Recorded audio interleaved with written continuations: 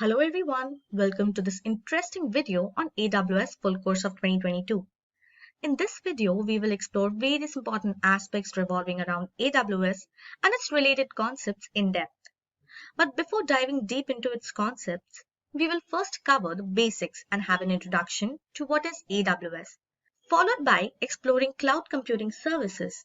Then, we will explore some of the very important services provided by AWS under various categories like compute, storage, database, and networking.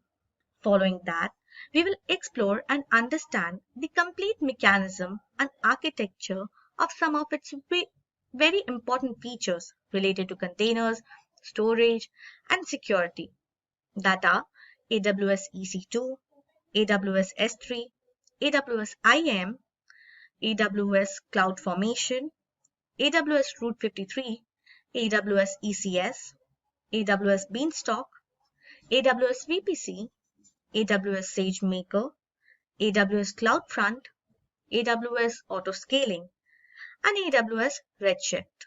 After which we will have a look at the comparison between AWS and other cloud platforms like Azure and GCP, to understand their individual identities and how they differ from each other based on various parameters. And we'll also see how Kubernetes are implemented on AWS. And after that, we will focus on how we can adopt AWS in our career and pave a path towards becoming AWS Cloud Practitioner or AWS Solution Architect. After that, we will discuss the top 10 reasons why AWS is a better option to go with. We will then conclude this video by discussing the essential interview questions and answer to help every individual clear an interview with full confidence. By the end of this video, I can assure you that all your AWS career-related queries would have been answered. For this training with me, I have an experienced AWS specialist, Sam and Rahul. Together, we'll walk you through the different crucial AWS keynotes. So let's start with an exciting video on AWS full course of 2022. But before we begin, make sure to subscribe to our YouTube channel and hit the bell icon and never miss an update from Simplilearn. Meet Rob. He runs an online shopping portal. The portal started with a modest number of users, but has recently been seeing a surge in the number of visitors. On Black Friday and other holidays, the portal saw so many visitors that the servers were unable to handle the traffic and crashed. Is there a way to improve performance without having to invest in a new server? Wondered Rob. A way to upscale or downscale capacity, depending on the number of users visiting the website at any given point? Well, there is. Amazon Web Services, one of the leaders in the cloud computing market. Before we see how AWS can solve Rob's problem, let's have a look at how AWS reached the position it is at now. AWS was first introduced in 2002 as a means to provide tools and services to developers to incorporate features of Amazon.com to their website. In 2006, its first cloud services offering was introduced. In 2016, AWS surpassed its $10 billion revenue target. And now, AWS offers more than 100 cloud services that span a wide range of domains. Thanks to this, the AWS Cloud Service Platform is now used by more than 45% of the global market. Now, let's talk about what is AWS. AWS, or Amazon Web Service, is a secure cloud computing platform that provides computing power, database, networking, content storage, and much more. The platform also works with a pay-as-you-go pricing model, which means you only pay for how much of the services offered by AWS you use. Some of the other advantages of AWS are security. AWS provides a secure and durable platform that offers end-to-end privacy and security. Experience. You can benefit from the infrastructure management practices born from Amazon's years of experience. Flexible. It allows users to select the OS, language, database, and other services. Easy to use. Users can host applications quickly and securely. Scalable. Depending on user requirements, applications can be scaled up or down. AWS provides a wide range of services across various domains. What if Rob wanted to create an application for his online portal? AWS provides compute services that can support the app development process from start to finish. From developing, deploying, running, to scaling the application, up or down based on the requirements. The popular services include EC2, AWS Lambda, Amazon Lightsail, and Elastic Beanstalk. For storing website data, Rob could use AWS storage services that would enable him to store, access, govern, and analyze data to ensure that costs are reduced, agility is improved, and innovation accelerated. Popular services within this domain include Amazon S3, EBS, S3 Glacier, and Elastic File Storage. Rob can also store the user data in a database with AWS Services, which he can then optimize and manage. Popular services in this domain include Amazon RDS, DynamoDB, and Redshift. If Rob's businesses took off and he wanted to separate his cloud infrastructure or scale up his work requests and much more, he would be able to do so with the networking services provided by AWS. Some of the popular networking services include Amazon VPC, Amazon Route 53, and Elastic Load Balancing. Other domains that AWS provides services in are analytics, blockchain, containers, machine learning, Internet of Things, and so on. And there you go. That's AWS for you in a nutshell. Now, before we're done, let's have a look at a quiz. Which of these services are incorrectly matched? 1, 2, 3, 4. We'll be pinning the question in the comment section. Comment below with your answer and stand a chance to win an Amazon voucher. Several companies around the world have found great success with AWS. Companies like Netflix, Twitch, LinkedIn, Facebook, and BBC have taken advantage of the services offered by AWS to improve their business efficiency. And thanks to their widespread usage, AWS professionals are in high demand. They're highly paid and earn up to more than $127,000 per annum. Once you're AWS certified, you could be one of them too.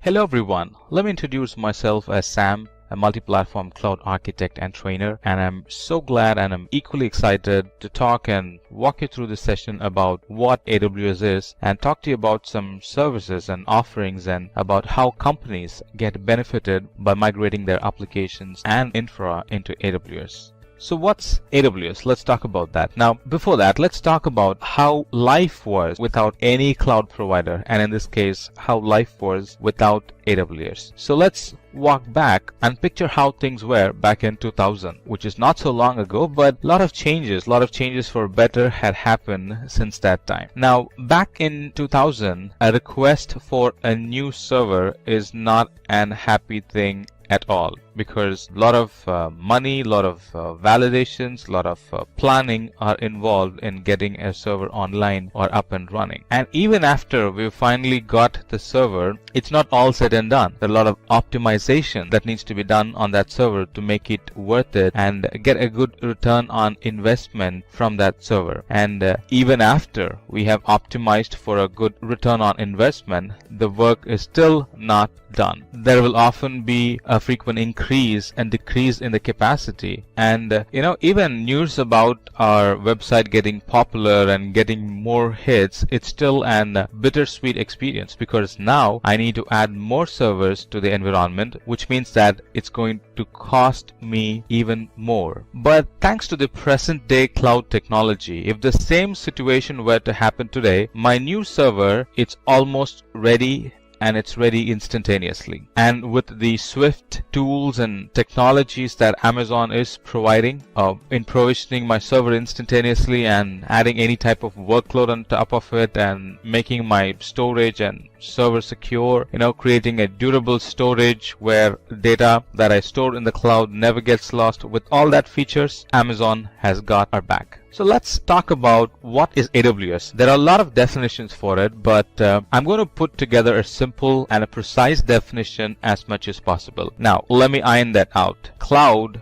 still runs on an hardware, right? And there are certain features in that infrastructure, in that cloud infrastructure, that makes cloud, or that makes AWS a cloud provider. Now, we get all the services, all the technologies, all the features, and all the benefits that we get in our local data center, like, security and compute capacity and databases. And in fact, we get even more cool features like content caching in various global locations around the planet. But again, out of all the features, the best part is that we get everything on a pay-as-we-go model. The less I use, the less I pay, and the more I use, the less I pay per unit. Very attractive, isn't it? Right? And that's not all. The applications that we provision in AWS are very reliable because they run on a reliable infrastructure, and it's very scalable because it runs on an on-demand infrastructure, and it's very flexible because of the designs and because of the design options available for me in the cloud.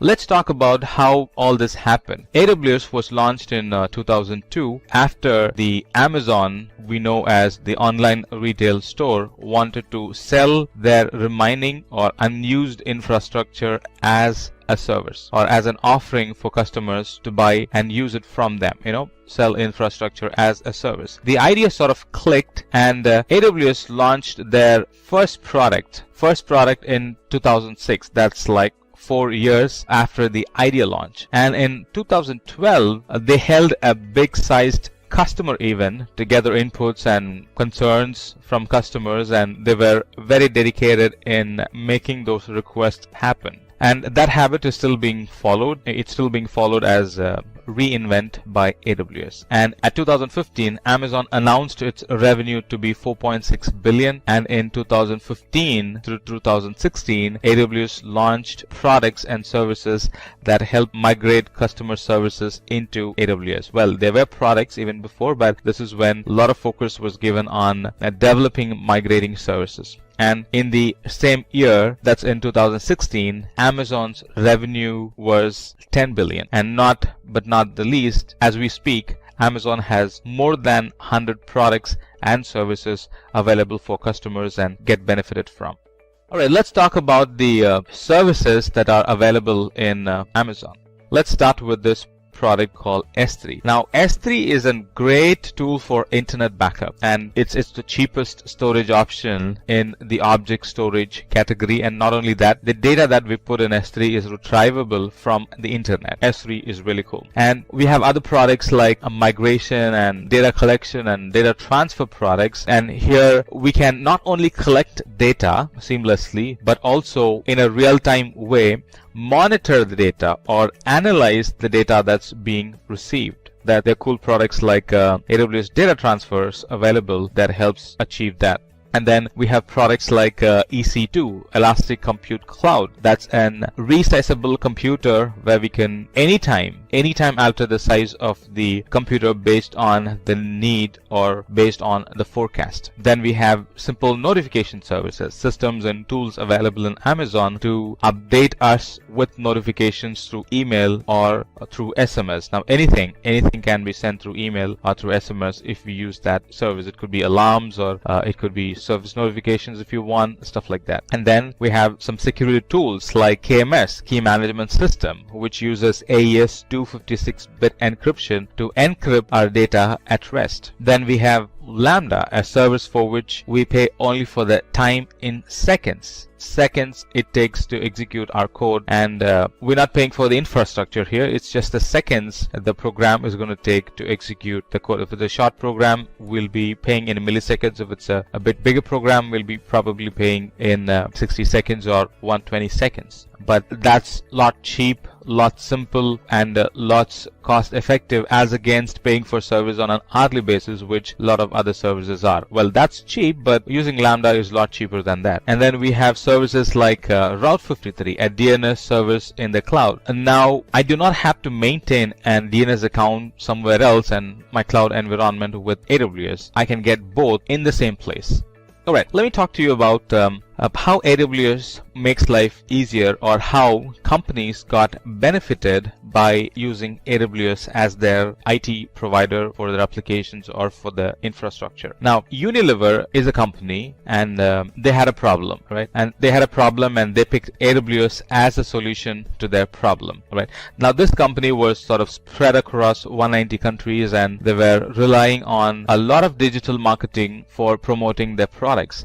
And their existing environment, their legacy local environment, proved not to support their changing IT demands, and they could not standardize their old environment. Now, they chose to move part of their applications to AWS because they were not getting what they wanted in their local environment. And since then, rollouts were easy, provisioning new applications became easy, and even provisioning infrastructure became easy, and they were able to do all that in push button scaling. And needless to talk about backups that are safe and backups that can be securely accessed from the cloud as needed. Now, that company is growing along with AWS because of their swift speed in rolling out deployments and being able to access secure backups from various places and generate reports, and in fact useful reports out of it that helps their business. Now, on the same lines, let me also talk to you about Kellogg's and how they got benefited by using Amazon. Now,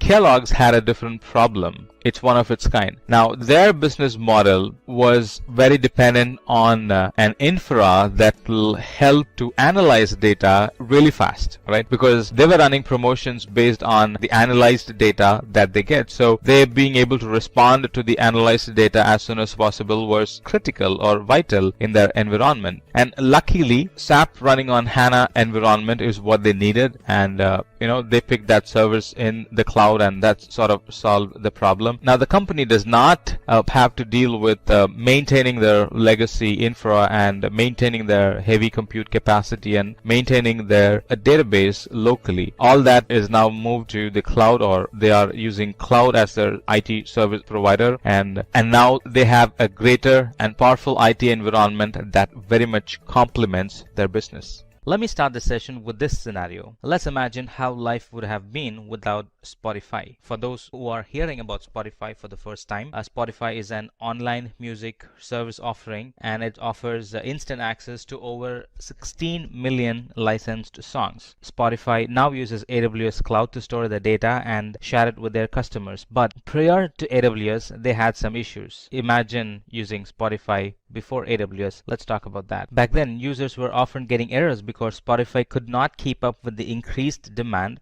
for storage every new day. And that led to users getting upset and users canceling the subscription.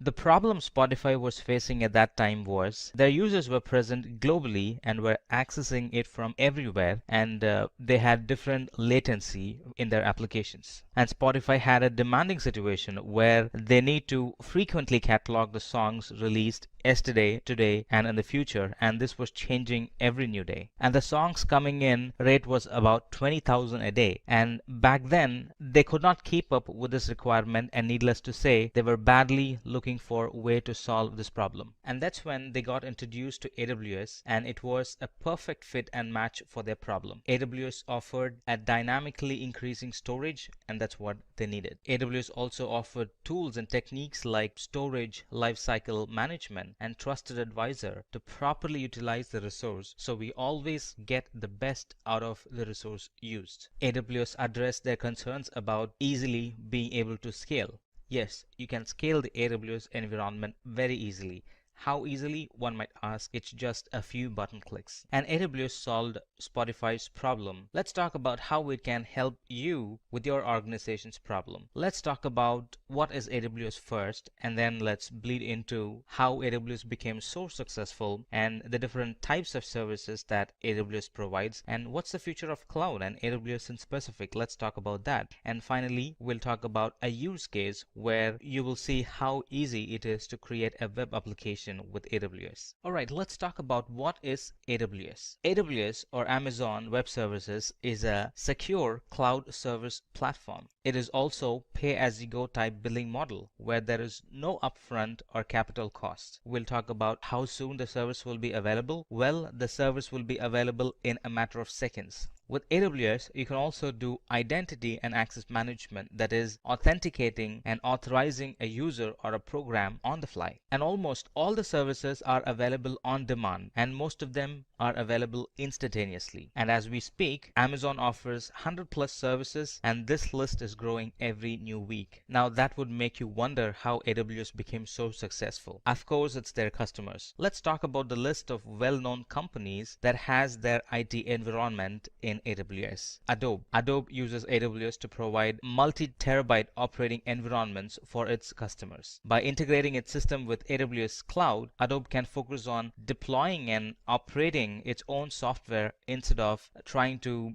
deploy and manage the infrastructure. Airbnb is another company. It's an community marketplace that allows property owners and travelers to connect each other for the purpose of renting unique vacation spaces around the world. And the Airbnb community users' activities are conducted on the website and through iPhones and Android applications. Airbnb has a huge infrastructure in AWS, and they're almost using all the services in AWS and are getting benefited from it. Another example would be Autodesk. Autodesk develops software for engineering, designing, and entertainment industries. Using services like Amazon RDS or Relational Database Service and Amazon S3 or Amazon Simple Storage Service, Autodesk can focus on deploying or developing its machine learning tools instead of spending that time on managing the infrastructure. AOL or American Online uses AWS, and using AWS, they have been able to close data centers and decommission about 14,000 in-house and co-located servers and move mission-critical workload to the cloud and extend its global reach and save millions of dollars on energy resources. Bitdefender is an internet security software firm, and their portfolio of softwares include antivirus and anti-spyware products. Bitdefender uses EC2, and they're currently running few hundred instances that handle about 5 terabytes of data, and they also use Elastic Load Balancer to load balance the connection coming in to those instances across availability zones, and they provide seamless global delivery of service because of that. The BMW Group, it uses AWS for its new connected car application that collects sensor data from BMW 7 series cars to give drivers dynamically updated map information. Canon's Office Imaging Products division benefits from faster deployment times, lower cost, and global reach by using AWS to deliver cloud-based services such as mobile print. The Office Imaging Products division uses AWS such as Amazon S3 and Amazon Route 53, Amazon CloudFront, and Amazon IAM for their testing, development, and production services. Comcast, it's the world's largest cable company and the leading provider of internet service in the United States. Comcast uses AWS in a hybrid environment. Out of all the other cloud providers, Comcast chose AWS for its flexibility and scalable hybrid infrastructure. Docker is a company that's helping redefine the way developers build, ship, and run applications. This company focuses on making use of containers for this purpose. And in AWS, the service called the Amazon EC2 Container Service is helping them achieve it. The ESA, or European Space Agency, although much of ESA's work is done by satellites, some of the program's data storage and computing infrastructure is built on Amazon Web Services. ESA chose AWS because of its economical pay-as-you-go system as well as its quick startup time. The Guardian newspaper uses AWS, and it uses a wide range of AWS services including Amazon Kinesis, Amazon Redshift that power an analytic dashboard which editors use to see how stories are trending in real time. Financial Times, FT, is one of the world's largest leading business news organization, and they used Amazon Redshift to perform their analysis. A funny thing happened. Amazon Redshift performed so quickly that some analysts thought it was malfunctioning. They were used to running queries overnight, and they found that the results were indeed correct, just as much faster. By using Amazon Redshift, FT is supporting the same business functions with costs that are 80% lower than what was before. General Electric, GE, is at the moment as we speak migrating more than 9,000 workloads including 300 disparate ERP systems to AWS while reducing its data center footprint from 34 to 4 over the next 3 years.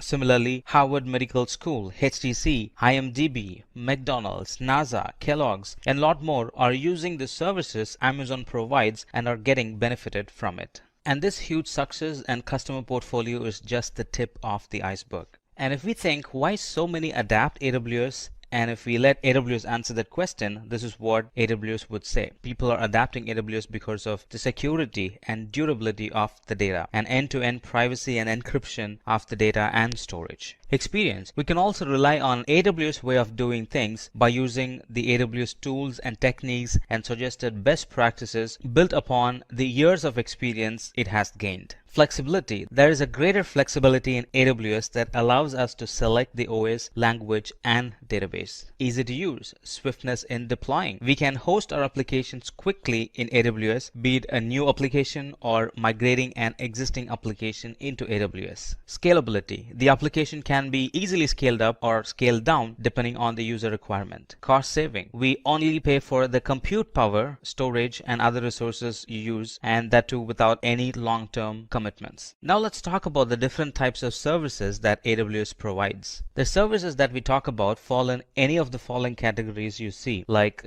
compute, storage, database, security, customer engagement, desktop and streaming, machine learning, developers tools, stuff like that. And if you do not see the service that you're looking for, it's probably is because AWS is creating it as we speak. Now let's look at some of them that are very commonly used. Within compute services, we have Amazon EC2, Amazon Elastic Beanstalk, Amazon Lightsail, and Amazon Lambda. Amazon EC2 provides compute capacity in the cloud. Now this capacity is secure and it is resizable based on the user's requirement. Now look at this. The requirement for the web traffic keeps changing, and behind the scenes in the cloud, EC2 can expand its environment to 3 instances, and during no load, it can shrink its environment to just 1 resource. Elastic Beanstalk, it helps us to scale and deploy web applications, and it's made with a number of programming languages. Elastic Beanstalk is also an easy to use service for deploying and scaling web applications and services deployed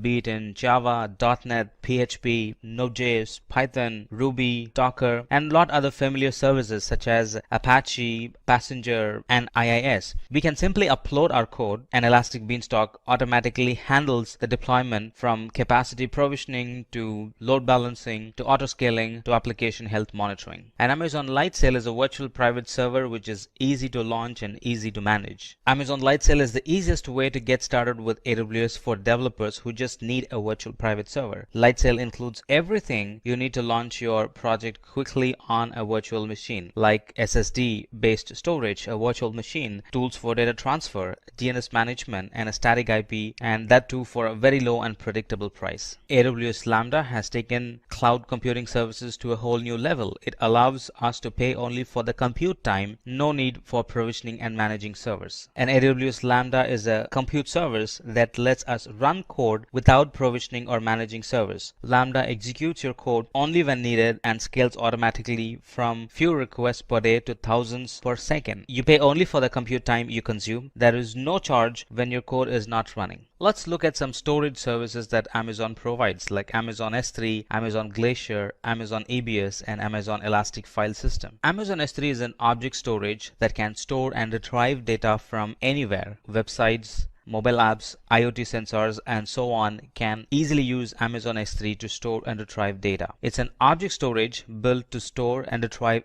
any amount of data from anywhere. With its features like flexibility in managing data and the durability it provides and the security that it provides, Amazon Simple Storage Service or S3 is a storage for the internet. And Glacier is a cloud storage service that's used for archiving data and long-term backups. And this Glacier is an secure, durable, and extremely low-cost cloud storage service for data archiving and long-term backups. Amazon EBS, Amazon Elastic Block Store, provides block store volumes for the instances of EC2. And this Elastic Block Store is highly available and a reliable storage volume that can be attached to any running instance that is in the same availability zone. EBS volumes that are attached to the EC2 instances are exposed as storage volumes that persist independently from the lifetime of the instance. And Amazon Elastic File System, or EFS, provides an elastic file storage which can be used with AWS Cloud Service and resources that are on premises. An Amazon Elastic File System, it's simple, it's scalable, it's an elastic file storage for use with Amazon Cloud Services and for on-premises resources. It's easy to use and offers a simple interface that allows you to create and configure file systems quickly and easily. Amazon File System is built to elastically scale on demand without disturbing the application, growing and shrinking automatically as you add and remove files, so your application have the storage they need and when they need it. Now let's talk about databases. The two major database flavors are Amazon RDS and Amazon Redshift. Amazon RDS, it really eases the process involved in setting up, operating, and scaling a relational database in the cloud. Amazon RDS provides cost-efficient and resizable capacity while automating time-consuming administrative tasks such as hardware provisioning, database setup, patching, and backups. It sort of frees us from managing the hardware and sort of helps us to focus on the application. It's also cost effective and resizable, and it's also optimized for memory, performance, and input and output operations. Not only that, it also automates most of the services like taking backups, monitoring, stuff like that. It automates most of those services. Amazon Redshift. Amazon Redshift is a data warehousing service that enables users to analyze the data using SQL and other business intelligence tools. Amazon Redshift is an fast and fully managed data warehouse that makes it simple and cost-effective to analyze all your data using standard SQL and your existing business intelligence tools. It also allows you to run complex analytic queries against petabyte of structured data using sophisticated query optimizations. And most of the results, they generally come back in seconds.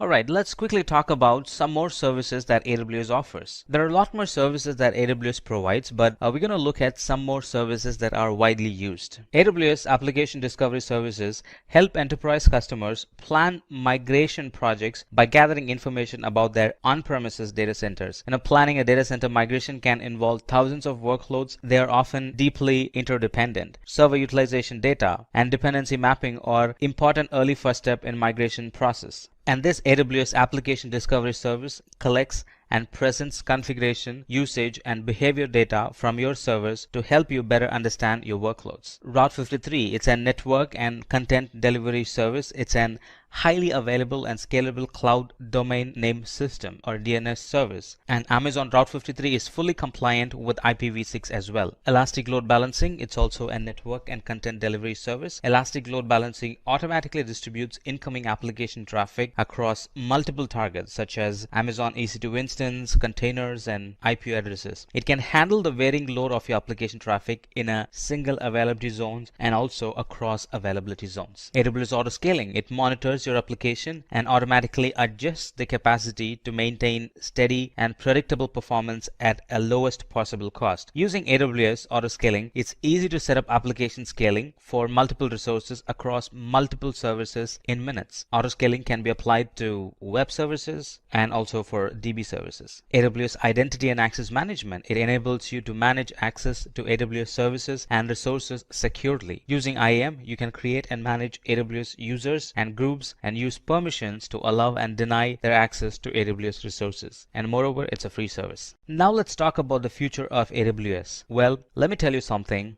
Cloud is here to stay. Here's what in store for AWS in the future. As years pass by, we're going to have a variety of cloud applications born like IoT, artificial intelligence, business intelligence, serverless computing, and so on. Cloud will also expand into other markets like healthcare, banking, space, automated cars, and so on. As I was mentioning some time back, lot or greater focus will be given to artificial intelligence. And eventually, because of the flexibility and advantage that cloud provides, we're going to see a lot of companies moving into the cloud.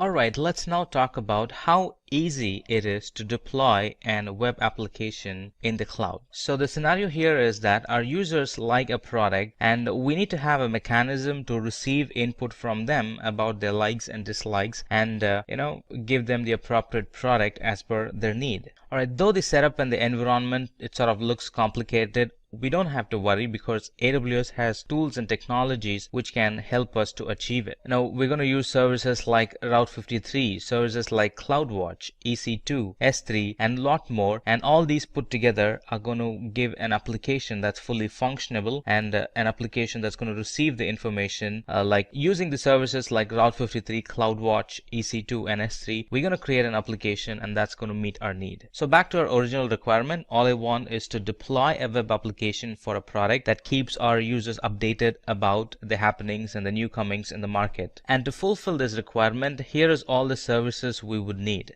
EC2 here is used for provisioning the computational power needed for this application. And EC2 has a vast variety of family and types that we can pick from for the types of workloads and also for the intents of the workloads. We're also going to use S3 for storage. And S3 provides any additional storage requirement for the resources or any additional storage requirement for the web applications. And we're also going to use CloudWatch for monitoring the environment. And CloudWatch monitors the application and the environment, and it provides trigger for scaling in and scaling out the infrastructure. And we're also going to use Route 53 for DNS, and Route 53 helps us to register the domain name for our web application. And with all the tools and technologies together, all of them put together, we're going to make an application, a perfect application that caters our need. Alright, so I'm going to use Elastic Beanstalk for this project, and the name of the application is going to be, as you see, GSG Signup, and the environment name is GSG Signup Environment 1. Let me also pick a name. Right, let me see if this name is available. Yes, that's available. That's the domain name. So let me pick that, and the application that I have is going to run on Node.js. So let me pick that platform and launch. Now, as you see, Elastic Beanstalk, this is going to launch an instance. It's going to launch the monitoring setup or the monitoring environment. It's going to create a load balancer as well. And it's going to take care of all the security features needed for this application.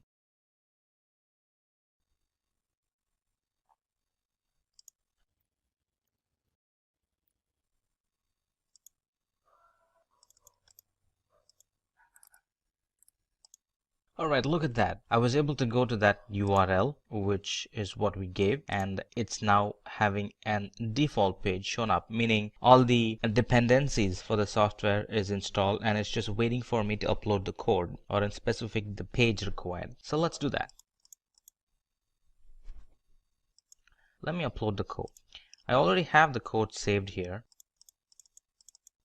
That's my code, and that's going to take some time. Alright, it has done its thing. And now if I go to the same URL, look at that, I'm being thrown an advertisement page. Alright, so if I sign up with my name, email, and stuff like that, it's going to receive the information and it's going to send an email to the owner saying that somebody had subscribed to your service. That's the default feature of this app. Look at that. Email to the owner saying that somebody had subscribed to your app and this is their email address, stuff like that. Not only that, it's also going to create an entry in the database. And DynamoDB is the service that this application uses to store data. There's my DynamoDB. And if I go to tables, right, and go to items, I'm going to see that a user with name Samuel and email address so and so has said okay or has shown interest in the preview of my site or product. So this is where, or this is how I collect those information, right?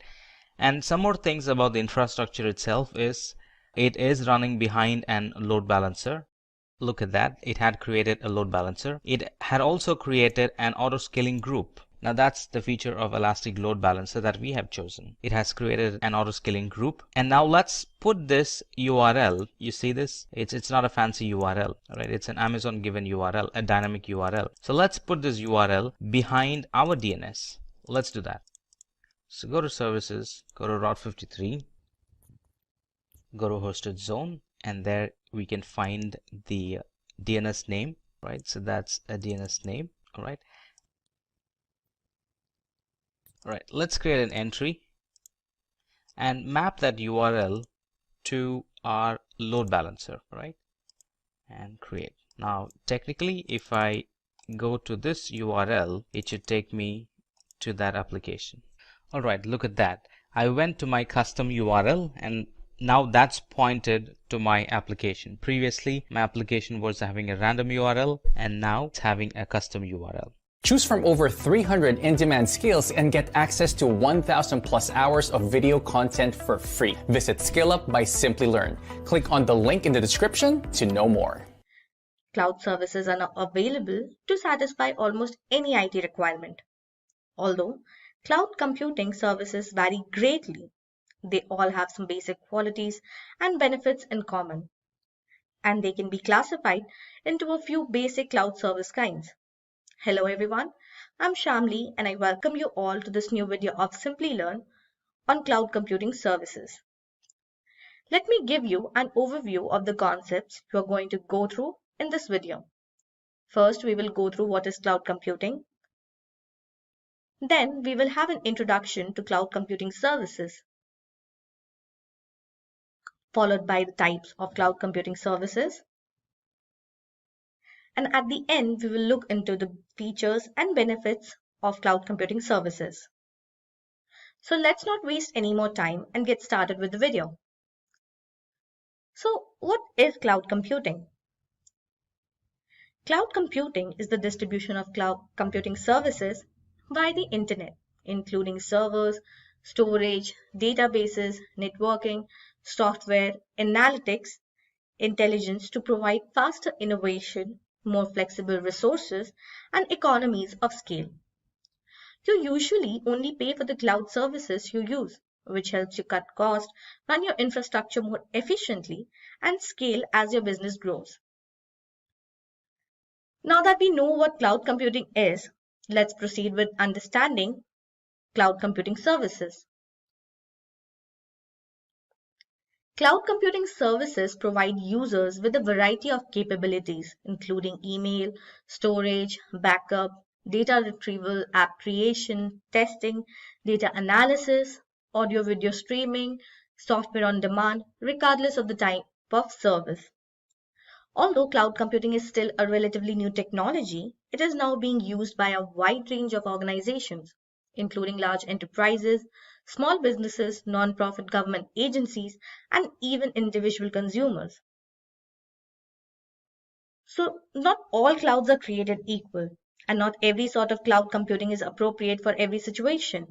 A variety of models, varieties, and services have evolved to assist you find the best option for your needs. To begin, one must decide on the type of cloud deployment or cloud computing architecture that will be used to implement your cloud services. Cloud services can be deployed in three different ways: public cloud, private cloud, or hybrid cloud. Now let's dive down deeper into cloud computing services and explore its type in more detail. Cloud computing, unlike a microprocessor, is not a single piece of technology. Rather, it's a system made up of three services: infrastructure as a service, platform as a service, and software as a service. So let's have a better understanding of each, starting with infrastructure as a service. So what is infrastructure as a service? It is a type of cloud computing that uses the internet to provide virtualized computing resources. The cloud provider controls IT infrastructures such as storage, server, and networking resources, and also offers them to subscribe companies via virtual machines, accessible over the internet in the IaaS model. For businesses, it can provide numerous advantages, including the ability to make tasks faster, easier, more flexible, and less expensive. Now, let's have a look at the working of IaaS. Users connect to resources and services across a wide area network, such as the internet, and then use the cloud provider's services to complete the application stack. The user can, for example, log into the infrastructure as a service platform to build virtual machines, install operating systems in each VM, deploy middleware such as databases, create storage buckets for workloads and backups, and install the enterprise workload onto that virtual machine. Customers can then track cost, monitor performance, balance network traffic, solve application difficulties, and manage disaster recovery using the provider's service. So moving ahead, let's go through its advantages and disadvantages. Advantages. Organizations select infrastructure as a service because operating a workload without having to buy, manage, and support the underlying infrastructure is frequently easier, faster, and more cost effective. A company can rent or lease infrastructure from another company using infrastructure as a service. For workloads that are transitory, experimental, or change abruptly, it is an effective cloud service paradigm. For example, if a company is creating a new software product, hiring an IaaS provider to host and test the application may be more cost effective. Once the new software has been thoroughly tested and refined, the company can move it away from the IaaS environment and into a more traditional in-house deployment. If the expenses of a long-term commitment are lower, the organization could commit the piece of software to a long-term IaaS deployment. Now, disadvantages. Billing can be a challenge for some firms. Despite its flexible pay-as-you-go model, cloud invoicing is quite detailed and it is broken down to reflect specific service usage. When evaluating the invoices for each resource and service involved in application deployment, users frequently experience sticker shock or discover expenses that are greater than expected. Another issue it faces is lack of insight because its providers own the infrastructure. The configuration and performance of that infrastructure are rarely transparent to its consumers. Users may find it more difficult to operate and monitor systems due to the lack of transparency. Users of infrastructure as a service are also concerned about service availability and reliability. The supplier has a big influence on the workload's availability and performance. The workloads of users will be impacted if a provider has network constraint or any other type of internal or external outage. Furthermore, because it is a multi-tenant design, the problem of noisy neighbors might have an adverse effect on users' workloads. So now these are the top infrastructure as a service providers. Linode is a privately held cloud hosting firm based in the United States that offers virtual private servers. Hostwinds, web hosting, cloud hosting, and dedicated server options are all available from Hostwinds. Microsoft Azure is a cloud computing service operated by Microsoft for application management via Microsoft Managed Data Centers. DigitalOcean offers developers cloud service that make it easy to deploy and grow programs that run on several machines at the same time. Alibaba Cloud is a cloud computing firm that serves online businesses as well as Alibaba's own e-commerce ecosystem. So the second service is platform as a service. What is platform as a service? Platform as a service products which are geared towards software development teams include computing and storage infrastructure, as well as development platform layer that includes web servers, database management systems, and software development kits for multiple programming languages. Working of platform as a service. For software development, it does not replace an organization's complete IT infrastructure. It's made possible by the hosted infrastructure of a cloud service provider. A web browser is the most common way for users to access the offerings. Platform as a service such as application hosting and Java development can be supplied via public, private, or hybrid clouds. So now let's look into the advantages and disadvantages. Advantages. The main advantage of platform as a service for users is its simplicity and convenience. Much of the infrastructure and other IT services will be provided by the platform as a service provider, which users can access from anywhere via a web browser. The flexibility to pay on a per-use basis allows businesses to forego the capital costs associated with on-premises gear and software. Many platform-as-a-service solutions are aimed towards software developers. These platform provider computation and storage infrastructures, as well as text editing, version management, compilation, and testing capabilities to assist developers in swiftly and efficiently developing new software. Coming to the disadvantages, platform as a service, on the other hand, can cause issues with service availability and resilience. Customers may suffer as a result of a service outage or other infrastructure interruption, which might result in costly productivity losses. Its suppliers, on the other hand, will typically deliver reasonably high uptimes. Another widespread problem is vendor lock-in, which occurs when users are unable to simply transition many of their services and data from one platform as a service solution to another. When choosing a provider, users must consider the business risk of service outages and vendor lock-in. Internal changes to a platform as a service product could also be a problem. The impact on users might be tough and disruptive.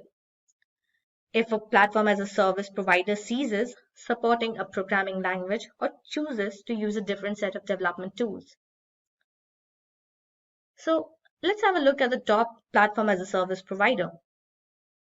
IBM Cloud Computing refers to a set of cloud computing services for businesses provided by IBM, a technology corporation. Red Hat is a collection of tightly integrated Red Hat technologies for building cloud infrastructure and developing cloud-native apps on premises. Elastic Beanstalk, AWS Elastic Beanstalk, is an Amazon Web Services application deployment orchestration solution. Salesforce offers CRM services as well as enterprise applications for customer service, marketing, automation, analytics, and application development.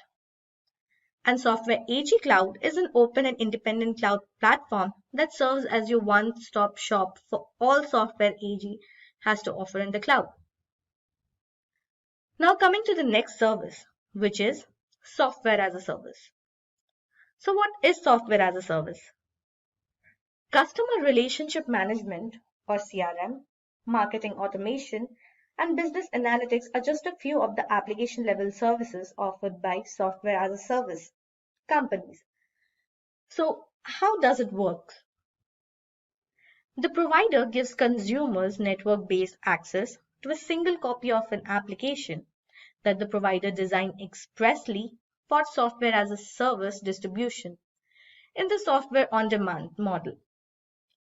The source code for the program is the same for all clients, and new features or functionalities are rolled out to all the users at the same time. The data of each model's customer may be stored locally in the cloud or both locally in the cloud, depending on the service level agreement. Coming to its advantages, customers subscribe to a software as a service solution rather than buying and installing software or additional gear to support it. Many firms can now budget more effectively and predictably by converting costs to recurrent operating expenses. You can also cancel software as a service subscriptions at any time to avoid incurring recurring fees. Its systems are frequently customizable and can be connected with other corporate applications, particularly when using software for the same vendor. Vertical scalability is a feature of cloud services like software as a service, which allows clients to access more or fewer services or features on demand. Disadvantages of software as a service. When providers endure service delays, impose undesirable modifications to service offerings, or suffer a security breach, all of these things can have a significant impact on customers' ability to use the software as a service offering. Customers should be aware of their software as a service providers SLA and ensure that it is followed. If the provider adopts a new version of an application, it will roll it out to all of its clients, whether or not they want it.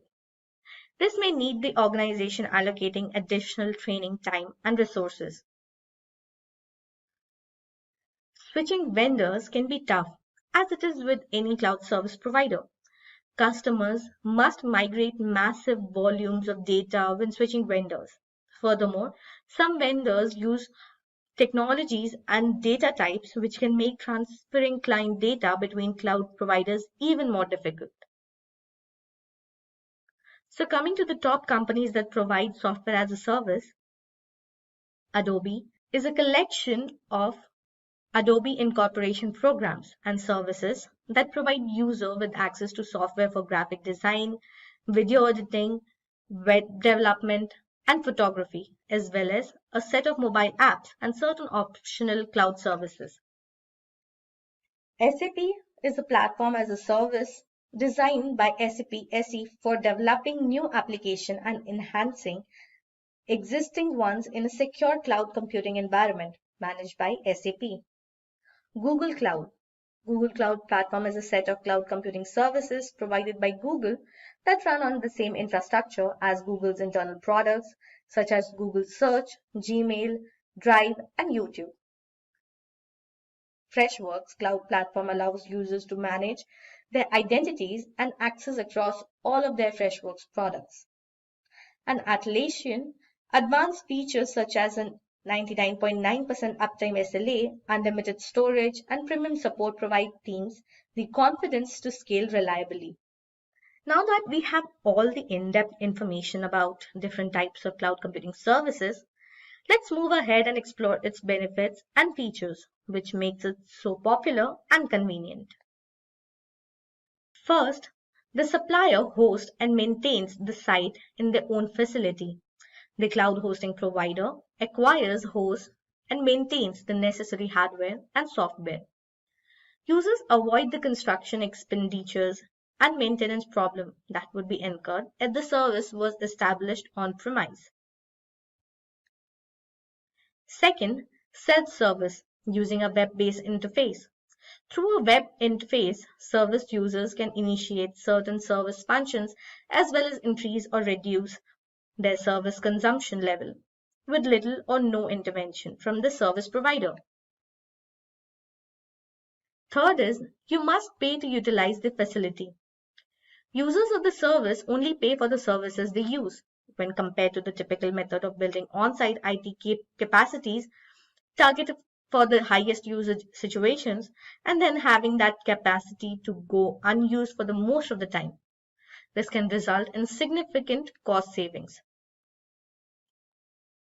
And the fourth one is scalability that comes close to being infinite. Cloud computing service providers usually have the infrastructure in place to deliver their services at a large scale. That means that cloud service consumers can readily accommodate business expansion or periodic surges in service usage.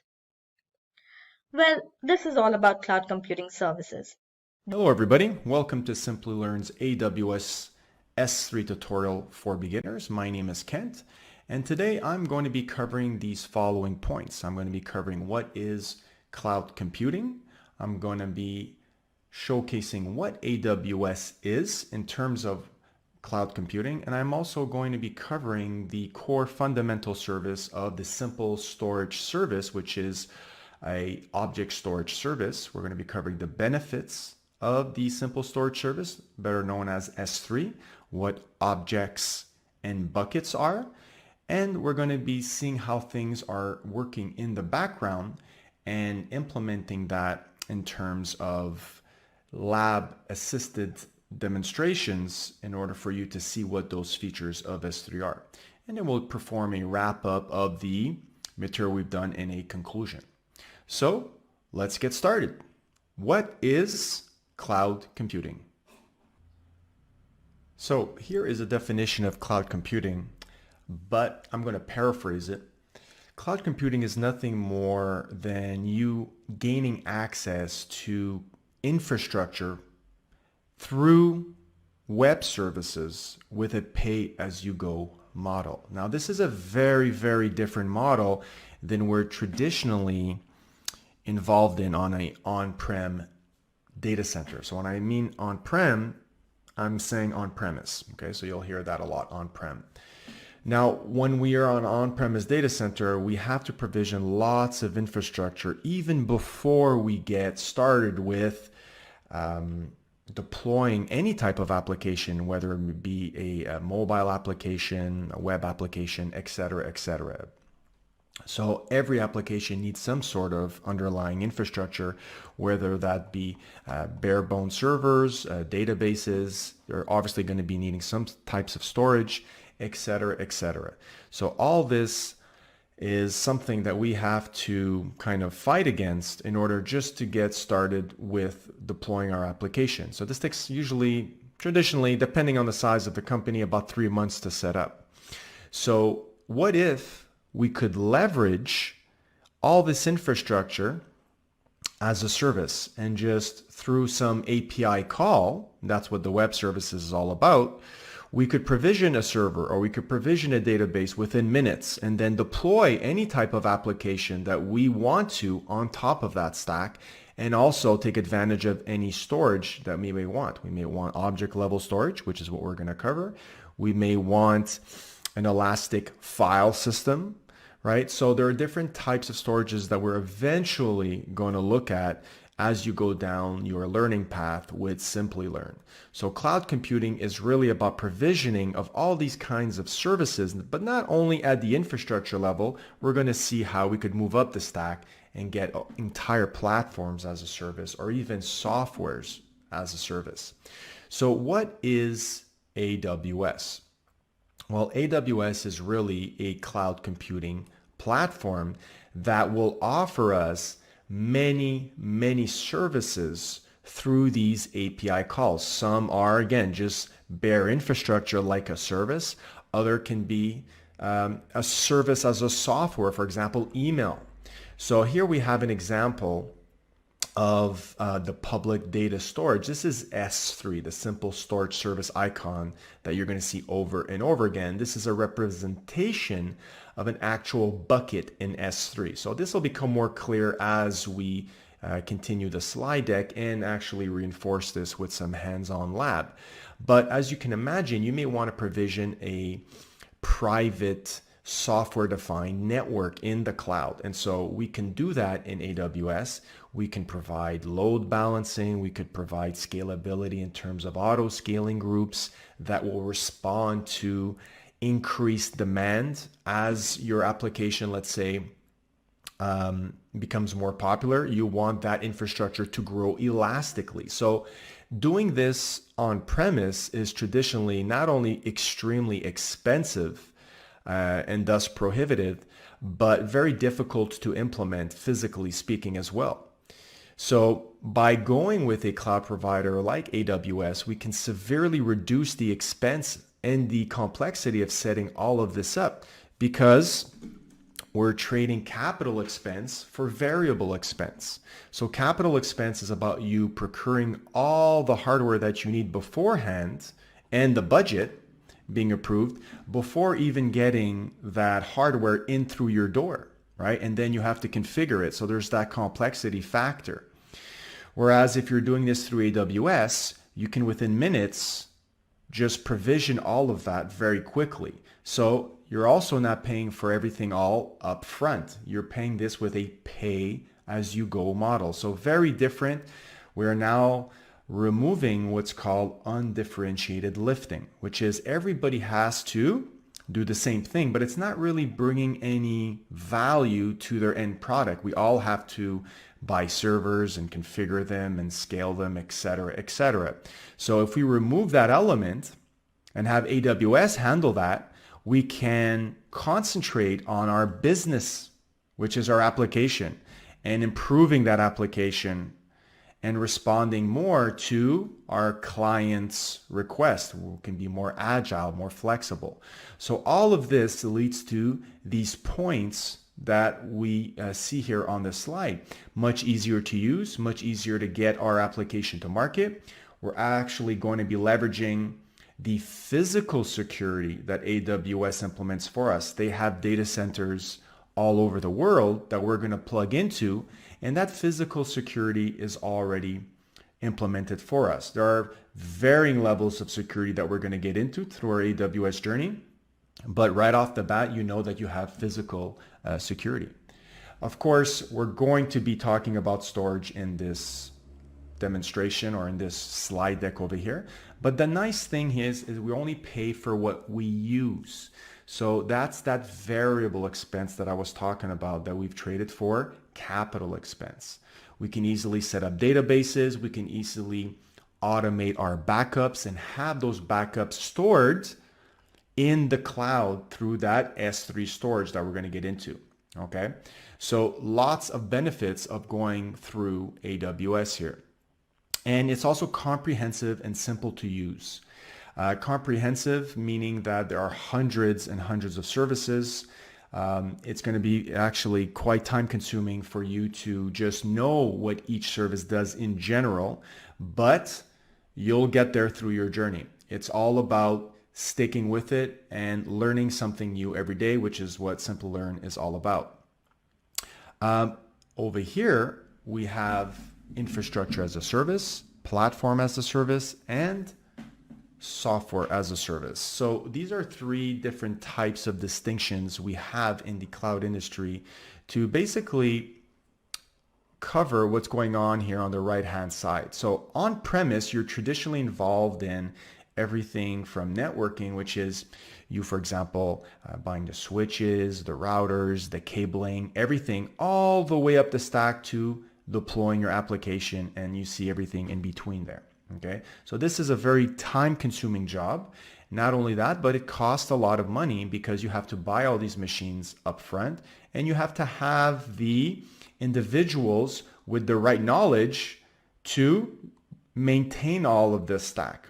All right, so different individuals in different teams maintaining this whole on-premise data center. You may also have different data centers deployed globally. So you can imagine the cost overhead of this. So everything in green is basically you're managing it. Now we can offset that and ask AWS to handle part of this stack over here. So on this second column over here, we see infrastructure as a service, which basically says, AWS, I want you to handle all the networking, my software-defined network. I want you to handle my storage, elasticity. I want you to handle my compute power, my virtual machines. I want you to handle even administrating those machines at a physical layer as well. And I want you to physically secure them.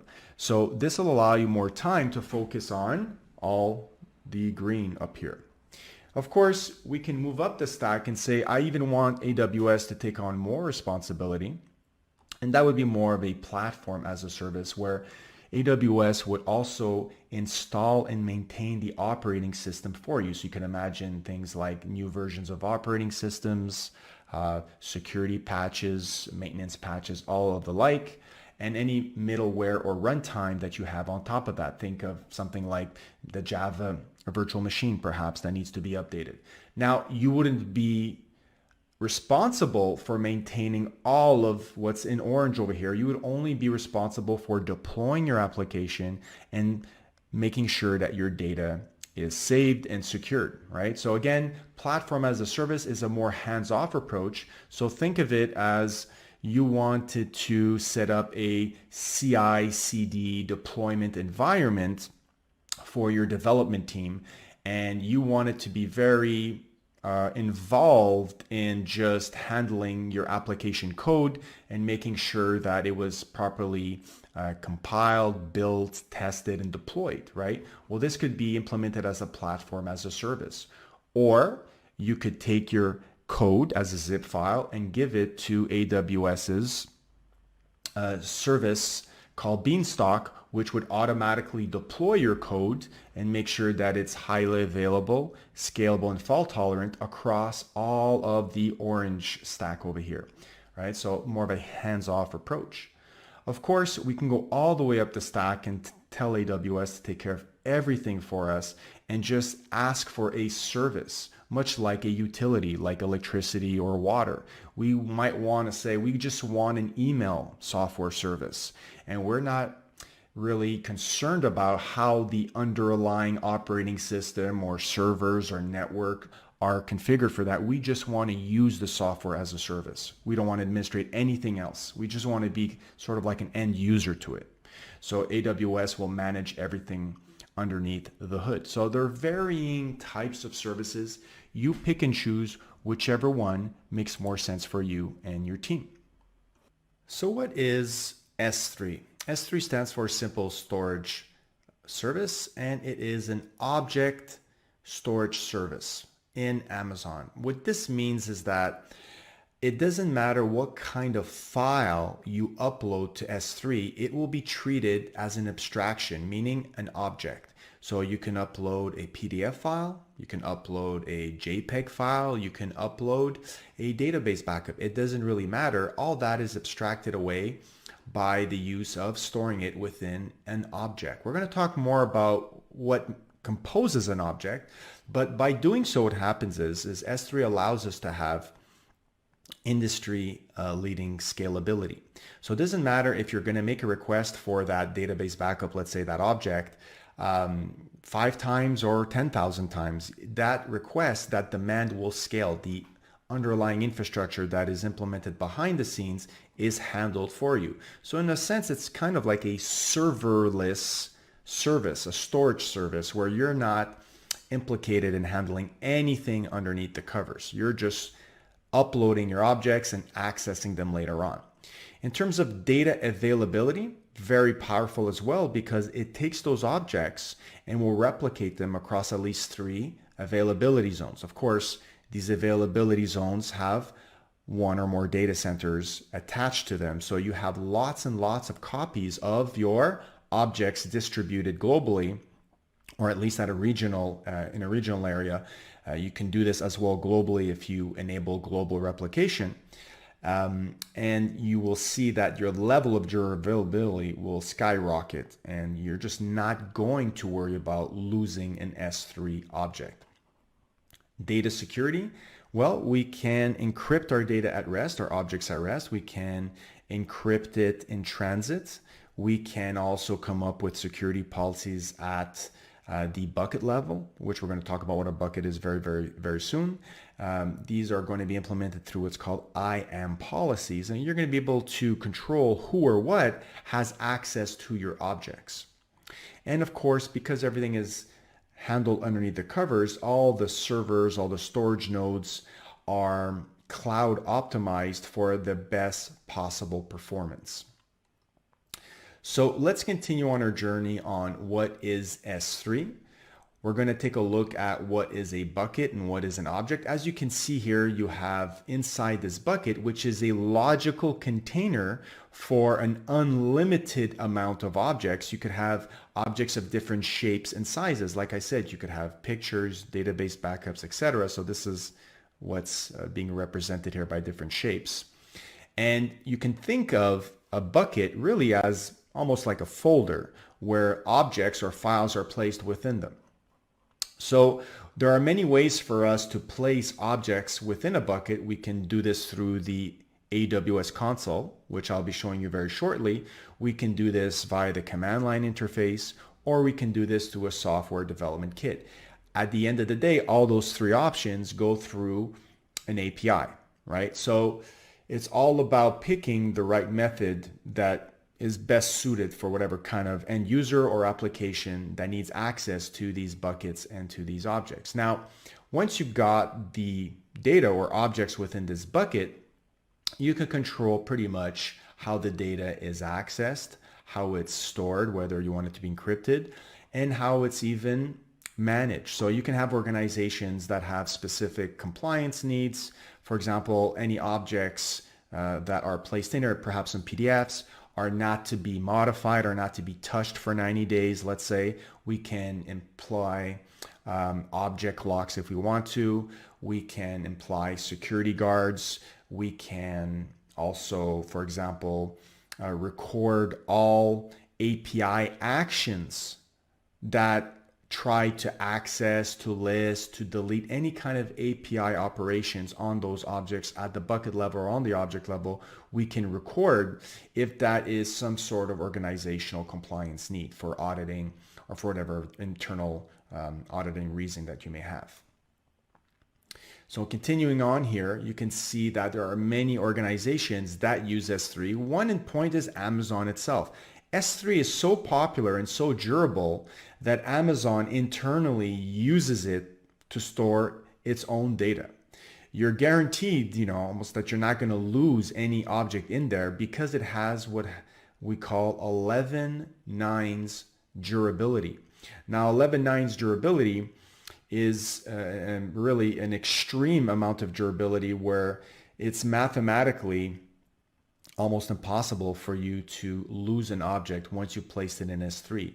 You're in fact more liable to get hit by a meteorite than you are to lose an object in S3, statistically speaking, which is a pretty incredible statistic, but it's true. So if we continue here with the benefits of S3, some of these I've already described, but let's talk about the full picture here. We see the performance, scalability, availability, and durability of S3 are really first class in the industry. Again, durability, we were talking about that 11.9. So what that really means is 99.9999 in total. If you count all the nines, that's 11 of those nines. So most durable in the industry by far. And again, because everything is handled underneath the covers, it's a serverless service.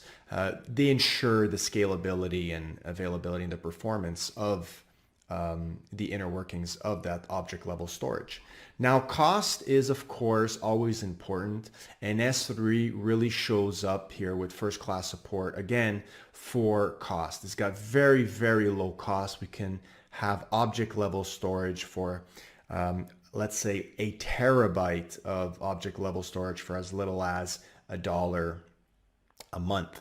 So again, it will depend on the kind of storage class. We're going to have a discussion on different types of storage classes that we might want to transition or move over our objects from one storage class to the next, depending on how frequently accessed that data is. As you know, data over time seems to get less and less accessed as your needs shift from one place to another. We're going to talk about that coming up very soon. So we're going to want to really focus on that to reduce our end of the month costs for storage with S3.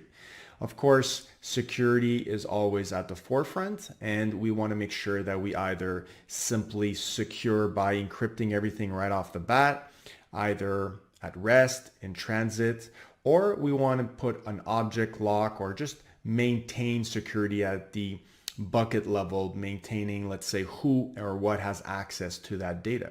Because by default, no one has access to the data unless we open up the door. And also we want to make sure that we don't give public access to our bucket for obvious reasons of giving away important information by mistake. So AWS makes it extremely difficult for you to accidentally do this. And I'm going to show this in a demonstration lab coming up very soon.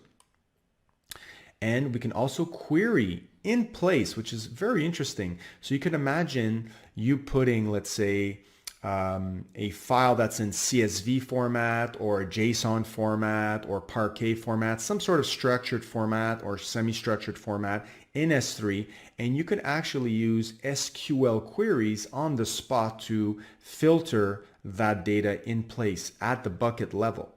You could also have other services that may want to extract some business intelligence from that data in your S3 bucket directly as well. So some other more advanced querying operations can take place at the S3 level. So this you will learn during your journey with Simplilearn as you're covering all the AWS technology stacks.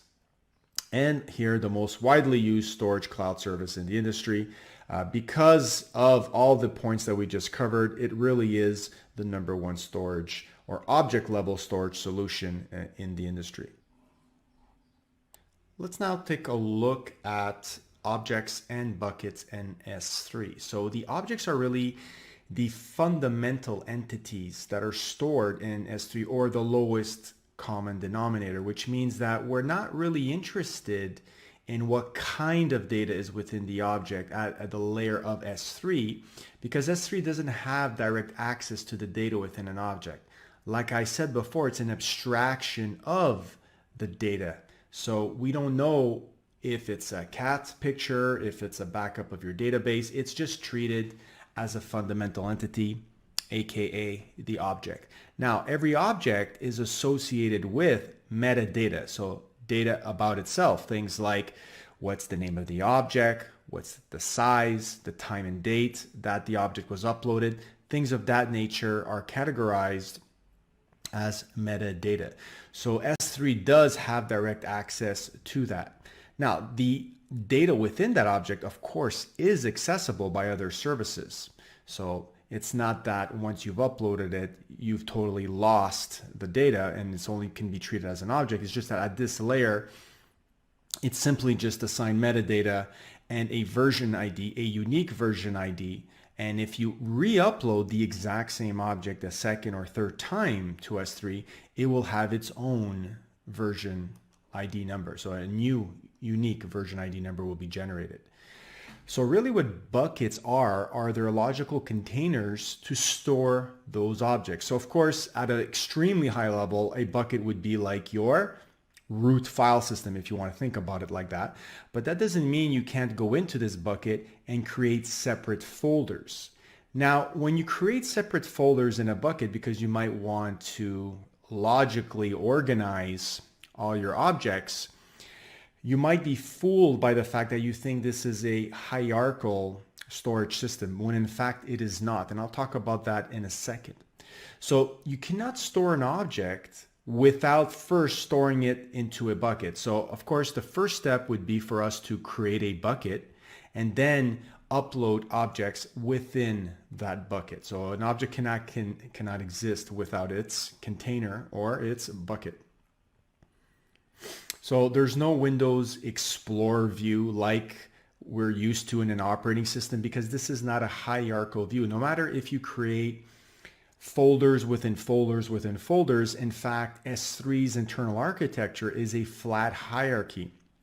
What we do instead is we assign prefixes, which are treated as folders, in order to logically organize our objects within our buckets. And I'm going to showcase a prefix in one of the demonstrations coming up very soon. So when you create, or when you're working with S3, first of all, you're working at a regional level. You're going to have to pick a region. For example, you might pick US East 1 region or US East 2 region, and the bucket that you're going to be creating will be replicated across several availability zones, but within that region. Also, that data, those objects, can be accessed globally because S3 uses the HTTP protocol. HTTP protocol is very permissive. Everybody knows how to administrate it and work with it. So we just need to give access to that object in terms of a permission policy and give it the proper URL, or give whoever needs access to it the proper URL, and they can access that via HTTP globally. So first, when you're creating a bucket, you have to select the region, and the object will live within that region, but that doesn't mean that it still can't be accessed globally. So let's now take a minute, go over to the AWS console, and actually let me showcase how to create objects and buckets. So for our first lab, we're going to be going and creating an S3 bucket and uploading an object to it. So we first have to log into the AWS console, which we have up here in the address bar.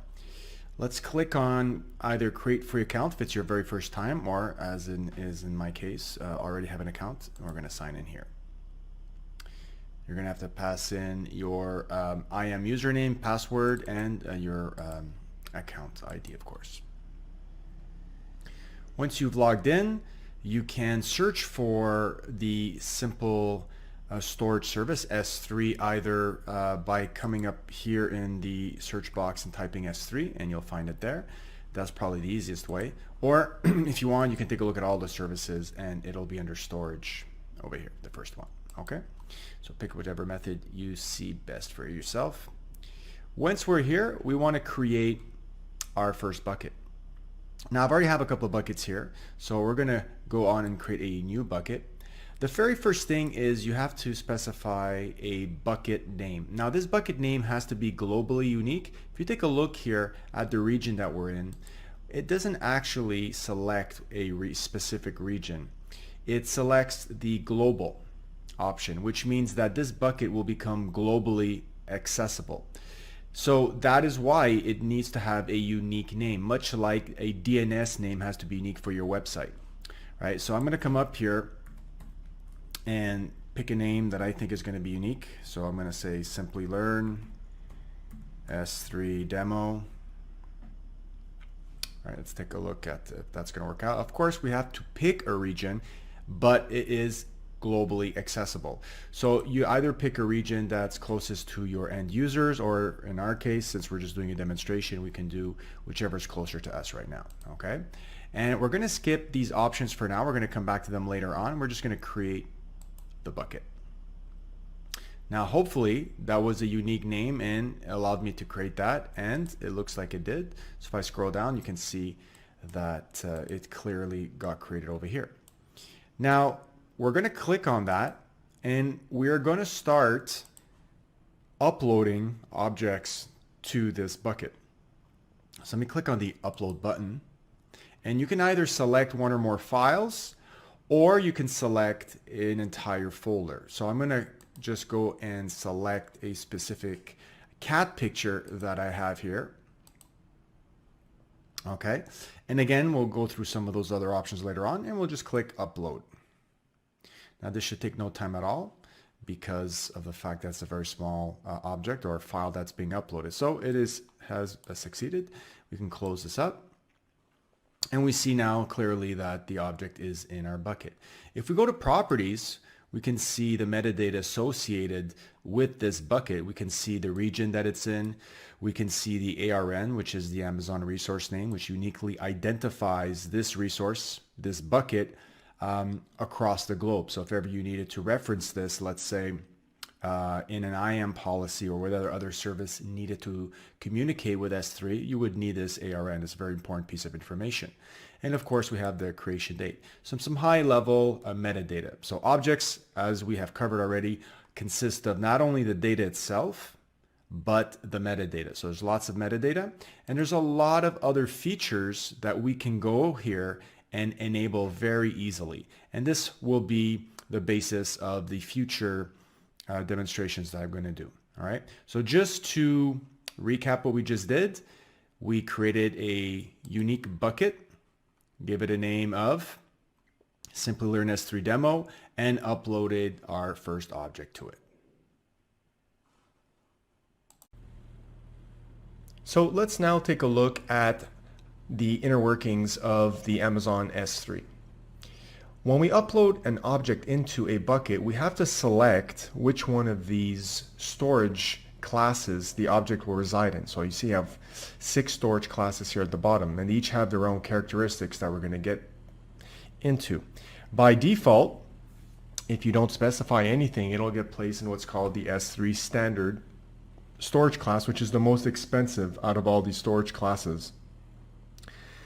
Once your object gets colder, and what I mean by colder is your access patterns diminish, meaning that you're accessing that file less and less over the course of time, so it gets colder, you will transition that object from one tier to the next, all the way to, for example, S3 Deep Archive. So again, Deep Archive signifies extremely cold, so maybe you're only referencing this data once a year, once every couple of years. And so you want to have the cheapest possible storage available. So right now you can get about 1 terabyte of storage per month for about $1 a month with S3 Glacier Deep Archive. So you are going to be very interested in knowing how to transition from one or more of these storage classes over time in order to save on your storage costs. That's really why we're doing this. So let's go through some of these storage classes. By default, like I said, whenever you upload an object, you automatically get placed into the standard storage class. So any files that you're working on frequently, daily, this is the best fit for it. You've got the highest level of accessibility and durability as well. Not that the others don't have the same level of durability. However, we'll see how when you transition from one storage tier to the next, some characteristics do change in order for you to save on some costs. We're going to go through some of those.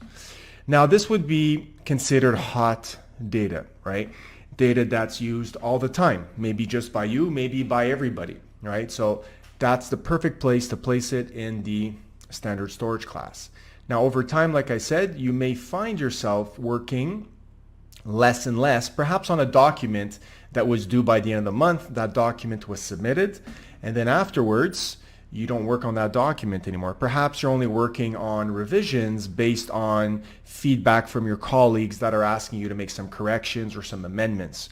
And so only those corrections or amendments come in perhaps once a month. And so in that case, you might find yourself finding a justification for moving that document from the standard tier to the standard IA or infrequently accessed tier. Maybe any objects not modified for more than 30 days are a good fit for that. And that's really the criteria for IA, inactive access, is that S3 or AWS itself recommends to only put objects in there if they haven't been accessed for at least 30 days. So you get a price reduction, a rebate for putting objects that are not accessed frequently in here. Of course, if you remove objects, let's say before the 30-day limit, then you are charged a surcharge for retrieving an object that you said was infrequently accessed, but it really was not. So bear that in mind. If you're going to place objects in infrequent access, be somewhat reasonably assured that you're not going to be going there and accessing them. You can still access those files, no problem, just as quickly. They have the same level of accessibility and durability. However, like I said, anything less than 30 days, you'll get a price ding on that. If you want to have long-term storage, we're talking about Amazon Glacier. So this is more anything over 90 days that hasn't been modified, or 180 days. There's two subcategories of Amazon Glacier that we're going to get into. And this is the cheapest storage by far. And Amazon Glacier doesn't really operate through the AWS console as the same as the standard and the infrequent access. You can't really upload objects to Glacier via the console in the browser. You can only do so, let's say, through the command line interface or through an SDK. The only thing you can do on the web console with Glacier is actually create what's called a vault, which is a logical container for your archives. But then after that, you have to go through the CLI or the SDK to do the rest of the work there. If we continue on, there's some gray areas between the S3 standard and the Glacier. One is the one zone infrequently accessed storage class. So if we go back to the regular standard and IA storage class, all of these objects are stored across a minimum of 3 availability zones. If you want a further price reduction, you can store your objects in a one zone IA storage class, which means that instead of taking that object and replicating it across 3 or more availability zones, it will only store it in a single availability zone, therefore reducing the level of availability that you have to that object. So in this case here, if that single availability zone would go down, for example, you would not have access to that object. Once it would come back up, of course, you would. The other thing is if there was an immense catastrophe where the actual availability zone was destroyed, well, of course, then your object is also gone. So if that's something that doesn't worry you because you have already many copies of this object maybe lying around on premise, then this is a good option for you because it's data that you're willing to lose access to for short periods of time if ever that single availability zone goes down. So it's about an extra 20% off the price from already the normal IA standard price. There is another one called the standard reduced redundancy storage. This one is kind of getting phased out as we speak because the same price for this storage class is about the same amount you're going to pay for the normal IA standard class. What this does is, again, is a good fit for your objects that you're not really worried about losing if there is some sort of catastrophe that happens in an availability zone. There's less copies of it that are stored.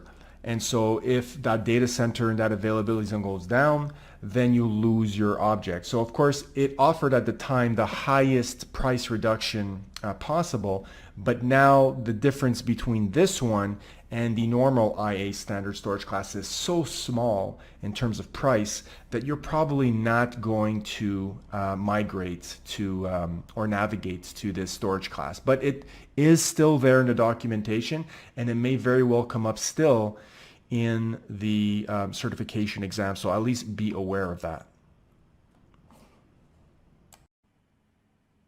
Let's now take a look at some individual features of S3, starting off with lifecycle management.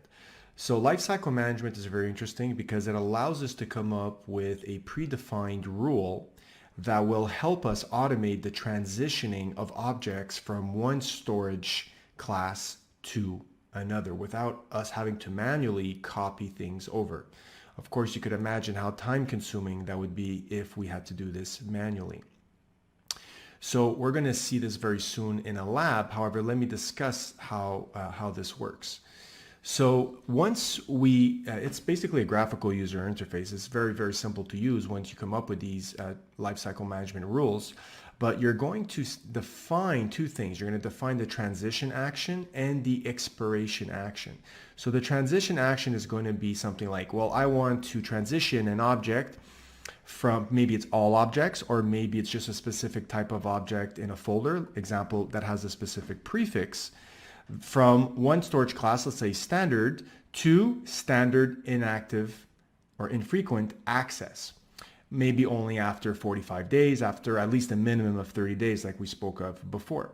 And then maybe after 90 days, you want to transition the objects in IA to right away Glacier Deep Archive, or 180 days. You come up with whatever combination you see fit, okay? It doesn't have to be sequential from S3 to IA to one zone, etc., because like we discussed before, it depends what kind of objects that you're interested in putting in one zone, objects that you don't really mind losing if that one availability zone goes down. So you're going to be deciding those rules. It ends up that this even is not a simple task because you have to monitor your usage patterns to see which data is hot, which data is cold, and what's the best kind of lifecycle management to implement to reap the benefits of the lowest cost. So you have to put somebody on this job and make the best informed decisions based on your access patterns, and that is something that you need to consistently monitor. So what we can do is we can instead opt for something called S3 Intelligent Tiering, which basically analyzes your workload using machine learning algorithms. And after about a good 30 days of analyzing your access patterns, we'll automatically be able to transition your objects from S3 standard to S3 standard infrequent access. Okay, it doesn't go past the IA one, it doesn't go after the Glacier and whatnot. Okay, so it can then offer you that at a reduced price overhead. So there is a monitoring fee that is introduced in order to implement this feature. It's a very nominal, very, very low monitoring fee. And the nice thing is if ever you take out an object out of the infrequent access before the 30-day limit, as we spoke of before, you will not be charged an overhead charge because of that. Why? because you're using the intelligent tiering. You're already paying an overhead for the monitoring fee. So at least in that sense, the intelligent tiering will take the object out of IA and put it back into the S3 standard class if you need access to it before the 30 days. And in that case, you won't be charged that overhead. So that is something that is very good to do in order not to have to put somebody on that job. So yes, you're paying a little bit of overhead for that monitoring fee, but at the other side of the spectrum, you're not investing in somebody working many hours to monitor and put into place a system to monitor your data access patterns. So let's take a look at how to do this right now. Let's implement our own lifecycle management rules. So let's now create a lifecycle rule inside our bucket. First off, we're going to need to go to the management tab in the bucket that we just created. And right on the top, you see right away, lifecycle rule. We're going to create lifecycle rule and we're going to name it. So I'm just going to say something very simple, like simply learn lifecycle rule. And we have the option of creating this rule for every single object in the bucket, or we can limit the scope to a certain type of file, perhaps with a prefix like, I could see one right now, something like logs. So anything that we categorize as a log file will transition from one storage tier to the next as per our instructions. We're doing this because we really want to save on costs, right? It's not so much of organizing what's your older data versus your newer data. It's more about reducing that storage cost as your objects get less and less used. So in this case, logs are a good fit because perhaps you're using your logs for the first 30 days, you're sifting through them, you're trying to get insights on them, but then you kind of move them out of the way because they become old data and you don't need them anymore. So we're going to see how we can transition them to another pricing tier, another storage tier. We could also do this with object tags, which is a very powerful feature. And in the lifecycle rules action, you have to at least pick one of these options. Now, since we haven't enabled versioning yet, what I'm going to do is just select transition the current version of the object between these storage classes. So as a reminder of what we already covered in the slides, our storage classes are right over here. So the one that's missing is obviously the default standard storage class, which all objects are placed in by default. So what we're going to say is this. We want our objects that are in the default standard storage class to go to the standard inactive access storage class after 30 days. And that'll give us a nice discount on those objects being stored. Then we want to add another transition. And let's say we want to transition them to Glacier after 90 days. And then as a big finale, we want to go to Glacier Deep Archive. You can see the rest are grayed out. Would it make sense to go back? And maybe after 180 days, we want to go there. Okay. Now there's a little bit of a warning or a call to attention here. They're saying if you're going to store very small files into Glacier, not a great idea. There's an overhead in terms of metadata that's added, and also there's an additional cost associated with storing small files in Glacier. So we're just going to acknowledge that. Of course, for the demonstration, that's fine. In real life, you don't want to store very big tar files or zip files that had, one or more log files in there. Okay, that would bypass that surcharge that you would get. And over here, you have the timeline summary of everything we selected up above. So we have here after 30 days, the standard inactive access, after 90 days, Glacier, and after 180 days, Glacier Deep Archive. So let's go and create that rule. All right, so we see that the rule is already enabled, and at any time you could go back and disable this if ever you had a reason to do so. We can easily delete it as well, or view the details and edit it as well. So if we go back to our bucket, now what I've done is created that prefix with the /logs. Since we're not doing this from the command line, we're going to create a logs folder over here that will fit that prefix. So we're going to create logs, create a folder. And now we're going to upload our, let's say, our Apache log files in here. So we're going to upload one demonstration Apache log file that I've created with just one line in there, of course, just for demonstration purposes. We're going to upload that. And now we have, we're going to just close that. And now we have our Apache log file in there. So what's going to happen, because we have that lifecycle rule in place, after 30 days, any file that has the logs prefix, or basically is placed inside this folder, will be transitioned as per that lifecycle rule policy that we just created. So congratulations, you just created your first S3 lifecycle rule policy. Let's now move over to bucket policies. So bucket policies are going to allow or deny access to not only the bucket itself, but the objects within those buckets to either specific users or other services that are inside the AWS network.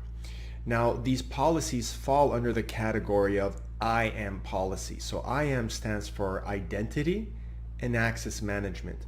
And this is a whole other topic that deals with security at large. So there are no services in AWS which are allowed to access other services or data, for example, within S3 without you explicitly allowing it through these IAM policies. So one of the ways we do that is by attaching one of these policies which are written in a JSON format. So it's a text file that we write. At the end of the day, that's the artifact, and that's a good thing because we can use that artifact and we can configuration control it in our source control and version it and put it alongside our source code. So when we deploy everything, it is part of our deployment package. So in this case here, we have several ways of doing this. We can use what's called the policy generator, which is a graphical user interface that allows us to simply click and point and populate certain text boxes, which will then generate that JSON document that will allow us to attach that to our S3 bucket. And that will determine, like I said, which users or services have access to whatever API actions are available for that resource. So we might say we want certain users to be able just to list the contents of this bucket, not necessarily be able to delete or upload new objects into that bucket. So you can get very fine-grained permissions based on the kind of actions you want to allow on this resource. So in order to really bring this home, let's go and perform our very own lab on this. Let's now see how to create an S3 bucket policy. Going back to our bucket, we're now going to go into permissions. So the whole point of coming up with a bucket policy is that we want to control who or what, the what being other services, have access to our bucket and our objects within our bucket. So there are several ways we can go about doing this. Let's edit a bucket policy. One, we can go and look at a whole bunch of pre-canned examples, which is a good thing to do. Two, we could actually go in here and code the JSON document ourselves, which is much more difficult, of course. So what we're going to do is we're going to look at a policy generator, which is really a form-based graphical user interface that allows us to generate, through the answers that we're going to give here, the JSON document for us. First question is, we got to select the policy type. Of course, we're dealing with S3, so it makes sense for us to create an S3 bucket policy. The two options available to us are allowing or denying access to our S3 bucket. Now, in this case here, we could get really fine-grained and specify certain kinds of services or certain kinds of users. But for the demonstration, we're just going to select star, which means anything or anybody can access this S3 bucket. All right. Now, depending on also the actions that we're going to allow. So in this case here, we can get very fine-grained, and we have all these checkboxes that we can check off to give access to certain kind of API action. So we can say we want to give access to, just deleting the bucket, which obviously is something very powerful, but you can get more fine-grained. As you can see, you have more of the getters over here, and you have more of the listing and the putting new objects in there as well. So you can get very fine-grained. Now, for demonstration purposes, we're going to say all actions. So this is a very broad and wide-ranging permission, something that you really should think twice about before doing. We're basically saying we want to allow everybody and anything, any service, all API actions on this S3 bucket. So that's no small thing. We need to specify the Amazon resource name, the ARN of that bucket specifically. So what we're going to do is go back to our bucket, and you can see here the bucket ARN. Okay, so we're just going to copy this, paste it in this policy generator, and just say add statement. You can see here kind of a resume of what we just did, and we're going to say generate policy. And this is where it creates for us, and make this a little bit bigger for us, it creates that JSON document. So we're going to take this, we're going to copy it, and we're going to paste it into the generator. Okay. Now, of course, we could flip this and change this to a deny, right? Which would basically say we don't want anybody to have access, or anything, any other service to have access to this S3 bucket. We could even say /* to also encapsulate all the objects within that bucket. So if I save this right now, you have a very ironclad S3 bucket policy, which basically denies all access to this bucket and the objects within. Of course, this is on the other side of the spectrum, very, very secure. So we might want to, for example, host a static website through our S3 bucket. So in this case here, allowing access would make more sense, right? So if I save changes, you see that we get an error here saying that we don't have permissions to do this. And the reason for that is because it realizes that this is extremely permissive. So in order to give access to every single object within this bucket, as in the case that I was stating of a static website being hosted on your S3 bucket, it would be much better to also at first enable that option. So I'm just going to duplicate the tab here. And once you go back to the permissions tab, one of the first things that shows up is this block public access setting, right? Right now it's completely blocked, and that's what's stopping us from saving our policy. We would have to go in here, unblock it, and save it, right? And it's also kind of like a double clutch feature. You have to confirm that just so you don't do that by accident, right? So now what you've effectively done is you've really opened up the floodgates to have public access to this bucket. It's something that can't be accidentally done. It's kind of like having to perform these two actions before the public access can be granted. Now, historically, this was something that AWS was guilty of, was making it too easy to have public access. So now we have this double clutch. Now that this is enabled or turned off, we can now save our changes here successfully. And you can see here that now it's publicly accessible, which is a big red flag that perhaps this is not something that you're interested in doing. Now, if you're hosting a public website and you want everybody just to have read access to every single object in your bucket, yes, this is fine. However, please make sure that you pay very close attention to this type of access flagged over here on the console. So congratulations, you just got introduced to your first bucket policy, a permissive one, but at least now you know how to go through that graphical user interface through the policy generator and create them and paste them inside your S3 bucket policy pane.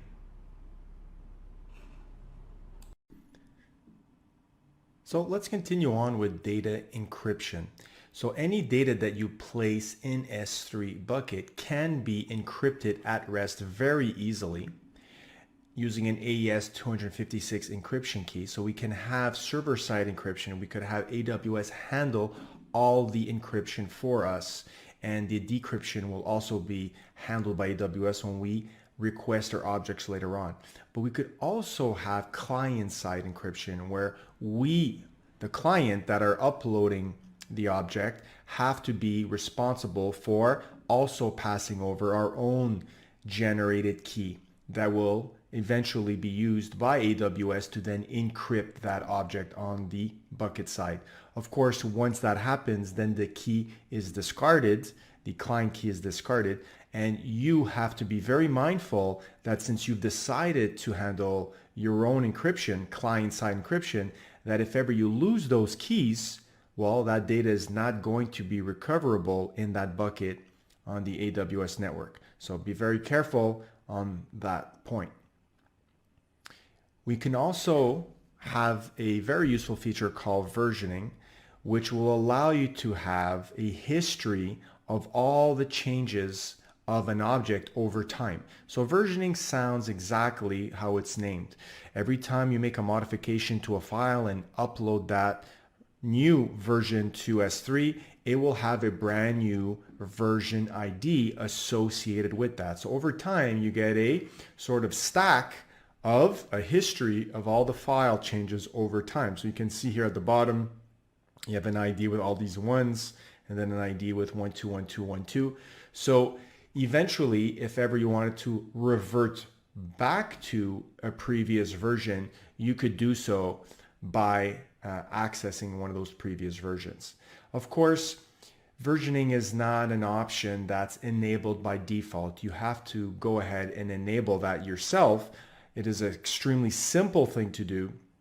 And so there may be a situation where you already have objects within your buckets and you only then enable versioning. Well, versioning would only apply to the new objects that would get uploaded from the point that you enabled versioning. The objects that were there before that point will not get a specific version number attached. In fact, they will have a sort of null marker, the version number that will get attached to them. It's only after that you modify those objects later on and upload a new version that they will get their own version numbers. So right now, what we're going to be doing is a lab on actual versioning. So let's go ahead and do that right now. In this lab, we're going to see how to enable versioning in our buckets. Enable versioning is very easy. We're simply going to click on our bucket, go into properties, and there is going to be a bucket versioning section. We're going to click on edit and enable it. Once that's done, any new objects that are uploaded to that S3 bucket will now benefit from being tracked by a version number. So if you upload objects with the same file name after that, they'll each have a different version number. So you'll have version tracking, a history of the changes for that object. Let's actually go there and upload a new file. I'll upload one called index.html. So we're going to simulate a situation where we've decided we're going to use an S3 bucket as the source of our static website to deploy one.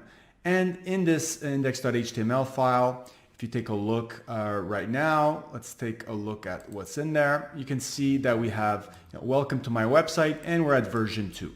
Okay, so if I click on this file right now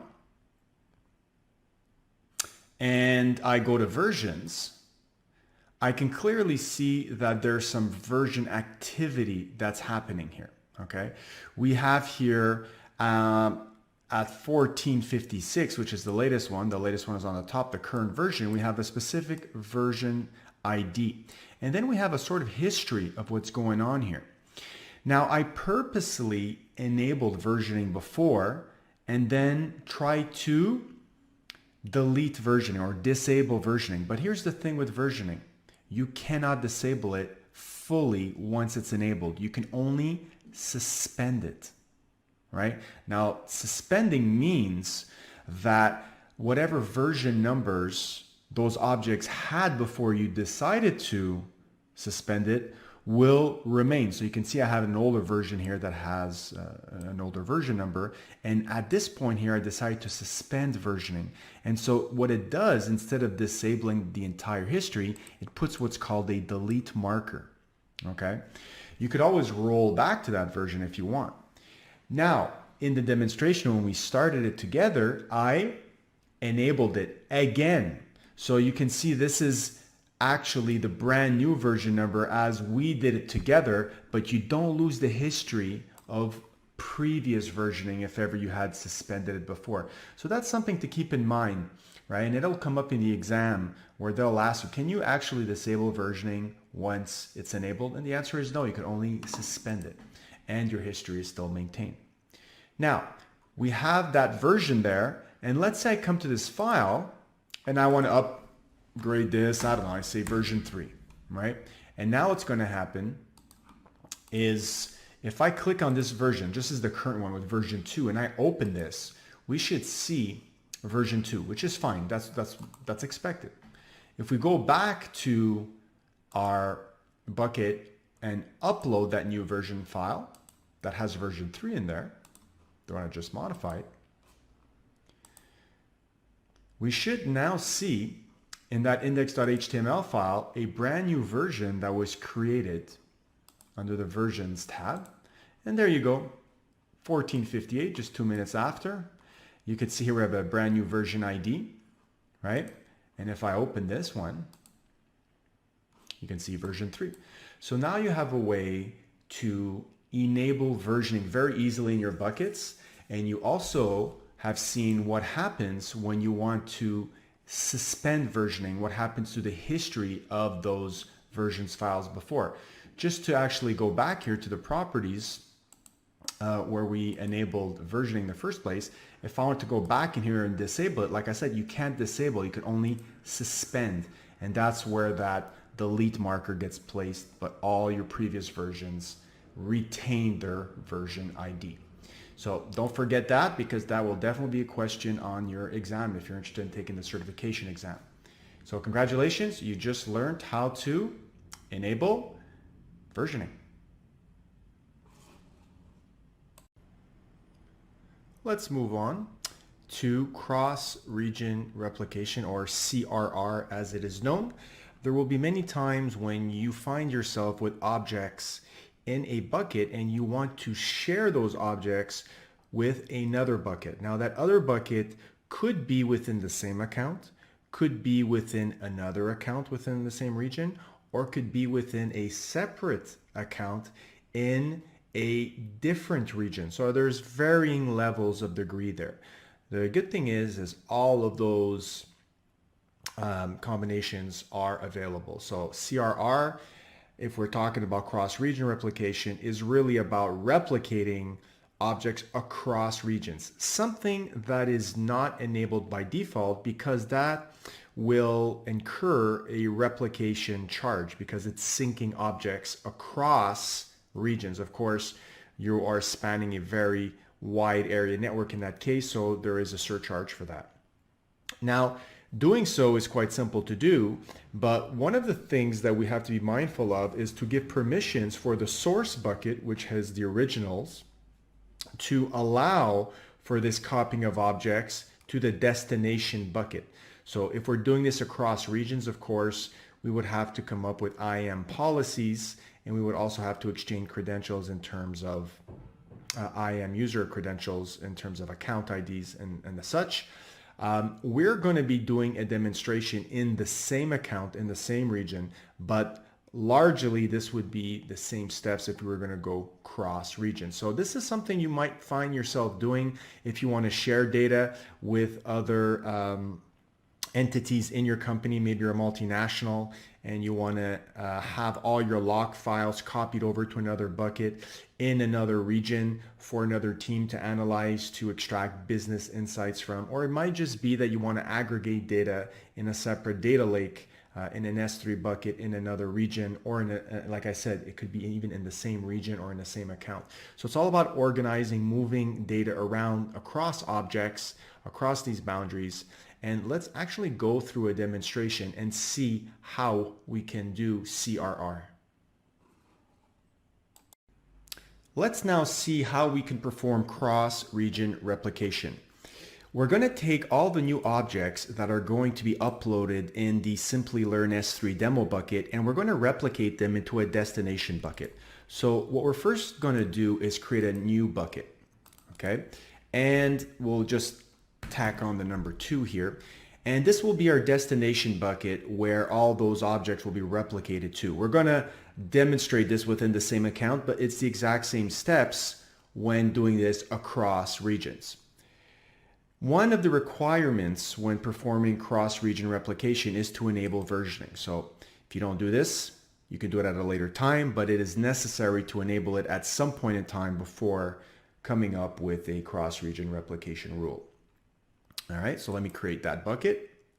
And now after the bucket is created, I want to go to the source bucket and I want to configure under the management tab here a replication rule. So I'm going to create a replication rule, call it Simplilearn rep rule. And I'm going to enable this right off the bat. The source bucket, of course, is the Simplilearn S3 demo. We could apply this to all objects in the bucket or perform a filter once again. Let's keep it simple this time and apply to all objects in the bucket. Of course, caveat here, this will only now apply to any new objects that are uploaded into this source bucket and not the ones that are already pre-existing there. Okay. Now, in terms of a destination bucket, we want to select the one we just created. So we can choose a bucket in this account, or if we really want to go cross region or another account in another region, we could specify this and put in the account ID and the bucket name in that other account. So we're going to stay in the same account. We're going to browse and select the newly created bucket. And we're also going to need permissions for the source bucket to dump those objects into the destination bucket. So we can either create the role ahead of time or we can ask this user interface to create a new role for us. So we'll opt for that and we'll skip these additional features over here that we're not going to talk about in this demonstration. We're just going to save this. So that will create our replication rule that is automatically enabled for us right now. So let's take a look at the overview here. You can see it's been enabled. Just to double check, the destination bucket is the demo 2. We're talking about the same region. And again, here we could opt for additional parameters like different storage classes in the destination bucket that object is going to be deposited in, et cetera, et cetera. For now, we just created a simple rule. Now, if we go back to the original source bucket, which we're in right now, and we upload a new file,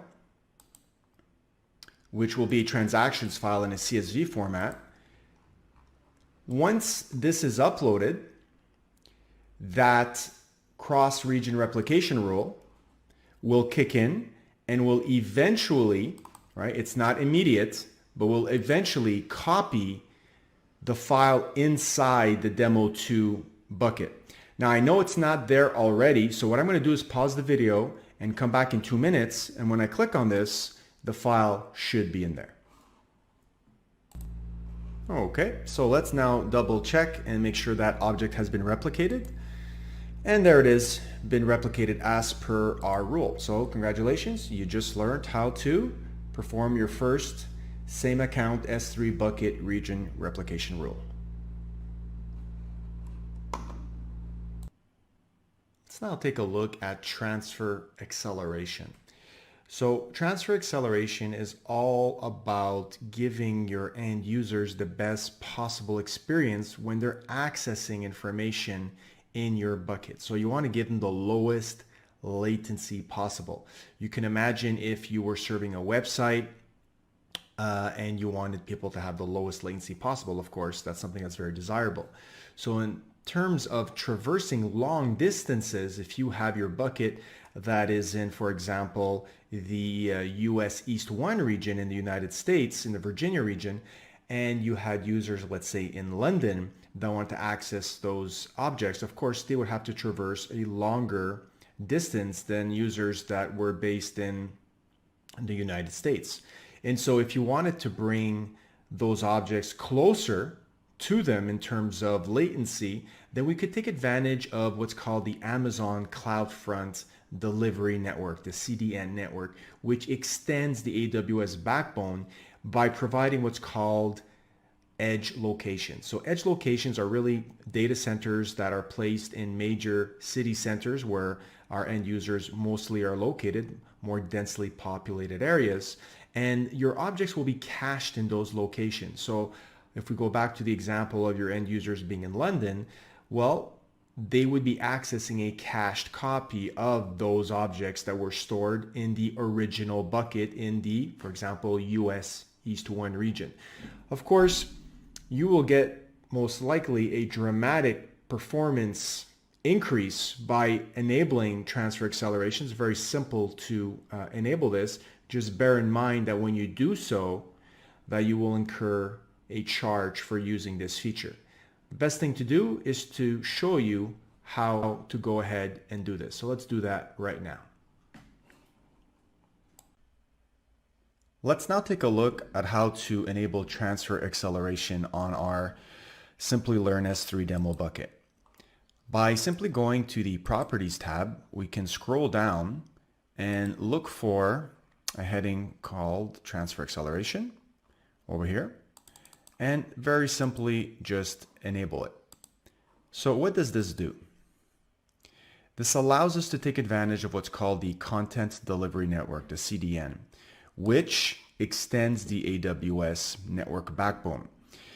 The CDN network is strategically placed into more densely populated areas, for example, major city centers. And so if your end users are situated in these more densely populated areas, they will reap the benefits of having transfer acceleration enabled because the latency that they will experience will be severely decreased. So their performance is going to be enhanced. If we take a look at the speed comparison page for transfer acceleration, we can see that once the page is finished loading, it's going to do a comparison. It's going to perform, first of all, what's called a multi-part upload, and it's going to see how fast that upload was done with or without transfer acceleration enabled. Now, this is relative to where I am running this test. So right now I'm actually running it from Europe. So you can see that I'm getting very, very good results if I would enable transfer acceleration and my users were based in Virginia. So of course, now I have varying differences in percentage as I go closer or further away from my region where my bucket or my browser is being referenced. So you can see here, United States, I'm getting pretty good percentages. As I go closer to Europe, it gets lower, of course, but still very, very good. Frankfurt, again, this is about probably the worst I'm going to be getting here since I'm situated in Europe. And of course, as I go look more towards the Asian regions, you can see once again it kind of scales up in terms of better performance. So of course, this is an optional feature. Once you enable it, as I just showed over here, this is a feature that you pay additionally for. So bear that in mind. Make sure that you take a look at the pricing page in order to figure out how much this is going to cost you. So that is it. Congratulations. You just learned how to simply enable transfer acceleration to lower the latency from the end user's point of view. We're now ready to wrap things up in our conclusion and go over at a very high level what we just spoke about. So we talked about what S3 is, which is a core service, one of the original services published by AWS in order for us to have unlimited object storage in a secure, scalable, and durable fashion, we took a look at other aspects of S3 in terms of the benefits.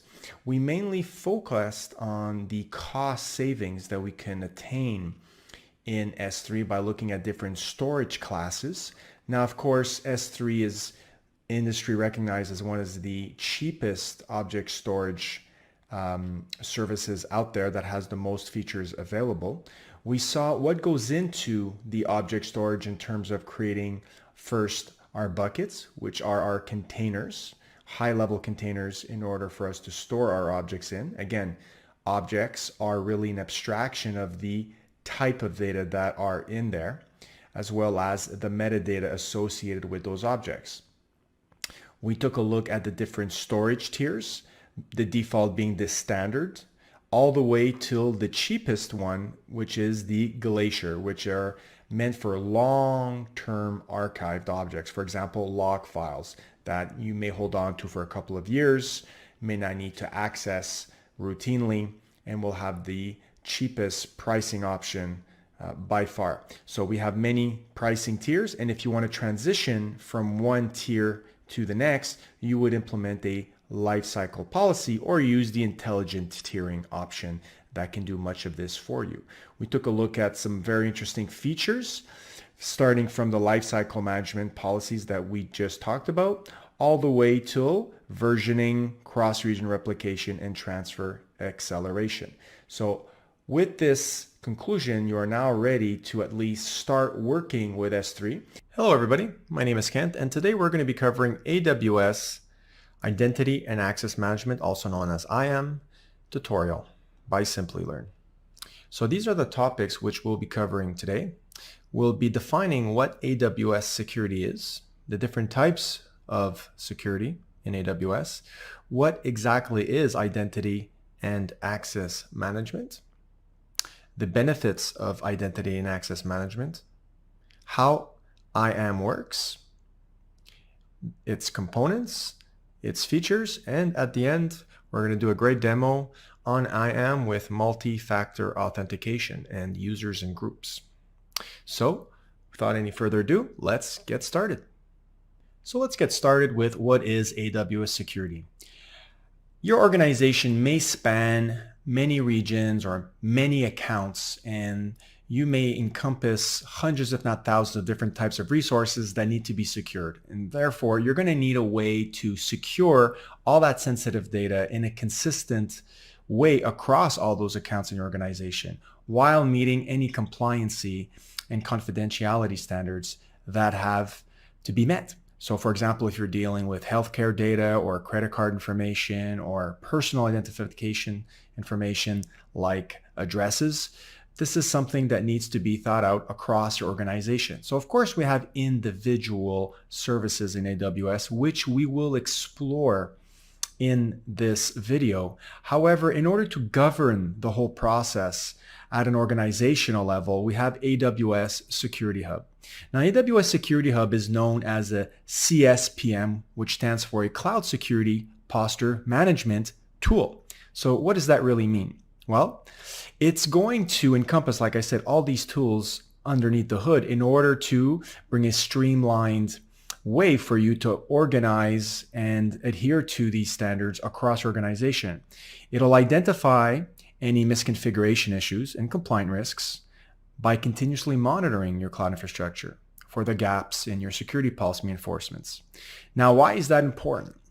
Well, these misconfigurations can lead to unwanted data breaches and also data leakages. So in order to govern this at a very high level, like I said, we need to incorporate AWS Security Hub that will automate and manage all these underlying services for us in order to perhaps take automated action. We call that remediary actions. And you can approve these actions manually, or you can automate those actions as you see fit across your organization. So let's delve a little bit deeper into what is AWS security, and then we'll start looking individually at some of these services.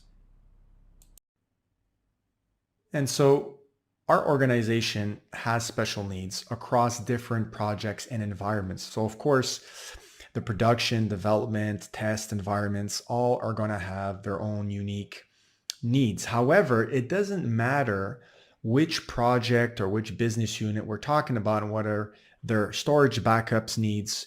They should all be implemented in a concise, standardized way across your organization to meet that compliancy we were just talking about. So we want to automate all these tedious manual tasks that we've been doing, like ensuring that perhaps our buckets in S3 are all encrypted or all our EBS volumes are encrypted. And we want to have an automated process in place in order to give us time on other aspects of our business, perhaps our application development, to bring better business value. And that allows us to grow and innovate the company in a way that's best suited for it. So let's take a look at the different types of AWS security. Now, there are many different types of security services out there. However, we're going to concentrate primarily on IAM in this video tutorial. So I like to think of IAM as the glue between all AWS services, because by default, we don't have permission for any one service to communicate with another. So let's just take, for example, an EC2 instance that wants to retrieve an object from S3. Well, those two services could not interact unless we interacted with IAM. So something that's extremely important to learn. And by the end of this video tutorial, you'll be able to understand what IAM is. We have Amazon Guard Duty here, which is all about logs. Basically aggregates all logs from, example, CloudTrail, which we still haven't talked about. It's at the end of this list over here. But instead of looking at CloudTrail individually, Guard Duty will actually take a look at CloudTrail will take a look at your VPC flow logs, and we'll take a look at your DNS logs and monitor that account and your network and your data access via machine learning algorithms. And it'll ID any threat where you can automatically remediate the workflow that you've approved. So for example, if you know of a malicious IP address that's making API calls, well, those API calls are registered in CloudTrail, right? So this machine learning algorithm will be able to detect that and take action. So this is really governed at a higher level than you having to individually inspect all your DNS logs, flow logs, and CloudTrails individually and take action through some scripting fashion that you've come up with. So Guard Duty manages all that. We have Amazon Macie, which once again uses machine learning, but also uses pattern matching. Pattern matching can be used with matching kind of libraries that are already in place, or you can come up with your own pattern matching, and that's used to discover and protect your sensitive data. So for example, if you had healthcare data, also known as HIPAA compliancy, or credit card data that's lying around, well, Macie will discover it and will protect it.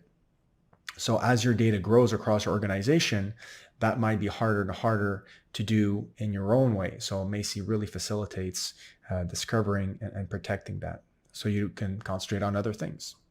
AWS Config is something that kind of works in tandem with all the other services. It's able to continuously monitor your resources configurations and ensure that they match your desired configuration. So for example, maybe you state that your S3 buckets should be encrypted by default, all of them, or you want to make sure that your IAM user access keys are rotated. And if they're not, then take remediary action. So a lot of these automated remediary actions, right, are basically executed via AWS Config. So you'll see the AWS Config actually used by other services underneath the hood. And then you have CloudTrail. CloudTrail is all about logging every single type of API call that's made. So it'll always record the API call, who made it, from what source IP, the parameters that were sent with the API, the response, all that data, which is really a gold mine for you to investigate if there's any security threat. And again, this trail over here, and there can be many, and there's lots and lots of data generated by these trails, can be analyzed by these other services, specifically Guard Duty here, that automates that process so you don't have to.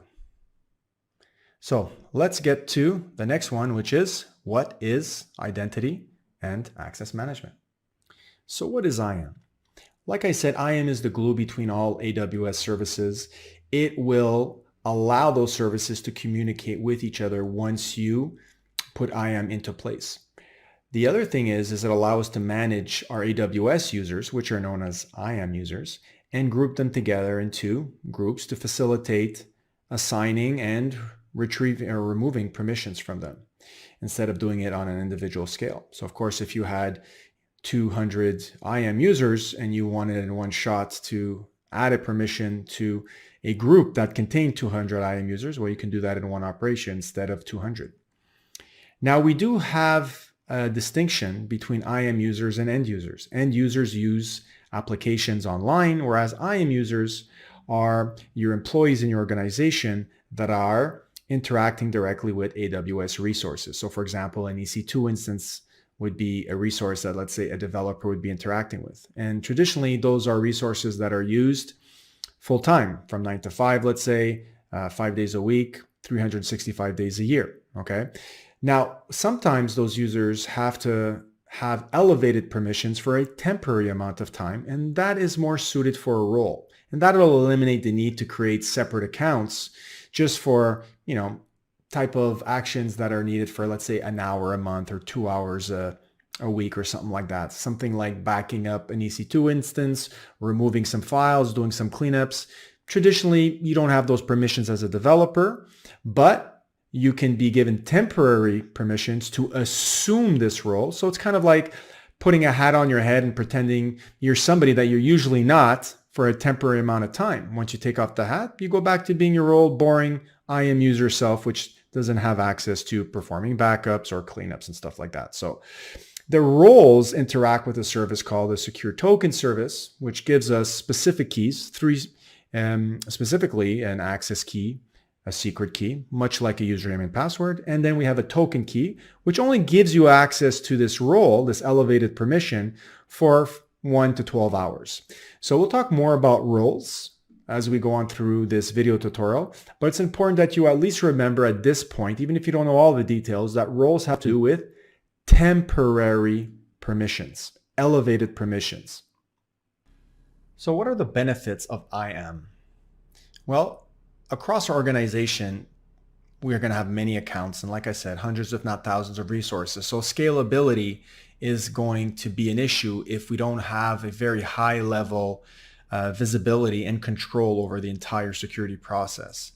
And once we have a tool like, for example, Security Hub, which we saw on the first slide, we can continuously monitor and maintain a standard across our organization. So very, very important to have that visibility. And we do when we integrate with AWS security.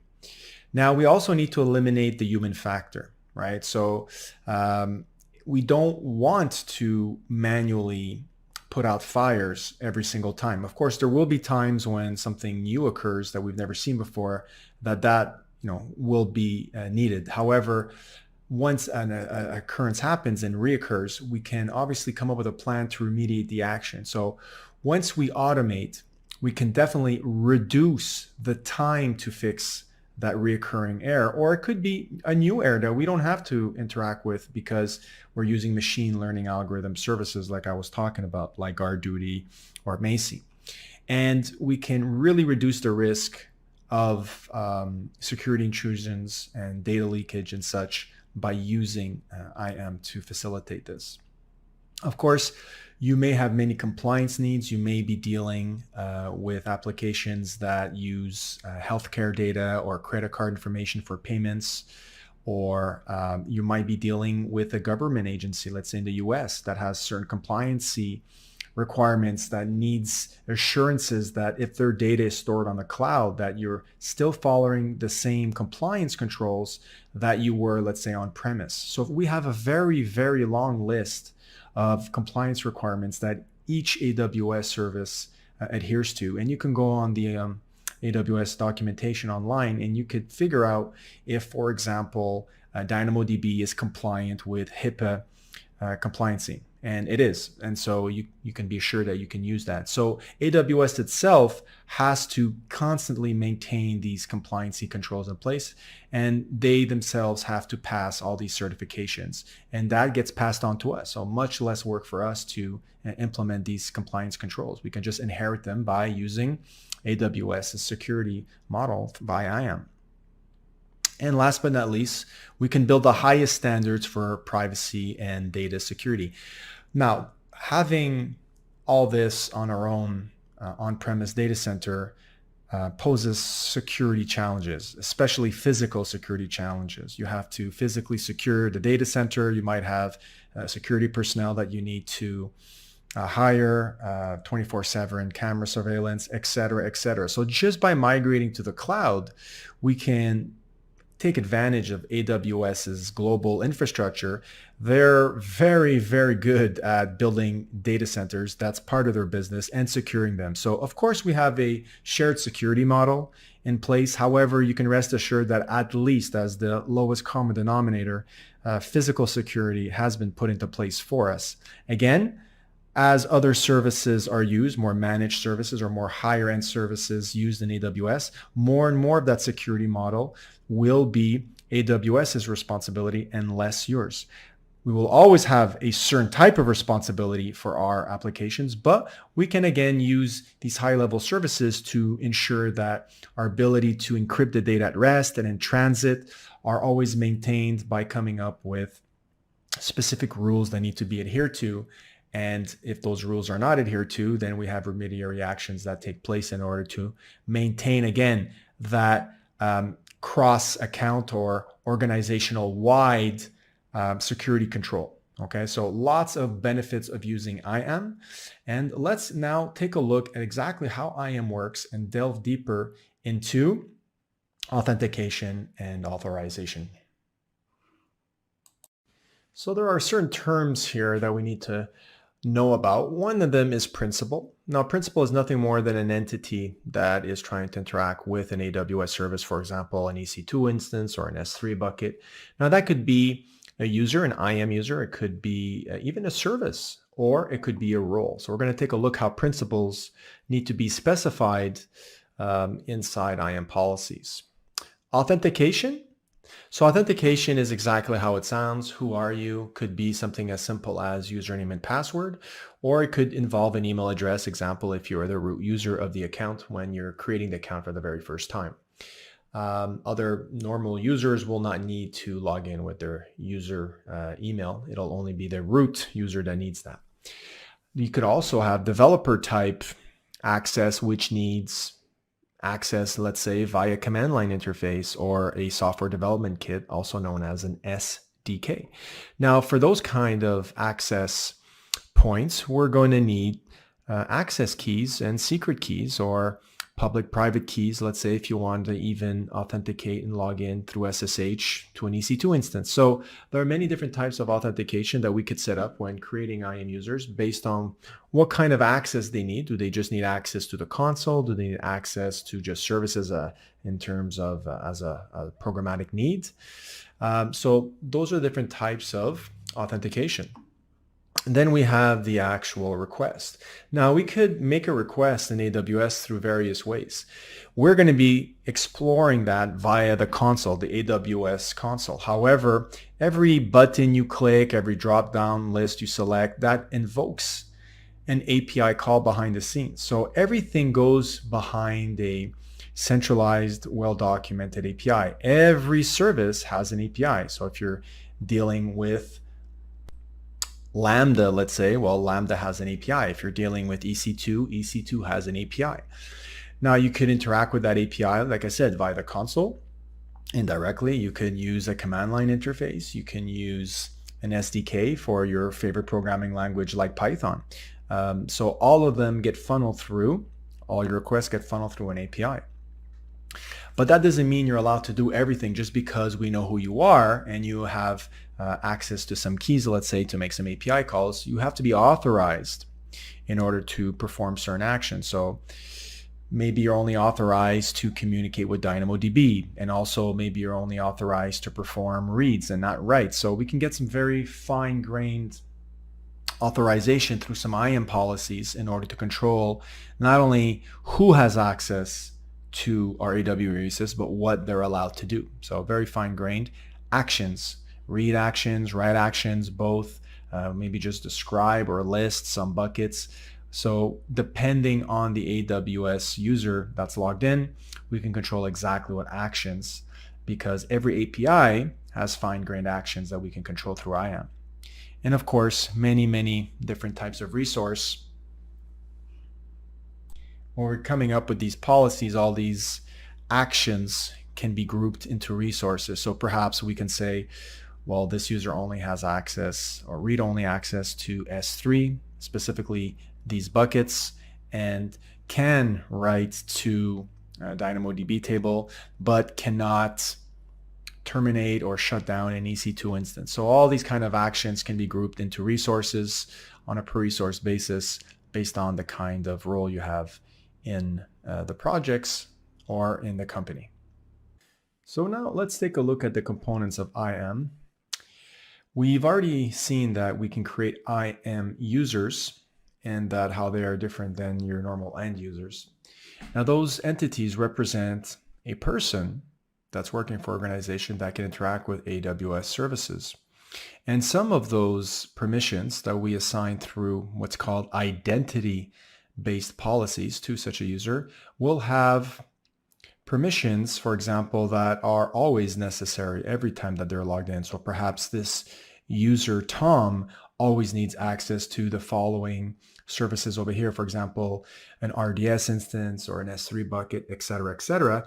And sometimes they will need temporary access to other services, for example, DynamoDB. So in those cases, there would be a combination of normal IAM policies assigned to the user and certain assume role calls done at runtime in order to acquire this temporary credential, elevated permission. There is also the root user, which is different than your typical super user administrator access. There are some things that a root user can do that an administrator access cannot.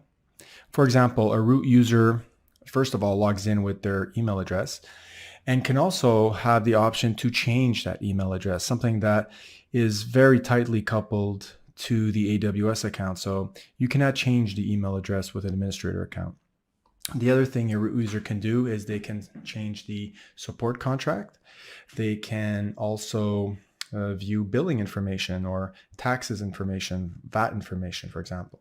So the best thing to do, the best practice is that once you've created your AWS account, you are obviously the root user. The best thing to do is to enable multi-factor authentication, store away those keys in a secure location, and your first administrative task should be to create an administrator super user, from which that point on you will log in as only an administrative user, and you will create other type of administrative users, and those administrative users will create other IAM users. So never log into your AWS account as a root user unless you need to access that specific functionality that I said that is over and above a super user administrator account. So here we have a set of IAM users, and we could assign to them directly IAM policies, which give them access to certain services. However, the best practice is to create groups, which is just a collection of IAM users. And suppose we have a developer group and a group of security administrators. Of course, we could assign different types of policies to that group, and every user that is assigned to the developer group will inherit those IAM permissions. Makes it much easier to manage your IAM users this way. And for the fact that also you can have users that can be assigned to groups, as you can see here, but what's not shown here that is possible as well is you could have a user that is part of two groups at the same time. The thing that you cannot have, though, is the notion of subgroup. So I can't extend this group and create a smaller group of developers out of this big group here. So we don't have hierarchical groups, but we do allow users to partake in different groups at the same time. So they will inherit those permissions, those IAM policy permissions from, for example, if user A was part of developers and user A was part of security, they would inherit these two policy statements over here. Now there is another type of IAM policy, and that is called a resource-based policy. So resource-based policies are not attached directly to, for example, users, but they're attached more to resources like an S3 bucket, for example. And so when you have such a case, a user group can't be designated as a principal to a group. That's just one of the restrictions. However, there are other ways to get around that. As I said, when you think of an IAM role, I want you to think that these are temporary credentials that are acquired at runtime and are only good for a specific amount of time. Now, an IAM role is really made up of two components. We have what's called a trust policy. So who do you trust to assume this role? Who do you trust to even make an API call to assume the role? After that, we have an IAM policy. Once you've been trusted to assume the role and you get those temporary tokens, what are you allowed to do? Maybe you're allowed to have read-write access to the DynamoDB. So here we have no long-term credentials that are connected to role. You do not assign a role to a user. The user or service will assume the role via API call via the Secure Token Service, STS. And with those temporary credentials, we'll then be able to access, for example, an EC2 instance if the IAM policy attached to the IAM role says that you can do so. So your users and your applications perhaps running on an EC2 instance and the AWS services themselves don't normally have access to the AWS resources, but through assuming a role, they can dynamically attain those permissions at runtime. So it's a very flexible model that'll allow you to bypass the need to embed security credentials all over the place and then have to maintain those credentials and make sure they're rotated and they're not acquired by anybody trying to find a security hole in your system. So from a maintenance point of view, they're really an excellent tool to use in your toolbox, your security toolbox. So let's take a look at the components of IAM. We have the IAM policy over here, which is really just a JSON document.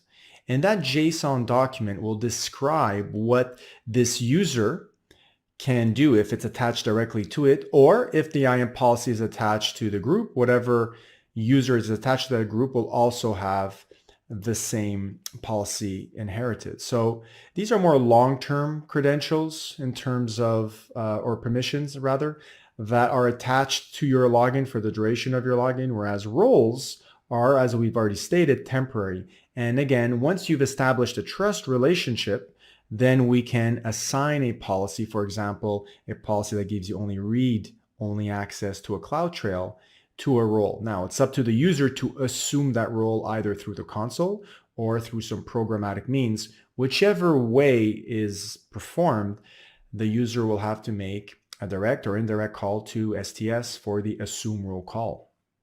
Now, these permissions are examined by AWS when a user submits a request. So this all happens at runtime dynamically. So when you change a policy, it will take effect pretty much immediately as soon as the user makes the next request. That new security policy, whether you've just added or removed the permission, will take immediate effect.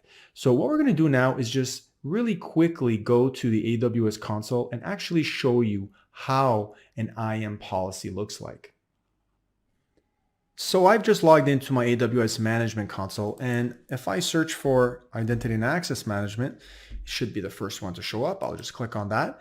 And I want to show you actually how these IAM policies look like. If you go to the left-hand side here, there's an entry for policies, and there are different types of policies that we can filter out. So let's filter them out by type. We have customer managed, we have AWS managed, and more in line with job functions that AWS managed also. So we're going to take a look at AWS Managed. All that means is that AWS has created and will actually update, maintain these pre-established and already vetted identity policies, IAM identity policies. So I could add further down, maybe look at all the S3 policies that are available, and we can see there are some that allows only read-only access. There are some that will give us full access. And there are, of course, other types here that we're not all going to explore, but let's just easily kind of take a look here at the full access. You can see it's just a JSON document. And of course, you cannot modify it since this is a managed policy. However, you can copy it and modify it. And in that case, it will become your own version of it. And so it'll be customer defined. And so when you go here and you do a filter, you can filter on your own customer managed policies. So over here, we are simply allowing certain actions, right? We talked about actions before that were based on API. So here we have an API that starts with S3. So this is for the S3 API. And instead of filtering out exactly specifically what API calls are there, we're basically saying all API calls. So star representing all API actions. And again, there is another category of S3 which deals with object Lambda, and we are allowing all operations on that specific API as well. We could, if this was our own customer managed policy, actually scale down on which resource, which bucket, let's say, or which folder in a bucket this would apply to. But in this case, since this is a full access, we're basically being given permission to execute every single API action under S3 for all buckets. We're going to see in the lab or the demonstration at the end of this tutorial that I'm going to show you how to scale that down. Okay, so that's how an IAM policy looks like. And if you want to assign an IAM policy to a user, well, stay tuned for the demonstration at the end of the video tutorial. What's not at the end of the video tutorial is really how to create a role. So I'll show you what a role is here. Again, there's a whole bunch of roles already set up that we can go and take a look at here. But we can go and create our own role as well. And I might create a role, for example, that gives in EC2, let's choose EC2, access to S3. So if I click EC2 and click Next Permissions, I can actually assign the S3 permission right over here, just a policy, just like we took a look at. Obviously assign it a tag and review it. And I'm just going to call this my EC2 role to S3. Create the role. And because I selected EC2 as a service, it automatically will include that in the trust policy. So now when I go and I create an EC2 instance, I can attach this role to that EC2 instance, and that EC2 instance will automatically be able to, if we're using the Linux 2AMI, let's say, have access to, or full admin access to, any S3 bucket in the AWS account. So let's go take a look at where we would actually attach that role on the EC2. So when you're creating an EC2, let's just say we go here, we say launch an EC2 instance, and we'll pick this AMI over here because it'll already include the packages necessary to perform the assume role call to STS for us, so we won't have to code that. And we don't have to embed any credential keys in order to get this running, which is really good, which is the whole point of what I'm doing, because by assuming a role, I don't have to manage that. And I'm just going to pick the free T2 micro.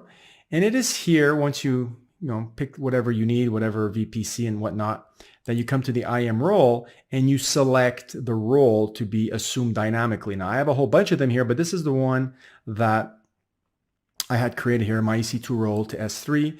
And if I go and I launch this EC2 instance, and then I had an application, let's say, that needed to contact S3, or even if I went on the command line of the EC2 instance, I would be able now to communicate with the S3 service because they being AWS, would actually use this role to perform an assume role call to get those temporary STS tokens for me, which will then allow me to access my IAM policy, which gives me full access to S3, and off I go. So this is a great way, like I said, to avoid having to administrate any embedded keys in this EC2 instance. And I could take this role away at any time as well. So there you have it, a little demonstration on how to create a role, how to attach it to an EC2 instance, and also how managed and customer managed policies look like in IAM. Of course, there is also the fact that we have multiple accounts, and so we could assign a policy that will also allow a user in another account access to our account. So cross-account access is something that's very well needed, and also is a feature of IAM.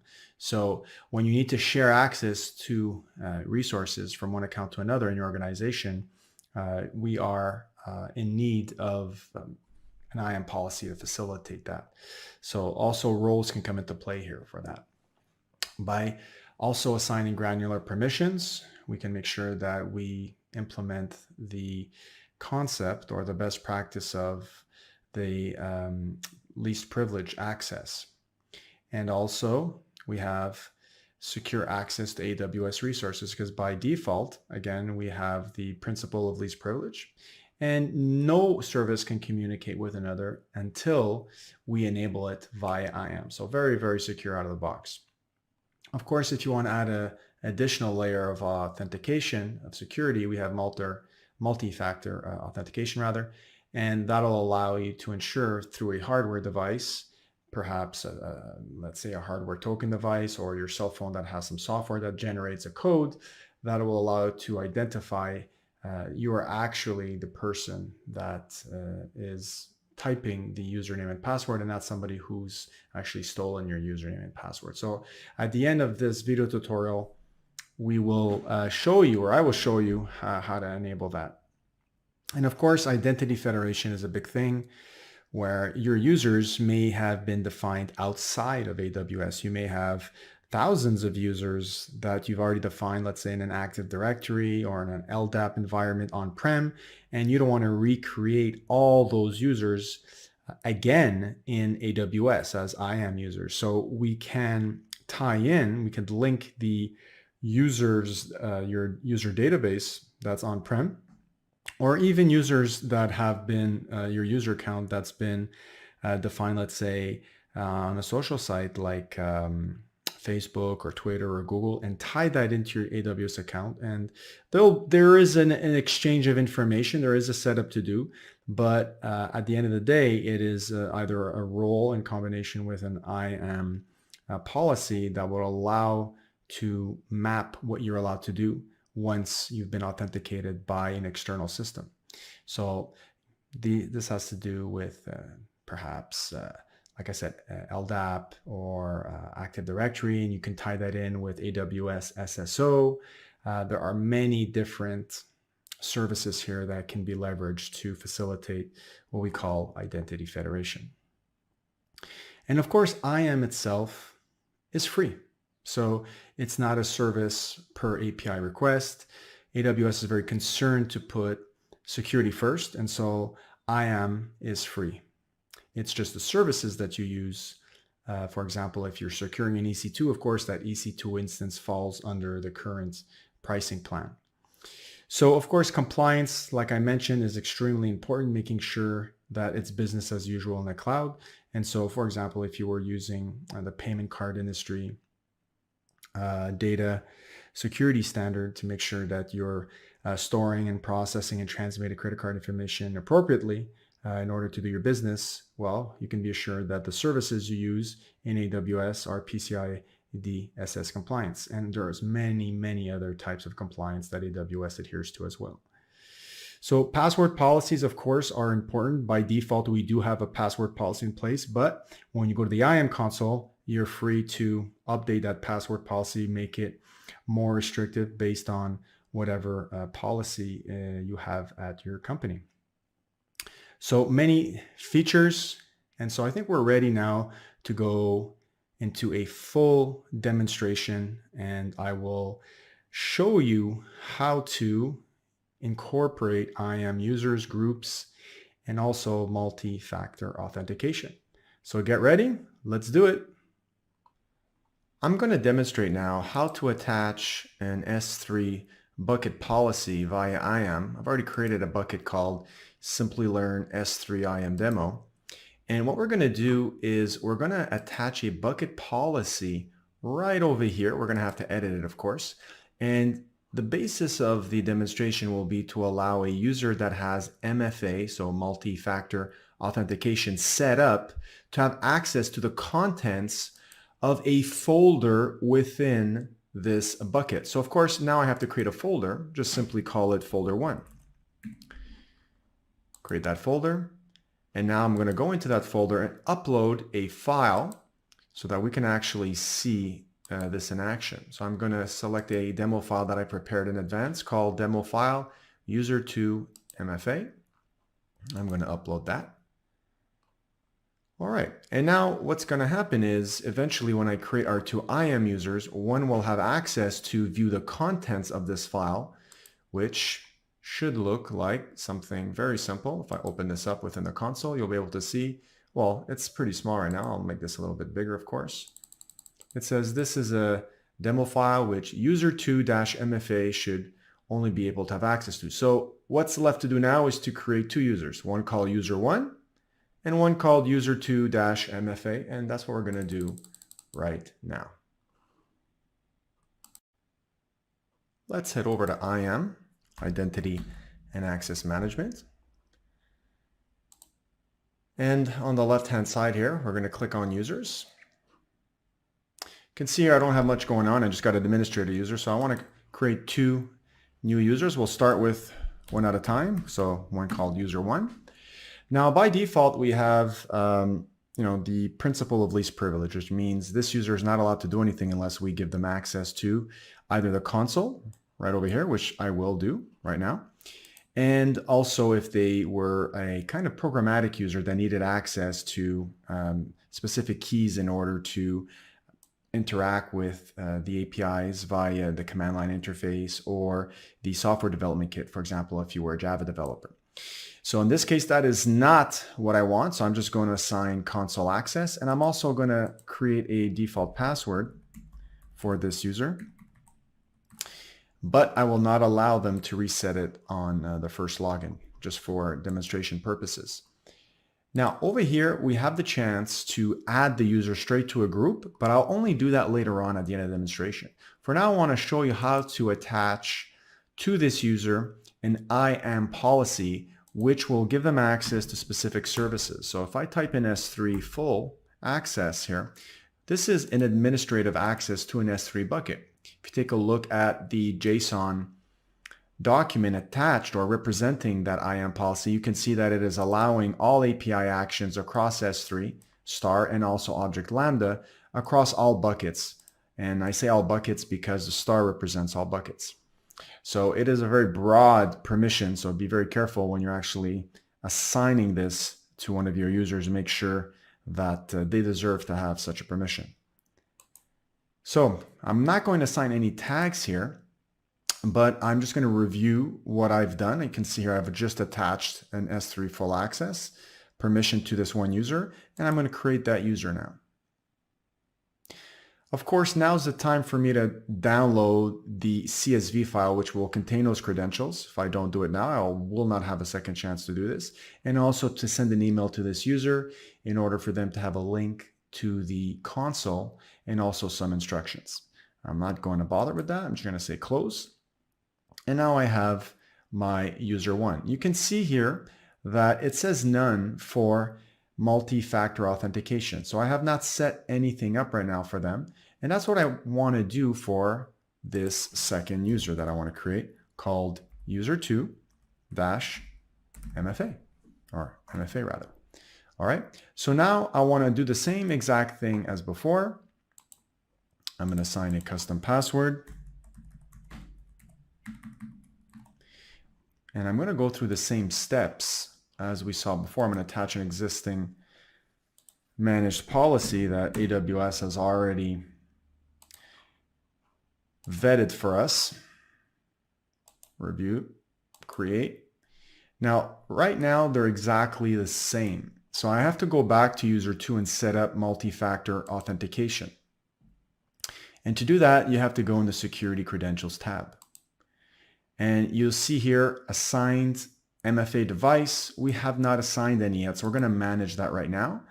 And we have the option to order and get an actual physical device that's uniquely made for performing multi-factor authentication. However, we're going to opt for the virtual MFA device, which is a software that we're going to install on our cell phones, let's say. So I can actually open this link just to show you the very many options that we have for that. They're right over here. I'm going to go with Google Authenticator. So go to the App Store on your Android device and you can download that. Of course, if you have an Android device. If not, you have other options for iPhone and other softwares for each one of those. So I'll let you do that. Once you've installed that software on your cell phone, you can come here and show the QR code. Now what that is going to do is you're going to need to go to your phone now, and I'm going to my phone right now as we speak, and I'm going to open up that MFA software, in this case, the Google Authenticator, and I'm going to say there's a little plus sign at the bottom. I'm going to say scan QR code.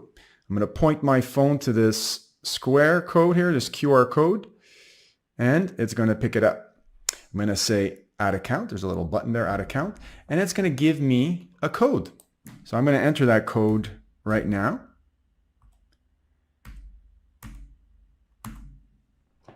So once I've entered the code, I have to wait for a second code, and that's because this code on the screen of my cell phone is going to expire. It's only there for about 20 to 30 seconds.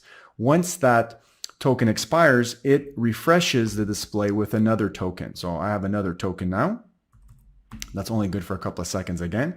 And now I'm going to say assign MFA. What this does is it completes the link between my personal cell phone and this user right now.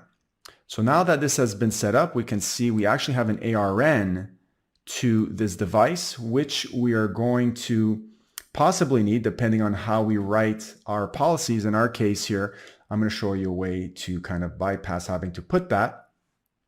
So now we've got those two users, one with an MFA device and another one without. Okay, so now the lab is going to be, or the demonstration rather, is going to be how do we allow user 2 MFA access to this file in folder 1 and not allow user 1.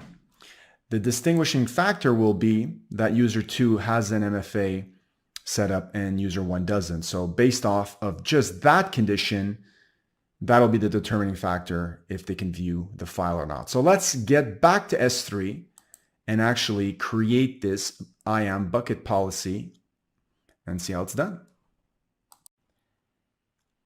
So back we are in our bucket, and now we have to go to permissions in order to set up this bucket policy. We're going to click on edit over here, and we're going to click on policy generator to help us generate that JSON file through a user interface. Of course, we're dealing with an S3 bucket policy. Now, what we're going to do is we're going to deny all users and services, so star. S3 is grayed out here because we selected S3 up here. We want to deny all S3 API actions. We're not going to go and selectively go down the list.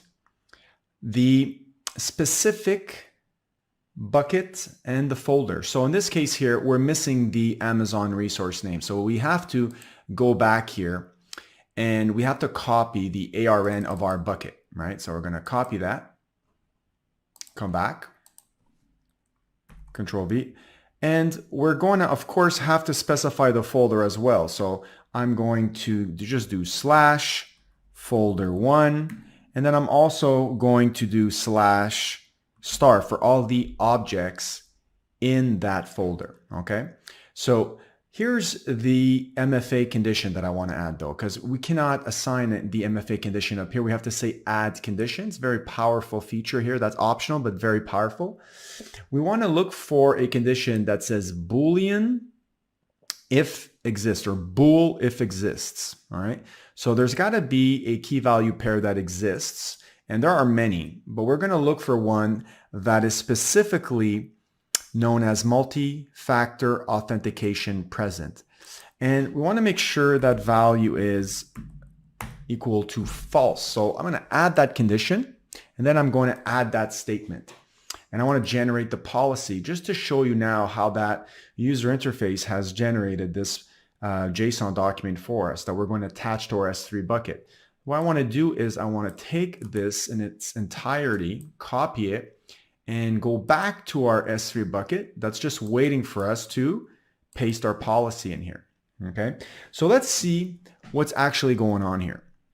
We've created a policy. Again, this policy could have any ID. It's just an ID that was given by the user interface. You could name that whatever you want. Of course, something that makes total sense. And then we have one or more statements, and then we only have actually one statement. And again, you can select any ID here. That was just auto-generated by the IDE. We're saying that all actions on the simple storage service, I say all again because of the star, are denied specifically on this resource, which is our bucket and the folder named folder 1 and all the objects within that folder under the certain conditions. So the condition is if you have a Boolean value of false associated with a key called multi-factor authentication present, and it has to exist, okay? Then if that value is equal to false, you don't have access to the objects in this folder, which means that if you do have MFA set up, you will be allowed access to the contents of this folder. So if we assign this and apply this to all principals, which would encompass user 1 and user 2-MFA, then let me just apply this. That would mean that user 1 would not be able to see the contents of our object inside folder 1, and user 2-MFA would. So let's go take a look and log into, let's log out first, and then when we're going to log back in, we're going to log in as the individual user 1 and user 2-MFA and prove this is actually the case. So I am now logging back in as user 1 that we created moments ago. And of course, if I, for example, go see a service like EC2, we don't have access to EC2. We've just given ourselves access to S3. So this makes total sense. We're just going to go see what we have access to, which is S3. Should be able to list and describe all the buckets there because we've been given pretty much administrative access. Now, if we go here to our created bucket and go inside folder 1 and want to actually open up this document, we can see now that that's not happening, okay? And that's because of that condition that is checking if we actually have a value of true for that MFA key that we specified, okay? So this is expected, and this is exactly what we wanted.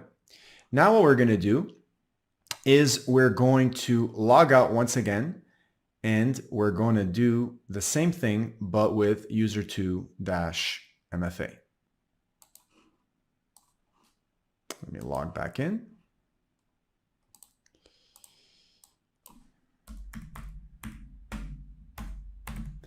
And then specify the new password we created. Now, of course, now I have an MFA code, right? Because I've set that up for user 2. So back on my cell phone I go. I am opening up the Google Authenticator application, and I have in front of me a new Amazon Web Services code that is only good for, like I said, maybe 20 seconds. So it's a little nerve-wracking. If you're not good under pressure, you're going to choke. So I've just entered the code, and I have to wait for that to actually work. Now, it looks like I actually didn't check off not to recreate the password. So unfortunately, I must have missed that check mark. So I wanted to kind of avoid this here.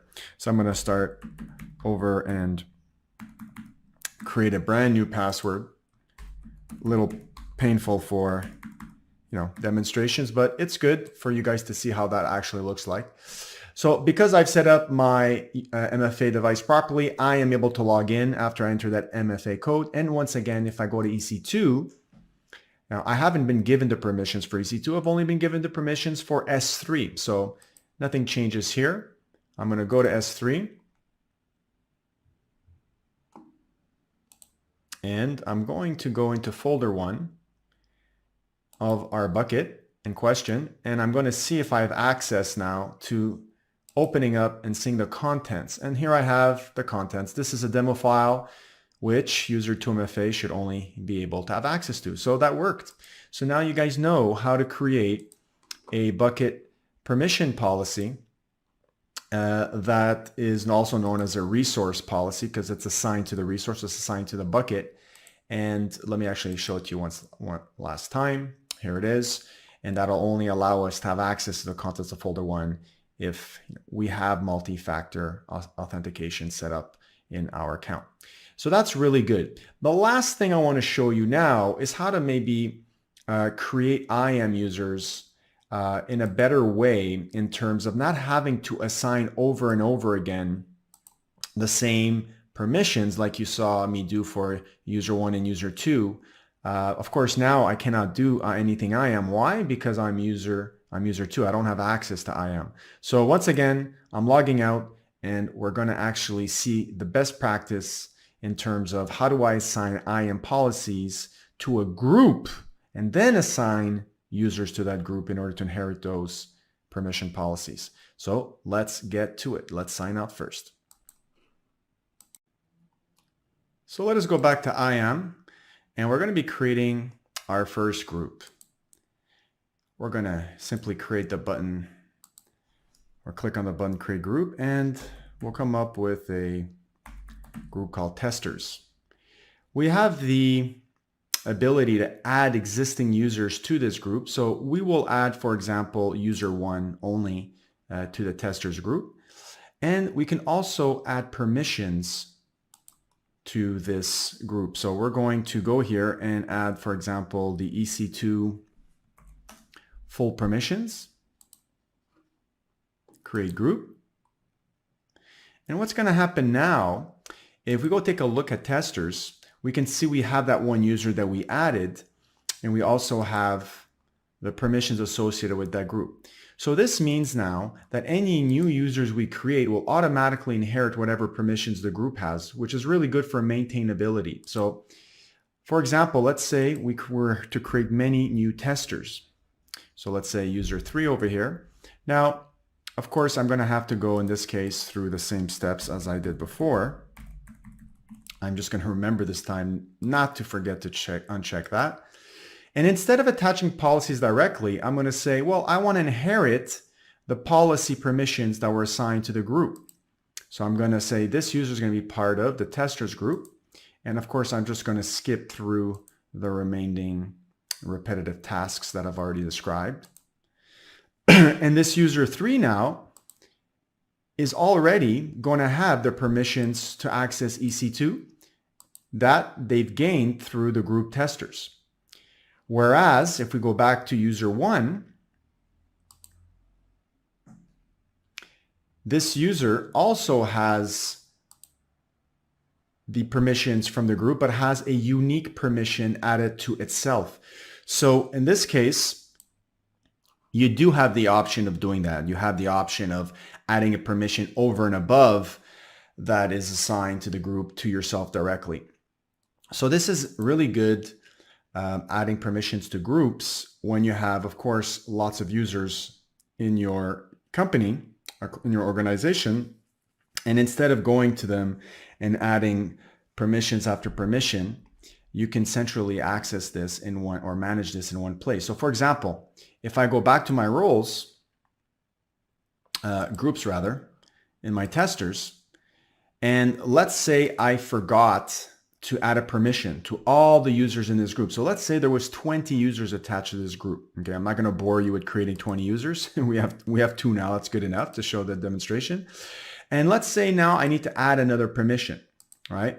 So in this case here, I'm going to add a permission For example, let's say based on DynamoDB, right? So I'm going to get full access to DynamoDB. I'm going to add that permission. And what's going to happen now is if I go back to my users, for example, user 3, I'm going to see that user 3 automatically has inherited that permission, and so has user 1. All right, show 2 more, and there they are. So in this case, it really allows for you to easily manage a lot of users in that group, because you can simply go to one place, which is the group, and add and remove policies as you see fit, and the whole team will inherit that. So it saves you lots of work, and that is the best practice. So there you have it, guys. You have learned in this demonstration how to create users, how to create groups, how to add users to groups and manage their policies in terms of best practice. And you've also learned how to attach to an S3 bucket a policy that allows you to permit access based off of if a user has multi-factor authentication set up. And we showed you how to actually set that up when creating an IAM user. So again, permissions tab is where this all happens. Hope you enjoyed that, put that to good use, and I'll see you in the next demonstration. So I hope you enjoyed that demonstration. We're just going to wrap things up in a summary and kind of see what was looked at throughout the tutorial. We first started with what is AWS security. We took a look at how important it was across our organization to maintain best practice and also standardize that practice across accounts organization. We took a look at the topmost services, in which we concentrated then after on IAM. And we took a look at what IAM was in terms of IAM users, groups, long-term credentials that are applied as IAM policies, and then the concept of a role. We took a look at the benefits of IAM and the actual terminology used with working with IAM. Of course, principal being an entity that is either a user or a service itself that can gain access to an AWS resources. And we actually saw the different types of authentication and what we can do to implement authorization via IAM policies and also through the use of roles. So we took a look how to organize our users into groups and what actually goes into acquiring a role through a demonstration. We took a look at how to actually create a role and attach that role to an EC2 instance. And then we took a look at the high-level features of IAM, which allowed us to either grant access to another IAM user from another group, implement multi-factor authentication like we just did in the demonstration, or ensure ourselves that we are following all the compliancy standards that have been adhered to by whatever project we're working on, and that AWS is there to support us. So here we're going to talk about Amazon ECS, a service that's used to manage Docker containers. So without any further ado, let's get started. In this session, we would like to talk about some basics about AWS, and then we're going to immediately dive into why Amazon ECS and what is Amazon ECS in general, and then it uses a service called Docker, so we're going to understand what Docker is. And there are competitive services available for ECS. I mean, ECS is not the own and only service to manage Docker containers. But why ECS? Advantage of ECS. We will talk about that. And the architecture of ECS. So how it functions, what are the components present in it, and what are the functions that it does. I mean, each and every component, what are all the functions that it does. All those things will be discussed in the architecture of Amazon ECS. And how it works, how it all connects together. That's something we will discuss. And what are the companies that are using ECS? What were the challenge and how ECS helped to fix the challenge? That's something we will discuss. And finally, we have a wonderful lab that talks about how to deploy Docker containers on an Amazon ECS. So let's talk about what is AWS. Amazon Web Service, in short called as AWS, is an web service in the cloud that provides a variety of services such as compute power, database storage, content delivery, and a lot of other resources, so you can scale your business and grow, not focus more on your IT needs and the rest of the IT demands. Rather, you can focus on your business and let Amazon scale your IT, or let Amazon take care of your IT. So what is that you can do with AWS? With AWS, we can create, deploy any application in the cloud. So it's not just deploying, you can also create your application in the cloud. It has all the tools and services required, the tools and services that you would have installed in your laptop or you would have installed in your on-premises desktop machine for your development environment. The same thing can be installed and used from the cloud. So you can use cloud for creating, and not only that, you can use the same cloud for deploying and making your application available for your end user. The end user could be internal users, the end user could be in the internet, the end user could be kind of spread all around the world. It doesn't matter. So it can be used to create and deploy your applications in the cloud. And like you might have guessed, now it provides service over the internet. That's how your users worldwide would be able to use the service that you create and deploy, right? So it provides service over the internet. So that's for the end customer. And how will you access those services? That's again through the internet. It's like the extension of your data center in the internet. So it provides all the services in the internet. It provides compute service through the internet. So in other words, you access them through the internet. It provides database service through the internet, over the internet. In other words, you can securely access your database through the internet, and a lot more. And the best part is this is pay as you go, or pay only for what you use. There is no long-term or beforehand commitment here. Most of the services does not have any commitment. So there is no long-term and beforehand commitment. You only pay exactly for what you use. There's no overage, there's no overpaying, right? There's no buying in advance, right? You only pay for what you use.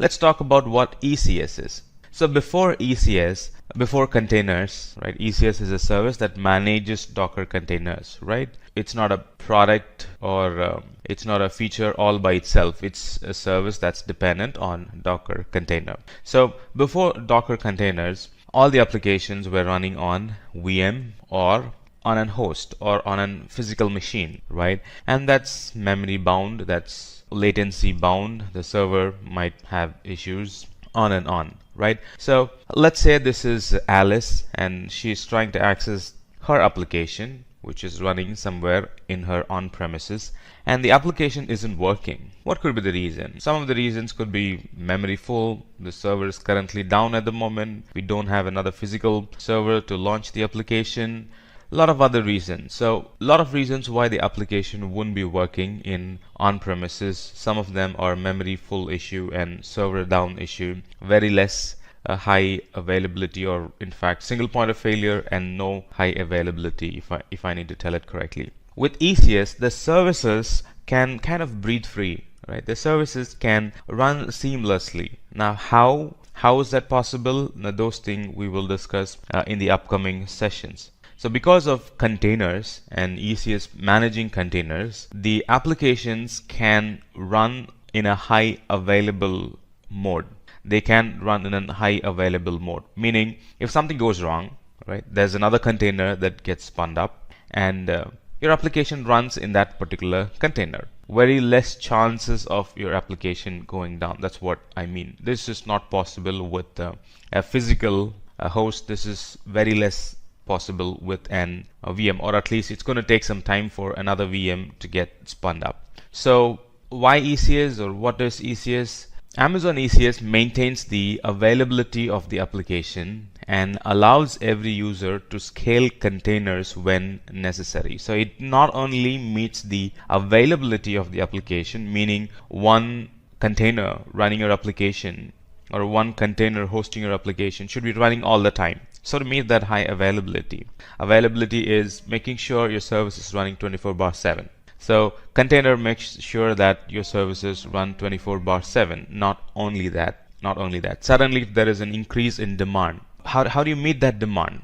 Right? Let's say you had like 1,000 users. Suddenly the next week there are like 2,000 users. Right. So how do you meet that demand? Container makes it very easy for you to meet that demand. In case of VM or in case of physical host, you literally will have to go buy another physical host, or add more RAM, add more memory, add more CPU power to it, right? Or kind of club 2-3 hosts together, clustering. You would be doing a lot of other things to meet that high availability and also to meet that demand. But in case of ECS, it automatically scales the number of containers. It automatically scales the number of containers needed, and it meets your demand for that particular hour. So what is Amazon ECS? The full form of ECS is Elastic Container Service, right? So it's basically a container management service which can quickly launch and exit and manage Docker containers on a cluster. So what's the function of ECS? It helps us to quickly launch and quickly exit and manage Docker containers. So it's kind of a management service for the Docker containers you will be running in Amazon or running in the AWS environment. So in addition to that, it helps to schedule the placement of container across your cluster. So it's like this. You have two physical hosts, joined together as a cluster. And ECS helps us to place your containers. Now, where should your container be placed? Should it be placed in host 1? Should it be placed in host 2? So that logic is defined in ECS. We can define it. You can also let ECS take control and define that logic. Most cases you will be defining it. So schedule the placement of containers across your cluster. Let's say two containers want to interact heavily. You really don't want to place them in two different hosts, right? You would want to place them in one single host so they can interact with each other. So that logic is defined by us. And these container services, you can launch containers using AWS Management Console, and also you can launch containers using SDK kits available from Amazon. You can launch through a Java program. You can launch container using an .NET program. You can launch container using an Node.js program, as in when the situation demands. So there are multiple ways you can launch containers through Management Console and also programmatically. And ECS also helps to migrate application to the cloud without changing the code. So anytime you think of migration, the first thing that comes to your mind is that how will that environment be? Based on that, I'll have to alter my code. What's the IP? What is the storage that's being used?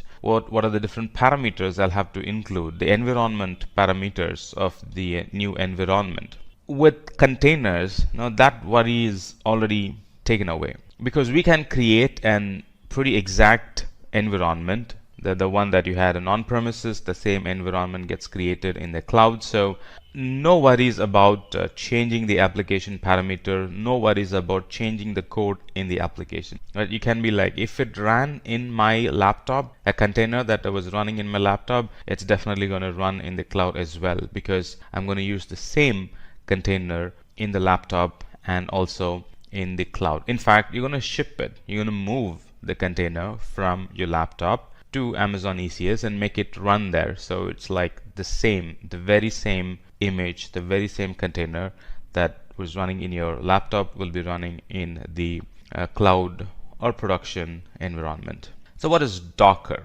We know that ECS helps to quickly launch, exit, and manage Docker containers. What is Docker? Let's answer that question. What is Docker? Now, Docker is a tool that helps to automate the development of an application as a lightweight container so that the application can work efficiently in different environments.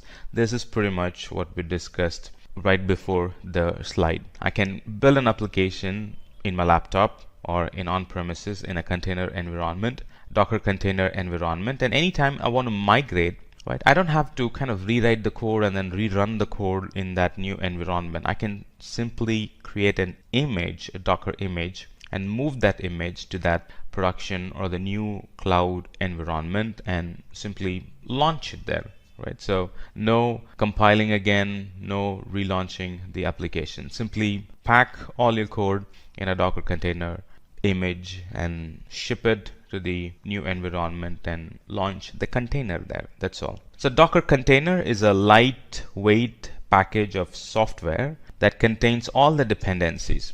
So because, when packing, you'll be packing all the dependencies. You'll be packing the code. You'll be packing the framework. You'll be packing the libraries that are required to run the application. So in the new environment, you can be pretty sure, you can be guaranteed that it's going to run because it's the very same code, it's the very same framework, it's the very same libraries that you have shipped, right? There's nothing new in that new environment. It's the very same thing that's going to run in that container. So you can be rest assured that they are going to run in that new environment. And these Docker containers are highly scalable and they are very efficient. Suddenly you wanted like 20 more Docker containers to run the application. Think of adding 20 more hosts, 20 more VMs, right? How much time would it take? And compared to that time, the amount of time that Docker containers would require to kind of scale to that amount, like 20 more containers, it's very less, or it's minimal or negligible. So it's a highly scalable and it's a very efficient service. You can suddenly scale number of Docker containers to meet any additional demand. Very short boot up time because it takes, it's not going to load the whole operating system. And these Docker containers, they use the Linux kernel and features of the kernel like C groups and namespaces to kind of segregate the processors so they can run independently any environment, and it takes very less time to boot up. And the data that are stored in the containers are kind of reusable. So you can have an external data volume and I can map it to the container, and whatever the space that's occupied by the container and the data that the container puts in that volume, they are kind of reusable. You can simply remap it to another application. You can kind of remap it to the next successive container. You can kind of remap it to the next version of the container, next version of the application you'll be launching, and you don't have to go through building the data again from the scratch. Whatever data the container was using previously or the previous container was using, that data is available for the next container as well. So the volumes that the containers uses are very reusable volumes. And like I said, it's isolated application, so it kind of isolates by its nature. It kind of, by the way it's designed, by the way it is created, it isolates one container from another container, meaning anytime you run applications on different containers, you can be rest assured that they are very much isolated. Though they are running on the same host, though they are running on the same laptop, let's say, though they are running on the same physical machine, let's say, running 10 containers, 10 different applications, you can be sure that they are well disconnected or well isolated applications. Now let's talk about the advantages of ECS. The advantage of ECS is improved security. Its security is inbuilt in ECS. With ECS, we have something called as a container registry. That's where all your images are stored, and those images are accessed only through HTTPS. Not only that, those images are actually encrypted, and access to those images are allowed and denied through identity and access management policies, IAM. And in other words, let's say two containers running on the same instance. Now one container can have access to S3 and the others, or the rest of the others, are denied access to S3. So that kind of granular security can be achieved through containers when we mix and match the other security products available in Amazon, like IAM, encryption, accessing it using HTTPS. These containers are very cost efficient. Like I've already said, these are lightweight processes, right? We can schedule multiple containers on the same node, and this actually allows us to achieve high density on an EC2 instance. Imagine an EC2 instance that's very less utilized. That's not possible with a container, because you can actually dense or crowd an EC2 instance with more container in it, so to best use those resources. In EC2, straightforward, you can just launch one application. But when we use containers, you can launch like 10 different applications on the same EC2 server. That means 10 different applications can actually feed on those resources available and can benefit the application. And ECS not only deploys the container, it also maintains the state of the containers, and it makes sure that the minimum set of containers are always running based on the requirement. That's another cost efficient way of using it, right? And anytime an application fails, and that has a direct impact on the revenue of the company, and ECS makes sure that you're not losing any revenue because your application has failed. And ECS is a pretty extensible services. It's like this: in many organizations, there are majority of unplanned work because of environment variation. A lot of firefighting happens when we kind of deploy the code from one, or kind of move the code or redeploy the code in a new environment. A lot of firefighting happens there. Right. This Docker containers are pretty extensible. Like we discussed already, environment is not a concern for containers because it's going to kind of shut itself inside a Docker container, and anywhere the Docker container can run, the application will run exactly the way it performed in the past. So environment is not a concern for the Docker containers. In addition to that, ECS is easily scalable. We have discussed this already. And it has improved compatibility. We have discussed this already. Let's talk about the architecture of ECS. Like you know now, the architecture of ECS is the ECS cluster itself. That's group of servers running the ECS service. And it integrates with Docker, right? So we have a Docker registry.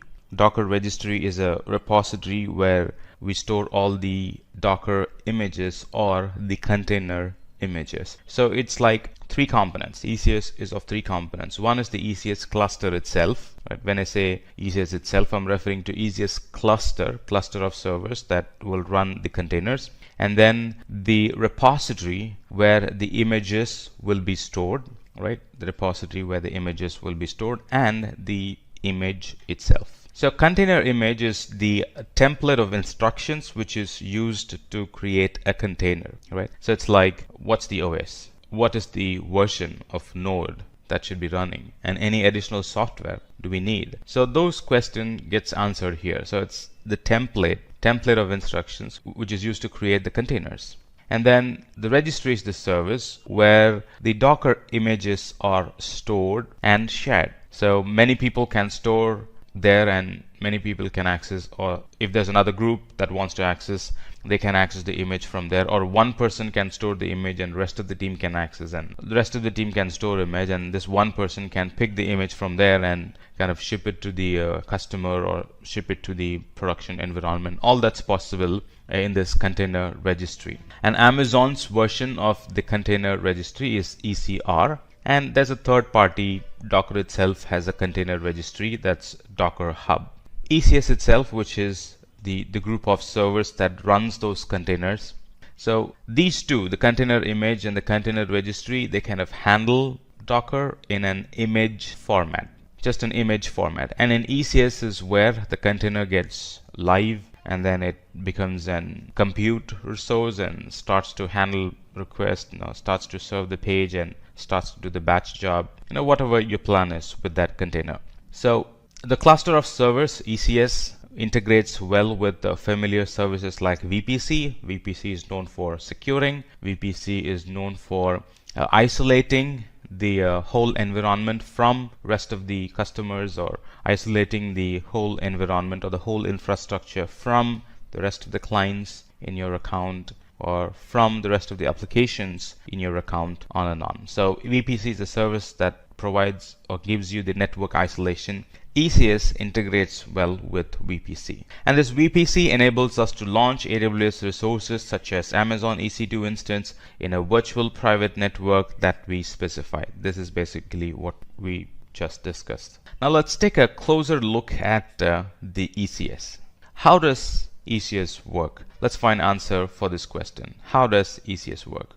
ECS has got a couple of components within itself. So these ECS servers can run across availability zone. As you can see, there are two availability zones here. They can actually run across availability zones. And ECS has got two modes, Fargate mode and the EC2 mode. Right here we're seeing Fargate mode, and then here we're seeing nothing. That means it's an EC2 mode. And then it has got different network interfaces attached to it, because they need to be running in an isolated fashion, right? So anytime you want network isolation, you need separate IP, and if you want separate IP, you need separate network interface card, and that's what you have, Elastic network interface card, separate Elastic network interface card for all those tasks and services. And this runs within an VPC. Let's talk about the Fargate service. Tasks are launched using the Fargate service. So we will discuss about tasks. What is Fargate? Now, Fargate is a compute engine in ECS that allows users to launch containers without having to monitor the cluster. ECS is a service that manages the containers for you, right? Otherwise, managing containers will be a full-time job. So ECS manages it for you, and you get to manage ECS. That's the basic service. But if you want Amazon to manage ECS and the containers for you, we can go for Fargate. So Fargate is a compute engine in ECS that allows users to launch containers without having to monitor the ECS cluster. And the tasks that we discussed, the tasks has two components. You see task right here. So they have two components. We have ECS container instance and then the container agent.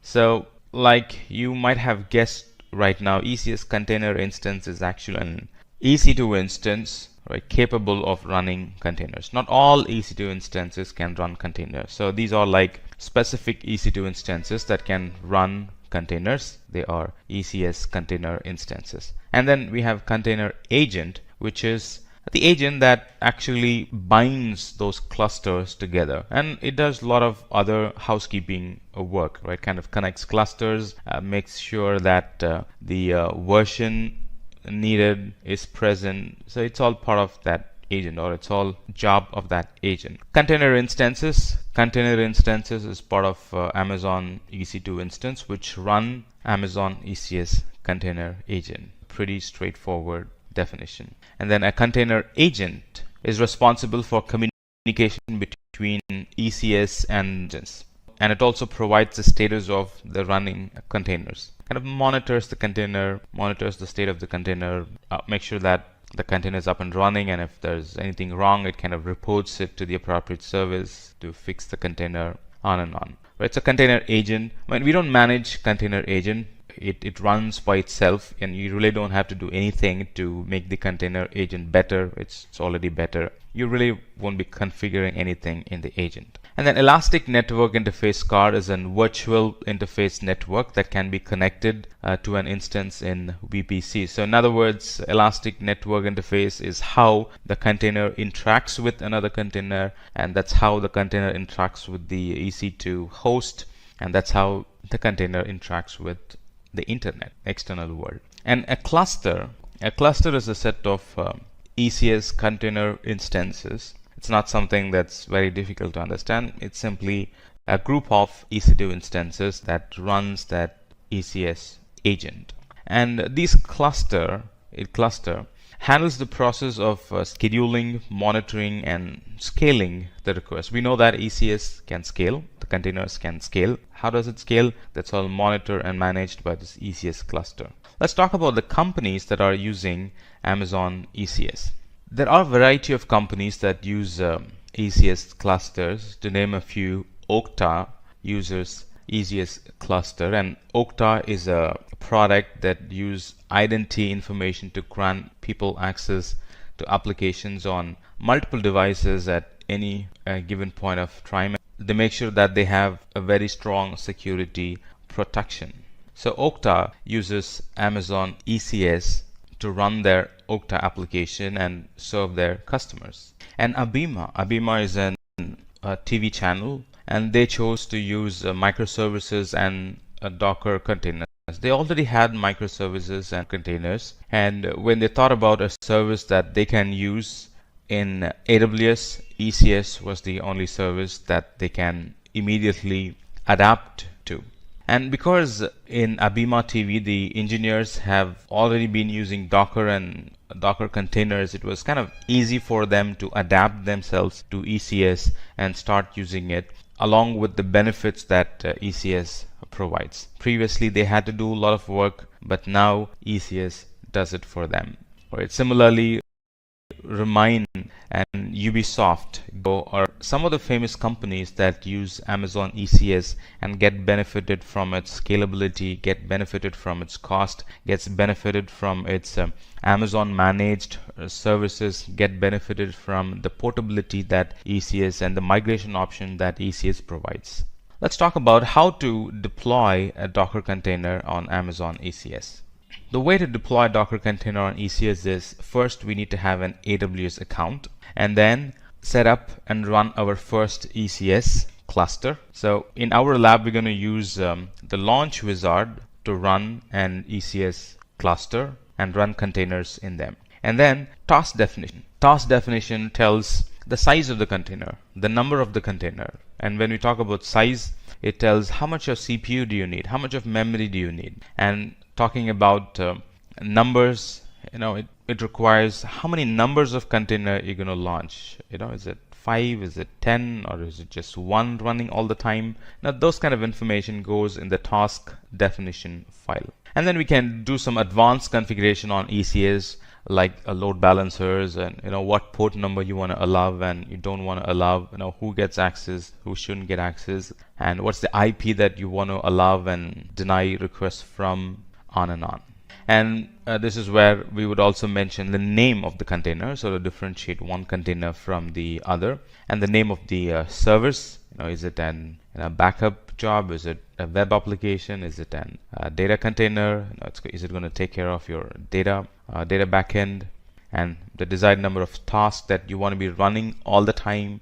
Those details go in when we try to configure the ECS service, right? And then you configure a cluster, you put in all the security in the configure your cluster step or configure cluster stage, and finally we will have an instance and bunch of containers running in that instance.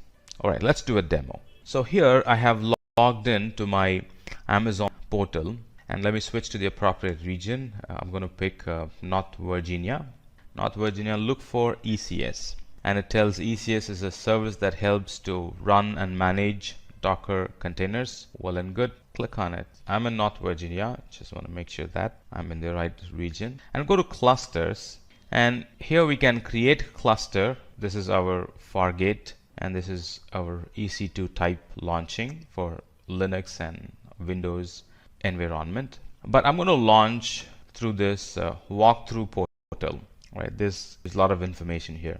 So the different steps involved here is creating a container definition, which is what we're going to do right now, and then a task definition, and then a service, and finally the cluster. It's a 4-step process. So in container definition, we define the image, the base image we are going to use. Now here I'm going to launch an HTTPD or a simple HTTP web page, right? So a simple HTTPD 0.4 image is fair enough for me, and it's not a heavy application, so 0.5 gigabit of memory is enough. And again, it's not a heavy application, so 0.25 virtual CPU is enough in our case, right? You can edit it based on the requirement. You can always edit it, and because I'm using HTTPD, the port mapping is already port 80. That's how the container is going to receive the request, and there's no health check as of now. When we want to design critical and complicated environments, we can include health check, right? And this is the CPU that we have chosen. We can edit it, and I'm going to use some bash commands to create an HTML page, right? This page says that Amazon ECS sample app, right? And then it says Amazon ECS sample app. Your application is running on a container in Amazon ECS. So that's the page, the HTML page that I'm going to create, right? Index.html. So I'm going to create and put it in an appropriate location, so those pages can be served from the container, right? If you replace this with any of your own content, then it's going to be your own content. ECS comes with some basic logs, and these are the places where they get stored. That's not the focus as of now, right? So I was just saying that you can edit it and customize it to your needs. We're not going to do any customization now. We're just getting familiar with ECS now. And the task definition, name of the task definition is first run task definition, and then we are running it in a VPC. And then this is an Fargate mode, meaning the servers are completely handled by Amazon, and the task memory is 0.5 gigabit, and the task CPU is 0.25 virtual CPU. Name of the service. Is it a batch job? Is it an a front end? Is it a back end? Or is it a simple copy job? What's the service? Name of the service goes here. Again, this you can edit it. And here's a security group. As of now, I'm allowing port 80 to the whole world. If I want to restrict to a certain IP, I can do that. The default option for load balancing is no load balancer, but I can also choose to have a load balancer and use port 80 to map that port 80 to the container port 80, right? I can do that. The default is no load balancer. All right, let's do one thing. Let's use load balancer. Let's use load balancer, and port 80 receives information on port 80 HTTP. What's going to be the cluster name? We're in the last step. What is the cluster name? Cluster name can be Simplilearn ECS demo. Next, we're done, and we can create. So it's launching a cluster, as you can see, and it's picking the task definition file that we've created, and it's using that to launch an service. And then these are the log groups that we discussed, and it's creating a VPC. Remember, ECS clubs well with the VPC. It's creating a VPC, and it's creating two subnets here for high availability. It's creating that security group, port 80, allowed to the whole world, and then it's putting it behind an load balancer. It generally would take like 5 to 10 minutes, so we just need to be patient and let it complete its creation. And once this is complete, we can simply access these servers using the load balancer URL. And when this is running, let me actually take you to the other products or the other services that are integrated with ECS. It's getting created. Our service is getting created as of now. ECR repository. This is where all our images are stored. Now, as of now, I'm not pulling my image from ECR. I'm pulling it directly from the internet, Docker Hub. But all custom images, they are stored in this repository. So you can create a repository, call it app1, create a repository. So here's my repository. So any image that I create locally, or any Docker image that I create locally, I can actually push those images using these commands right here, and they get stored here. And I can make my ECS connect with ECR and pull images from here. So they would be my custom images. And as of now, because I'm using a default image, it's directly pulling it from the internet. Let's go to EC2 and look for a load balancer, because we wanted to access the application from behind a load balancer, right? So here is a load balancer created for us, and anytime I put the URL, so a cluster is now created. You see there's one service running. All right, let's click on that cluster.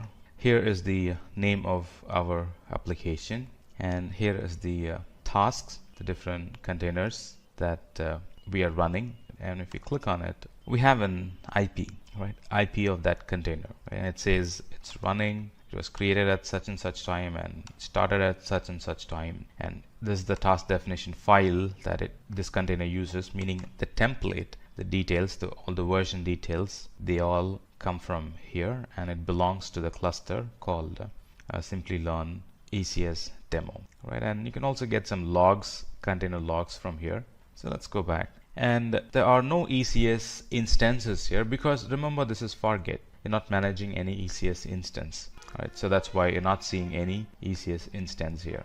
So let's go back to tasks and go back to the same page where we found the IP. Pick that IP, put it in the browser, and you have this sample HTML page running from an container. So let me go back to load balancer, EC2, and then under EC2 I'll be able to find a load balancer, find that load balancer, pick that DNS name, put it in the browser, and now it's accessible through the load balancer URL.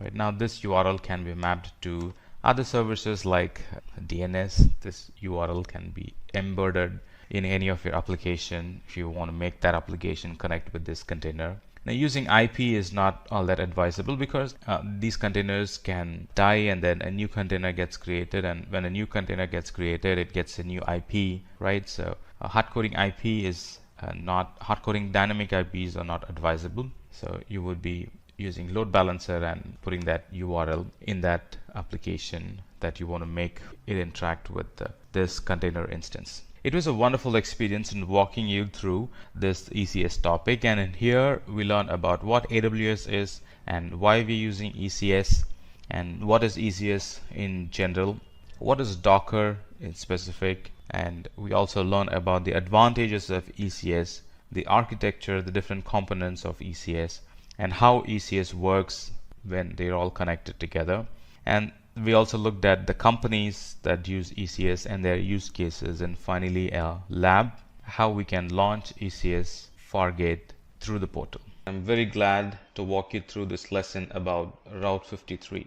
So in this section, we are going to talk about basics of AWS, and then we're going to immediately dive into why we need Amazon Route 53. And then we're going to expand and talk about the details of Amazon Route 53, the benefits it provides over its competitors, and the different types of routing policy it has, and some of Amazon Route 53's key features. And we're going to talk about how to access Route 53, the different ways, the different methods you can access Route 53, and finally we're going to end with a wonderful demo in Route 53.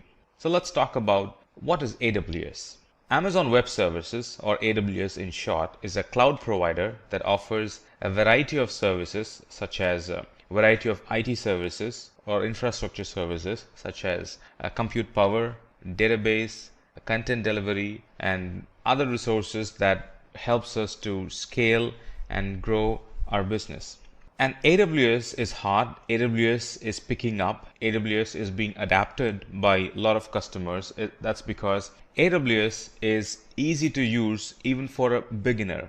And talking about safety, the AWS infrastructure is designed to keep the data safe irrespective of the size of the data. Be it small data, be it very minimal data, be it all the data that you have in terabytes and in petabytes, Amazon can keep it safe in their environment. And the wonderful thing and the most important reason why a lot of customers move into the cloud is that the pay-as-you-go pricing. There is no long-term commitment and it's very cost effective. What this means is that you're not paying for a resource that you're not using. In on-premises, you do pay for resources you're not using a lot, meaning you go and buy a server, you do the estimate for the next 5 years, and only after like 3 or 4 years you'll be hitting the peak capacity, but still you would be buying that capacity before 4 years.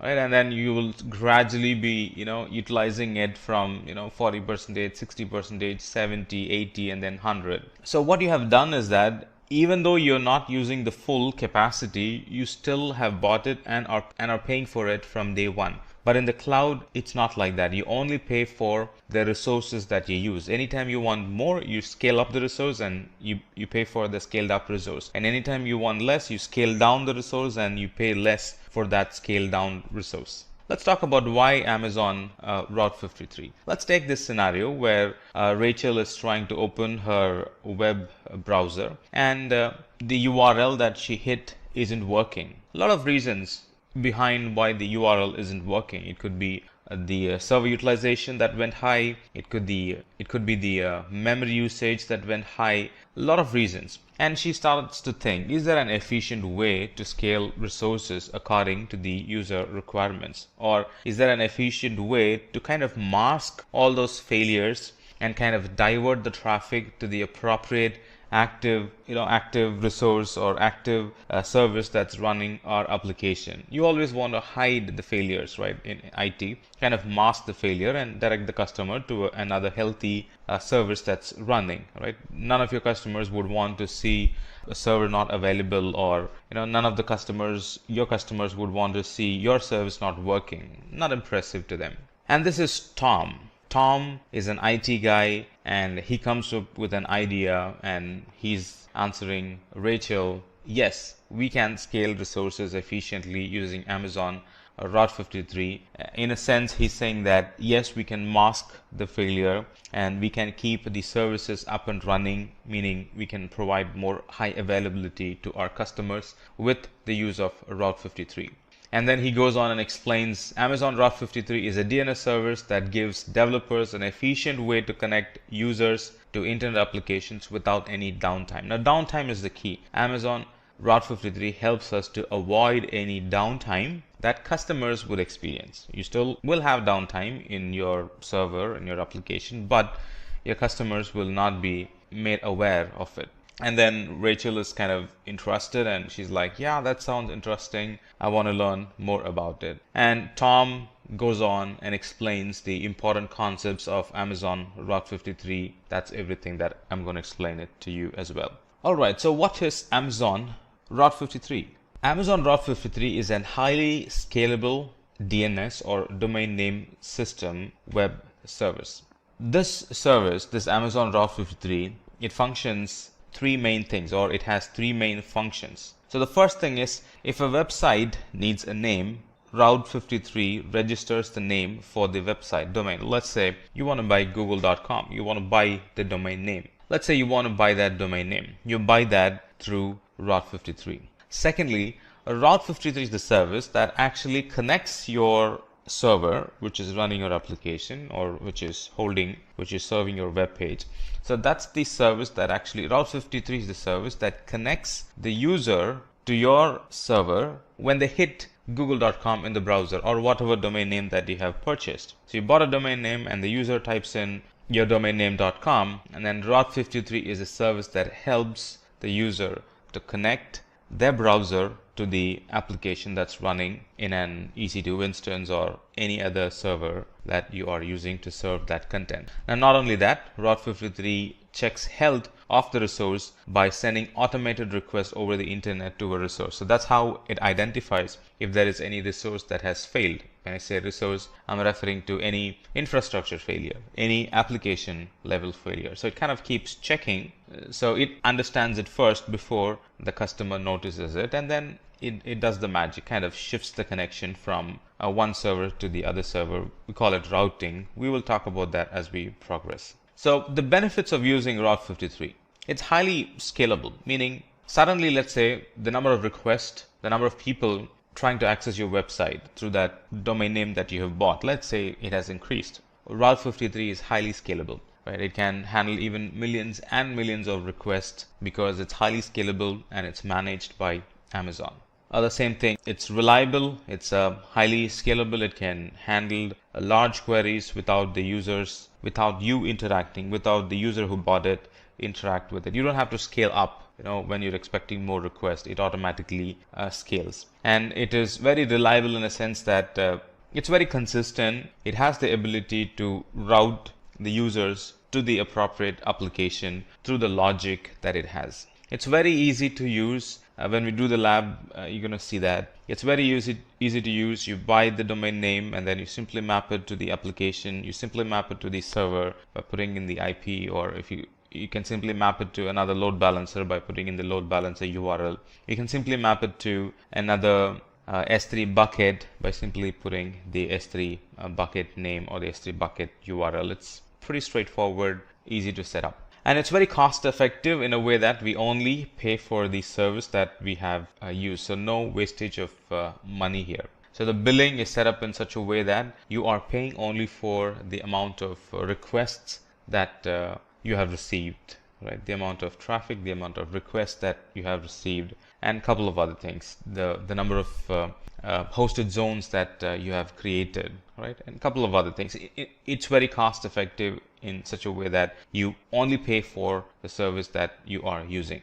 And it's secure in a way that access to Route 53 is integrated with the Identity and Access Management, IAM. So you only have authorized users gain access to Route 53. The trainee who just joined yesterday won't get access. And the contractor or the consultant, the third-party consultant you have given access or who is using your environment, you can block access to that particular person because he's not the admin or he's not a privileged user in your account. So only privileged users and admin gain access to Route 53 through IAM. Now let's talk about the routing policies.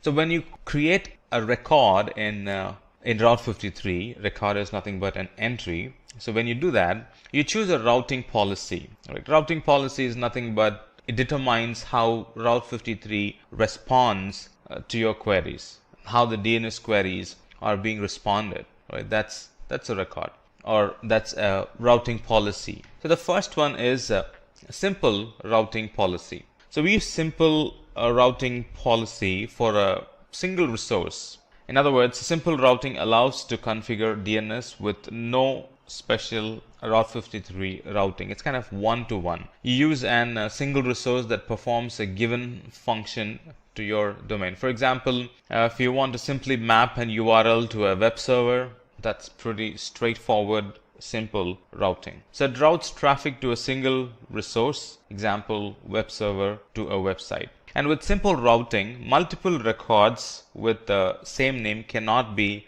created, but multiple values can be created in the same record.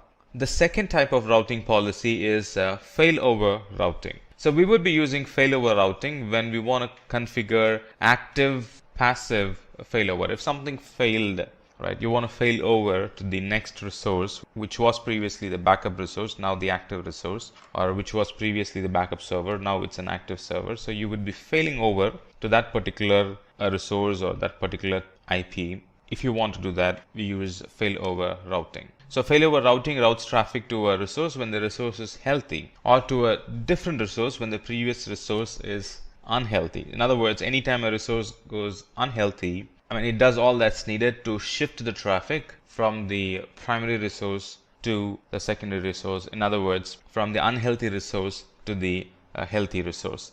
And this records can route traffic to anything from an Amazon S3 bucket, or you can also configure a complex tree of records. Now, when we configure the records, it will be more clear to you. So as of now, just understand that Route 53 can route, or this routing policy, the failover routing policy, can route traffic to Amazon S3 bucket or to a website that has complex tree of records. Geolocation routing policy. Now, geolocation routing, just like the name says, it takes that routing decision based on the geographic location of the user. Right? In other words, when you want to route traffic based on the location of the user, that's your primary criteria for sending that request to the appropriate server, we would be using geolocation routing. So it localizes the content and presents a part or the entire website in the language of the user. For example, a user from US, you would want to direct them to an English website, and a user from German, if you want to send them to the German website, and a user from France, you want to send those requests, or you want to show content specific to a customer who lives in France, a French website. So this is, if that's your condition, this is the routing policy we would be using. And the geographic locations are specified by either continent or by country or by state in the United States. So only in the United States you can actually split it to state level, and for the rest of the countries you can do it on a country level. On a high level, you can also do it on a continent level. The next type of routing policy would be geo-proximity routing. Geo-proximity routing policy, when we want to route traffic based on the location of our resource and optimally shift traffic from resources in one location to resource in another location, we would be using geo-proximity routing. So geo-proximity routing routes traffic to the resources based on the geographic location of the user and the resources they want to access. And it also has an option to route more traffic or less to a given resource by specifying a value known as a bias. Kind of weight, but we also have weighted routing that's different. So we've chosen different name, bias. You can send more traffic to a particular resource by having a bias on that particular routing condition. And a bias expands or shrinks the size of the geographic region from which traffic is routed to a resource. And then we have latency-based routing. Just like the name says, we use latency-based routing if we have resources in multiple AWS regions, and if we want to route traffic to the region that provides the best latency at any given point of time. So let's say if one single website needs to be installed and hosted on multiple AWS regions, then latency routing policy is what is being used. It improves the performance of the users by serving the request from the AWS region that provides the lowest latency. So at any given point, if performance is your criteria, and at any given point of time, irrespective of what happens in Amazon infrastructure, irrespective of what happens in the internet, if you want to route your users to the best performing website, best performing region, then we would be using latency-based routing. And for using latency-based routing, we should create latency records for the resources in multiple AWS regions. And then the other type of a routing policy is multi-value routing policy, where we can make Route 53 to respond to DNS queries with up to 8 healthy records selected at random. So you're not kind of loading one particular server. We can define 8 records, and on a random basis, Route 53 will respond to queries from these 8 records. So it's not one server that gets all the requests, but 8 servers gets the request in a random fashion. So it's multi-value routing policy, and what we get by this is that we are distributing the traffic to many servers instead of just one server. So multi-value routing configures Route 53 to return multiple values in response to a single or multiple DNS queries. It also checks the health of odd resources and returns the multiple values only for the healthy resources. Let's say out of the 8 servers we have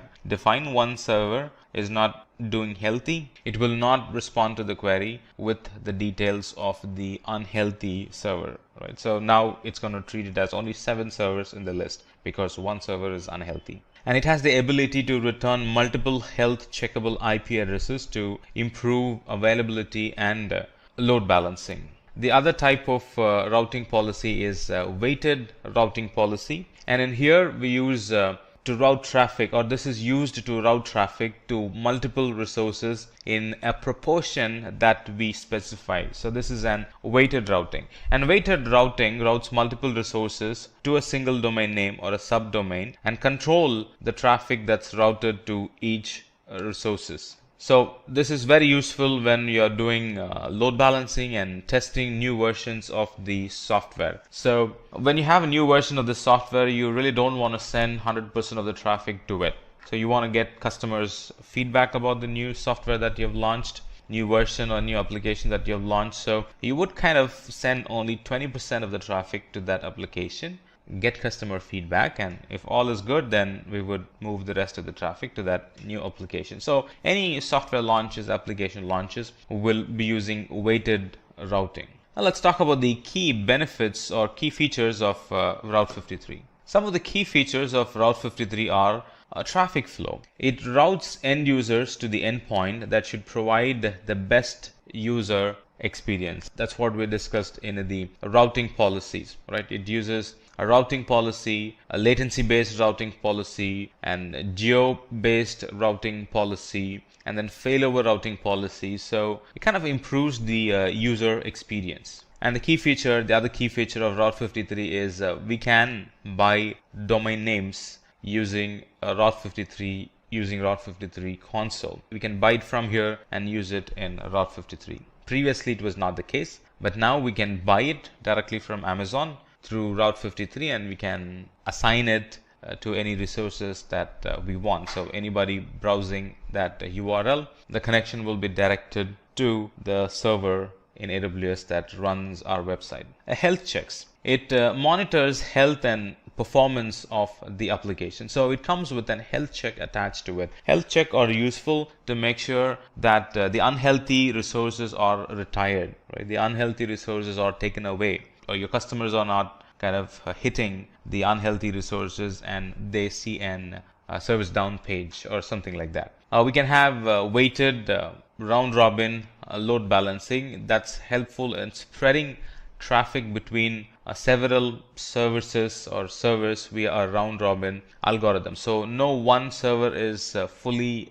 hit, or no one server kind of fully absorbs all the traffic. You can shift, you can split and shift the traffic to different servers based on the weight that you would be configuring. And also weighted routing also helps with soft launch of your new application or the new version of your website. There are different ways we can access Amazon Route 53. So you can access Amazon Route 53 through AWS console. You can also access Amazon Route 53 using AWS SDKs, and we can access it we can configure it using the APIs. And we can also do it through the command line interface. That's Linux type, Linux flavor, AWS command line interface. We can also do that using Windows command line, Windows PowerShell flavored command line interface as well.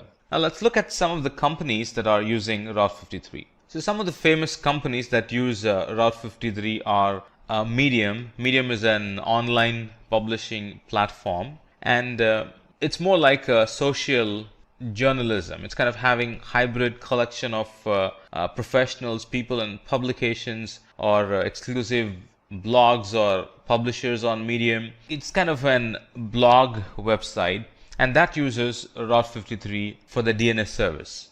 Reddit is an social news aggregation or web content rating and discussion website that uses Route 53. So these are some websites that are accessed throughout the world, and they are using Route 53, and it's highly scalable. Suddenly if there is a new news, right, their website will be accessed a lot, and they need to keep their service up and running all the time, more availability. Otherwise customers will end up in a broken page, and the number of customers who will be using the website will come down. So it's very critical. Now these sites, these companies are very critical, they're being highly available, their site being highly available, and the internet is very critical and crucial for them, and they rely and use Route 53 to meet that particular demand. And Airbnb is another company, Instacart, Coursera is another company, Stripe is another company that uses Route 53 as their DNS provider for their DNS service. They use Route 53 so their customers get best performance. They use Route 53 so their website is highly available. They use Route 53 to kind of shift the traffic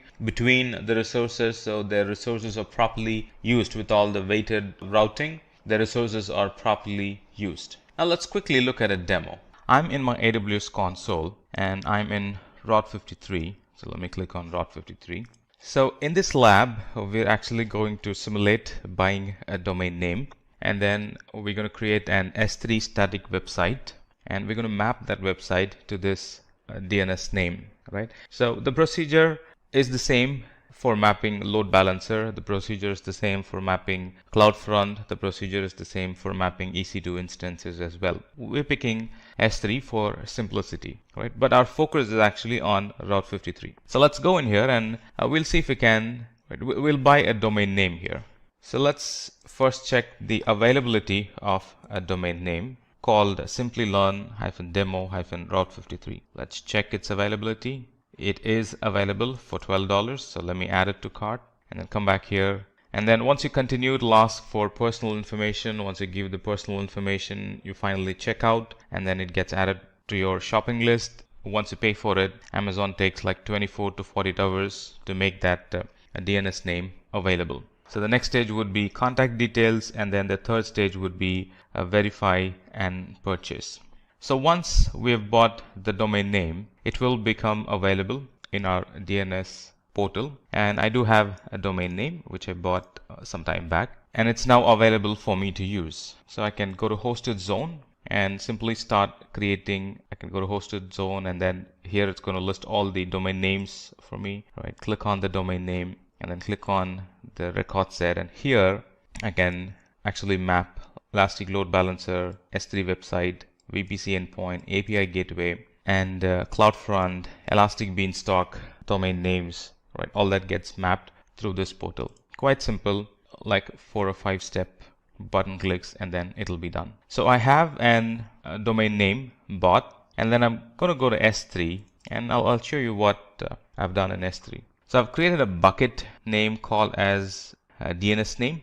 Let me clear the content in them. So I've created a bucket, and then permissions, I've turned off public access blocking, and then I've created a bucket policy. So this bucket is now publicly accessible. And then I went on to properties and created the static website hosting. Right? And I've pointed that this is the file, that's my index file that I'm going to put, or name of the file that's going to be my index file that I'm going to put in this S3 bucket. So I've put the index file.html, saved it, and we're going to create a file now. We're going to create an index file. So this is a sample code. It says Amazon Route 53 getting started, routing internet traffic to S3 bucket for your website, and then a couple of other information. So I've saved it as an index.html file in my desktop. So let me upload that from my desktop into this bucket. So that's index.html, and it's in capital I. So let me go to properties and go to static website hosting and make sure that I spell it properly. Right, it's case sensitive, and then save it. So now this means that my website should be running through this URL, and it does. It's running through the static website URL. We're halfway through. So now let me go back to Route 53. Go back to Route 53, go back to hosted zones, go into the domain name, and then create a record set. And it's going to be an alias record. And I see my S3 static website endpoint there. Right, so click on it and create. It has now created an record that's pointing my domain name to the S3 endpoint that I have created, and my static website is running from it. So let me test it. Right, so let me go to the browser, put the domain name in there, and sure enough, the domain name, when my browser queried for the domain name, a Route 53 returned a response saying this domain name is actually mapped to the S3 bucket. Static website hosting enabled S3 bucket, and this is the URL for that static website hosting. And then my browser was able to connect to that S3 bucket and download the details and show it in my browser. Right, so it's that simple and pretty straightforward. Today's session is on AWS Elastic Beanstalk. So what's in it for you today? We'll be discussing about what is AWS, why we require AWS Elastic Beanstalk, what is AWS Elastic Beanstalk, the advantages, disadvantages, the components of Beanstalk, along with that, the architecture and the companies that are primarily using the AWS Beanstalk. So let's get started and first understand what is AWS. AWS stands for Amazon Web Services. It's a cloud provider and that offers a variety of services such as compute power, database storage, content delivery, and many other resources. So we know that AWS is the largest cloud provider in the market, and so many services are available in the AWS where you can apply the business logics and create the solutions using the cloud platforms. Now, why AWS Elastic Beanstalk? Now, what happened earlier and that whenever the developer used to create the software or the modules related to the softwares, it has to be joined together to create a big application. Now, one developer creates a module that has to be shared with another developer. And if the developers are geographically separated, then it has to be shared over a medium, probably an internet. So that is going to take some time. It would be a difficult process, and in return it makes the application or a software development a lengthier process, the building of the software development a lengthier process. So there were challenges which the developers were facing earlier,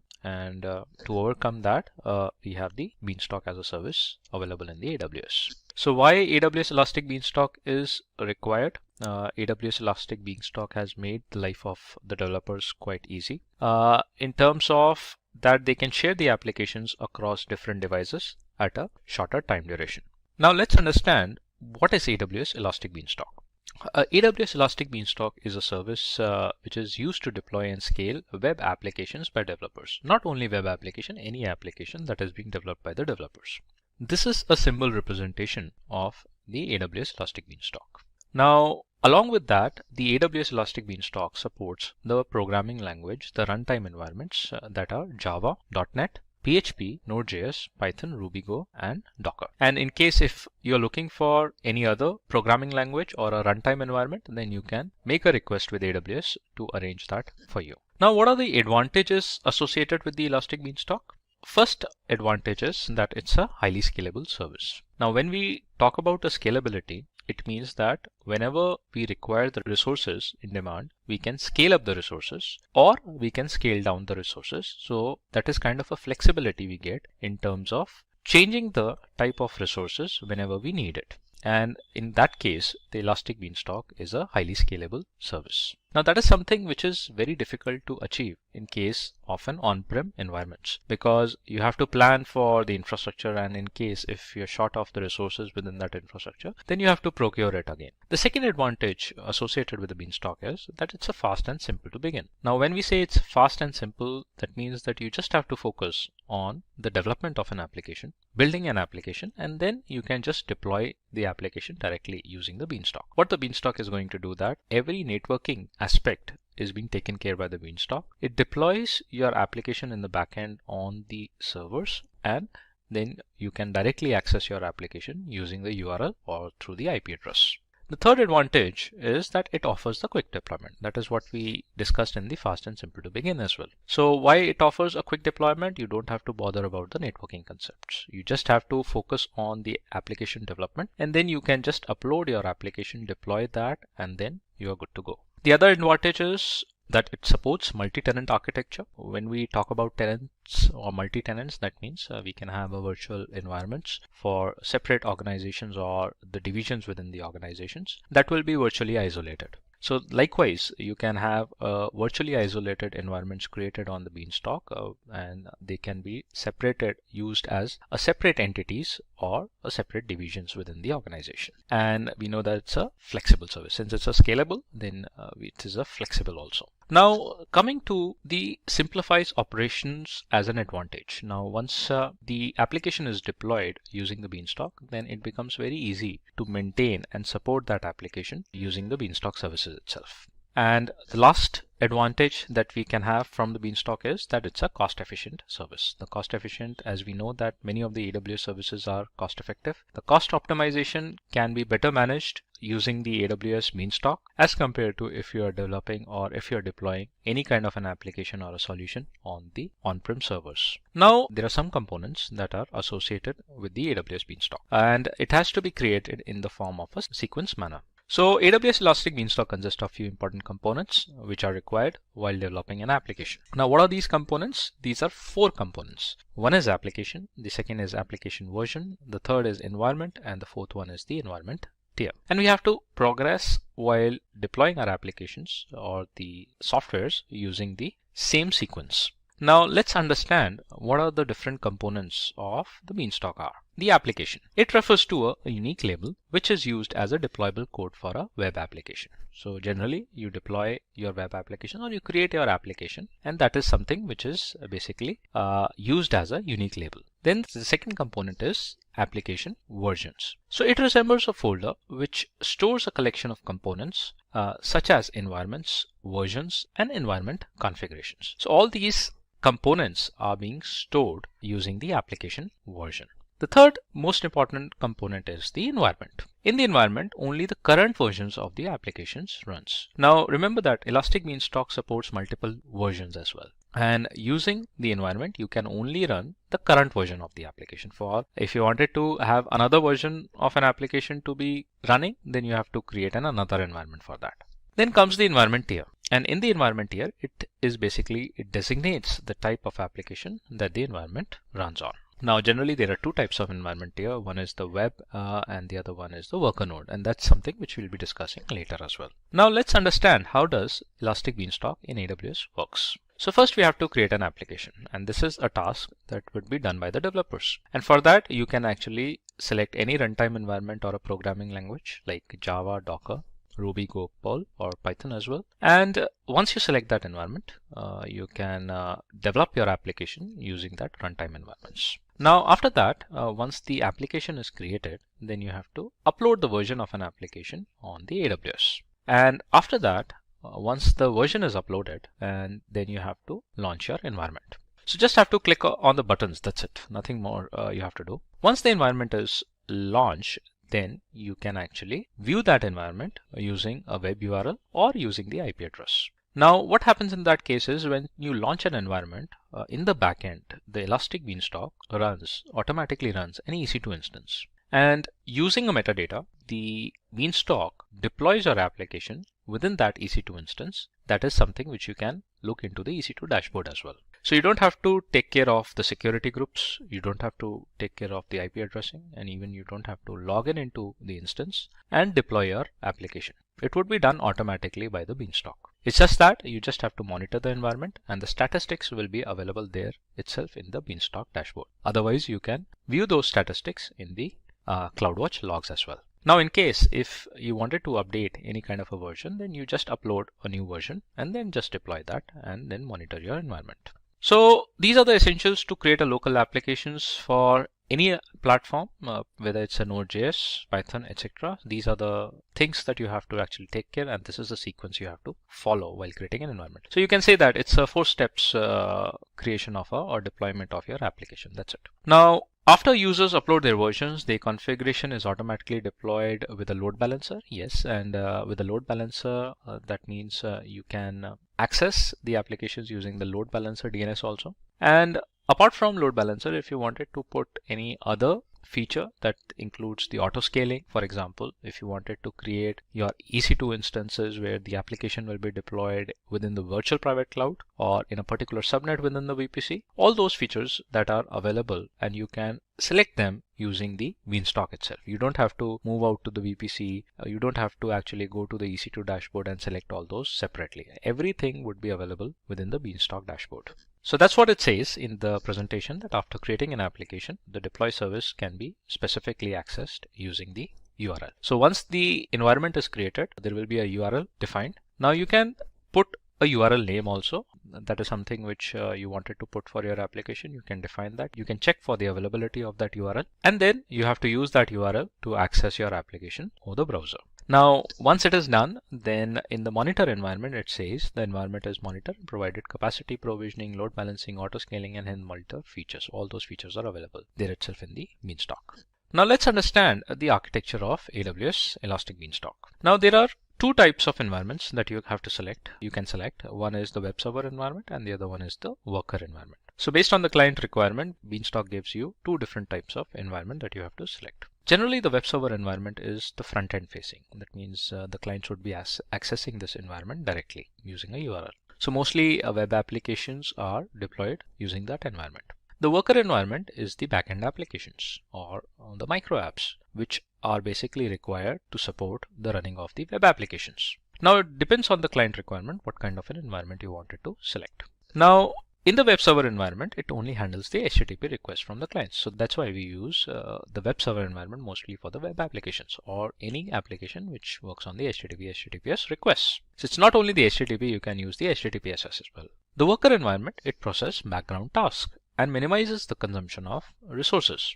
So again, it is just like a kind of a microservice or an application services that are running in the backend to support the web server environment. Now coming to the understanding of the AWS Beanstalk. So this is how the architecture of the AWS Beanstalk is designed, and you can refer to that image also. Now in the web server environment, let's say if we select a web server environment, and it says that if the application receives client requests, the Amazon Route 53 sends these requests to the Elastic Load Balancer. Now obviously we discussed here that the web server environment is primarily an environment which receives the HTTP requests. It's a kind of a client facing environment. Now if the application receives a client request from the Amazon Route 53, this Route 53 is a service which is primarily used for DNS mapping. It's a global service and it may route, you can route the traffic from the Route 53, matching your domains towards the load balancer. And from the load balancer, you can point that traffic to the web server environment. Obviously, the web server environment is nothing. It's just the EC2 instances that would be running in the backend. Now, here in the diagram, you can see that there are 2 web server environments and they are created in the auto scaling group. That means there is some kind of scaling options that are defined as well. And these instances are created in an availability zone, or they can be created in a different availability zone also for the redundancy as well. And these web application servers are further connected to your databases, which primarily will be in a different security groups. Probably it can be an RDS database also. So all these functionalities, all these features are basically available on the Elastic Beanstalk dashboard itself. Now what happens in that case is, if the application receives client requests, Amazon Route 53 send these requests to the load balancer. Later, the load balancer shares those requests among the EC2 instances. How does that happen? It happens using a predefined algorithm. The equal distribution of a load is distributed to both the EC2 instances, or n number of EC2 instances running in the availability zone. Now in the availability zones, every EC2 instance would have its own security group. They can have a common security group also. They can have their own security group as well.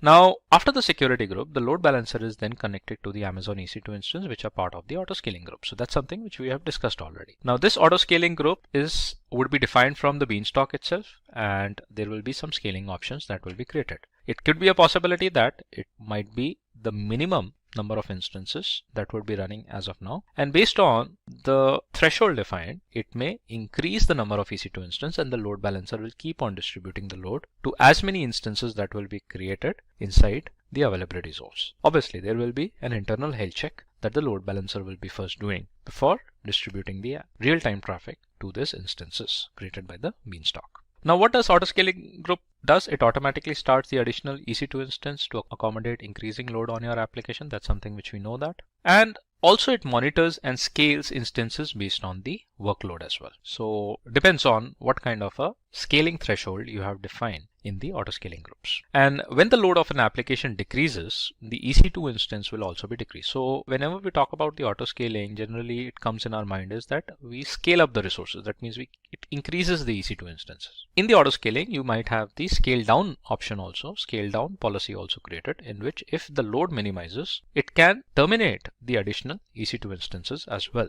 So that is something which will be automatically managed. All these features can be achievable using the Elastic Beanstalk, and with this feature accommodated, it gives you the better cost optimization in terms of managing your resources. Now it says that Elastic Beanstalk has a default security group, and the security group acts as a firewall for the instances. Now here in this diagram, it says about the security group autoscaling also. You might create it in a default VPC also. You might create it in your custom VPC also, where you can have the additional level of security is also created. You can have the NACLs, NACLs also defined here before the security groups. So that would give you the additional filtering option or the firewall option. Now it says that with these groups, with these security groups, it allows establishing security groups to the database server as well. So every database would also have its own security group, and the connection can be created between the web servers environment that is created by the Beanstalk to the database security groups as well. Now let's discuss about the worker environment.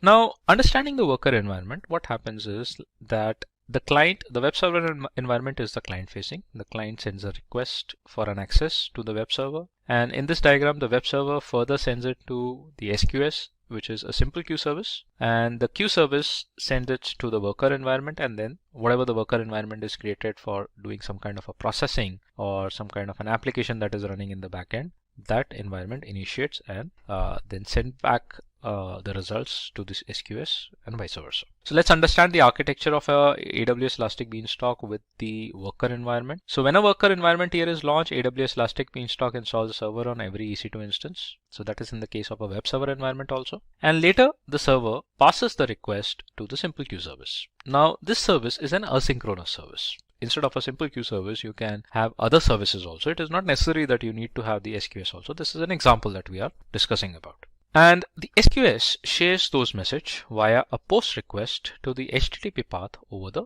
worker environment. And there are many case studies also with respect to this kind of an environment that is being created, that is being done on many customers. And you can search for these kind of a case studies available on the internet. Now the worker environment executes the task given by the SQS with the HTTP response after the operation is completed. Now here what happens is a quick recap. The client requests for an access of an application to a web server using an HTTP request. The web server passes that request to the queue service. The queue service shares the message with the worker. Probably a worker might be the manual worker, and generally it's an automated worker. So it would be shared via the worker environment only. And the worker sends back the response with the HTTP response back to the queue. That response can be viewed directly from the queue service by the client using the web server. So this is one of the examples. Likewise, as I said, that there can be many other examples also where you can have the worker environments defined. Now, what are the companies that are using the Elastic Beanstalk? These are few of the companies that are primarily using. One is Zillow, Jelly Button Games, then you have League of Women Voters, eBury. These are some of the few listed companies, and obviously you search on the AWS site and you'll find many more organizations that are using the Elastic Beanstalk primarily for deploying their applications. Now, the next thing is to go with the practicals, that how actually we use the Elastic Beanstalk. So let's look into the demo using the AWS Elastic Beanstalk. Now, first you have to log in into the AWS console, and I'm sure that you might be having the accounts created, or you can use the IAM credentials as well. And then you have to select the region also. Now, I am in the North Virginia region. Likewise, you can select any of the regions that are listed here. Now, click on the services and you have to search for the Elastic Beanstalk. You can find the Elastic Beanstalk under the compute section. So here itself, you'll find the Elastic Beanstalk as a service. Now, open this service and there it will give you an option to create an environment. You have to specifically select an environment, probably a worker environment or a web service environment. So let's wait for the service to open. So we have the dashboard now available with us. This is how the Elastic Beanstalk looks, and this is the symbol representation of a beanstalk. Now, what we have to do is we have to click on Get Started, and that will load, and you have to create a web app. So instead of creating a web app, what we'll do, we'll create a new application. So just click on Create a New Application. Put an application name. Let's say we put something like XYZ. You can put any description to your application. Let's say it's a demo app, and click on Create. Now it says you have to select an environment. Now the environment, the application name XYZ is created. You just have to select an environment. So click on Create One now, and it is going to ask you that what kind of an environment tier you wanted to select. So as we discussed, that there are two types of environments. One is the web server and the other one is the worker environment. Let's look into it, what is defined by the AWS. AWS says that it has two types of environment tiers to support different types of web applications. Web servers are standard applications that listen for and then process HTTP requests, typically over port number 80. Workers are specialized applications that have a background processing task that listens for message on an Amazon SQS queue. Workers application posts those messages to your application by using the HTTP response. So that's what we saw in the case of the Beanstalk slides also. Now, the usability of a worker environment can be anything. Now, we'll do a demo for creating a web server environment. So just click on Select, and we have the environment name created. Now, we can define our own domain. It ends with the region.elasticbeanstalk.com. Let's say I look for a domain which is XYZ only. That's the environment name. Now I'll check for the availability whether that domain name is available with us or not. And it says we don't have that domain name. So probably I'll try to make it with some other name, and let's look for the availability. XYZ ABC, and it says yes, it is available. Now, once I deploy my application, I would be able to access the application using this complete DNS. So you can put a description. It's a demo app that we are creating, and then you have to define a platform as well. Now, these are the platforms that are supported by the AWS. Let's say I wanted to run a Node.js environment.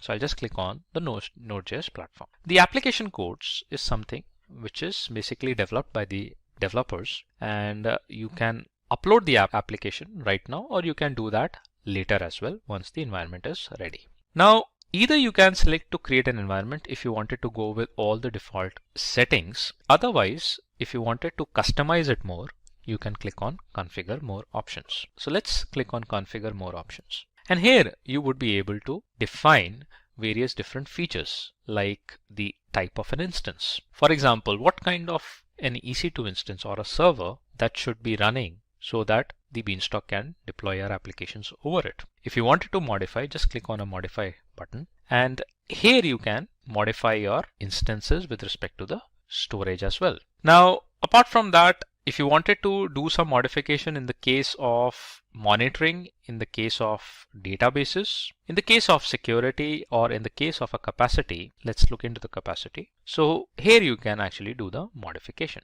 So in the capacity, you can select the instance type also. By default, it is t2.micro, but in case if your application requires a larger type of an instance, then you can actually go for the instance type as well. Similarly, you can define your AMI IDs also, because obviously for the application to run, you would require the operating system also. So you can select that particular AMI ID for your operating system as well. Let's cancel that.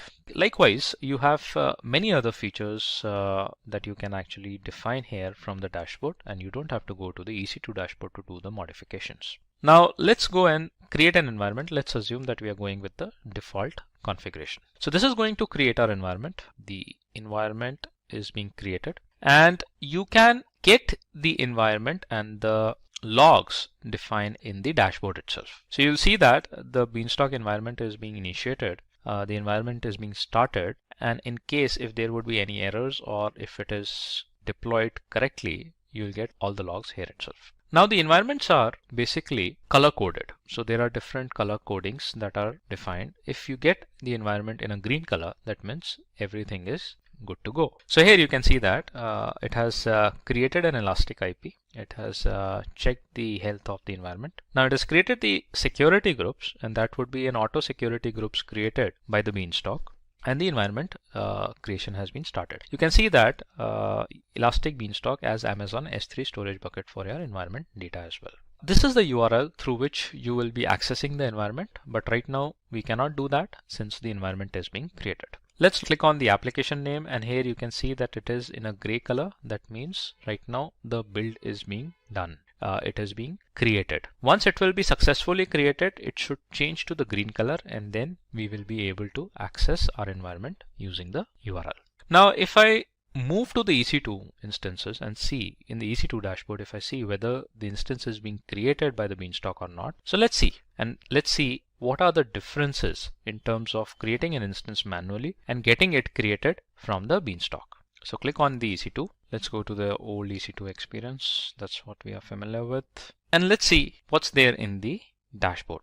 So here you can see one running instance. Let's open that. And the XYZ environment, which was created from the beanstalk, is being initiated. The instance is being initiated, and that is something which is being done by the beanstalk itself. We have not gone to the dashboard and created it manually. Now in the security groups, if you see that here the AWS Beanstalk security groups are defined. It has the Elastic IPs also defined. So everything is being created by the beanstalk itself. Right. Now let's go back to the beanstalk and let's look into the status of our environment, whether the color coding has been changed from gray to green or not.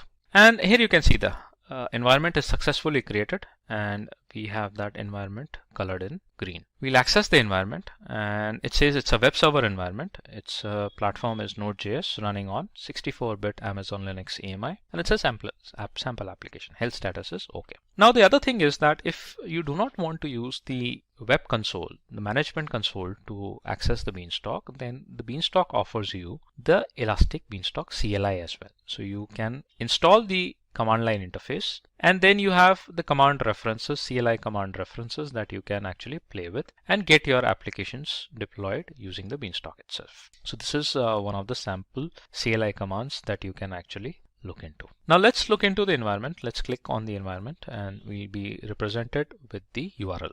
It says health is okay. These are the logs that you have to follow in case if there are any issues. The platform is Node.js. That is what we selected. Now the next thing is you just have to upload and deploy your applications. So just click on upload and deploy. Select the version label or the name. Select file, and wherever your application is hosted at, just select that, upload it, and deploy your application. You'll see that like your environment is created, similarly your application will be deployed automatically on the instance, and from this URL you will be able to view the output. It is as simple as just like you have to follow these 4 steps. Now let's see whether the Node.js environment is running on our instance before deploying an application. So we'll just click on this URL. Since the beanstalk has already opened up the security groups, HTTP port 80 for all, we can actually view that output directly from the URL. So we have the Node.js running that's visible here, and after that you just have to upload and deploy your application, and then from that URL you can get the output. Now this URL you can map it with the Route 53 service. So using the Route 53 DNS services, the domain names can be pointed to the Elastic Beanstalk URL, and from there it can be pointed to the applications that are running on the EC2 instance. Whether you wanted to point it to the URL directly using the Beanstalk, you can do that. Otherwise, as we saw in the slides, you can use the Route 53, point it to the load balancer, and then point it to the instances directly also once it is created by the Beanstalk. So that was the demo, guys, with respect to the Beanstalk and how we can actually run the environments. Apart from that, the operational tasks like system operations, you can manage all these things from the environment dashboard itself. So you have the configurations, you have the logs, you can actually check the health status of your environment, you can do the monitoring, and you can actually get the alarms and the events here. So let's say if I wanted to see the logs, I can request for the logs here itself, and I'll be represented with the full log report, and I can now download that log file and I can view the logs. So it's so we have this bundle logs in the zip file. All right, so if you want to see some kind of logs with respect to Elastic Beanstalk activity, it's in the form of a notepad, and here you can see what all configurations the Beanstalk has done on your environment, on your instance. Similarly, you can go for the health, monitoring, alarms, events, and all those things. If getting your learning started is half the battle, what if you could do that for free? Visit SkillUp by Simplilearn. Click on the link in the description to know more. Hi, this is the 4th lesson of the AWS Solutions Architect course. Migrating to the cloud doesn't mean that resources become completely separated from the local infrastructure. In fact, running applications in the cloud will be completely transparent to your end users. AWS offers a number of services to fully and seamlessly integrate your local resources with the cloud. One such service is the Amazon Virtual Private Cloud. This lesson talks about creating virtual networks that closely resemble the ones that operate in your own data centers, but with the added benefit of being able to take full advantage of AWS. So let's get started.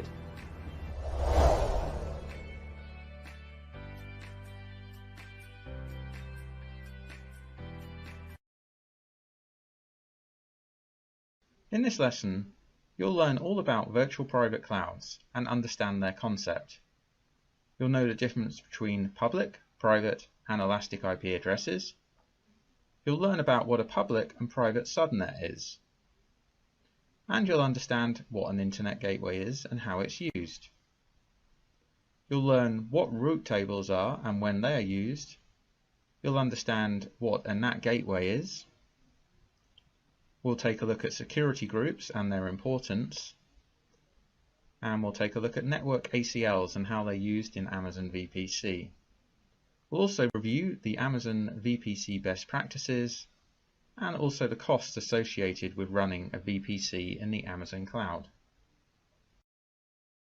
Welcome to the Amazon Virtual Private Cloud and Subnet section. In this section, we're going to have an overview of what Amazon VPC is and how you use it. And we're also going to have a demonstration of how to create your own custom virtual private cloud. We're going to look at IP addresses and the use of elastic IP addresses in AWS. And finally, we'll take a look at subnets, and there'll be a demonstration about how to create your own subnets in an Amazon VPC. And here are some of the terms that are used in VPCs. There's subnets, route tables, elastic IP addresses, internet gateways, NAT gateways, network ACLs, and security groups. And in the next sections, we're going to take a look at each of these and build our own custom VPC that we'll use throughout this course. Amazon defines a VPC as a virtual private cloud that enables you to launch AWS resources into a virtual network that you've defined. This virtual network closely resembles a traditional network that you'd operate in your own data center, but with the benefits of using the scalable infrastructure of AWS. A VPC is your own virtual network in the Amazon cloud, which is used as the network layer for your EC2 resources. And this is a diagram of the default VPC. Now there's a lot going on here, so don't worry about that. What we're going to do is break down each of the individual items in this default VPC over the coming lesson. But what you need to know is that a VPC is a critical part of the exam, and you need to know all the concepts and how it differs from your own networks. Throughout this lesson, we're going to create our own VPC from scratch, which you'll need to replicate at the end of this so you can do well in the exam. Each VPC that you create is logically isolated from other virtual networks in the AWS cloud. It's fully customizable. You can select the IP address range, create subnets, configure route tables, set up network gateways, define security settings using security groups, and network access control lists. So each Amazon account comes with a default VPC that's pre-configured for you to start using straight away, so you can launch your EC2 instances without having to think about anything we mentioned in the opening section. A VPC can span multiple availability zones in a region. And here's a very basic diagram of a VPC. It isn't this simple in reality. And as we saw in the first section, here's the default Amazon VPC, which looks kind of complicated. But what we need to know at this stage is that the CIDR block for the default VPC is always a 16 subnet mask. So in this example, it's 172.31.0.0/16. What that means is this VPC will provide up to 65,536 private IP addresses. So in the coming sections, we'll take a look at all of these different items that you can see on this default VPC. But why wouldn't you just use the default VPC? Well, the default VPC is great for launching new instances when you're testing AWS. But creating a custom VPC allows you to make things more secure, and you can customize your virtual network as you can define your own IP address range. You can create your own subnets that are both private and public, and you can tighten down your security settings. By default, instances that you launch into a VPC can't communicate with your own network.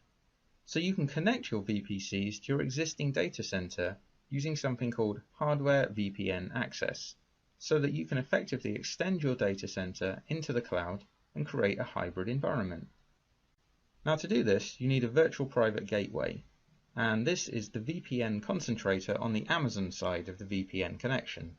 Then on your side, in your data center, you need a customer gateway, which is either a physical device or a software application that sits on your side of the VPN connection. So when you create a VPN connection, a VPN tunnel comes up when traffic is generated from your side of the connection. VPC peering is an important concept to understand. A peering connection could be made between your own VPCs or with a VPC in another AWS account, as long as it's in the same region. So what that means is, if you have instances in VPC A, they wouldn't be able to communicate with instances in VPC B or C unless you set up a peering connection. Peering is a one-to-one relationship. A VPC can have multiple peering connections to other VPCs, but, and this is important, transitive peering is not supported. In other words, VPC A can connect to B and C in this diagram, but C wouldn't be able to communicate with B unless they were directly peered.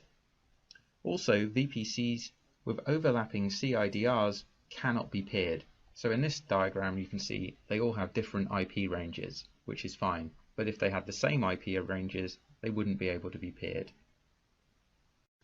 And finally for this section, if you delete the default VPC, you have to contact AWS support to get it back again. So be careful with it and only delete it if you have good reason to do so and know what you're doing. This is a demonstration of how to create a custom VPC.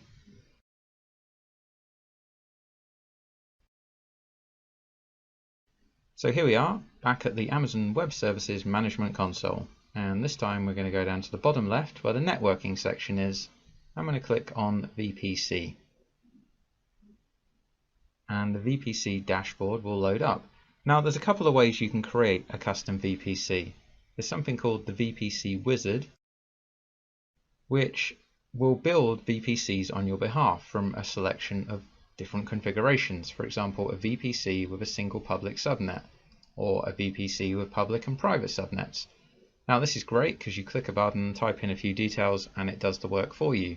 However, you're not going to learn much or pass the exam if this is how you do it. So we'll cancel that and we'll go to your VPCs and we'll click on Create a VPC.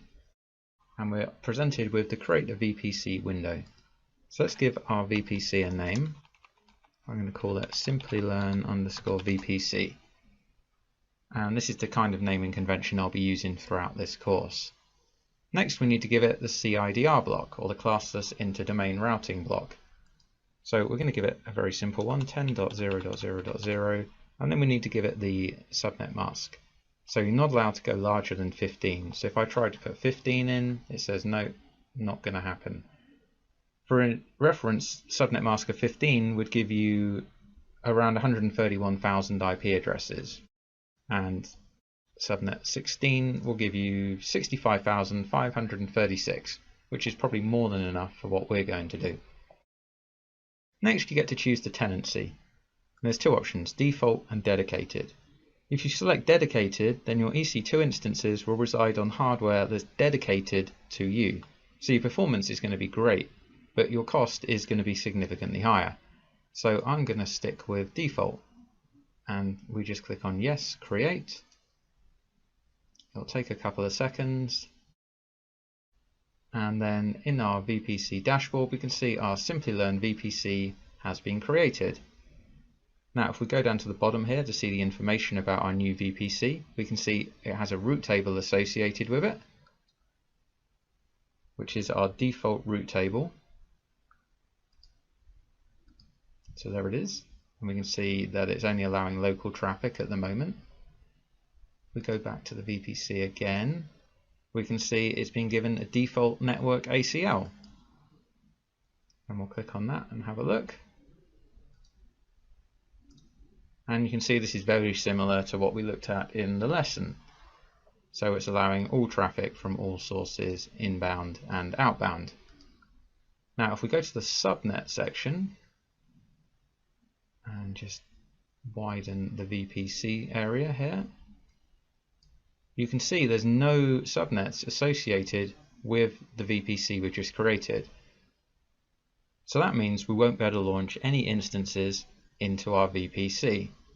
And to prove it, I'll just show you. We'll go to the EC2 section. So this is a glimpse into your future. This is what we'll be looking at in the next lesson. And we'll just quickly try and launch an instance. We'll select any instance, it doesn't matter.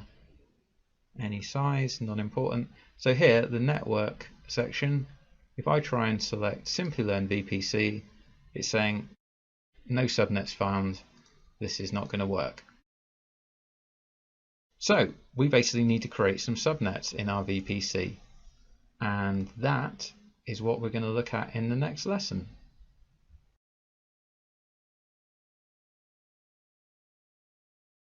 Now, private IP addresses are IP addresses that are not reachable over the internet, and they're used for communication between instances in the same network. When you launch a new instance, it's given a private IP address and an internal DNS hostname that resolves to the private IP address of the instance. But if you want to connect to this from the internet, it's not going to work. So then you'd need a public IP address, which is reachable from the internet. You can use public IP addresses for communication between your instances and the internet. Each instance that receives a public IP address is also given an external DNS hostname. Public IP addresses are associated with your instances from the Amazon pool of public IP addresses. When you stop or terminate your instance, the public IP address is released and a new one is associated when the instance starts. So if you want your instance to retain its public IP address, you need to use something called an elastic IP address. An elastic IP address is a static or persistent public IP address that's allocated to your account and can be associated to and from your instances as required. An elastic IP address remains in your account until you choose to release it. There is a charge associated with an elastic IP address if it's in your account but not actually allocated to an instance. This is a demonstration of how to create an elastic IP address.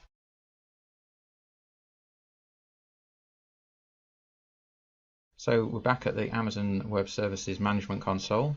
We're going to head back down to the networking VPC section, and we'll get to the VPC dashboard. On the left hand side, we'll click on Elastic IPs. Now you'll see a list of any Elastic IPs that you have associated in your account. And remember, any Elastic IP address that you're using that isn't allocated to something, you'll be charged for. So I have one available, and that is allocated to an instance currently. So we want to allocate a new address, and it reminds you that there's a charge if you're not using it. I'm saying yes, allocate. And it takes a couple of seconds. And there's our new Elastic IP address. Now we'll be using this IP address to associate with the NAT gateway when we build that.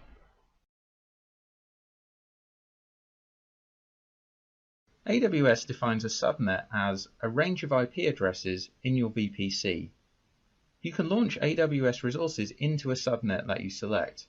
You can use a public subnet for resources that must be connected to the internet, and a private subnet for resources that won't be connected to the internet. The net mask for the default subnet in your VPC is always 20, which provides up to 4,096 addresses per subnet, and a few of them are reserved for AWS use. A VPC can span multiple availability zones, but a subnet is always mapped to a single availability zone. This is important to know. So here's our basic diagram, which we're now going to start adding to. So we can see the virtual private cloud, and you can see the availability zones, and now inside each availability zone we've created a subnet. Now you won't be able to launch any instances unless there are subnets in your VPC. So it's good to spread them across availability zones for redundancy and failover purposes. There's two different types of subnet, public and private. You use a public subnet for resources that must be connected to the internet, for example web servers. A public subnet is made public because the main route table sends the subnet's traffic that is destined for the internet to the internet gateway, and we'll touch on internet gateways next. Private subnets are for resources that don't need an internet connection or that you want to protect from the internet, for example database instances. So in this demonstration we're going to create some subnets, a public and a private subnet, and we're going to put them in our custom VPC in different availability zones.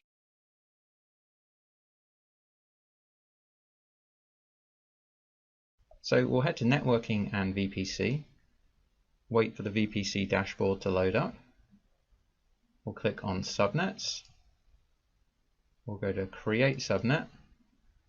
And I'm going to give the subnet a name. So it's good to give them meaningful names. So I'm going to call this first one for the public subnet 10.0.1.0, and I'm going to put this one in the US East 1B availability zone, and I'm going to call it Simplilearn public. So it's quite a long name, I understand, but at least it makes it clear for what's going on in this example. So we need to choose a VPC. So we obviously want to put it in our Simplilearn VPC. And I said I wanted to put it in US East 1B. I'm using the North Virginia region, by the way. So we click on that. Then we need to give it the CIDR block. Now, as I mentioned earlier, when I typed in the name, that's the range I want to use. And then we need to give it the subnet mask. And we're going to go with 24, which should give us 251 addresses in this range, which obviously is going to be more than enough. If I try and put a different value in that's unacceptable to Amazon, it's going to say, it's going to give me an error and tell me not to do that. Let's go back to 24 and click. I'm going to cut and paste this, by the way, just because I need to type something very similar for the next one. Click Create. And it takes a few seconds. Okay, so there's our new subnet, and I just widen this. You can see, so that's the IP range, that's the availability zone, it's for Simplilearn, and it's public. So now we want to create the private. So we put the name in. I'm going to give the private the IP address block of that. I'm going to put this one in US East 1C, and it's going to be the private subnet. Obviously, I want it to be in the same VPC. Availability zone of US East 1C, and we're going to give it 10.0.2.0/24, and we'll click Yes, Create. And again, it takes a few seconds. Okay, so let me sort by name. So there we are, we can see now we've got our private subnet and our public subnet. In fact, let me just type in Simplilearn, there we are. So now you can see them both there. And you can see they're both in the same VPC, Simplilearn VPC. Now if we go down to the bottom, you can see the route table associated with these VPCs. And you can see that they can communicate with each other internally, but there's no internet access. So that's what we need to do next. In the next lesson, you're going to learn about internet gateways and how we can make these subnets have internet access.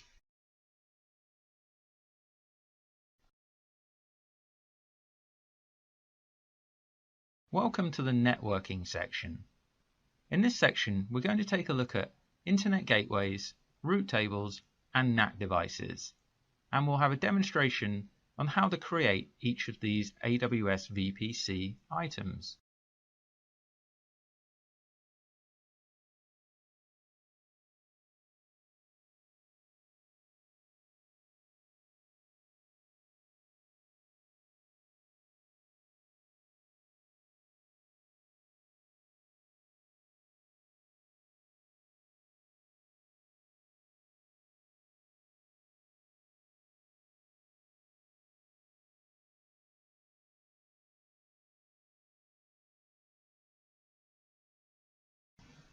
So to allow your VPC the ability to connect to the internet, you need to attach an internet gateway.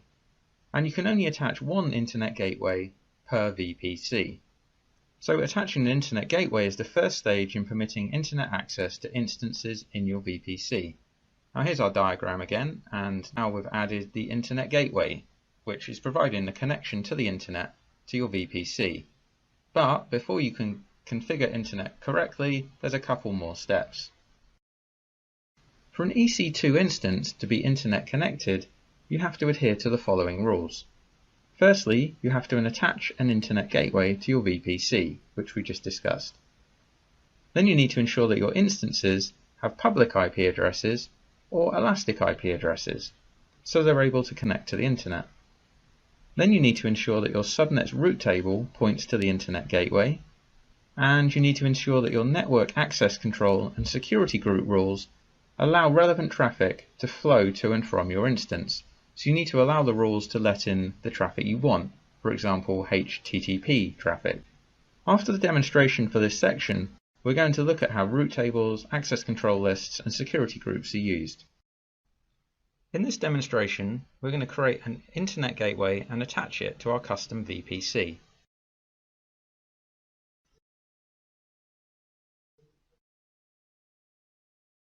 So let's go to Networking VPC,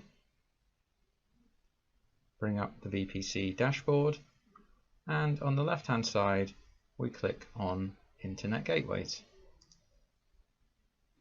So here's a couple of internet gateways I have already, but I need to create a new one.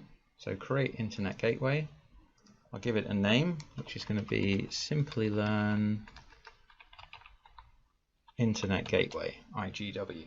And I'm going to click Create. So this is an internet gateway which will connect a VPC to the internet, because at the moment our custom VPC has no internet access. So there, it's created. Simplilearn IGW. But its state is detached because it's not attached to anything. So let me try and attach it to a VPC.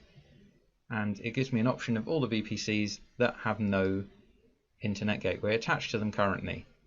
So I only have one, which is Simplilearn VPC. Yes, attach. Now you can see our VPC has internet attached, and you can see that down here. So let's click on that, and it will take us to our VPC. But before any instances in our VPC can access the internet, we need to ensure that our subnet route table points to the internet gateway. And we don't want to change the main route table, we want to create a custom route table. And that's what you're going to learn about next.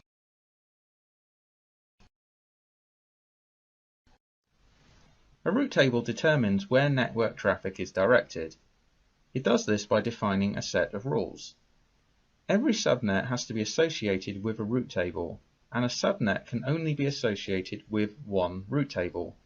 However, multiple subnets can be associated with the same route table.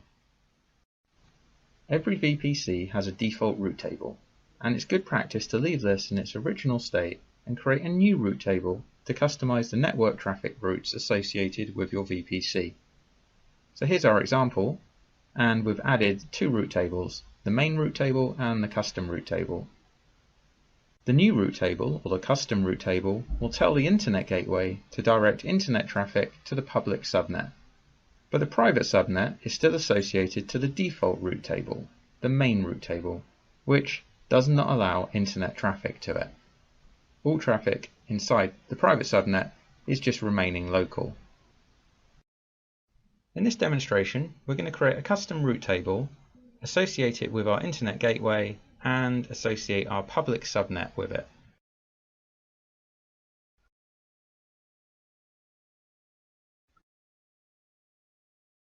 So let's go to Networking and VPC. The dashboard will load and we're going to go to Route Tables. Now our VPC only has its main route table at the moment, the default one it was given at the time it was created. So we want to create a new route table and we want to give it a name. So we're going to call it Simplilearn. I'm going to call it route table, RTB for short. And then we get to pick which VPC we want to put it in. So obviously we want to use Simplilearn VPC. So we click Create. It'll take a couple of seconds, and here you are. Here's our new route table. So what we need to do now is change its route so that it points to the internet gateway. So if we go down here to routes, at the minute you can see it's just like our main route table. It just has local access. So we want to click on Edit, and we want to add another route. So the destination is the internet, which is all the zeros, and our target, and we click on this, it gives us the option of our internet gateway, which we want to do. So now we have internet access to this subnet, to this route table. And we click on Save.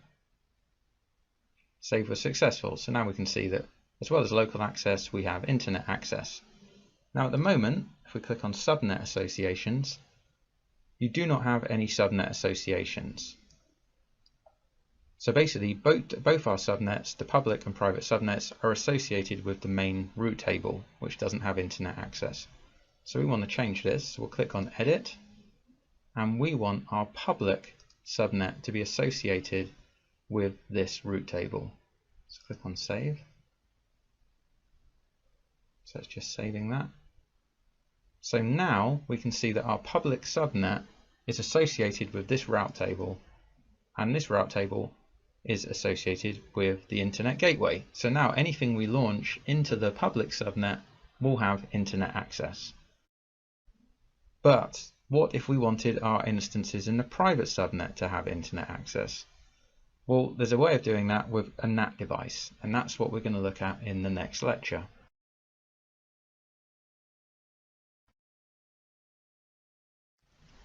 You can use a NAT device to enable instances in a private subnet to connect to the internet or other AWS services, but prevent the internet from initiating connections with the instances in the private subnet.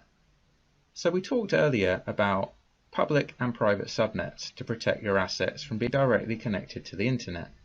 For example, your web server would sit in the public subnet and your database in the private subnet, which has no internet connectivity. However, your private subnet database instance might still need internet access or the ability to connect to other AWS resources. If so, you can use a network address translation device or a NAT device to do this. A NAT device forwards traffic from your private subnet to the internet or other AWS services, and then sends the response back to the instances. When traffic goes to the internet, the source IP address of your instance is replaced with the NAT device address, and when the internet traffic comes back again, the NAT device translates the address to your instance's private IP address. So here's our diagram, which is getting ever more complicated, and if you look in the public subnet, you can see we've now added a NAT device, and you have to put NAT devices in the public subnet so that they get internet connectivity. AWS provides two kinds of NAT devices, a NAT gateway and a NAT instance. AWS recommends a NAT gateway as it's a managed service that provides better availability and bandwidth than NAT instances. Each NAT gateway is created in a specific availability zone and is implemented with redundancy in that zone. A NAT instance is launched from a NAT AMI, an Amazon Machine Image, and runs as an instance in your VPC, so it's something else you have to look after, whereas a NAT gateway, being a fully managed service, means once it's installed, you can pretty much forget about it. A NAT gateway must be launched into a public subnet because it needs internet connectivity. It also needs an Elastic IP address, which you can select at the time of launch. Once created, you need to update the route table associated with your private subnet to point internet-bound traffic to the NAT gateway. This way, the instances in your private subnets can communicate with the internet. So if you remember back to the diagram when we had the custom route table, which was pointed to the internet gateway, now we're pointing our main route table to the NAT gateway, so that the private subnet also gets internet access, but in a more secure manner. Welcome to the Create a NAT Gateway demonstration, where we're going to create a NAT gateway so that the instances in our private subnet can get internet access.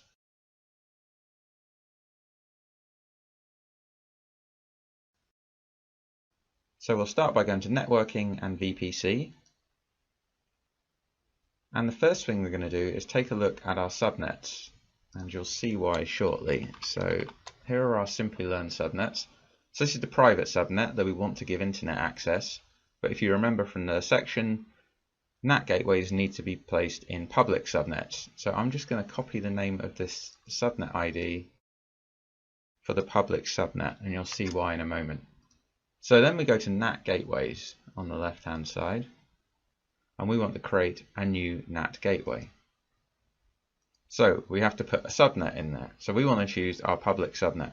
Now, as you can see, it truncates a lot of the subnet names on this option, so it's a bit confusing. So we know that we want to put it in our Simplilearn VPC in the public subnet, but you can see it's truncated. So it's actually this one at the bottom, but what I'm going to do is just paste in the subnet ID, which I copied earlier, so there's no confusion. Then we need to give it an Elastic IP address. Now, if you remember from the earlier demonstration, we created one, so let's select that. But if you hadn't allocated one, you could click on the Create New EIP button. So we'll do that. Okay, so it's telling me my NAT gateway has been created. And in order to use your NAT gateway, ensure that you edit your route table to include a route with a target of, and then our NAT gateway ID. So it's given us the option to click on our edit route tables. So we'll go straight there. Now here's our route tables. Now here's the custom route table that we created earlier, and this is the default, the main route table, which was created when we created our VPC. So we should probably give this a name so that we know what it is. So let me just call this Simplilearn RTB main. So now we know that's our main route table. So if you take a look at the main route table and the subnet associations, you can see that our private subnet is associated with this table. So what we need to do is put a route in here that points to the NAT gateway. So if we click on routes and edit, and we want to add another route, and we want to say that all traffic can either go to the Simplilearn internet gateway, which we don't want to do. We want to point it to our NAT instance, which is this NAT ID here, and we click save. So now any instances launched in our private subnet will be able to get internet access via our NAT gateway.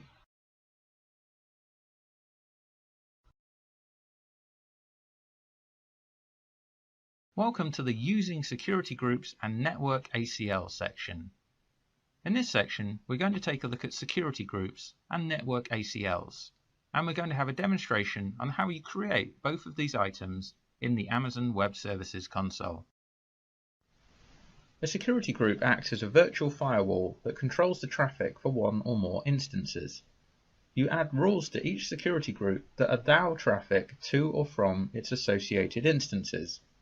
Basically, a security group controls the inbound and outbound traffic for one or more EC2 instances. Security groups can be found on both the EC2 and VPC dashboards in the AWS Web Management Console. We're going to cover them here in this section, and you'll see them crop up again in the EC2 lesson. And here is our diagram, and you can see we've now added security groups to it. And you can see that EC2 instances are sitting inside the security groups, and the security groups will control what traffic flows in and out. So let's take a look at some examples, and we'll start with a security group for a web server. Now obviously a web server needs HTTP and HTTPS traffic as a minimum to be able to access it. So here is an example of the security group table, and you can see we're allowing HTTP and HTTPS, the ports that are associated with those two, and the sources, and we're allowing it from the internet. We're basically allowing all traffic to those ports. And that means any other traffic that comes in on different ports would be unable to reach the security group and the instances inside it. Let's take a look at an example for a database server security group. Now imagine you have a SQL Server database, then you would need to open up the SQL Server port so that people can access it, which is port 1433 by default. So we've added that to the table and we've allowed the source to come from the internet. Now because it's a Windows machine, you might want RDP access so you can log on and do some administration. So we've also added RDP access to the security group. Now you could leave it open to the internet, but that would mean anyone could try and hack their way into your box. So in this example, we've added a source IP address of 10.0.0.0.0. So only IP ranges from that address can RDP to the instance. Now there's a few rules associated with security groups. By default, security groups allow all outbound traffic. So if you want to tighten that down, you can do so in a similar way to you can define the inbound traffic. Security group rules are always permissive. You can't create rules that deny access, so you're allowing access rather than denying it. Security groups are stateful, so if you send a request from your instance, the response traffic for that request is allowed to flow in regardless of the inbound security group rules. And you can modify the rules of a security group at any time, and the rules are applied immediately. Welcome to the Create Security Group demonstration, where we're going to create two security groups, one to host DB servers and one to host web servers.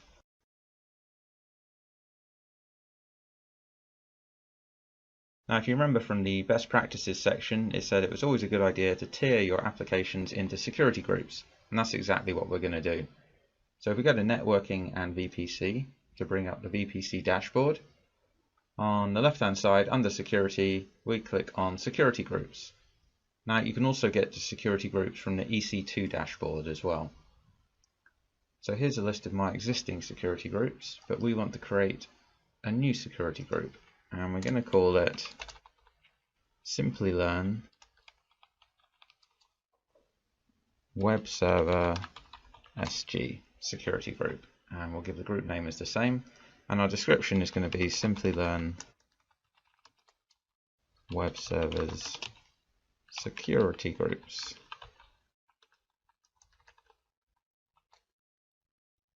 Okay, and then we need to select our VPC. Now it defaults to the default VPC, but obviously we want to put it in our Simplilearn VPC. So we click Yes, Create. Takes a couple of seconds. And there it is. There's our new security group. Now if we go down to the rules, the inbound rules, you can see there are none. So by default, a new security group has no inbound rules. But what about outbound rules?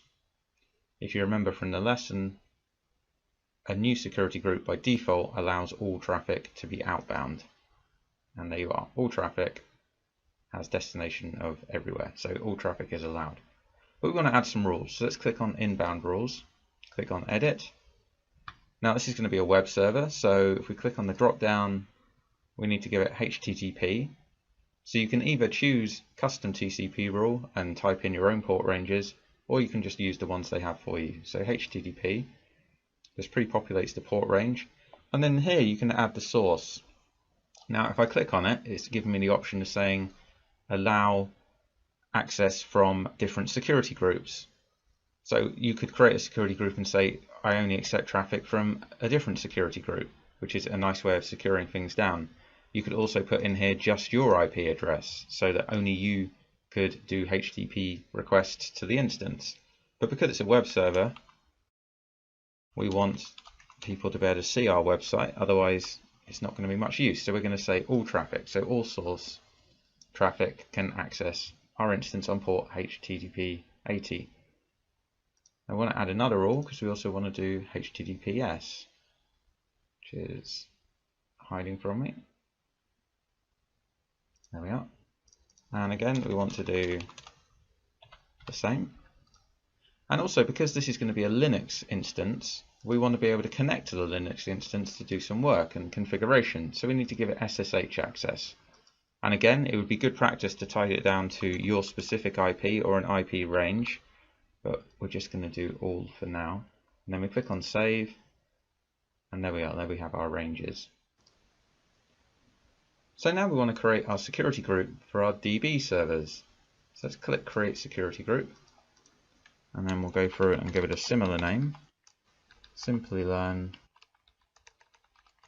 DB servers SG. And the description is going to be Simplilearn DB servers security group. And our VPC is obviously going to be Simplilearn VPC. So let's click yes, create, we'll wait a few seconds. And here's our new security group. As you can see, it has no inbound rules by default, and outbound rules allow all traffic. So this is going to be a SQL Server database server. And so we need to allow SQL Server traffic into the instance. So we need to give it Microsoft SQL port access. Now the default port for Microsoft SQL Server is 1433. Now in reality, I'd probably change the port the SQL Server was running on to make it more secure, but we'll go with this for now. And then the source. So we could choose the IP ranges again, but what we want to do is place the DB server in the private subnet and allow the traffic to come from the web server. So the web server will accept traffic, and the web server will then go to the database to get the information it needs to display on the website. Or if people are entering information into the website, we want the information to be stored in our DB server. So basically, we want to say that the DB servers can only accept SQL Server traffic from the web server security group. So we can select the Simplilearn Web Server Security Group as the source traffic for Microsoft SQL Server data. So we'll select that. Now our SQL Server is obviously going to be a Windows instance, so from time to time we might need to log in and configure it. So we want to give RDP access. Now again, you would probably put a specific IP range in there. We're just going to do all traffic for now. Then we click save. And there we are. So now we have two security groups, DB servers and web servers.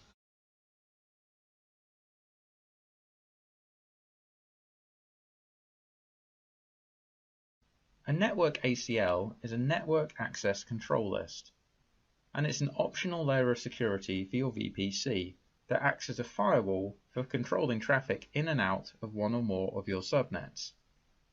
You might set up network ACLs with rules similar to your security groups in order to add an additional layer of security to your VPC. Here is our network diagram, and we've added network ACLs to the mix. Now you can see they sit somewhere between the route tables and the subnets. This diagram makes it a little bit clearer, and you can see that a network ACL sits in between a route table and a subnet. And also you can see an example of the default network ACL, which is configured to allow all traffic to flow in and out of the subnets to which it's associated. Each network ACL includes a rule, whose rule number is an asterisk. This rule ensures that if a packet doesn't match any of the other numbered rules, it's denied. You can't modify or remove this rule. So if you take a look at this table, you can see on the inbound, some traffic would come in and it would look for the first rule, which is 100. And that's saying I'm allowing all traffic from all sources. So that's fine, the traffic comes in. If that rule 100 wasn't there, it would go to the asterisk rule. And the asterisk rule is saying traffic from all sources is denied. Let's take a look at the network ACL rules. Each subnet in your VPC must be associated with an ACL. If you don't assign it to a custom ACL, it will automatically be associated to your default ACL. A subnet can only be associated with one ACL. However, an ACL can be associated with multiple subnets. An ACL contains a list of numbered rules which are evaluated in order, starting with the lowest. As soon as a rule matches traffic, it's applied regardless of any higher numbered rules that may contradict it. AWS recommends incrementing your rules by a factor of 100, so there's plenty of room to implement new rules at a later date. Unlike security groups, ACLs are stateless. Responses to allowed inbound traffic are subject to the rules for outbound traffic. Welcome to the network ACL demonstration, where we're just going to have an overview of ACLs where they are in the dashboard.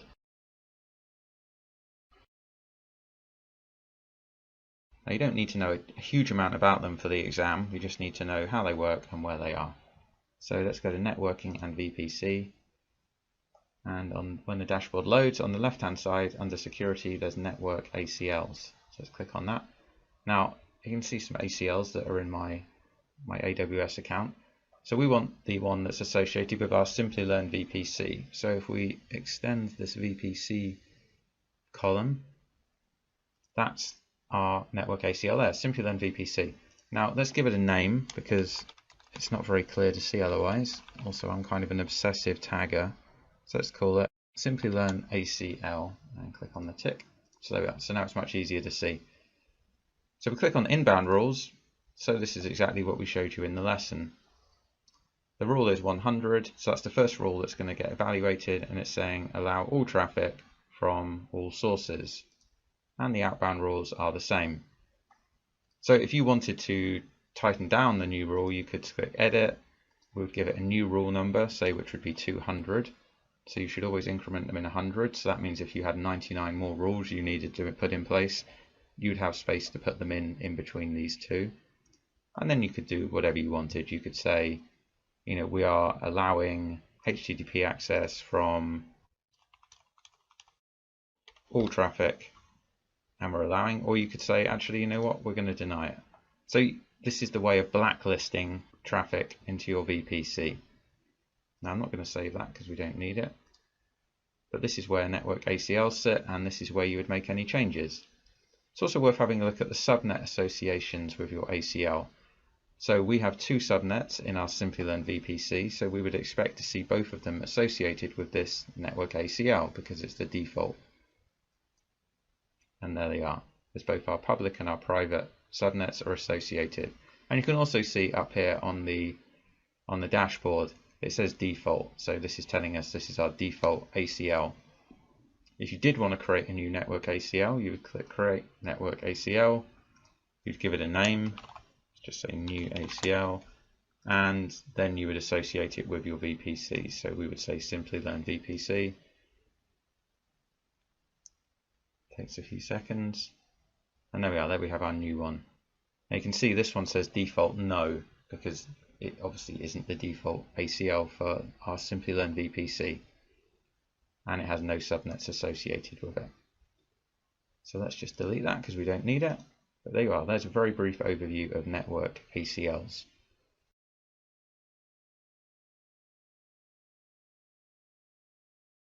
Welcome to the Amazon VPC Best Practices and Costs, where we're going to take a look at the best practices and the costs associated with the Amazon Virtual Private Cloud. Always use public and private subnets.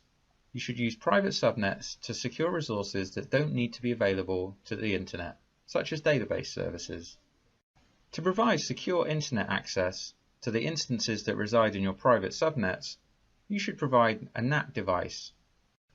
When using NAT devices, you should use a NAT gateway over NAT instances because they're a managed service and require less administration effort.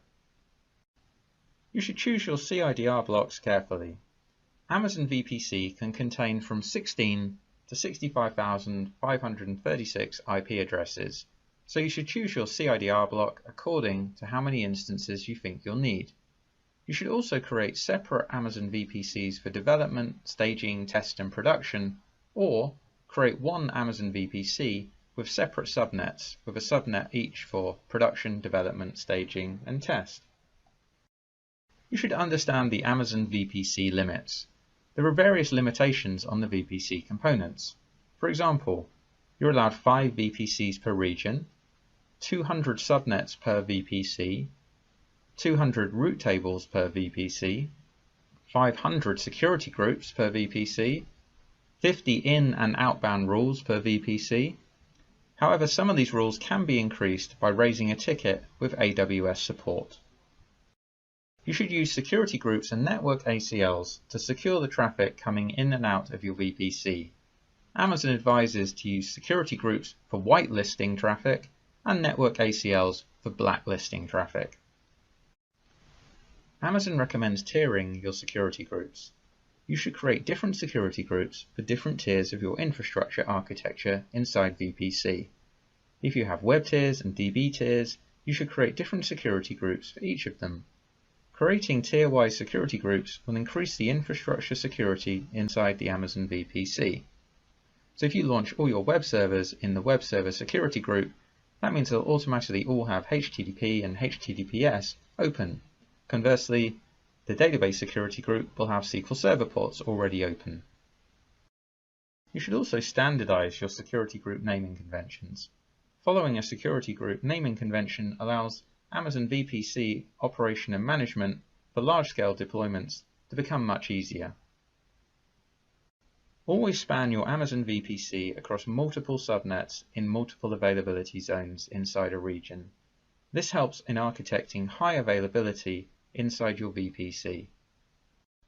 If you choose to create a hardware VPN connection to your VPC using Virtual Private Gateway, you are charged for each VPN connection hour that your VPN connection is provisioned and available. Each partial VPN connection hour consumed is billed as a full hour. You'll also incur standard AWS data transfer charges for all data transferred via the VPN connection. If you choose to create a NAT gateway in your VPC, you are charged for each NAT gateway hour that your NAT gateway is provisioned and available. Data processing charges apply for each gigabyte processed through the NAT gateway. Each partial NAT gateway hour consumed is billed as a full hour. This is the practice assignment for designing a custom VPC, where you'll create a custom VPC using the concepts learnt in this lesson. Using the concepts learnt in this lesson, recreate the custom VPC as shown in the demonstrations. The VPC name should be Simplilearn VPC. The CIDR block should be 10.0.0.0/16. There should be 2 subnets, one public with a range of 10.0.1.0 and one private with a range of 10.0.2.0, and they should be placed in separate availability zones. There should be one internet gateway and one NAT gateway, and also one custom route table for the public subnet. Also create 2 security groups, Simplilearn Web Server Security Group and Simplilearn DB Server Security Group. So let's review the key takeaways from this lesson. Amazon Virtual Private Cloud, or VPC, enables you to launch AWS resources into a virtual network that you've defined. This virtual network closely resembles a traditional network that you'd operate in your own data center, but with the benefits of using scalable infrastructure of AWS. There are 3 types of IP address in AWS. A private IP address. This is an IP address that's not reachable over the internet, and it's used for communication between instances in the same network. A public IP address is reachable from the internet, which you can use for communication between your instances and the internet. And there's an elastic IP address. This is a static, public, persistent IP address that persists after an instance restarts, whereas a public IP address is reassociated after each restart. Amazon defines a subnet as a range of IP addresses in your VPC. You can launch AWS resources into a subnet that you select, and a subnet is always mapped to a single availability zone. Use a public subnet for resources that must be connected to the internet, and a private subnet for resources that won't be connected to the internet. To allow your VPC the ability to connect to the internet, you need to attach an internet gateway to it, and you can only attach one internet gateway per VPC. A route table determines where network traffic is directed. It does this by defining a set of rules.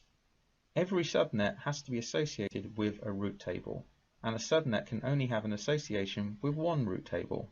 However, multiple subnets can be associated to the same route table. And you can use a NAT device to enable instances in a private subnet to connect to the internet or other AWS services.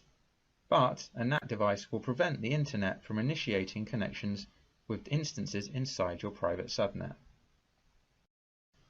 A security group acts as a virtual firewall that controls the traffic for one or more instances. You add rules to each security group that allow traffic to or from its associated instances.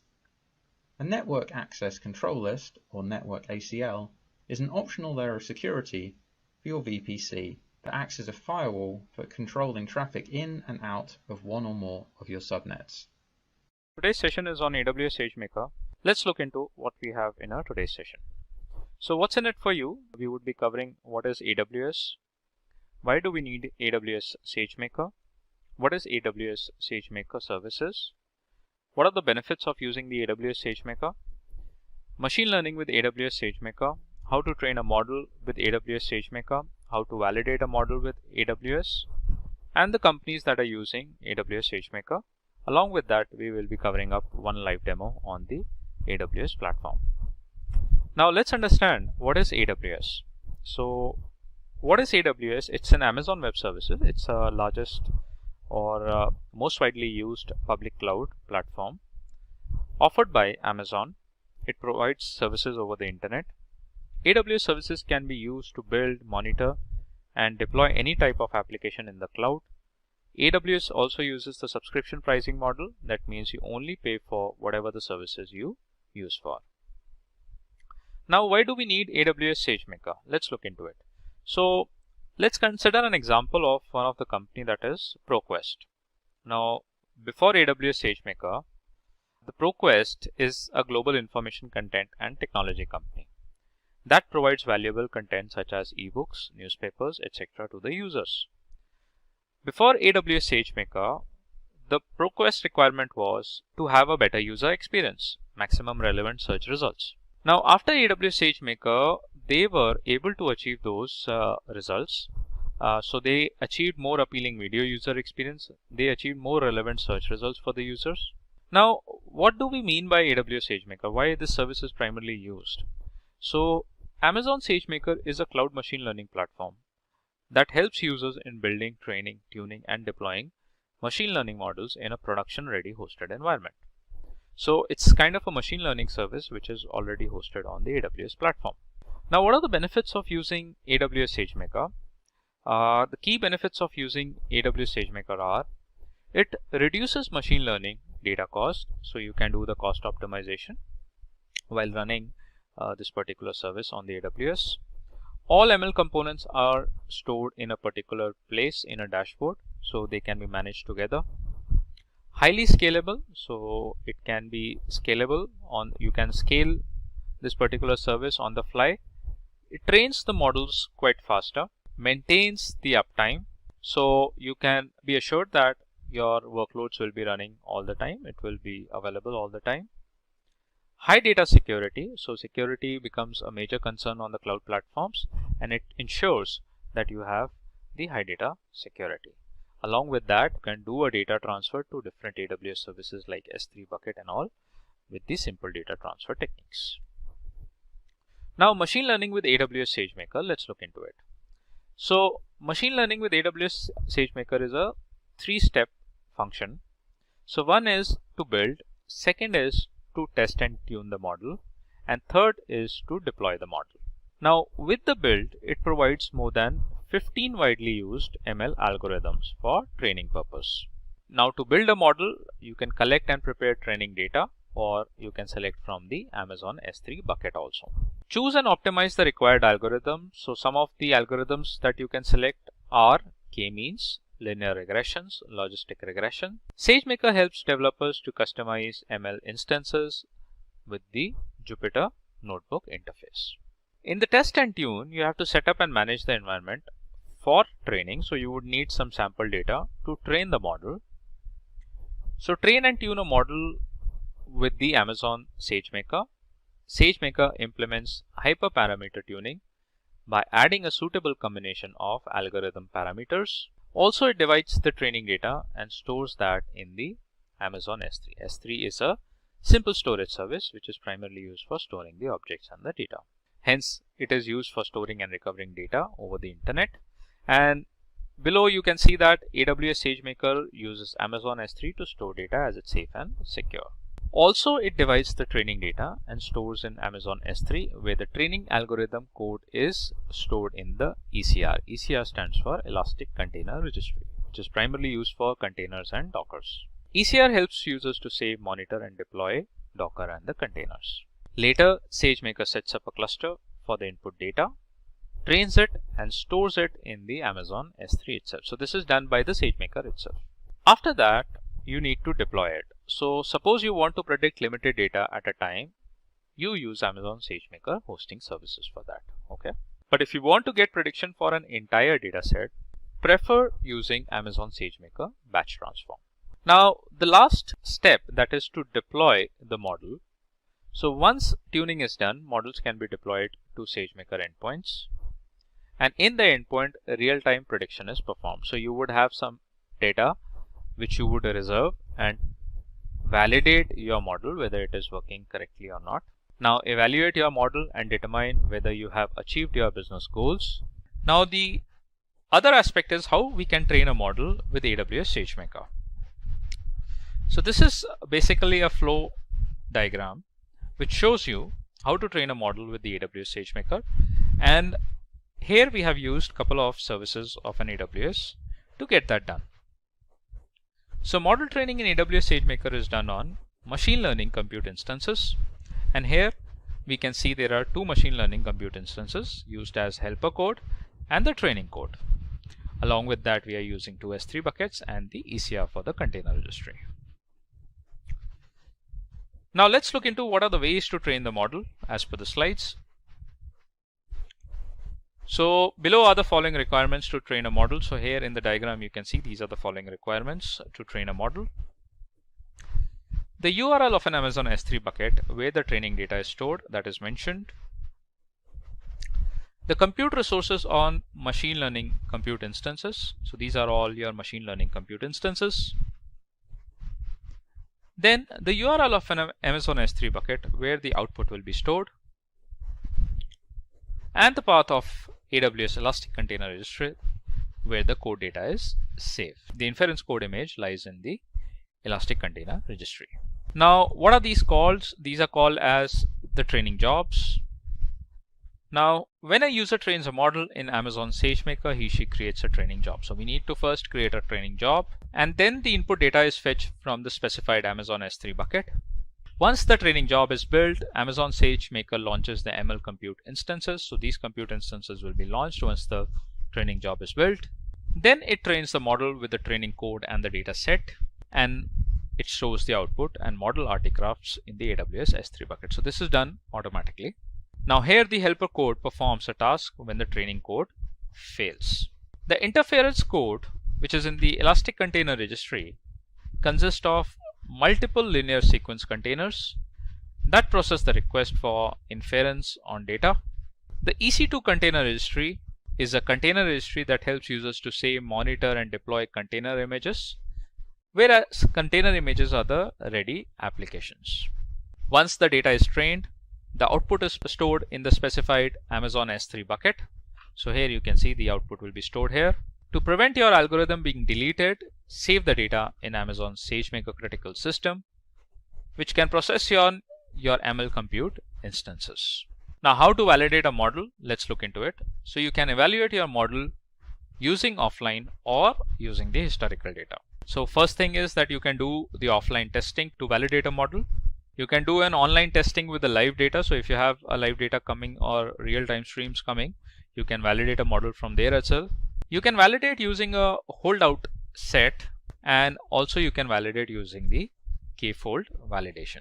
Now use historical data to send requests to the model through the Jupyter Notebook in Amazon SageMaker for the evaluation. Online testing with live data deploys multiple models into the endpoints of Amazon SageMaker and directs live traffic to the model for validation. Validating using a holdout set is part of the data is set aside, which is called holdout set. So the part of the data is left, which is basically called as the holdout set. This data is not used for the model training. So later, when the model is trained with the remaining input data and generalize the data based on what is learned initially. So whatever the data which is left out will be used for validating a model, because we have not used that data while training a model. The k-fold validation is the input data is split into two parts. One part is called k, which is the validation data for testing the model, and the other part is k-1, which is used as a training data. Now, based on the input data, the machine learning model evaluates the final output. Now, the companies that are using AWS SageMaker, one is the ADP. So you must be knowing about ADP, Zalando, Dow Jones, which is the stock market, ProQuest, and the Intuit. Now let's look into the demo that how we can actually run the AWS SageMaker. So we'll use the R algorithm and then package the algorithm as a container for building, training, and deploying a model. We are going to use the Jupyter Notebook for that, for model building, for model training, for model deployment, and the code for the demo is in the below link. So you can see here that from this link you can get the code for the demo. Let's try to do a demo on the AWS. Now I would be using a link which is provided by Amazon to build, train, and deploy the machine learning model on the SageMaker, as you can see on my screen. And in this tutorial, you would have some steps where you can put those steps and the code, Python codes, into your AWS SageMaker Jupyter Lab. So in this tutorial, you will learn how to use Amazon SageMaker to build, train, and deploy a machine learning model. And for that, we will use the popular XGBoost ML algorithm for this exercise. So first of all, what you need to do is you have to go to the AWS console, and there you have to create a notebook instance. So in this tutorial, you will be creating a notebook instance. You will prepare the data, train the model to learn from the data, deploy the model, evaluate your ML model's performance, and once all those activities are done, then we'll see how we can actually remove all the resources in order to prevent the extra costing. Now the first step is we have to enter to the Amazon SageMaker console. So here you can see I'm already logged in into the SageMaker console. You can click on the services, search for the SageMaker here, and here you get the Amazon SageMaker service. Now the next step is that we have to create a notebook instance. So we will select the notebook instance from the SageMaker service, and then after the notebook instance is selected, we'll put a name to our instance and we'll create a new IAM role for that. So let's wait for the SageMaker Studio to open.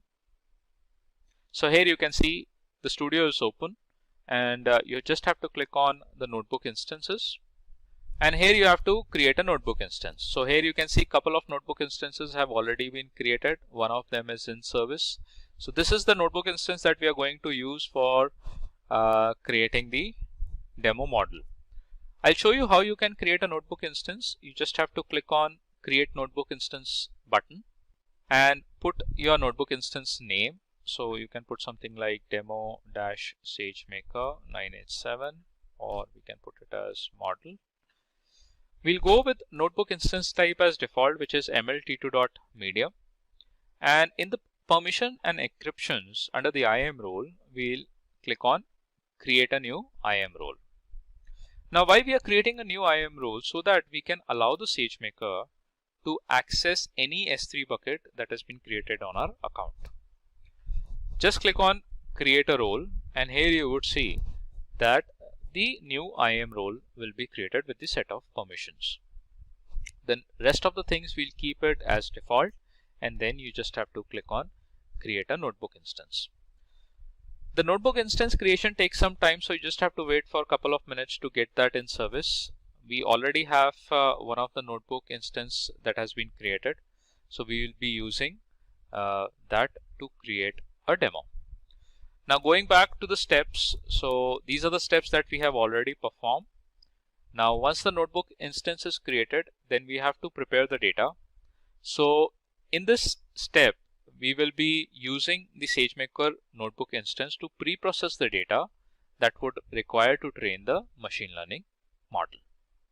And for that, we would be opening up the Jupyter notebook, and then we have to select an environment, a kernel environment in the Jupyter notebook that would be conda_python 3.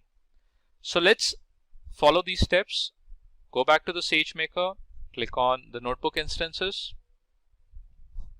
select the running notebook instance, and here you would select the Open Jupyter Lab. Now here you would see that the SageMaker would try to open up the Jupyter notepad,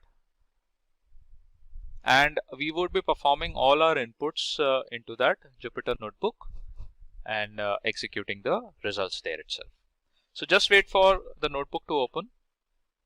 Now here you can see the Jupyter Lab notebook has been opened. So I would be selecting one of the notebook that has been created. So this one. So likewise, you can create your own notebook also. How you can do that? First of all, let me select the kernel environment. So I would be selecting conda_python 3 and just click on select. So how you can create your own notebook? Just have to click on file, click on new, and here you can select the notebook. Just name your notebook, select the environment conda_python 3 to run this demo. So I have my notebook open. So in the tabs, I would be putting up the Python codes, and I would be executing those codes to get the output directly. So the next step is to prepare the data, train the ML model, and deploy it. We will need to import some libraries and define a few environment variables in the Jupyter notebook environment. So I would be copying this code, which you can see that would try to import NumPy, pandas. These are all required to run the Python syntax. So just copy this code and paste it into your notebook. Right? So once you do that, execute your code, and here you can see that you get the output, which is that it has imported all the necessary libraries that have been defined in the code. Now the next step is we would create an S3 bucket into the S3 service, and for that you have to copy this Python code, just that you have to edit it. So you have to specify this bucket name that you want to get created. So here I would provide the bucket name, which should be unique, should not overlap. So something like SageMaker -demo is the name that I have selected for the bucket. And now you have to execute that code. It says that the S3 bucket has been created successfully with the name SageMaker-demo 9876. So this is something which you can verify. So you can go to the S3 service, and there you can verify whether the bucket has been created or not. Now the next task is that we need to download the data to the AWS SageMaker instance and load it into the data frame. And for that, we have to follow this URL. So from this URL, which is build, train, deploy machine learning model, would have a data in the form of bank_clean.csv, and this will be deployed onto our SageMaker instance. We'll copy this code and paste it here and execute the code. So it says that it has successfully downloaded bank_clean.csv, which has the data inside it, and that has been loaded into the SageMaker data frame successfully. Now we have a data to build and train our machine learning model. So what we are going to do, we are going to shuffle the data and we are going to split it, one into the training data set and the other one into test data set. So for the training data set, we are going to use 70% of the customers that are listed in the CSV file, and 30% of the customers in the CSV file data, we will be using it as a test data to train the model. So we will copy the following code into a new code cell and then we are going to run that code cell.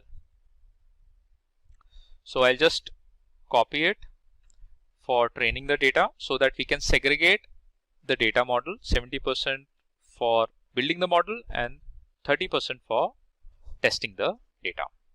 So click on run the execution and here you can see that we got the output successfully. Now we have to train the model from that data. So how we are going to train that model? And for that we'll use SageMaker pre-built XGBoost model, which is an algorithm. So you will need to reformat the header and first column of the training data and load the data from the S3 bucket. So what I'll do is I'll copy this syntax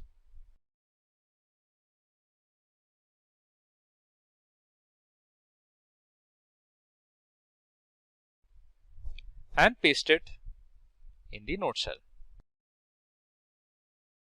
So it has the train data, it would train the model. Click on run execution. Now it is changing the S3 input class, which will be renamed to training input, because now we are training the model with the training data. So we just have to wait for some time till it gets executed completely. Now the next thing is that we need to set up the Amazon SageMaker session to create an instance of the XGBoost model. So here we are going to create the SageMaker session. We are going to create an instance of the XGBoost model, which is an estimator. So just copy that code and paste it here. Execute it. And here you can see that it will start.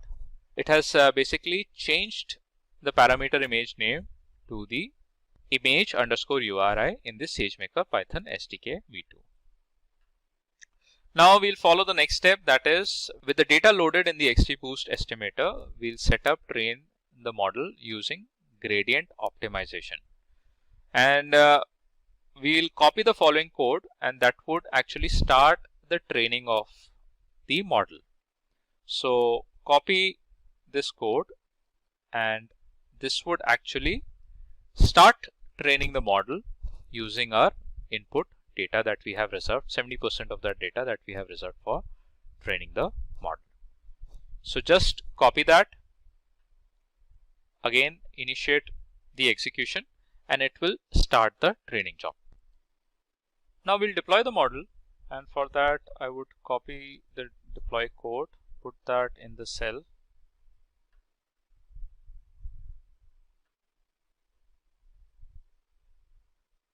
and execute it. So it says parameter image will be renamed to image URI and using already existing model. So XGBoost was deployed already. If you have not done that, if you're doing it the first time, so it will initiate another XGBoost instance. So where you can find your XGBoost endpoints created, you just have to scroll down and here under the inference, click on the endpoints and you should find the XGBoost endpoints defined here. So here you can see that today I have created one XGBoost endpoint and that is now in process of creating. So just refresh it.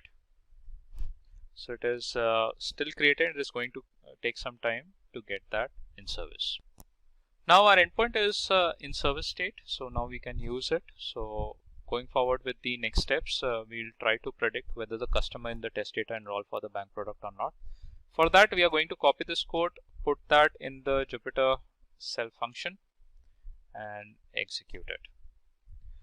So here it gives you the output that it has actually evaluated, and the same output we got in the screenshot of the demo as well.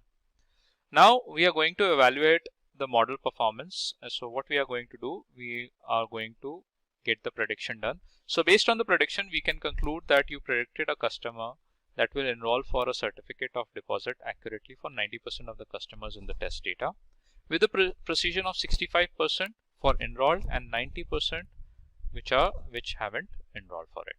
So for that, we are going to copy this code and execute it here in the cell.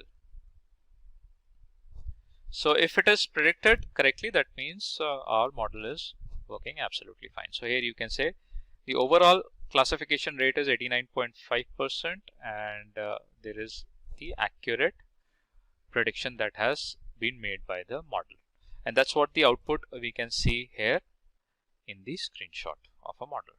So that means our model is absolutely working fine. It has been built, deployed and trained correctly. Now the next thing is that once you are done with that, you terminate your resources, and for that you just have to copy this code and put that in the cell function, so that the additional resources and the endpoints and the buckets that have been created by the Jupyter Notepad should be terminated, so that you would not be incurred with the extra costing. So just execute it, and here you would see that it would try to terminate all the additional resources that we have created from the Jupyter Notebook. Today's tutorial is on AWS CloudFront. Let's look into what we have today in the CloudFront. So what's in it for you? We would be covering up the concept of what is AWS, what was earlier before AWS CloudFront, after AWS CloudFront, what were the services that were introduced, how it benefited, what do we mean by AWS CloudFront, benefits of the using AWS CloudFront, and how AWS CloudFront actually is known as a content delivery service, the name of the companies that are using AWS CloudFront, and we would be covering up one live demo. Now, AWS is the Amazon Web Services. It's a cloud service provider that basically offers a multiple services, variety of services, such as compute power, database storage, networking, and other resources, so that you can create your solutions on the cloud and help the business grow. Now, with AWS, you only pay for whatever the services you use. So for example, if you are using a service for a couple of hours, then you pay for only that many hours that you have used that service. Before AWS CloudFront, so there is an example that we are going to talk, and that is you must be aware of an application called Spotify.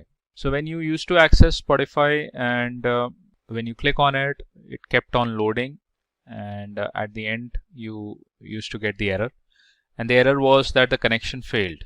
And why you received that error? Because of a latency issue, probably a network error, right? So how you can solve these kind of a latency issues, and that is also going to, these kind of an issues are also going to impact the performance of an application.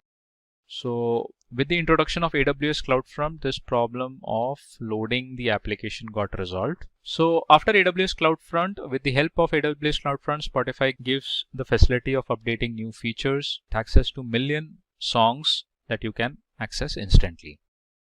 So with the use of AWS CloudFront, the latency issues were solved, and successfully you can basically access your application. Now, what we mean by AWS CloudFront? So AWS CloudFront is a globally distributed network that is offered by AWS, Amazon Web Services, which securely delivers content to the end users across any geography with a higher transfer speed and an improved or a low latency. Now, what are the benefits of AWS CloudFront? There are multiple benefits. One is the cost effective. So it helps you to do the cost optimization when you use the CloudFront. It is time saving, so it is implemented easily, and also a lot of issues with respect to accessing the application with respect to latency and all can be resolved. Content privacy, so the content is placed to the end users and also to the CloudFront servers in a secured manner, in a secured way. It is highly programmable and you can make the changes, amend the changes on the fly, and you can target any location, any geography across the globe. Along with that, it helps you to get the content deliver quickly. Now, how AWS CloudFront delivers the content, let's look into the architecture. So this is a flow, and the flow is with respect to how the user is going to get a content from the CloudFront. Now, the client first access a website by typing a URL on the browser, and in the step 1, it tries to access the application. Then the client requests, when the website is open, the client requests for an object to download, such as, for example, a particular file. Now, at that time, the DNS routes user request to download that file to AWS CloudFront. The AWS CloudFront connects to the nearest edge locations. Edge locations are basically the servers where it caches the files, documents, and the web codes. AWS CloudFront connects to its nearest edge location in order to serve the user the request. At edge location, AWS CloudFront looks for its requested cache file. Once the file is found, let's say if the file is available in the cache of an edge location, AWS CloudFront then sends the file to the user. Otherwise, if the file is not found in the cache memory of an edge location, AWS CloudFront compares the requirement with the specification and share it with a respected server. That means a web server or a server where the file is actually available. The web server responds to the edge location by sending the file back to the CloudFront edge location. And then as soon as the AWS CloudFront receives the file, it shares with the client, also adds the file to the cache of an edge location for a future reference. This is how the flow of a CloudFront is. Now, the name of the companies that are using the AWS CloudFront. So one of them is Geo7 app, which is a very popular app. So it uses Amazon CloudFront to deliver 15 petabytes of audio and video to its subscribers globally, which is a huge data. Sky News, it uses the service in order to unify the content for faster distribution to subscribers. The Discovery Communications also uses the CloudFront. It uses the service for delivering API, static asset, and also the dynamic content. And then the TV1 EU, Streaming Europe, is basically also uses the CloudFront service that helps in improving latency and performance that results in fastest delivery of content. Now let's look into the demo how to use CloudFront to serve private S3 bucket as a website. Now I'm going to run a CloudFront distribution demo on the AWS console, and we'll basically try to deliver the content from a private S3 bucket and then map that with the domain name using the Route 53 service. So what we need for this demo, we would need a domain URL, we would need a Route 53 service, we would need CloudFront, we have to create a CloudFront distribution, and that will be linked with our S3 bucket, the private S3 bucket, right? And in the S3 bucket, we would have one HTML file, the index.html file. So let's move into AWS console. So right now I have opened up the CloudFront distribution, and here you can see that couple of distributions have already been created. So what I'm going to do, I'm going to create a distribution. Now there are two types of delivery method for your content. One is the web distribution and the other one is RTMP. RTMP stands for real-time audio or video distribution. It's basically used for distribution of a media content or a media file which are available in the S3 bucket. Here we are going to select a web distribution because primarily we will be using files which uses protocols HTTP or the HTTPS. So you have to click on Get Started, and in the origin domain name you have to specify the bucket where your code is available. So I have a bucket already created, here you can see, and what you need to do is you have to create a bucket with the URL name or the domain name which you would be mapping with the Route 53 service. So this is a bucket that has already been created. Let me show you in a new tab. So here you have to go to the storage. Under the storage, you have to select the S3 bucket. Let's open the link in the new tab and let's look into how we can create the S3 buckets.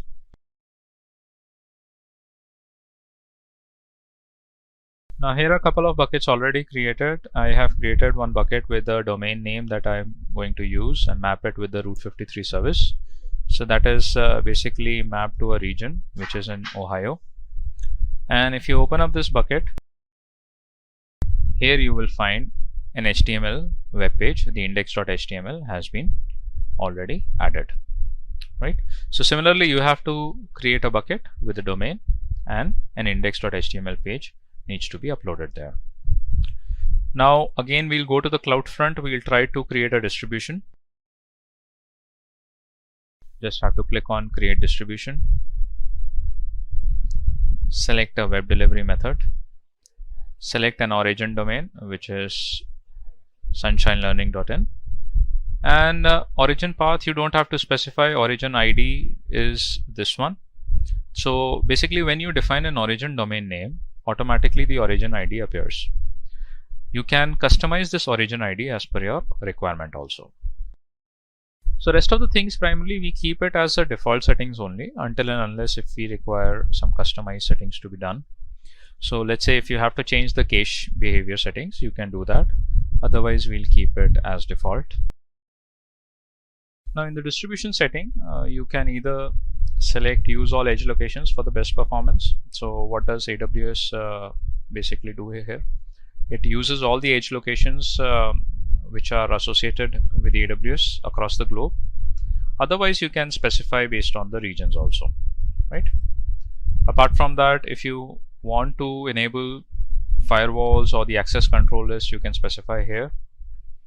And then what you need to do is, in the default root object, here you have to specify your index.html page, which is in the S3 bucket.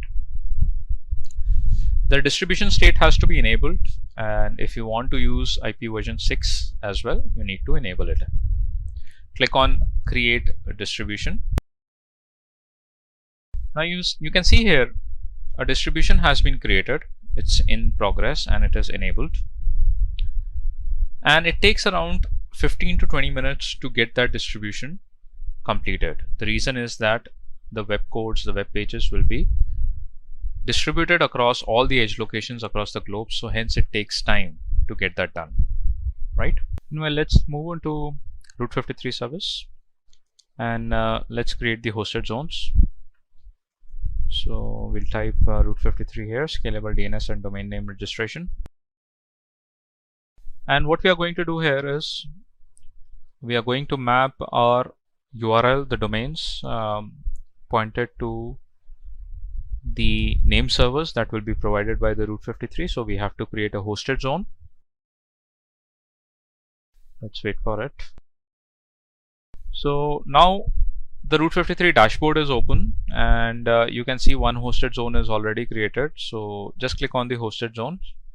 And in order to point the traffic from the external domains towards the AWS, you have to first point the domains traffic to the hosted zone in the Route 53. So I'll click on create hosted zone, but before that I will first delete the existing one, and then I'll create another record, another hosted zone, right? Put your domain name. Let's say I put as sunshinelearning.in, and it is acting as a public hosted zone. Rest of the things will be default. Click on create hosted zone. Now it gives you 4 name servers, and these 4 name servers has to be updated in the domain. So you have to update these name servers in a platform from where you have purchased the domain, right? So this is half of the work done. Then what you need to do is you have to go and create records. Now in the records, you can select a routing policy. So right now what we are targeting basically that the traffic from the domain should be pointed directly towards the CloudFront distribution. Hence, we are going with a simple routing right now. Click on Next. Here you have to specify the record sets. So we are going to create the records. Just click on Define Simple Record. Put here as World Wide Web. And you have to select an endpoint. So endpoint we are selecting for the CloudFront distribution. So we have to specify alias for the CloudFront distribution. Now here we are going to put the CloudFront distribution URL, and then we are going to define the simple record set. So what we need is we need a CloudFront distribution URL, which you can find it from the CloudFront service itself, and you can find the domain name here itself. You just have to copy that and then paste it here in the distribution, and then just click on Define Simple Records. Again, click on Create Records, and here you can see the record set has been updated.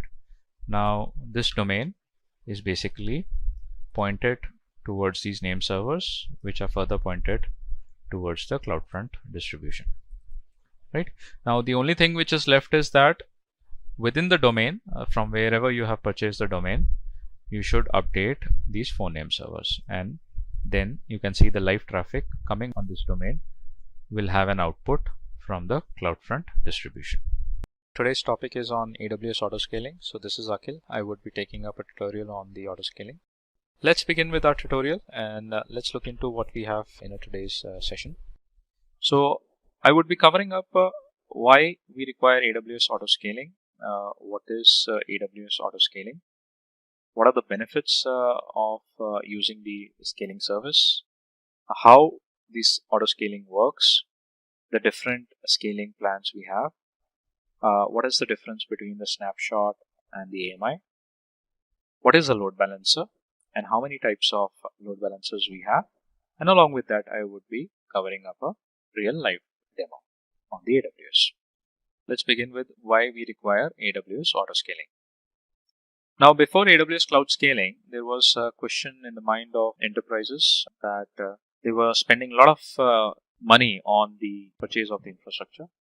If they have to set up some kind of a solution, so they have to purchase an infrastructure, and a one-time cost was required. So that was a burden for them in terms of procuring a server, hardware, software, and then having a team of experts to manage all those infrastructure. So they used to think that no longer they require these resources if there was a cost-efficient solution for their project. That was the project manager used to think. Now, after the AWS Cloud Scaling that was introduced, automatically the autoscaling maintains the application performance based on the user requirements at the lowest possible price. So what does the autoscaling does is that whenever there is a scalability required, it manages it automatically. And hence the cost optimization became possible. Now, what is AWS Autoscaling? Let's look into deep. So AWS Autoscaling is a service that helps users to monitor their applications and the servers and automatically adjust the capacity of their infrastructure to maintain the steadiness. So they can increase the capacity, they can even decrease the capacity also for the cost optimization. And also predictable performance at the lowest possible cost. Now, what are the benefits of autoscaling? It gave the better fault tolerance applications. You can get the servers created and you can have a clone copy of the servers so that you don't have to deploy the applications again and again. Better cost management because the scalability is decided by the AWS automatically based on some threshold parameters. It was a reliable service, and whenever the scaling is created or initiated, you can get the notifications onto your mail IDs or to your cell phones. Scalability, as I mentioned, is always there in the autoscaling. It can scale up, it can scale down as well. And it has the flexibility in terms of whenever you want to schedule it, if you want to stop it, if you want to keep the size of the servers at a fixed number, you can always make the changes on the fly. And the better availability. Now, with the use of the autoscaling, we come around with the terminology called snapshot and the AMI. Let's look into the difference between the snapshots and the AMI. Snapshots versus AMI. So in a company, there was one of the employee that was facing an issue with launching the virtual machines. So he asked his colleague a question. Is it possible to launch multiple virtual machines with a minimum amount of time? Because it takes a lot of time in terms of creating the virtual machines. The other colleague said that yes, it is possible to launch multiple EC2 instances, and that can be done at a lesser time and with the same configuration. And this can be done either you use a snapshot or the AMI on the AWS. Then the colleague said that what are the differences between the snapshot and AMI? Let's look into the difference now. The snapshots basically kind of a backup of a single EBS volume, which is just like a virtual hard drive that is attached to the EC2 instance. Whereas the AMI, it is basically used as a backup of an EC2 instance only.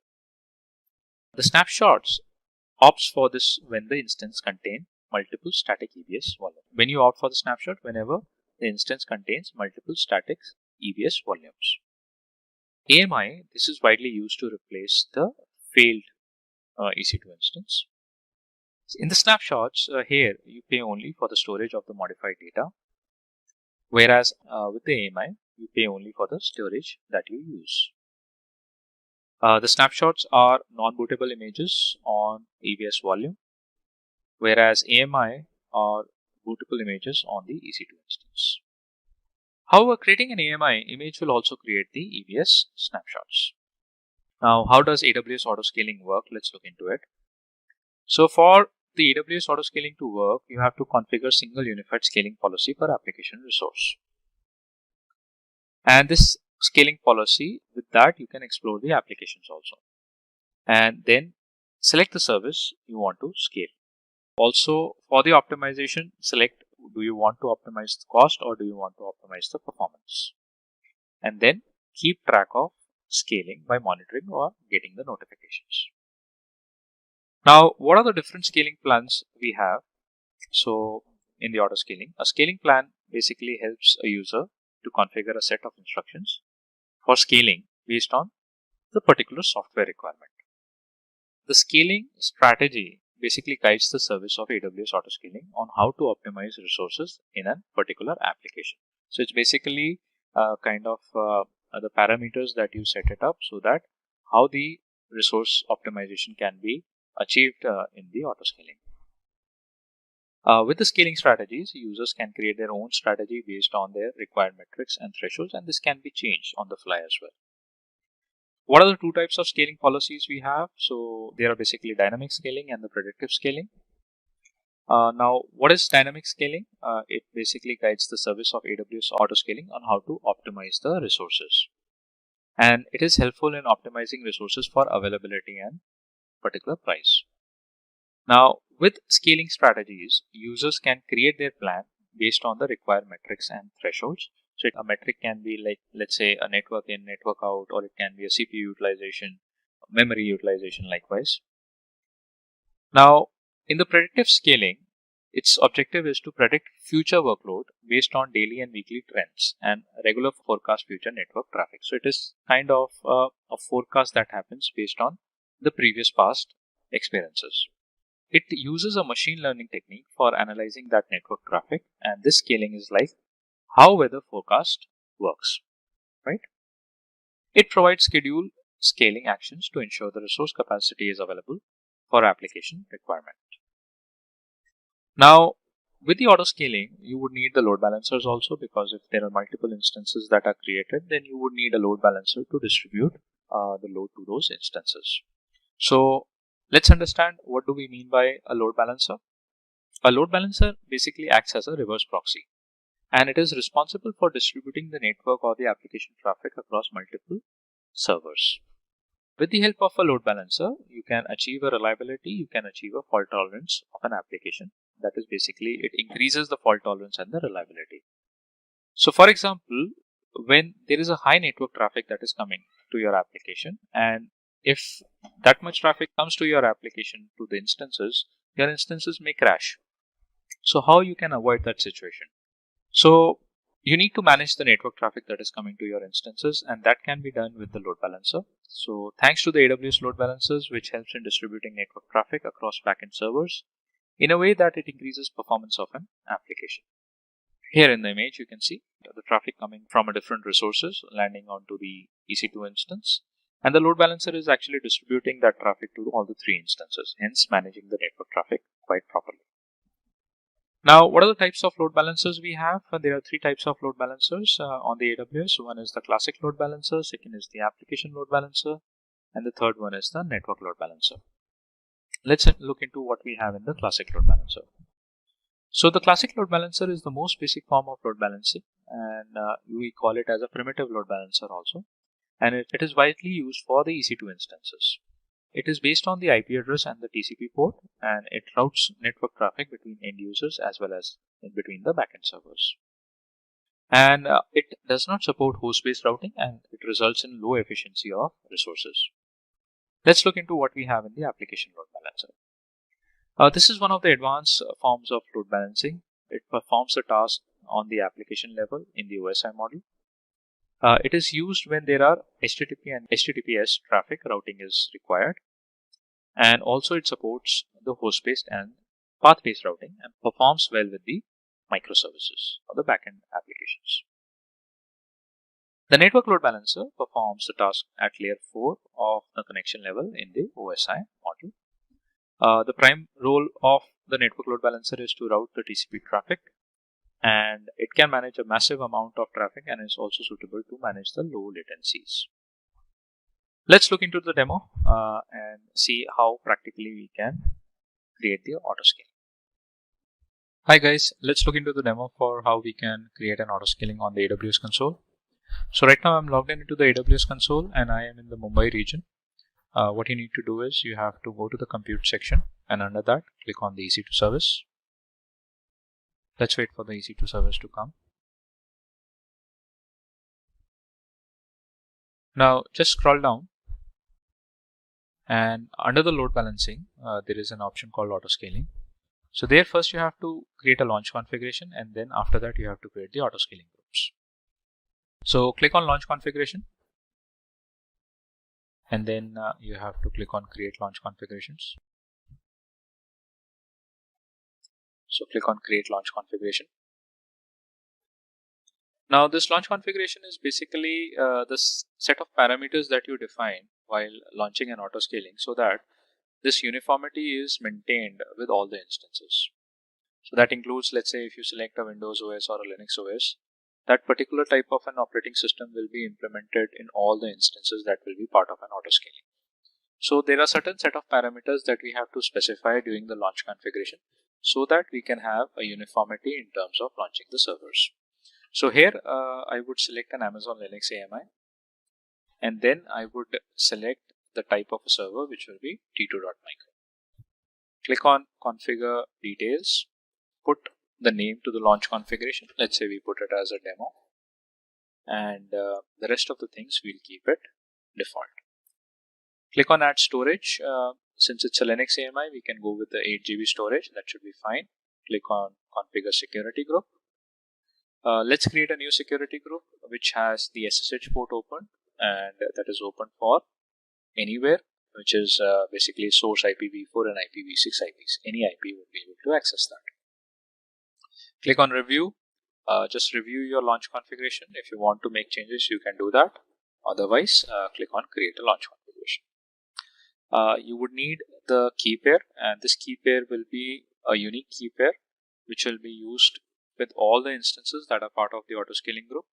So we can select an existing key pair if you have that. Otherwise, you can create a new key pair. So I have an existing key pair. I'll go with that, acknowledge it, and click on create launch configuration. Now we have successfully launched the configuration of an autoscaling. The next thing is to create an autoscaling group. So click on create an autoscaling group using this launch configuration. Put a group name. Let's say we put something like test, and the group size to start with, it says one instance, so that means at least a single instance will always be running, and it will be initiated and running 24/7 till the autoscaling is available. You can increase the size of the minimum base instances also. Let's say you can change it to 2 also. So you would get at least 2 servers running all the time. So we'll go with the one instance. The network would be the VPC default, and in the VPC particular region, we can select the availability zones. So let's say if I select availability zone 1A and then availability zone 1B. So how the instances will be launched? So one instance will be launched in 1A, the other one in the 1B, the third one in the 1A, fourth one in the 1B. Likewise, it will be equally spread among the availability zones. Next part is to configure the scaling policies. So click on it. If you want to keep this group at its initial size, let's say if you want to go with only a single instance or 2 instances and you don't want the scaling to progress, you can put it, keep this group at its initial size. So this is basically a way to halt the scaling. But we'll use the scaling policies to adjust the capacity of this group. So click on it. And we would scale between, let's say, minimum 1 instance that we have, and we'll scale it between 1 to 4 instances. And what condition, on what basis these instances will be scaled up or scaled down would be defined in the scale group size. So the scaling policies you can implement based on a scale group size or using the simple scaling policies using the steps. So in the scale group size, you have certain metrics. You can use average CPU utilization. You can define a metric related to average network in, average network out, or the load balancer request counts per target. And if you create the simple scaling policies using steps, then you need to create the alarms, and there you can get some more metrics that you can add up as a parameter for the auto scaling. Let's go with the scaling group size.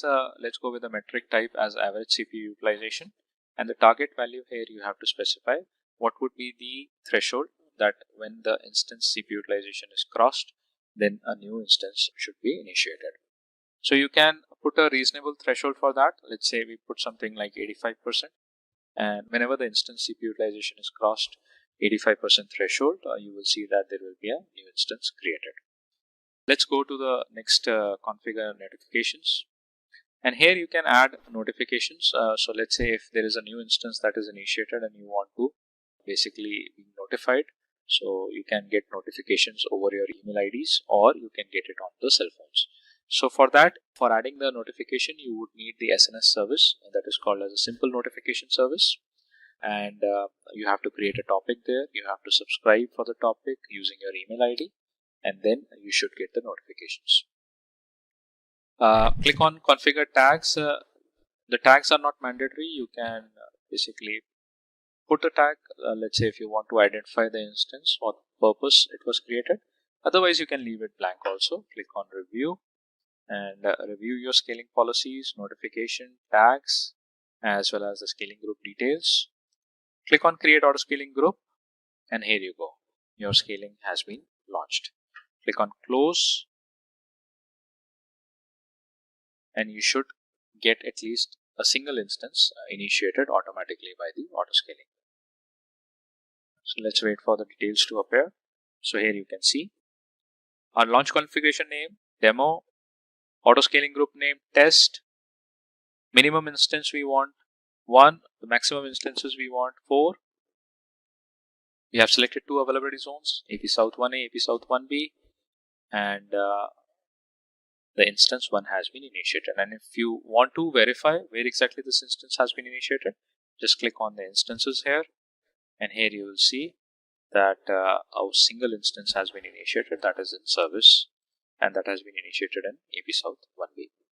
Now once the threshold of this instance crosses 85%, that is what we have defined in the scaling policies, then you should see that another instance will be initiated. So likewise, this is basically I have created steps to initiate a scaling policy, that means to increase the number of servers whenever the threshold crosses. Likewise, here itself you can add another policy to scale down the resources in case if the CPU utilization goes to a normal value. Today we are going to discuss about Amazon Redshift, which is one of the data warehouse service on the AWS. So let's begin with Amazon Redshift, and let's see what we have for today's session. So what's in it for you today? We'll see what is AWS, why we require Amazon Redshift.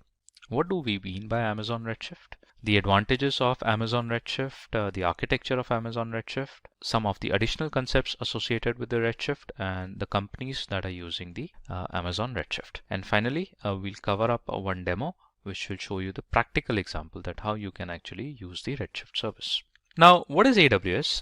As we know that AWS stands for Amazon Web Service. It's one of the largest cloud providers in the market, and it's basically a secure cloud service platform provided from the Amazon. Also, on the AWS, you can create and deploy the applications using the AWS service.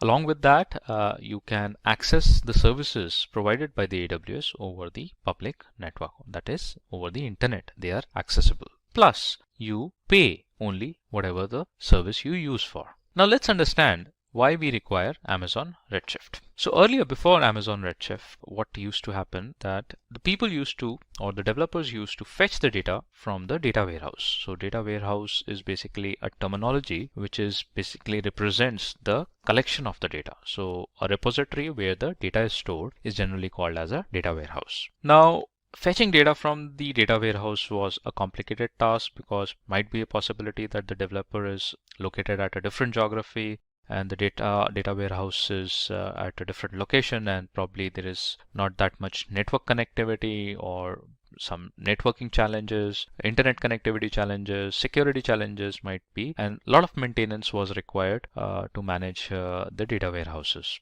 So what were the cons of the traditional data warehouse services? It was time consuming to download or get the data from the data warehouse. Maintenance cost was high, and there was the possibility of loss of information in between the downloading of the data, and the data rigidity was an issue. Now, how these problems could overcome, and this was basically solved with the introduction of Amazon Redshift over the cloud platform. Now, we say that Amazon Redshift has solved traditional data warehouse problems that the developers were facing, but how? What is Amazon Redshift actually is? So what is Amazon Redshift? It is one of the services over the AWS, Amazon Web Services, which is called as a data warehouse service. So Amazon Redshift is a cloud-based service or a data warehouse service that is primarily used for collecting and storing the large chunk of data. So it also helps you to get or extract the data, analyze the data using some of the BI tools. So business intelligence tools you can use and get the data from the Redshift and process that.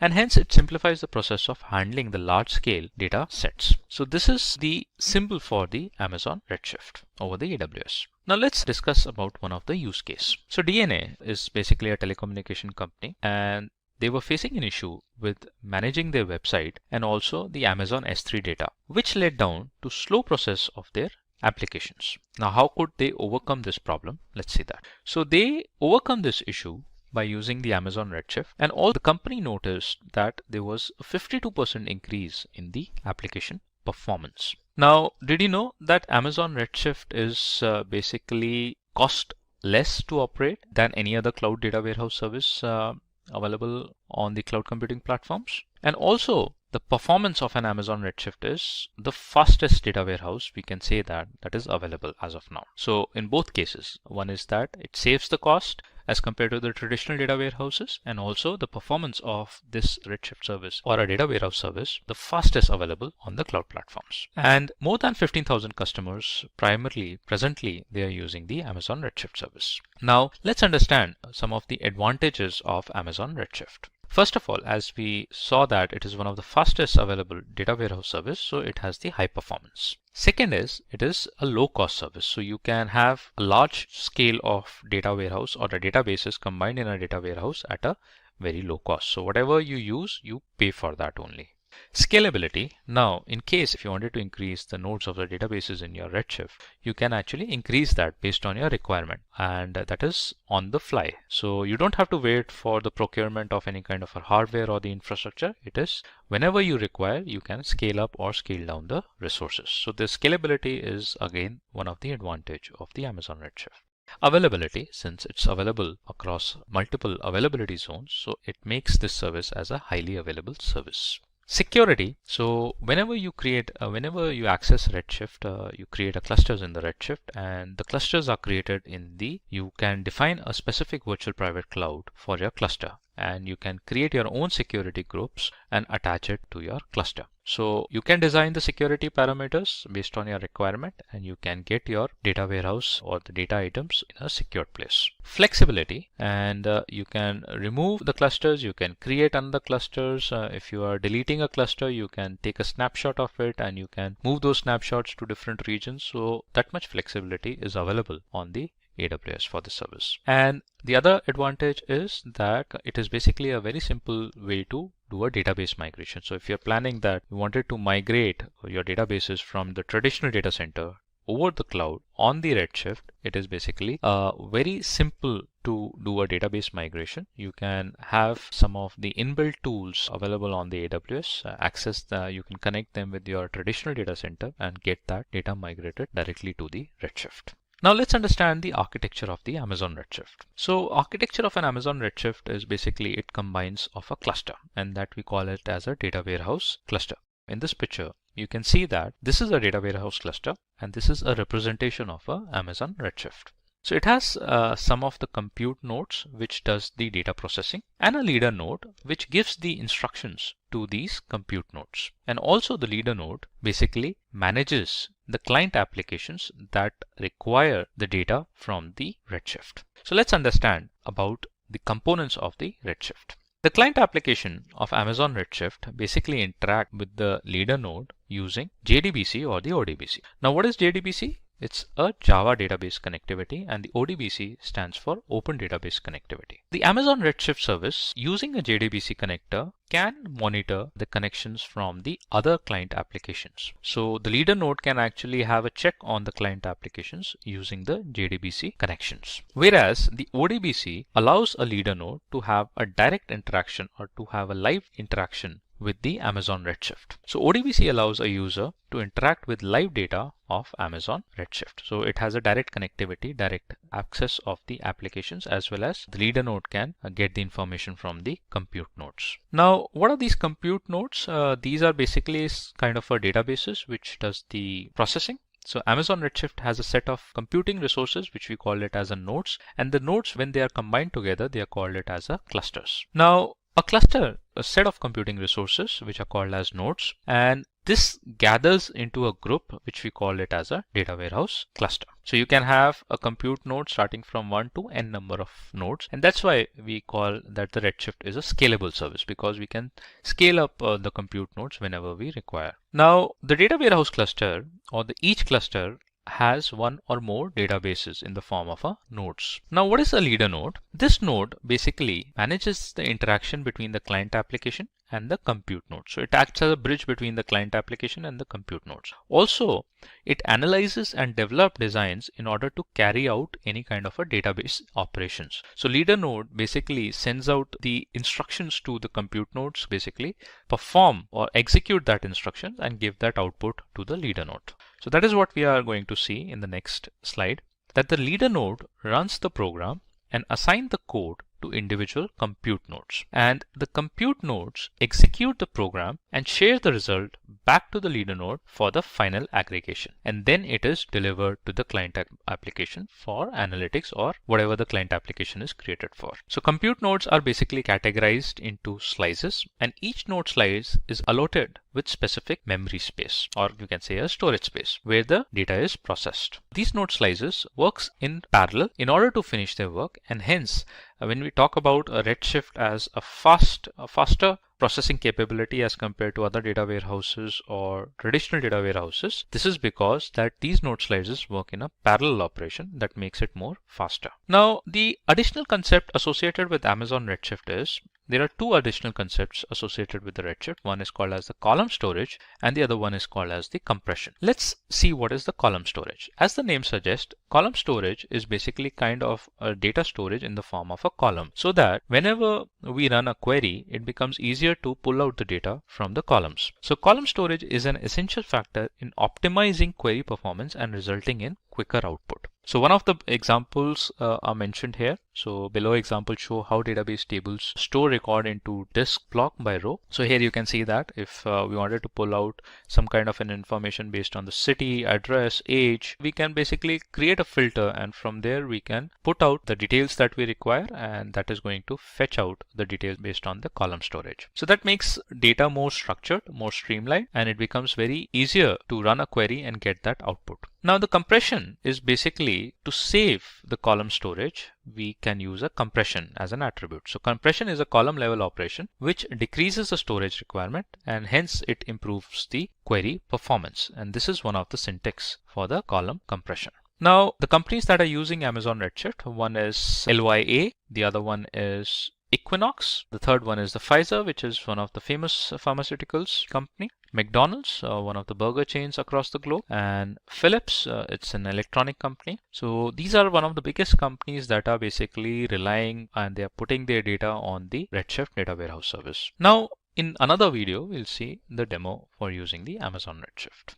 Let's look into the Amazon Redshift demo. So these are the steps that we need to follow for creating the Amazon Redshift cluster. And in this demo, what we'll be doing is that we'll be creating an IAM role for the Redshift so that the Redshift can call the services, and specifically we'll be using the S3 service. So the role that we'll be creating, we'll be giving the permission to Redshift to have an access of an S3 in the read-only format. So in the step 1, what we require, we'll check the prerequisites, and what you need to have is the AWS credentials. If you don't have that, you need to create your own credentials, and you can use your credit and the debit card. And then in the step 2, we'll proceed with the IAM role for the Amazon Redshift. Once the role is created, we'll launch a sample Amazon Redshift cluster mentioned in the step 3, and then we'll assign a VPC security groups to our cluster. Now you can create it in the default VPC also, you can create a default security groups also, otherwise you can customize the security groups based on your requirement. Now to connect to the sample cluster, you need to run the queries,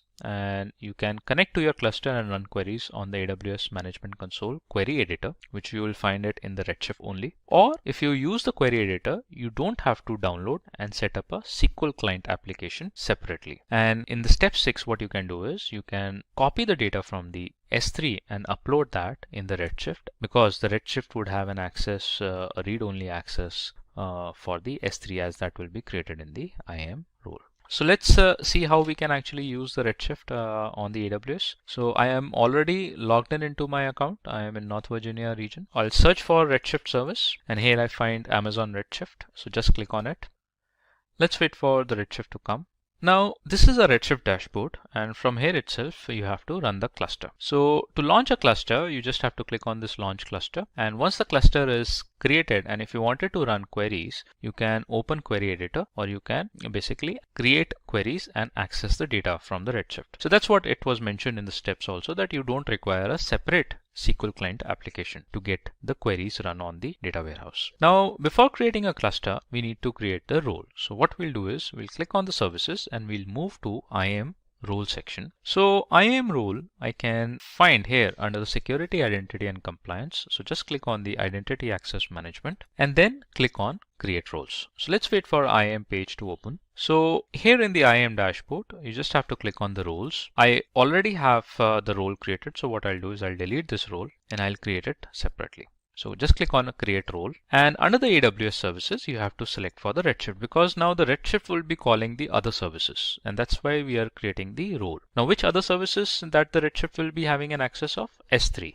Why? Because we'll be putting up the data on the S3, and that is something which needs to be uploaded on the Redshift. So we'll just search for the Redshift service, and we can find it here. So just click on it and then click on Redshift customizable in the use case. Now click on next permissions, and here in the permissions, give the access to this role, assign the permissions to this role in the form of an S3 read-only access. So you can search here for the S3 also. Let's wait for the policies to come in.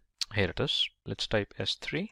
And here we can find Amazon S3 read-only access. So just click on it and assign the permissions to this role. Tags, you can leave them blank. Click on next review. Put a name to your role. Let's put my Redshift role and click on a create role. Now you can see that your role has been created. Now the next step is that we'll move to Redshift service and we'll create one cluster. So click on the services click on Amazon Redshift. You can find that in the history section since we browsed it just now. And from here, we are going to create a sample cluster. Now, to launch a cluster, you just have to click on launch this cluster. Whatever the uncompressed data size you want in the form of a gigabyte, terabyte, or petabyte, you can select that. And let's say if you select in the form of GB, how much GB memory you want, you can define it here itself. This also gives you the information about the costing. On demand is basically pay as you use. So they are going to charge you $0.5 per hour for using the 2 node slices. So let's click on launch this cluster, and this will be a DC2.large kind of an instance that will be given to you. It would be in the form of a solid state drive, SSDs, which is one of the fastest way of storing the information. And the nodes 2 are mentioned by default. That means there will be 2 node slices that will be created in a cluster. You can increase them also. Let's say if I put 3 node slices, so it is going to give us 3 into 0.16 TB per node storage. Now here you have to define the master username password for your Redshift cluster, and you have to follow the password instructions. So I would put a password to this cluster, and if it accepts, that means it does not give you any kind of a warning. Otherwise it is going to tell you about you have to use the ASCII characters and all. And here you have to assign this cluster the role that we created recently. So in the available IAM roles, you just have to click on my Redshift role, and then you have to launch the cluster. If you wanted to change something in with respect to the default settings, let's say if you wanted to change the VPC from default VPC to your custom VPC, and you wanted to change the default security groups to your own security groups, so you can switch to advanced settings and do that modification. Now let's launch the cluster, and here you can see the Redshift cluster is being created. Now if you wanted to run queries on this Redshift cluster, so you don't require a separate SQL client, you just have to follow the simple steps to run a query editor, and the query editor you will find it on the dashboard. So let's click on the cluster, and here you would see that the Redshift cluster would be created with the 3 nodes in the US East 1B availability zone. So we have created the Redshift cluster in the Ohio region, and now what we'll do is we'll see how we can create the tables inside the Redshift, and we'll see how we can use the copy command so that we can directly move the data uploaded on the S3 bucket to the Redshift database tables. And then we'll query the results of a table as well. So how we can do that? First of all, after creating the Redshift cluster, we have to install SQL Workbench /J. This is not a MySQL, which is managed by Oracle, and you can find this on the Google. You can download it from there. And then you have to connect this client with the Redshift database. How you can do? Click on File, click on Connect Window, and after connecting a window, you have to paste the URL, which is a JDBC driver. This driver link, you can find it onto the AWS console. So if you open up a Redshift cluster, there you would find the JDBC driver link. Let's wait for it. So this is our cluster created. Let's open it. And here you can find this JDBC URL. And also make sure that in the security groups of a Redshift, you have the port 5439 open for the traffic, incoming traffic. You also need to have the Amazon Redshift driver, and this is the link where you can download the driver and specify the path. Once you are done with that, you provide the username and the password that you created while creating the Redshift cluster. Click on OK. So this connects with the database, and now the database connection is almost completed. Now what we will be doing in the SQL Workbench, we'll be first creating the sales table, and then in the sales table, we'll be adding up the entries copied from the S3 bucket, and then move it to the Redshift database. And after that, we'll query the results in the sales table. Now, whatever the values you are creating in the table, the same values needs to be in the data file. And I have taken up this sample data file from this link, which is docs.aws.amazon.com, Redshift, sample database creation. And here you can find a download file, ticketdb.zip file. This folder has basically multiple data files, sample data files, which you can actually use it to practice uploading the data on the Redshift cluster. So I have extracted one of the files from this folder, and then I have uploaded that file in the S3 bucket. Now we'll move into the S3 bucket. Let's look for the file that has been uploaded on the S3 bucket. So this is the bucket sample, and sales_tab.txt is the file that I have uploaded. This has the entries, data entries that will be uploaded using a copy command onto the Redshift cluster. Now, after putting up the command for creating up the table, then we'll use a copy command. And copy command, we have to define the table name. The table name is sales, and we have to define the path from where the data would be copied over to the sales table in the Redshift. Now, path is the S3 bucket, and this is the Redshift bucket sample, and it has to look for the data inside the sales_tab.txt file. Also, we have to define the role ARN that was created previously. And once it is done, then the third step is to query the results inside the sales table to check whether our data has been uploaded correctly on the table or not. Now what we'll do is we'll execute all these three syntax. It gives us the error because we have to connect it again to the database. Let's wait for it. Execute it. It again gives us the error. Let's look into the name of the bucket. It's Redshift bucket sample. So we have 2 T's mentioned here. Right, let's connect with the database again and now execute it. So table sales created, and we got the error. The specified bucket does not exist. Redshift bucket sample. Let's view the bucket name, Redshift bucket sample. Let's copy that, put it here, connect to the window, connect back to the database. Right, and now execute it. So table sales created. The data in the table has been copied from the S3 bucket to sales_tab.txt to the Redshift, and then the query of the results. The results from the table has been queried. Hi guys, I'm Rahul from Simplilearn, and today I'd like to welcome you all to the greatest debate of the century. Today, I'm joined by 2 giants of the cloud computing industry. They'll be going head to head with each other to decide who amongst them is better. It's going to be one hell of a fight. Now, let's meet our candidates. On my left, we have AWS, who's voiced by Apeksha. Hi guys. And on my right, we have Microsoft Azure, who's voiced by Anjali. Hey there. So today, we'll be deciding who's better on the basis of their origin and the features they provide, their performance in the present day, and comparing them on the basis of pricing, market share and options, free tier, and instance configuration. Now, let's listen to their opening statements. Let's start with AWS. Launched in 2006, AWS is one of the most commonly used cloud computing platforms across the world. Companies like Adobe, Netflix, Airbnb, HTC, Pinterest, and Spotify have put their faith in AWS for their proper functioning. It also dominates the cloud computing domain with almost 40% of the entire market share. So far, nobody's even gotten close to beating that number. AWS also provides a wide range of services that covers a great number of domains. Domains like compute, networking, storage, migration, and so much more. Now, let's see what Azure has to say about that. Azure was launched in 2010 and is trusted by almost 80% of all Fortune 500 companies. The best of the best companies in the world choose to work only with Azure.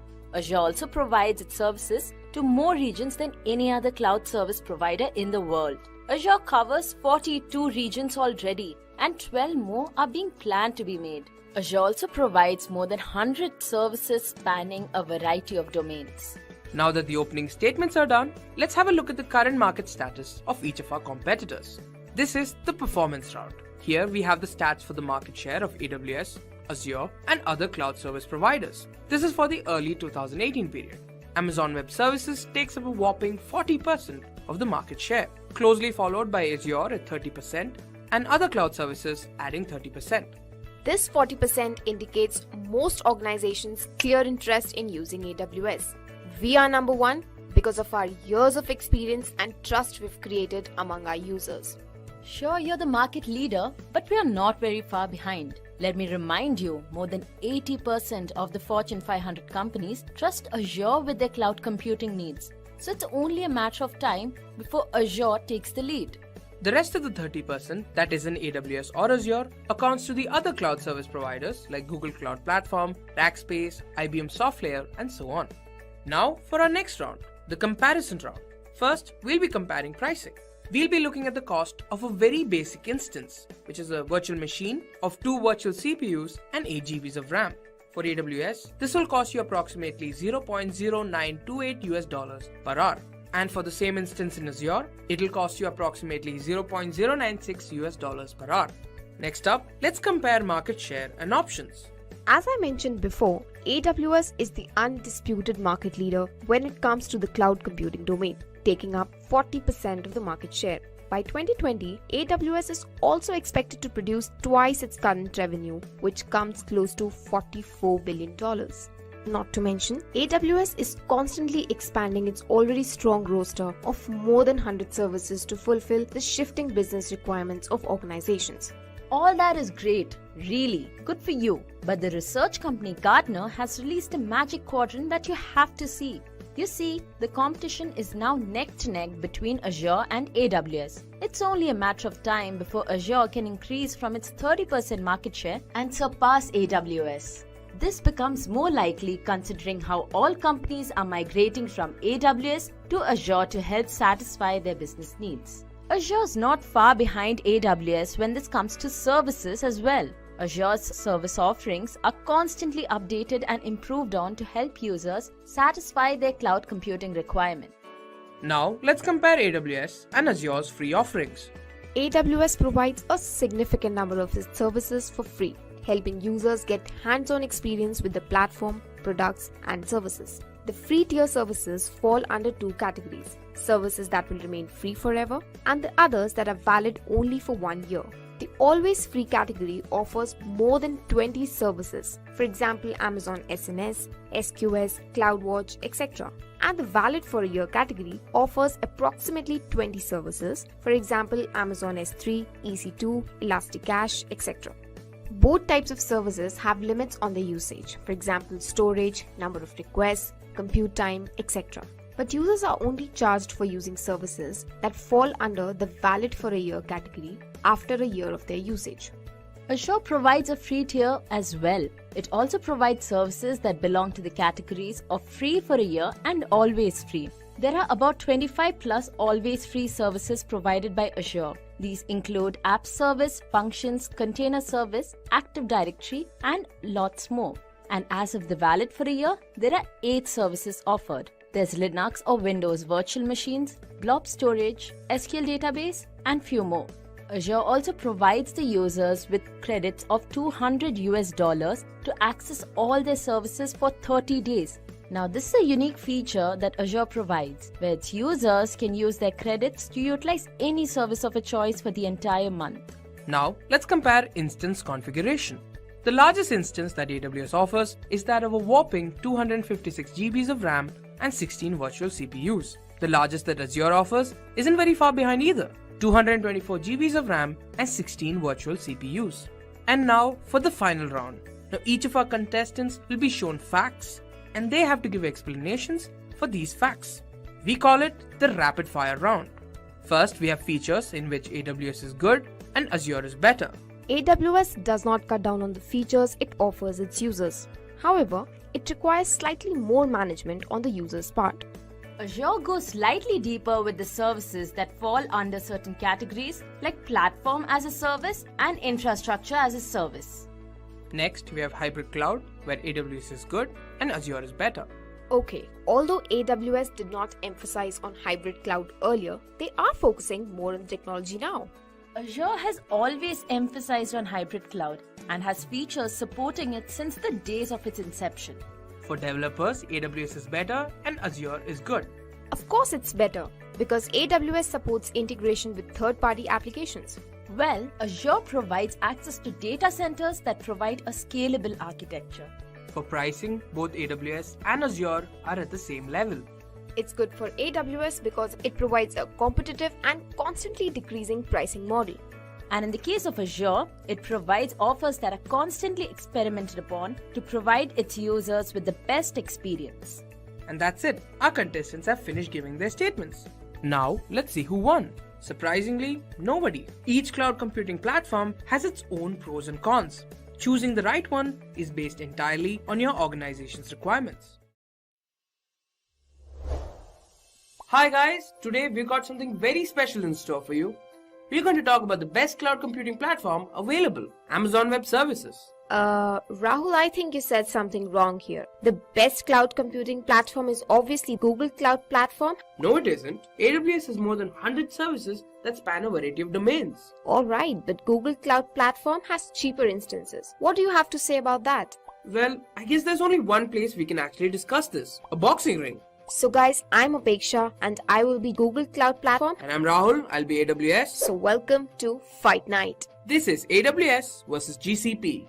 The winner will be chosen on the basis of their origin and the features they provide, their performance in the present day, and comparing them on the basis of pricing, market share and options, the things they give you for free, and instance configuration. Now first let's talk about AWS. AWS was launched in 2004 and is a cloud service platform that helps businesses grow and scale by providing them services in a number of different domains. These domains include compute, database, storage, migration, networking, and so on. A very important aspect about AWS is its years of experience. Now AWS has been in the market a lot longer than any other cloud service platform, which means they know how businesses work and how they can contribute to the business growing. Also, AWS has over $5.1 billion of revenue in the last quarter. This is a clear indication of how much faith and trust people have in AWS.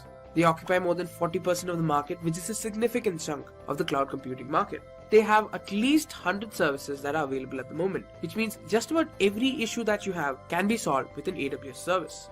Now that was great, but now can we talk about GCP? I hope you know that GCP was launched very recently in 2011 and it is already helping businesses significantly with a suite of intelligent, secure and flexible cloud computing services. It lets you build, deploy and scale applications, websites, services on the same infrastructure as Google. The intuitive user experience that GCP provides with dashboards, wizards is way better in all the aspects. GCP has just stepped in the market and it is already offering a modest number of services. And the number is rapidly increasing. And the cost for a CPU instance or regional storage that GCP provides is a whole lot cheaper. And you also get a multi-regional cloud storage. Now what do you have to say on that? I'm so glad you asked. Let's look at present day. In fact, let's look at the cloud market share of the fourth quarter of 2017. This will tell you once and for all that AWS is the leader when it comes to cloud computing. Amazon Web Services contributes 47% of the market share. Others like Rackspace or Verizon Cloud contribute 36%, Microsoft Azure contributes 10%, the Google Cloud Platform contributes 4%, and IBM Software contributes 3%.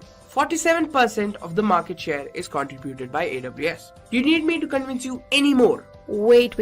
All that is fine, but we only started a few years back and have already grown so much in such a less span of time. Haven't you heard the latest news? Our revenue is already $1 billion per quarter. Wait for a few more years and the world shall see. And AWS makes $5.3 billion per quarter. It's going to take a good long time before you can even get close to us. Yes, we'll see. Now, let's compare a few things. For starters, let's compare pricing. For AWS, a compute instance of 2 CPUs and 8 GB RAM costs approximately $68 US. Now, a compute instance is a virtual machine in which you can specify what operating system, RAM, or storage you want to have. For cloud storage, it costs 2.3 cents per GB per month with AWS. You really want to do that? Because GCP wins this hands down. Let's take the same compute instance of 2 CPUs with 8 GB RAM. It will cost approximately $50 per month with GCP. And as per my calculations, that's a 25% annual cost reduction when compared to AWS. Talking about cloud storage costs, it is only 2 cents per GB per month with GCP. What else do you want me to say? Let's talk about market share and options. Now, AWS is the current market leader when it comes to cloud computing. Now, as you remember, we contribute at least 47% of the entire market share. AWS also has at least 100 services available at the moment, which is a clear indication of how well AWS understands businesses and helps them grow. Yeah, that's true, but you should also know that GCP is steadily growing. We have over 60 services that are up and running, as you can see here, and a lot more to come. It's only a matter of time when we will have as many services as you do. Many companies have already started adopting GCP as a cloud service provider. Now, let's talk about things you get for free. With AWS, you get access to almost all the services for an entire year with usage limits. Now, these limits include an hourly or by-the-minute basis. For example, with Amazon EC2, you get 750 hours per month. You also have limits on the number of requests to services. For example, with AWS Lambda, you have 1 million requests per month. Now, after these limits are crossed, you get charged standard rates. With GCP, you get access to all cloud platform products like Firebase, the Google Maps API, and so on. You also get $300 in credit to spend over a 12-month period on all the cloud platform products. And interestingly, after the free trial ends, you won't be charged unless you manually upgrade to a paid account. Now, there is also the always free version for which you will need an upgraded billing account. Here, you get to use a small instance for free and 5 GB of cloud storage. Any usage above this always free usage limits will be automatically billed at standard rates. Now let's talk about how you can configure instances. With AWS, the largest instance that's offered is of 128 CPUs and 4 TBs of RAM. Now, other than the on-demand method, like I mentioned before, you can also use spot instances. Now, these are for situations where your application is more fault tolerant and can handle an interruption. Now, you pay for the spot price, which is effective at a particular hour. Now, these spot prices do fluctuate, but are adjusted over a period of time. The largest instance offered with Google Cloud is 160 CPUs and 3.75 TBs RAM. Like spot instances of AWS, Google Cloud offers short-lived compute instances suitable for batch jobs and fault-tolerant workloads. They are called as preemptible instances. So these instances are available at 80% off on on-demand price. Hence, they reduce your compute engine costs significantly. And unlike AWS, these come at a fixed price. Google Cloud Platform is a lot more flexible when it comes to instance configuration. You simply choose your CPU and RAM combination. Of course, you can even create your own instance types this way. Before we wrap it up, let's compare on some other things as well. Telemetry. It's a process of automatically collecting periodic measurements from remote devices. For example, GPS. GCP is obviously better because they have superior telemetry tools which help in analyzing services and providing more opportunities for improvement. When it comes to application support, AWS is obviously better since they have years of experience under their belt. AWS provides the best support that can be given to the customers. Containers are better with GCP. A container is a virtual process running in user space. As Kubernetes was originally developed by Google, GCP has full native support for the tool. Other cloud services are just fine-tuning a way to provide Kubernetes as a service. Also, the containers help with abstracting applications from their environment they originally run in. The applications can be deployed easily regardless of their environment. When it comes to geographies, AWS is better since they have a head start of a few years. AWS in this span of time has been able to cover a larger market share and geographical locations. Now, it's time for the big decision. So, who's it going to be? Yeah, who is it going to be? GCP or AWS? I think I'm going to go for... In cloud computing, the competition for leadership is quite a tough three-way race. Amazon Web Services, Microsoft Azure, and Google Cloud Platform clearly are the top cloud companies, hold a commanding lead in the infrastructure as a service and platform as a service markets. Hey everyone, I'm Shamli and I welcome you all to this new video of Simplilearn on AWS versus Azure versus GCP. In this video, we will compare and contrast AWS, Azure, and GCP based on a few related concepts around these cloud computing platforms. It will help us understand the functioning of these top cloud platforms and will also let us figure out the individuality of each one of them. But before starting with the comparison, let's have a quick introduction of AWS versus Azure versus GCP. So let's get started. Amazon Web Services, or AWS, is a cloud computing platform that manages and maintains hardware and infrastructure, reducing the expense and complexity of purchasing and running resources on site for businesses and individuals. These resources are available for free or for a fee per usage.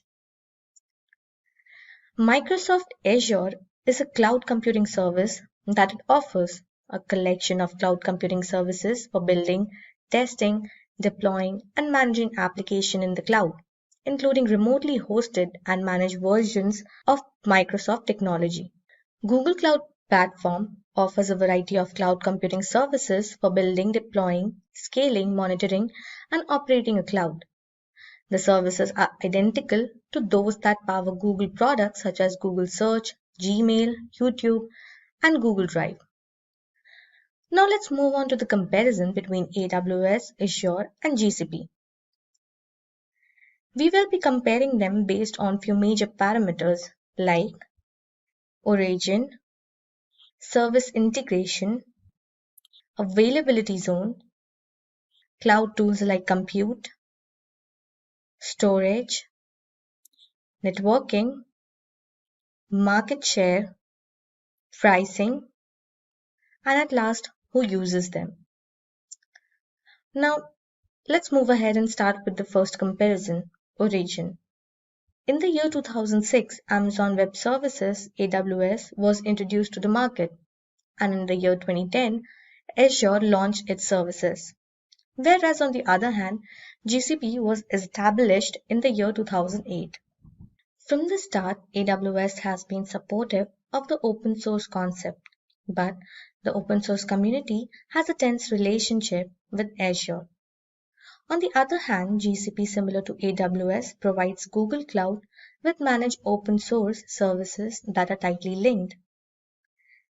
AWS offers services on a large and complex scale that can be manipulated, but Azure support is comparatively low quality, whereas GCP's monthly support price is almost $150 for the Silver class, which is the most basic of services and is quite expensive. Now let's move on to the service integration of these cloud platforms. Service integration is a set of tools and technology that connects different applications, systems, repositories, and data and process interchange in real time.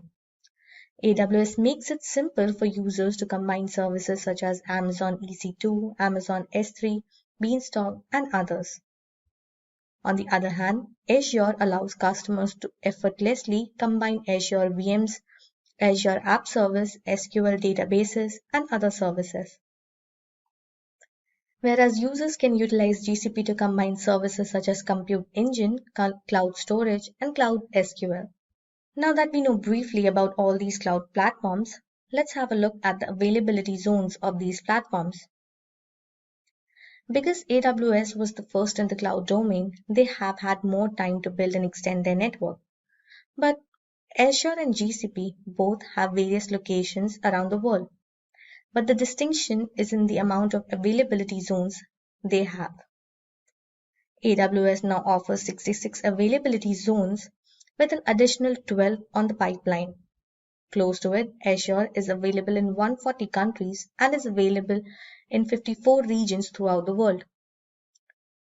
But Google Cloud Platform is now available in 20 global areas, with 3 more on the way. Now let's move on to the next important factor, which is tools. Now let's move ahead and have a look at the first feature, which is compute. Elastic Compute Cloud, or EC2, is AWS compute service which offers a wide range of features including a large number of instances, support for both Windows and Linux, high performance computing, and more. Azure, on the other hand, virtual machines, is Microsoft Azure's core cloud-based compute solution.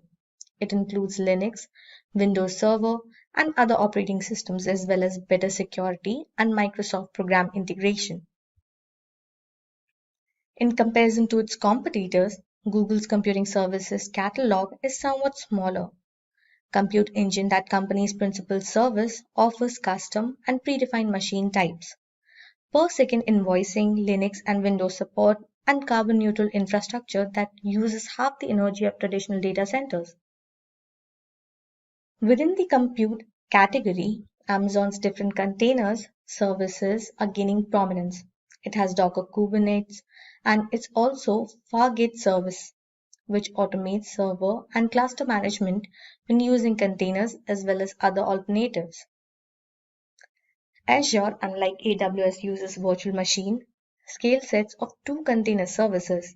Azure Container Service is based on Kubernetes, and Container Service uses Docker Hub and Azure Container Registry for management.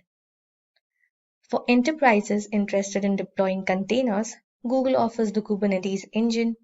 It's also worth noting that Google was significantly involved in the Kubernetes project, providing it extensive knowledge in this field.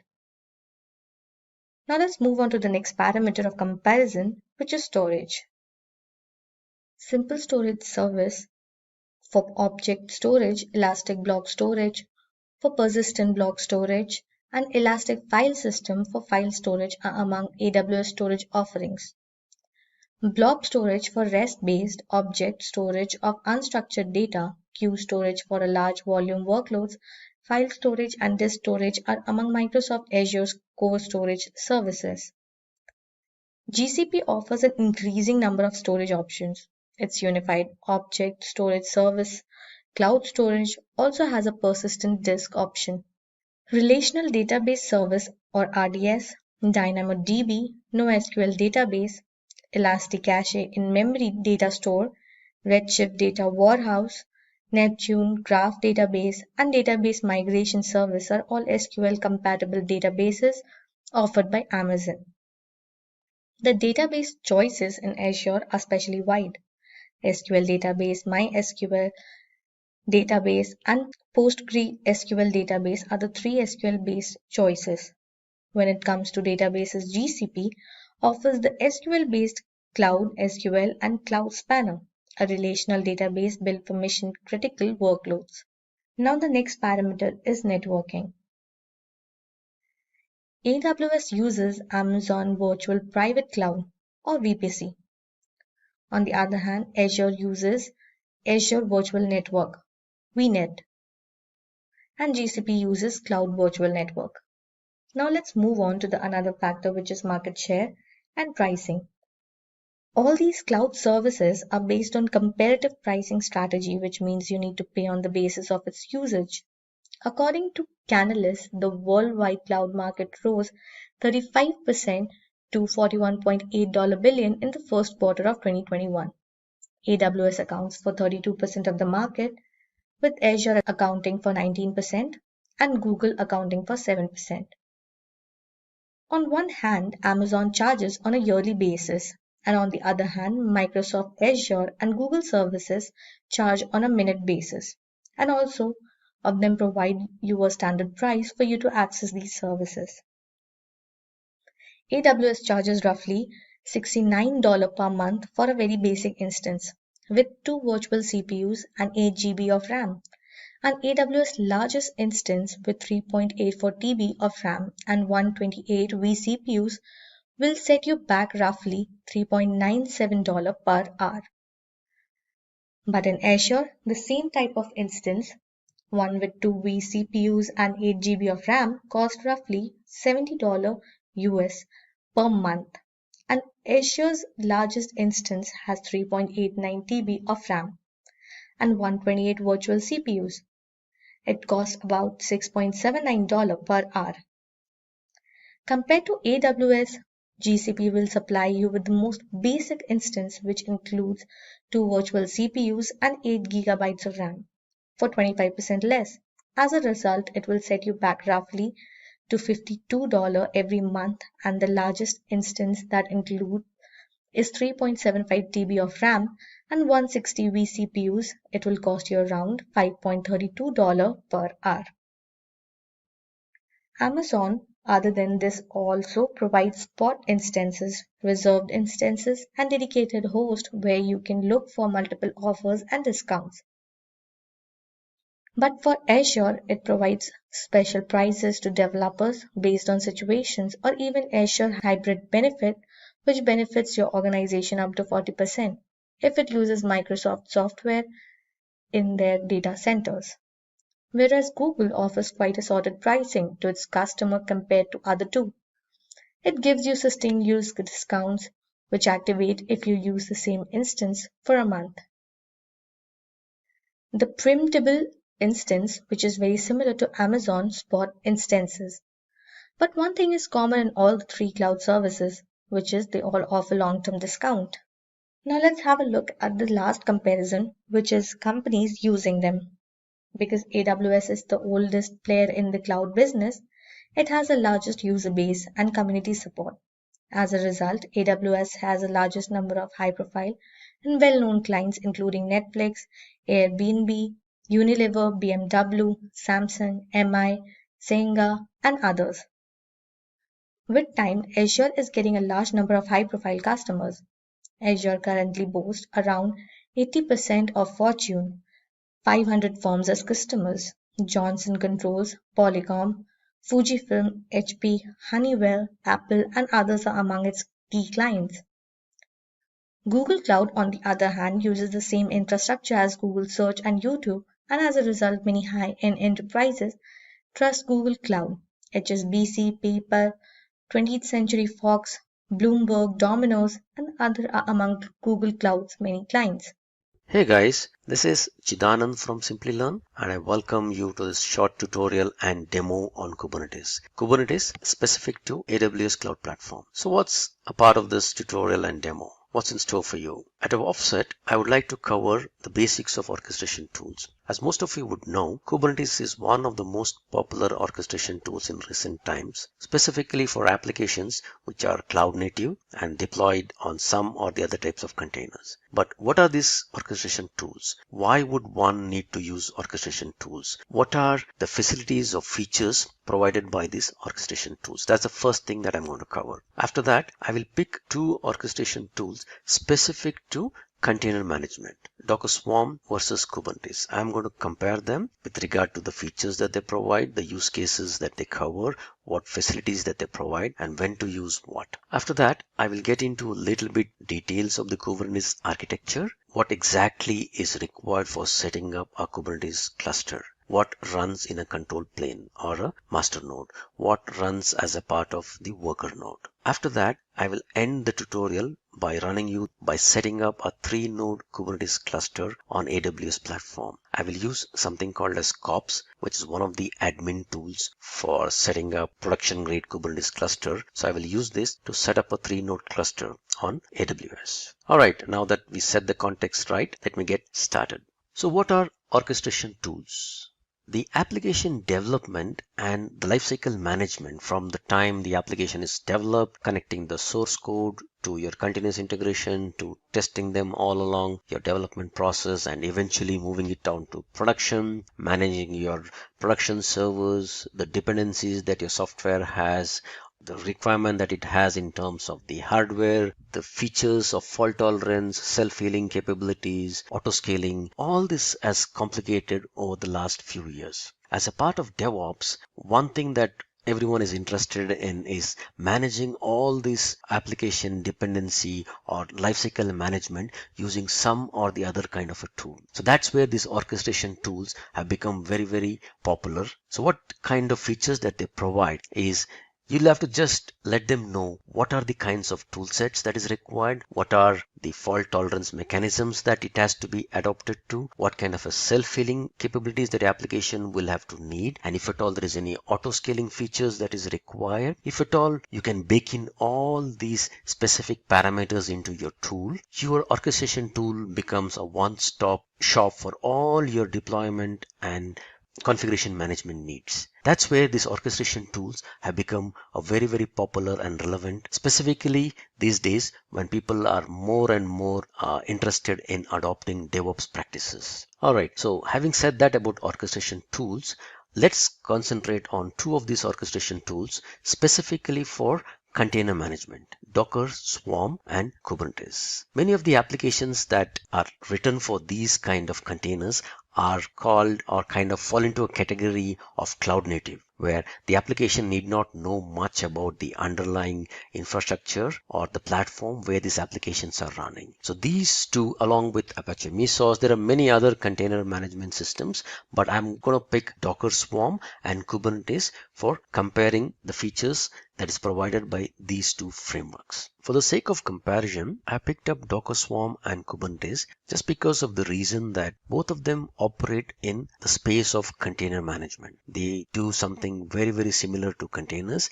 That's the similarity that exists between these two orchestration tools. However, there's a big difference that exists when it comes to the types of containers that both of them cater to, and also the capacity of workloads they can be used for. Docker Swarm is a cluster management solution that is provided by Docker Container.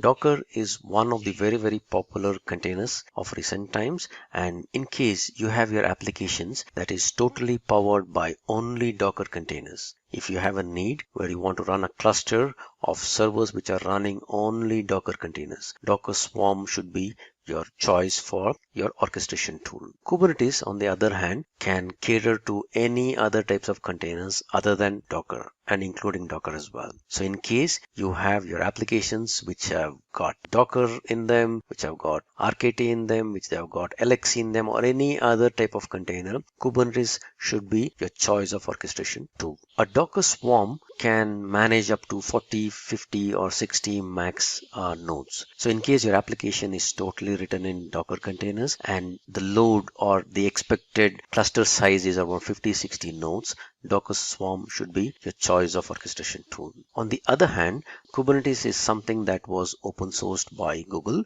and the scale of operations that Kubernetes can cater to is Google scale. So if in case your applications are more than 1,000 nodes, that is where Kubernetes comes into play. That's the big difference that exists between Docker Swarm and Kubernetes. Putting those differences aside, let me compare Docker Swarm and Kubernetes based upon other features which are similar in nature. The first and important feature that Kubernetes provides is something called as autoscaling. If at all the load on your cluster is too high and your application is experiencing more load, so Kubernetes can add new nodes to your cluster. Of course, you'll have to configure Kubernetes in order to have those capabilities where it can spin up new VMs or new nodes. If at all you do that configuration correctly, Kubernetes has got the capacity, or it has got the feature where it can bring up a new node and add it to the cluster on the fly based upon the load that exists at that moment. On similar lines,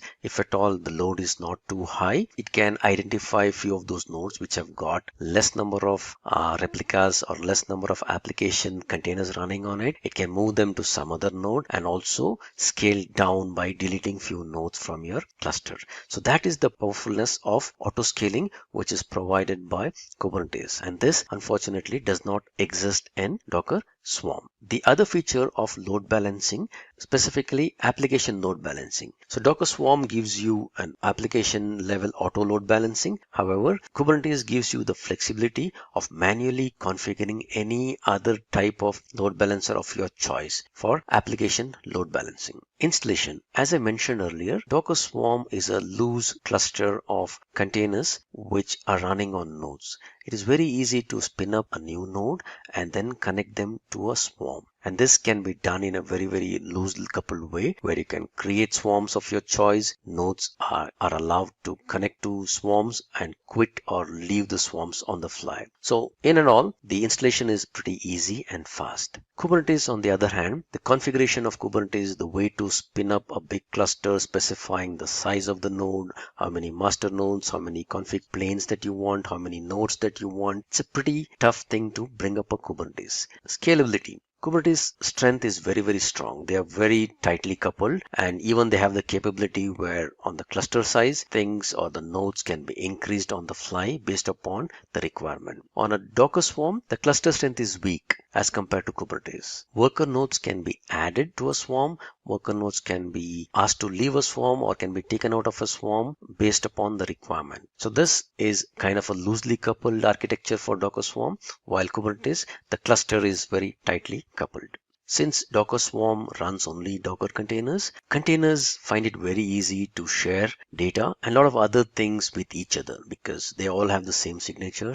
They are all from the same family. So it's very easy for them to share not just volumes, but a lot of other things. However, for Kubernetes, since it manages containers of different types, if your application has to share some data across different containers, there's a little bit of a complexity in how you would want your containers to share data. Also, when it comes to Kubernetes groups containers in something called as pods, while a pod can have either one container, that's the preferred choice, or multiple containers. And the idea of pod is like each pod can run in any other node. It's not guaranteed that you would want to have 2 or 3 pods to be running on the same node. That makes data sharing a little bit of a different thing compared to Docker Swarm.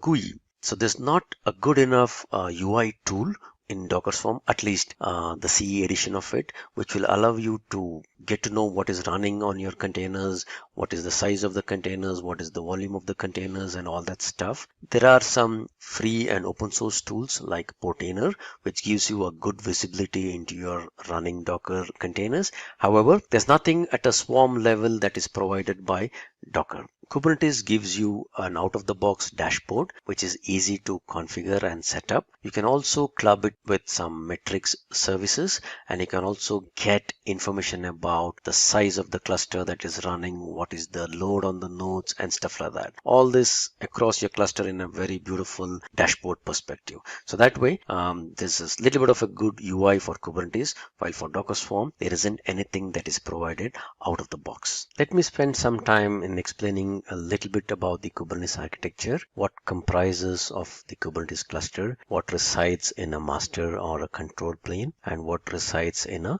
worker node. This is a very high level depiction of a Kubernetes cluster. So this is the master node, which has got something called as a cluster store, a controller, a scheduler component, and an API server. And these are the bunch of nodes that are connected or administered by the master node. The master node can be 1, 3, 5, typically an odd number. This is as per the typical cluster management thing, where you would need the master nodes to be in odd numbers, so that whenever there's any contention in terms of what needs to be deployed where, or where to give the job to whom and stuff like that, all the masters would cast their vote and they would decide on the outcome. So that's the master node, and there are a bunch of nodes which can be connected and administered by the master node. kubectl, or the command from using which anybody can assign some workloads to the cluster, can also be run either on the same node or on a separate node. So kubectl is the command line tool that we will be installing and using in order to fire up our commands to our cluster. So if at all I have to put up a job on our cluster, if I have to give out any specific commands to my cluster, all this is done using kubectl. There's a bunch of REST APIs which is used by kubectl, and kubectl will talk to the API server and fire up the commands specific to my cluster. What runs in the master node? Master node, without saying, it's the most important component of any of the cluster. If at all you're running cluster with only one master node, if your master node goes down, there's no other way that you can, or any user can talk to the different nodes in the cluster. So master node is the most vital component responsible for the complete Kubernetes cluster. There's always one node that should be running as a master node. That's the bare minimal requirement for your cluster. So what are the other components in the master node? The most important one is called etcd. So this is nothing but a data store, a value of key value pair, which is stored, which contains all information about your cluster. So all the configuration details, which node is up, which worker node is down, all this information is stored in the cluster store. So all the managers would access this cluster store before they go ahead and decide any other work item or anything else that has to be done specific to your cluster. What's in the controller? As the name says, controller is something, it's like a daemon server that is running in a continuous loop. All the time it is responsible for controlling the set of replicas, the kind of workloads that is running based upon the configuration that the user has set in. So if at all, if you are aware of something called as replication controllers, endpoint controllers, namespace controllers, all these controllers are managed by the controller component. If any user asked for some 3 replicas of a particular pod or a service to be running, and if at all any of the nodes goes down or the pod goes down for whatever reason, the controller is the one who wakes up and assigns this particular job or the pod to some other available node by looking up for the details using in the cluster store. That's the importance of the control manager or the controller. The scheduler assigns the tasks based upon whoever has asked for any job to be scheduled, based upon a time frame or based upon some criteria. It also tracks the working load as to what exactly is the load, who is running what in the cluster, and places the workload on whoever is the available resource at that time. Alright, API server. This is one other important component in our Kubernetes cluster, where how would the end user deploy or give out any sort of a workload onto your cluster? All the requests come to the API server. So this is an entry point for all your requests that come into your cluster. Anybody wants to deploy something, anybody wants to scale up a controller, anybody wants to bring down few services, anybody wants to put in a service, all this will have to come in as a part of a REST API endpoint. And API server is the entry point in case you don't want somebody to access your cluster, in case you want only specific people or specific users to be running some specific workloads. You can set all those role-based access control for this API server. So this is the entry point for anyone who wants to submit any job to your cluster. So that's a quick overview about the master node. What are the important components of a master node? Now let's go over to what runs in a worker or a slave node. As I mentioned earlier, slave nodes are something where the job that is submitted to your cluster is eventually run as a pod, as a service, as a container. So in Kubernetes world, there is something called as a pod. A pod is nothing but a combination of a container. It is a wrapper around your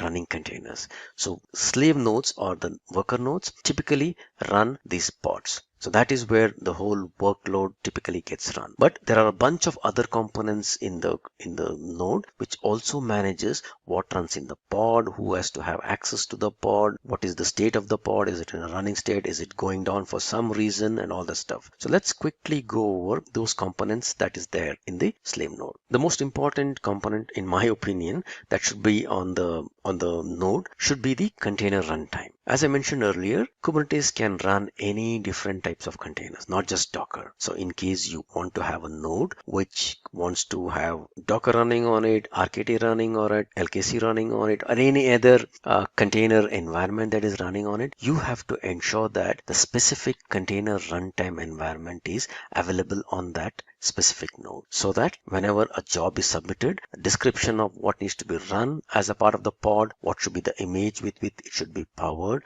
and what kind of a container to spin up. So that's what, when the job is finally assigned to this particular node, it would definitely need a container runtime to be up and running. So that exists only if at all the container runtime is installed and running on your Kubernetes worker node. Okay, now that we know what our Kubernetes node can run, how would somebody assign a job to our node? That is using something called as a kubelet. As the name says, kubelet is a small subset which talks to the kube API server. So any node which has to run any kind of a pod, all these instructions are passed around by the kube API server to the kubelet. And kubelet is capable of processing whatever job that is assigned to it and ensuring that so many pods and so many services are spun up based upon the requirement. The last component that exists in the worker node is the kube proxy or Kubernetes proxy. This plays a very, very important role, acting as a load balancer and a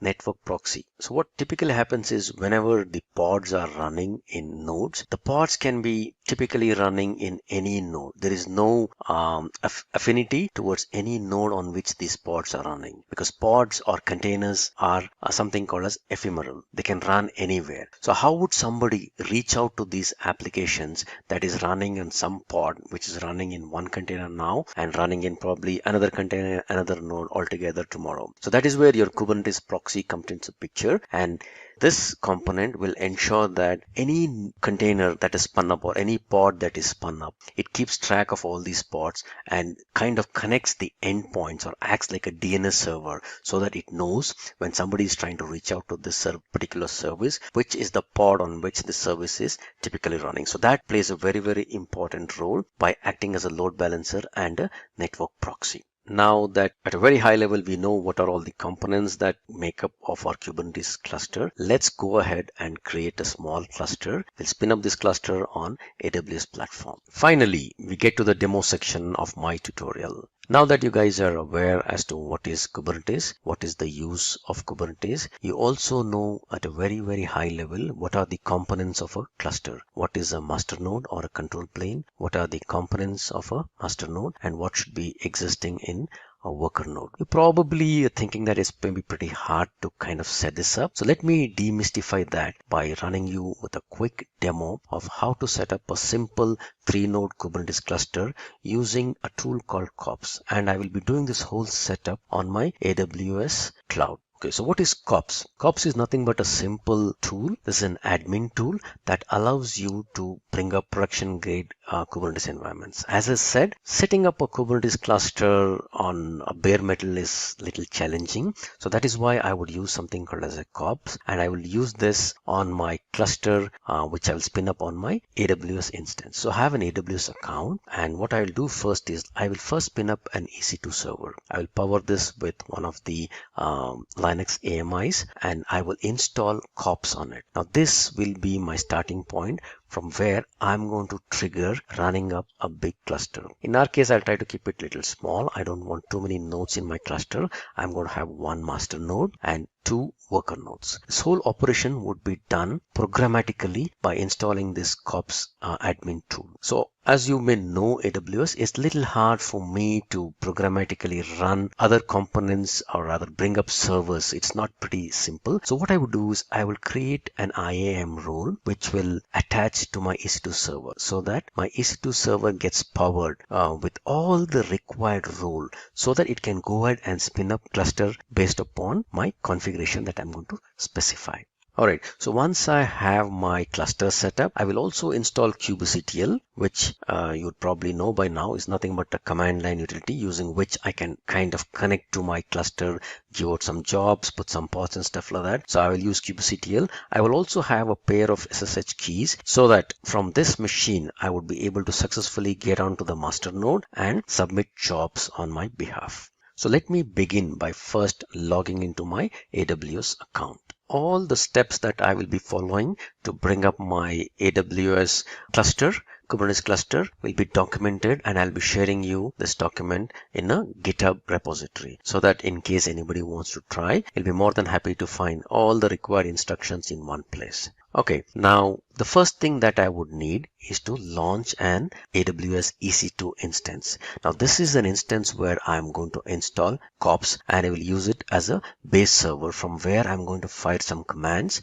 which will bring up my Kubernetes cluster. So let me log into my AWS account and let me stick to one particular region and let me bring up one EC2 instance. Alright, so let me launch my instance. Let me choose, doesn't matter either ways, but in case you want to try it on your free tier, I would recommend choose free tier only and choose an AMI of your choice. Let me choose this instance. I will make it T2 micro. That is good for me. Configuration, instance details. All right. I don't want to change anything here. That looks good. Maybe I will change this 30 gig. That's good for me. Let me add a tag to my instance. I will name this as my kops server. Alright, I would need a bunch of ports to be opened up. So what I will do is I will create a new security group called open to the word. I would not recommend that you do this since I don't want to, it'll take a long time for me to specifically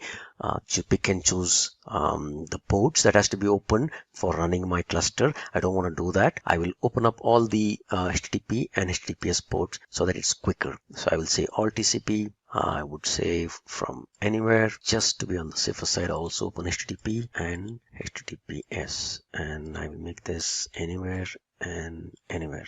This is good for me. I will say review and launch. Alright, so I chose a T2 micro instance. Just for the sake of easiness, I've opened up all the ports and the instance details are, you've seen what is that I've chosen. Alright, now important part is like I would need a key pair. I need to create a new key pair. I will call this as Simplilearn keys. I will download this key pair and then I will launch the instance. It will take some time for my EC2 instance to come up. In the meanwhile, what I'll do is I will convert. I have this PEM file, which is the pair of keys, the SSH keys with which I need to log into my EC2 instance. So I'll need to convert this because I'm trying to connect from a Windows box. I would need to convert this into a PPK file. So I have puttygen. I'm going to load my set of keys here and convert that key into a PPK key. All right, open. All right, I would say save. Hang on, save private key. Yes, I would say Simplilearn or Simplilearn private key. I'll save this here. Done that. That's all. So this is my public key, which is the PEM file, and this is my PPK or my private key. Now using the private key, I will log into my EC2 instance. Okay, now my EC2 instance is up and running. It is running in this Ohio region, and this is the IP address of my public IP address of my machine. So let me connect to it. So I use MOBA Xterm, which is nothing but an SSH emulator. You can use PuTTY or any of these sessions which allow you to do an SSH. This is my IP address of my machine, and since I've spun up an Amazon AMI, this is the default user. I would need to specify the private keys for my session, and this is the private key for my session. Say OK. I am in my Amazon EC2 instance. So let me look at what are the other things that I need to do. Alright, so as I said, I just brought up my EC2 instance, but I would need my EC2 instance to run few things on my behalf so that it can spin up other EC2 instances. It can also talk to an S3 bucket where I'm going to store the instance state of my Kubernetes cluster. Also some sort of an autoscaling group because I want to spin up more and more instances. I also want to have a private hosted zone using my Route 53. So I would need my EC2 instance to have all these sort of permissions for my server. So what I would do is I will go and create a permission, a role in the EC2 or rather in the AWS IAM role, and I will attach this IAM role to my EC2 instance. Alright, so let me go to my IAM, which is nothing but the identity and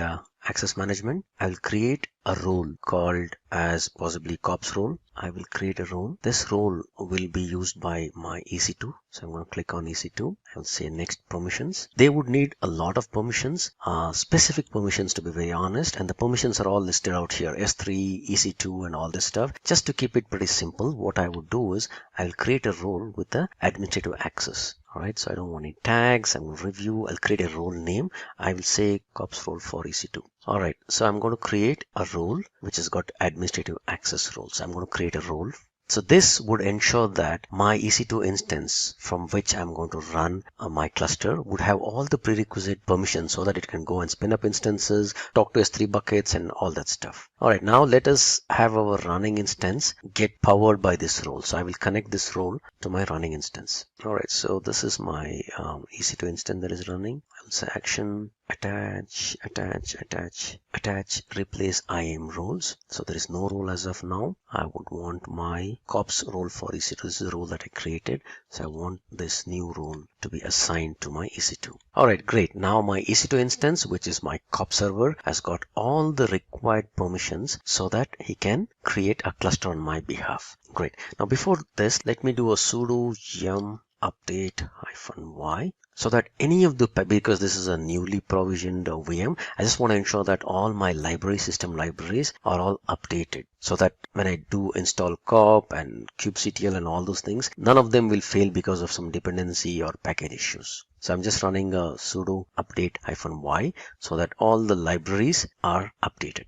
Okay, looks like it is done. So let me go ahead and install COPS. COPS is a pretty simple installation. It is available in a particular location. I have to just copy this and ensure that I do a curl and I install this particular stuff. Alright, so it is fetching the COPS tool. It's installing for me. Once it is copied down, let me change the mode so that I can execute it, and then also let me move it to my user local bin so that it is available for me in my path. Okay, that's pretty much the COPS installation. Let me also do one other thing. Let me install something called as kubectl. So this is what would be, a tool using which I'm going to be firing my commands to my Kubernetes cluster once it comes up. Right, this is a pretty smaller executable. So kubectl. All right, so I have kubectl as well as kops installed on my EC2 server now. Okay, now what I'll do next is I'm going to create an S3 bucket in AWS so that the Kubernetes cluster state is persisted in this bucket. So let me create a simple bucket with this name, S3 bucket with this name. So let me go to S3 and let me create a simple bucket with this name. I will just say create a bucket. Okay, so the Simplilearn.Kubernetes is the bucket that I created.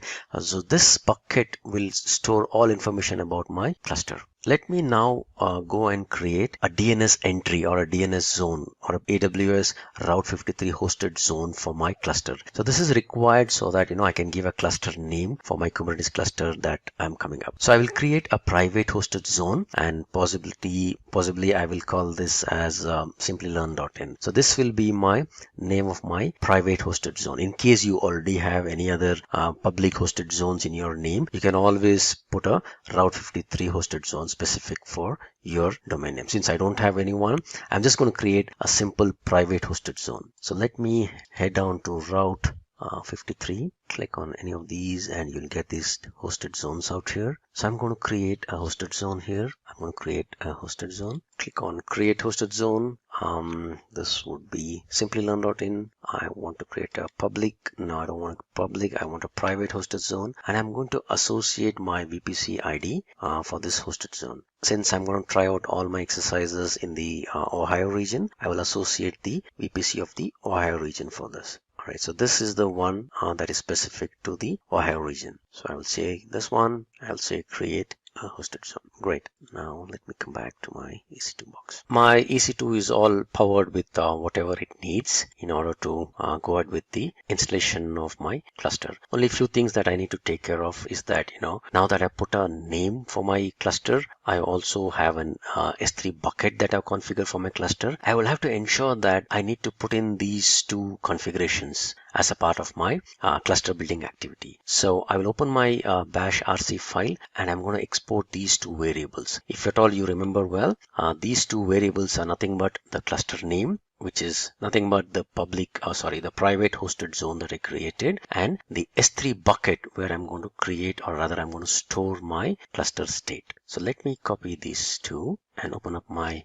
bash rc file. Alright, so I will just add these two and copy these and export them out as my variable. I'm going to save this here. Now let me ensure that this gets picked up. Alright, I've got these two that I've configured, and I've also ensured that these environment variables are set. Now let me create a pair of SSH keys. This is to ensure that I can log into the box that I'm going to be provisioning as a part of my cluster. SSH-keygen. I don't want to give any parameters. Let it go to the home directory with the default name and without any passphrase. Alright, so I created a bunch of my key pair. Now I'm all set to go ahead and run my kops. Now kops will ensure that this will take some time for the cluster to come up, but this is exactly how I would define my kops command. I already got it copied here. So kops create cluster. The state of the cluster will be stored in this particular variable, which is what I have exported out. The number of node count is 2. Node count is the worker node count. If at all I don't specify, there's a configuration for specifying the master or the control plane as well. If I don't specify that, the default one is 1. So I'm going to create one primary or the master node and two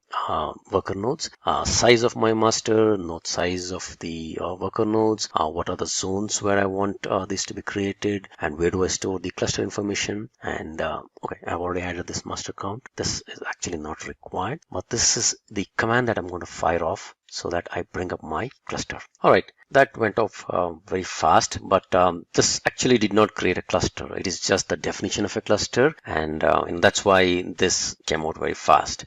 Now that everything looks good with whatever configuration that I specified, now let me go ahead and create the cluster by saying kops update cluster -8. Yes. Now this will take some time, a good 5 to 10 minutes for it to, because this will actually start provisioning the servers. And as I mentioned earlier, based upon my configuration, I'm going to come up with one master server and two nodes, or the worker nodes. Alright, so this is the command for me to validate the cluster. And I'm going to try it out first. I'm pretty sure that it will fail because all my servers are not up yet. It is taking some time. The validation, everything failed.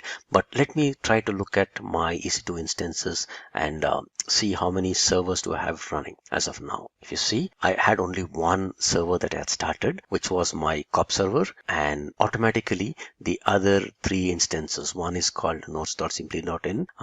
These two are the nodes, and this is the master node. So these three got automatically provisioned by the COPS command that I ran. Alright, so this may take a while for it to get validated, a good 5 to 10 minutes. So what I'll do is I'll pause the video now and I'll come back once the cluster is up and running. It's been a good 8 to 9 minutes since I started my cluster. So let me validate now. Okay, seems good. So there's a master node, minimum 1, max 1, some nodes which are nothing but the slave nodes or the worker nodes. There are 2 of them, T2 micro, subnet. So my clusters seem to be up and running, and my cluster name is Simplilearn.in. So what I would want to do is now let me just log into the master and see if I can run some pods. So let me get back to my installation steps here. The validation cluster is done. So let me log into since my cluster name is Simplilearn.in, this is the way to log into my box. So let me get into my box. So if you see here, this is the host name of the machine that I'm currently in. If you see this is nothing but this COP server. This is a server. Now from here, I'm trying to get into the master box. Alright, so if you see, the IP address has changed. I was in a different box. I'm in a different box now. If I see host name, you'll find a different host name. So this is 153, which is nothing but the master node. Yep, it's 153. This is the particular host. So I'm getting into this machine now. So I started the cluster from my COP server here. It ran and brought up 3 nodes. So I'm actually getting into my master node and see if I can run some pods on it. Alright, so let me try kubectl get cluster info. Try kubectl get nodes. Alright, so there are 3 nodes here, master node and 1 master node and 2 worker nodes.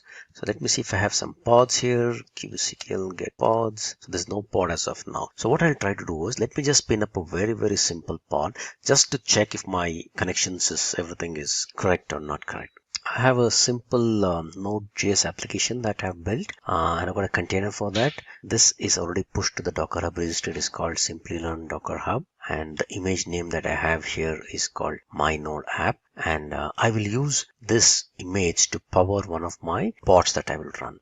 So this is the way in which I'm going to launch my pod. Let me show you these commands. Kubectl run, the name for my deployment that I'm going to run, -- image, and this is the image that is going to be powering my container. So this is Simplilearn Docker Hub / my node app -- replicas equal to I want 2 replicas to be running, and the port that I want to expose this particular pod is on 8080. So let me run this. As soon as this is run, it creates something called as a deployment. Alright, now let me just say I'm not really interested in the deployment. I'm interested in checking if at all the pods are up and running. So I will say kubectl get pod. Alright, so that was pretty fast. So I have 2 pods that are running here. These are 2 replicas because I asked for 2 replicas. These pods are running, so I can run kubectl describe pod pickup. Alright, I can pick up any of the pod name and see what is the pod, what is the information does it contain, from what is the image that is pulling, what is the image name, ID. This is actually running my pod, which is actually spinning up a container. Great, so far so good. So in Kubernetes, the pods are ephemeral, so they can be there at any time, cannot be at any time. If I need to expose my pod outside, I will have to create a service for my pod. So what I'll do is I'll create a very simple service by exposing this particular deployment. Before that, let me check kubectl get deployment. So there's a deployment that is created. The deployment name is Simplilearn app. So I will expose my deployment Simplilearn app as I'll just expose this. Let me see. Alright, I'm not specifying what type and all. I don't want to get into the complications of what are the different types of exposing this service and all that stuff. So if I don't specify anything, it gives me something called a cluster IP. So this is where my pod is actually exposed. So let me just check if at all this pod is up and running. I'll just try a simple curl command. Curl http : this is my cluster IP, and the port is 8080. If at all I hit this, it's actually hitting my application and giving me whatever. I put a simple sys.out kind of a thing where I'm just printing the container ID of whatever pod is being served out of. So I'm actually hitting my container and I'm getting this output from the container. So everything looks good. My container is up and running. So let me just go and clean it up. I'll say kubectl delete deployment Simplilearn app. This should get rid of all the pods that I created. kubectl get pod. Alright, these pods are interminating things.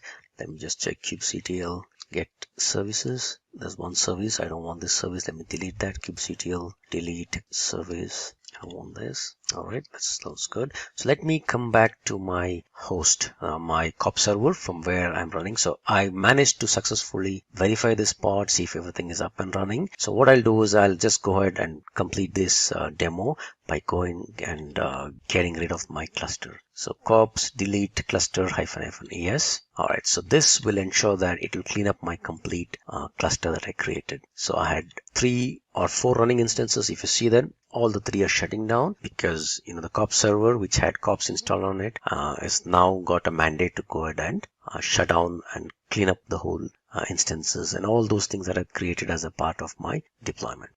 Cloud computing is becoming more prominent among tech companies and organizations, making this skill in demand in the sector. Cloud-based solutions are proven to be a boon for company management around the world because they provide convenience at an inexpensive price.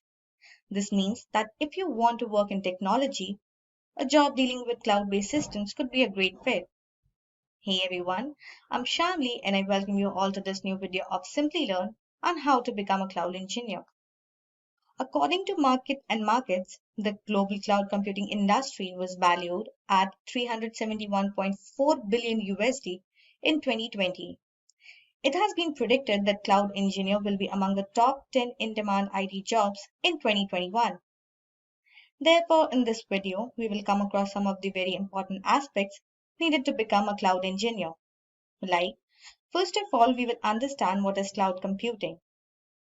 Then, we will understand who is a cloud engineer. After that, we will look into the technical skills needed to become a cloud engineer. After that, we will understand what are the roles and responsibilities of a cloud engineer. Then we will have a look into the roadmap of becoming a cloud engineer. And what is the average salary of a cloud engineer in both the USA and in India?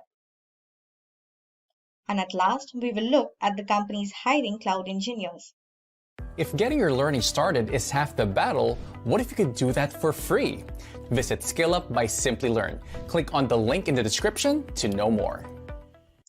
The first thing we will come across is what is cloud computing. Cloud computing is the distribution of computing services via the internet or the cloud, including servers, storage, databases, networking, software, analytics, and intelligence to provide faster innovation, more flexible resources, and economies of scale. You usually only pay for the cloud services you use, which helps you cut costs, run your infrastructure more efficiently, and scale as your business grows. That brings us to who is a cloud engineer. Cloud engineers are the IT experts in charge of accessing an organization's technology, infrastructure, and transferring operations and procedures to a cloud-based architecture. They assist with the migration of critical corporate applications and processes to private, public, and hybrid cloud environments. A cloud engineer's job is to access a company's IT infrastructure and migrate certain processes and operations to the cloud. Public, private, and hybrid cloud computing systems are among these functions and operations. Now that we know who a cloud engineer is, let's have a look at the skills required to become one. Cloud engineers must have a diverse set of technical talents that they will use in a variety of positions. Several key skill sets that cloud engineers need to be successful include the ability to program and code cloud-based applications and processes, the ability to troubleshoot technical challenges through problem solving, the ability to plan and design software and cloud applications using critical and creative thinking. Should also include data analysis skills, and should be able to strategically plan and to fulfill projects using technical resources. Now, let's have a look at the roles and responsibilities of a cloud engineer. There are three types of cloud engineers in particular. In a small business, one individual may be in charge of all three roles: cloud architect, cloud software engineer, and cloud security engineer. Cloud architect and organization's cloud computing strategy include application, design, management, and monitoring is overseen by a cloud architect. Cloud architects connect various aspects of cloud computing, including data and networks, with tools and services. Cloud software engineer.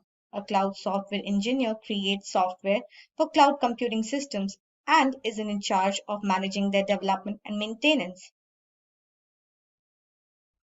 Cloud security engineer control-based technologies and procedures that enable regulatory compliance. Regulations are included in security.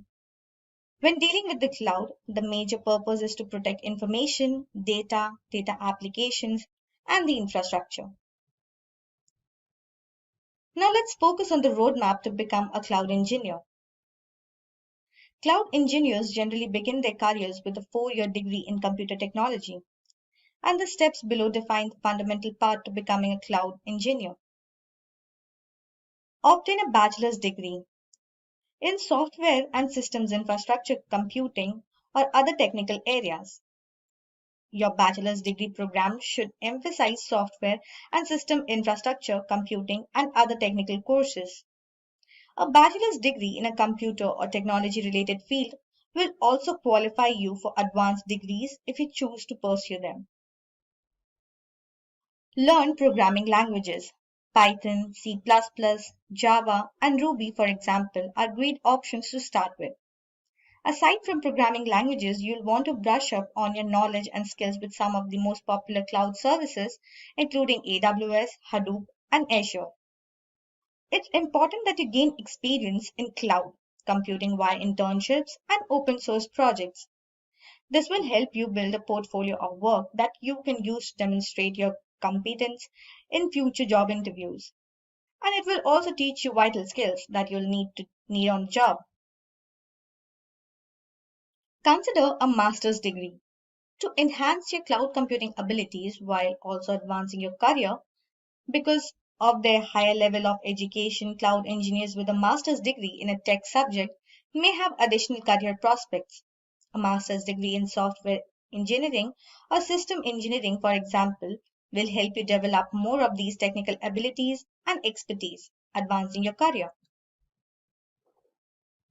Get cloud computing certification. To demonstrate your understanding and skill level in cloud engineering, you can also check out our official website for cloud computing certification. It will help you enhance your knowledge in this particular field. Now that we know everything about cloud computing and how to become a cloud engineer, let's have a quick look at the average salary of a cloud engineer in India and in the USA. In India, the average salary of a cloud engineer is rupees 12,41,000 per annum. And in the USA, the average salary of a cloud engineer is $128,837 per annum. Now, cloud engineers may earn a substantial income with a national average salary, but it can vary, though, depending on your location and how many years you have been in the field. For example, a cloud engineer with a master's degree and several years of experience may make more than a new graduate with a 4-year degree who is just starting out in their career. Now, let's dive down and explore the companies hiring cloud engineers. Cloud computing is gradually establishing itself as the industry standard for data storage and administration. By 2022, according to IDC, over 1 million cloud computing jobs would be generated in India. Amazon, IBM, Wipro, Infosys, Oracle, Cisco, these are the few top companies who are some of the top recruiters in this field. Every journey begins with a solitary foundational level certification. And for AWS, that starting point is the AWS Certified Cloud Practitioner. Hello everyone, I'm Shamli and I welcome you all to this new video of Simplilearn on how to become an AWS Certified Cloud Practitioner. The AWS Certified Cloud Practitioner certification gives you a high-level overview of AWS. It doesn't go into a great detail about any one service. Instead, focuses on the overall structure of AWS and a basic understanding of what the various services accomplish. So, in this video, I will take you through the path of becoming a successful AWS Certified Cloud Practitioner, starting with what is an AWS Cloud Practitioner, followed by the eligibility criteria for the exam. Then, we will discuss the exam objectives. Then, we will look into the exam content, followed by how to prepare for the exam. Then we will have a look at some of the sample questions for your reference. And then we'll discuss some tips you should remember while taking the exam. So without any further delay, let's get started with the video. So what is an AWS Cloud Practitioner? The AWS Certified Cloud Practitioner certification is a foundational level test designed for people who can successfully show an overall understanding of the AWS cloud, according to Amazon. The skills necessary for specific employment types such as developers, administrators, and solution architects are not assessed by this certification. AWS recommends that you have at least 6 months of AWS cloud experience. Now, let's look into the eligibility criteria for the exam to proceed further. Anyone with a basic understanding of the AWS platform should take the exam. We recommend that you have the following factors before taking this exam. First, 6 months of AWS cloud experience. Second, understanding IT services and how they are used in the AWS cloud platform is a must. And third is basic understanding of AWS services and use cases, invoicing and pricing mechanisms, security concepts, and how the cloud affects your organization. Moving on, let's have an overview of the exam. The exam consists of 65 questions and has a 90-minute time restriction. To pass the exam, you must get at least 700 out of 1000 points. That is 70%. The exam has multiple choice, one right response from 4 possibilities, and multiple response questions, 2 correct responses from 5 options. The cost of applying for the exam is $100, and the certification needs to be renewed after every 2 years. Now that we know of the eligibility criteria for the exam, let's move ahead and have a look at its objectives. It will enable you to articulate the value proposition of AWS Cloud. Next, you'll be able to define the AWS Cloud and the AWS Global Infrastructure with it. Also, it will help you understand and explain the fundamental AWS Cloud architectural ideas. It will enable you to describe the AWS platform's essential security and compliance features, as well as the shared security model. You'll be able to define invoicing, account management, and price models with it. And it will also enable you to describe the fundamental or core properties of AWS cloud deployment and operation. Now, let's proceed further and have a look at the content for the exam for better and organized preparation for the exam. The required knowledge is divided into 4 domains for the exam.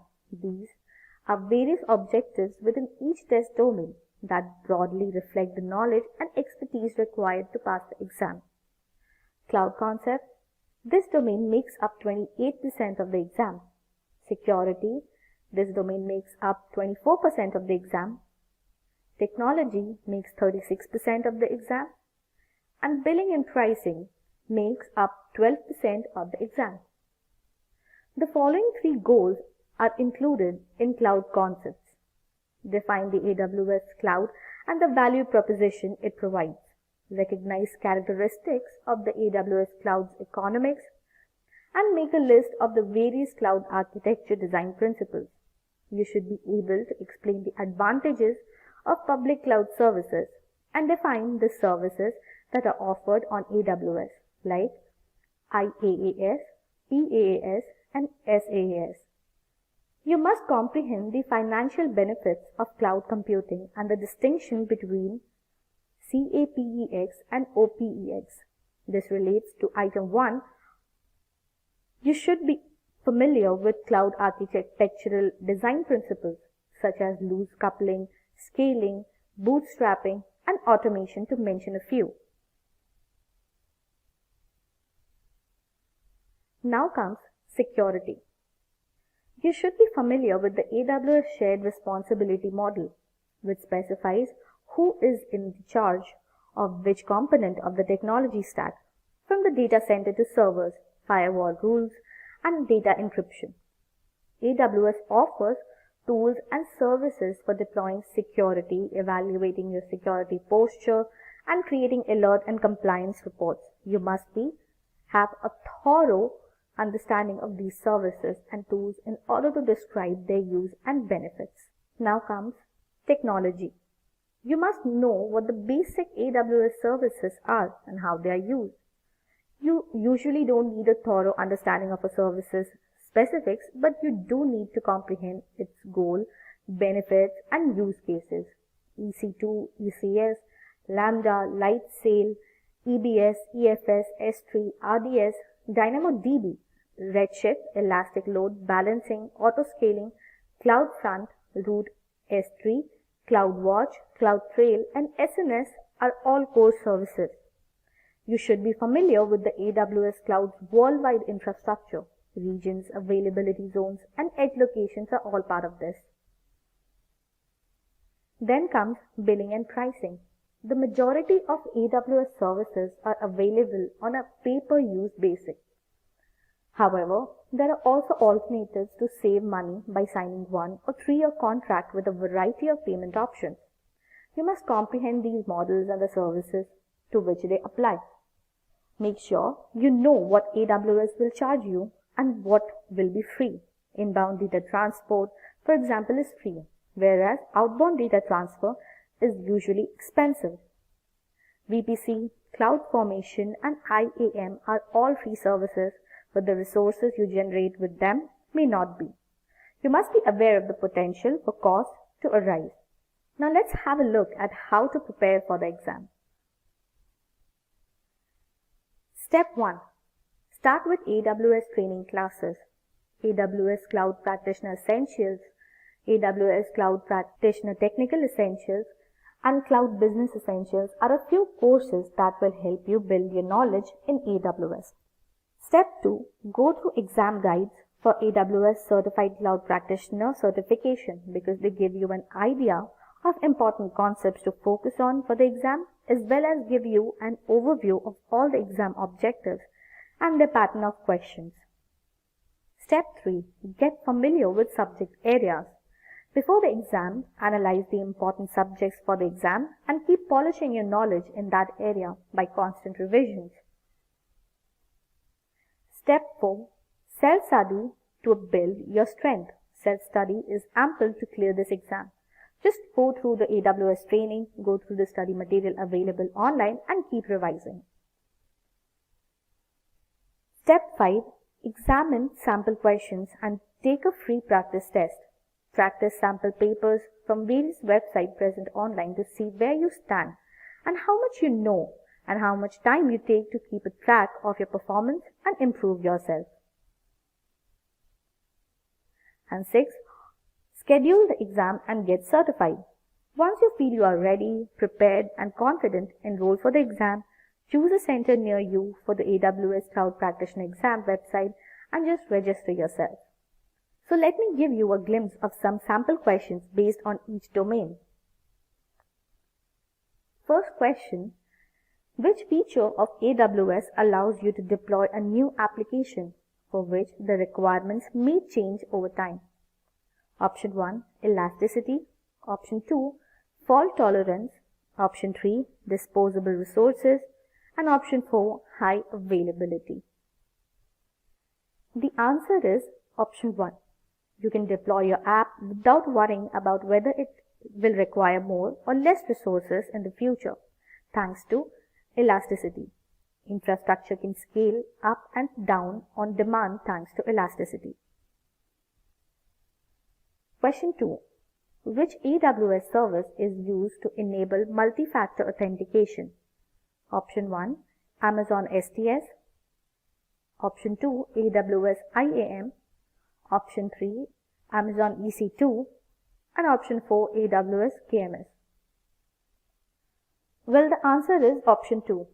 IAM is used to manage multi-factor authentication and to securely regulate individual and group access to AWS resources. Question 3.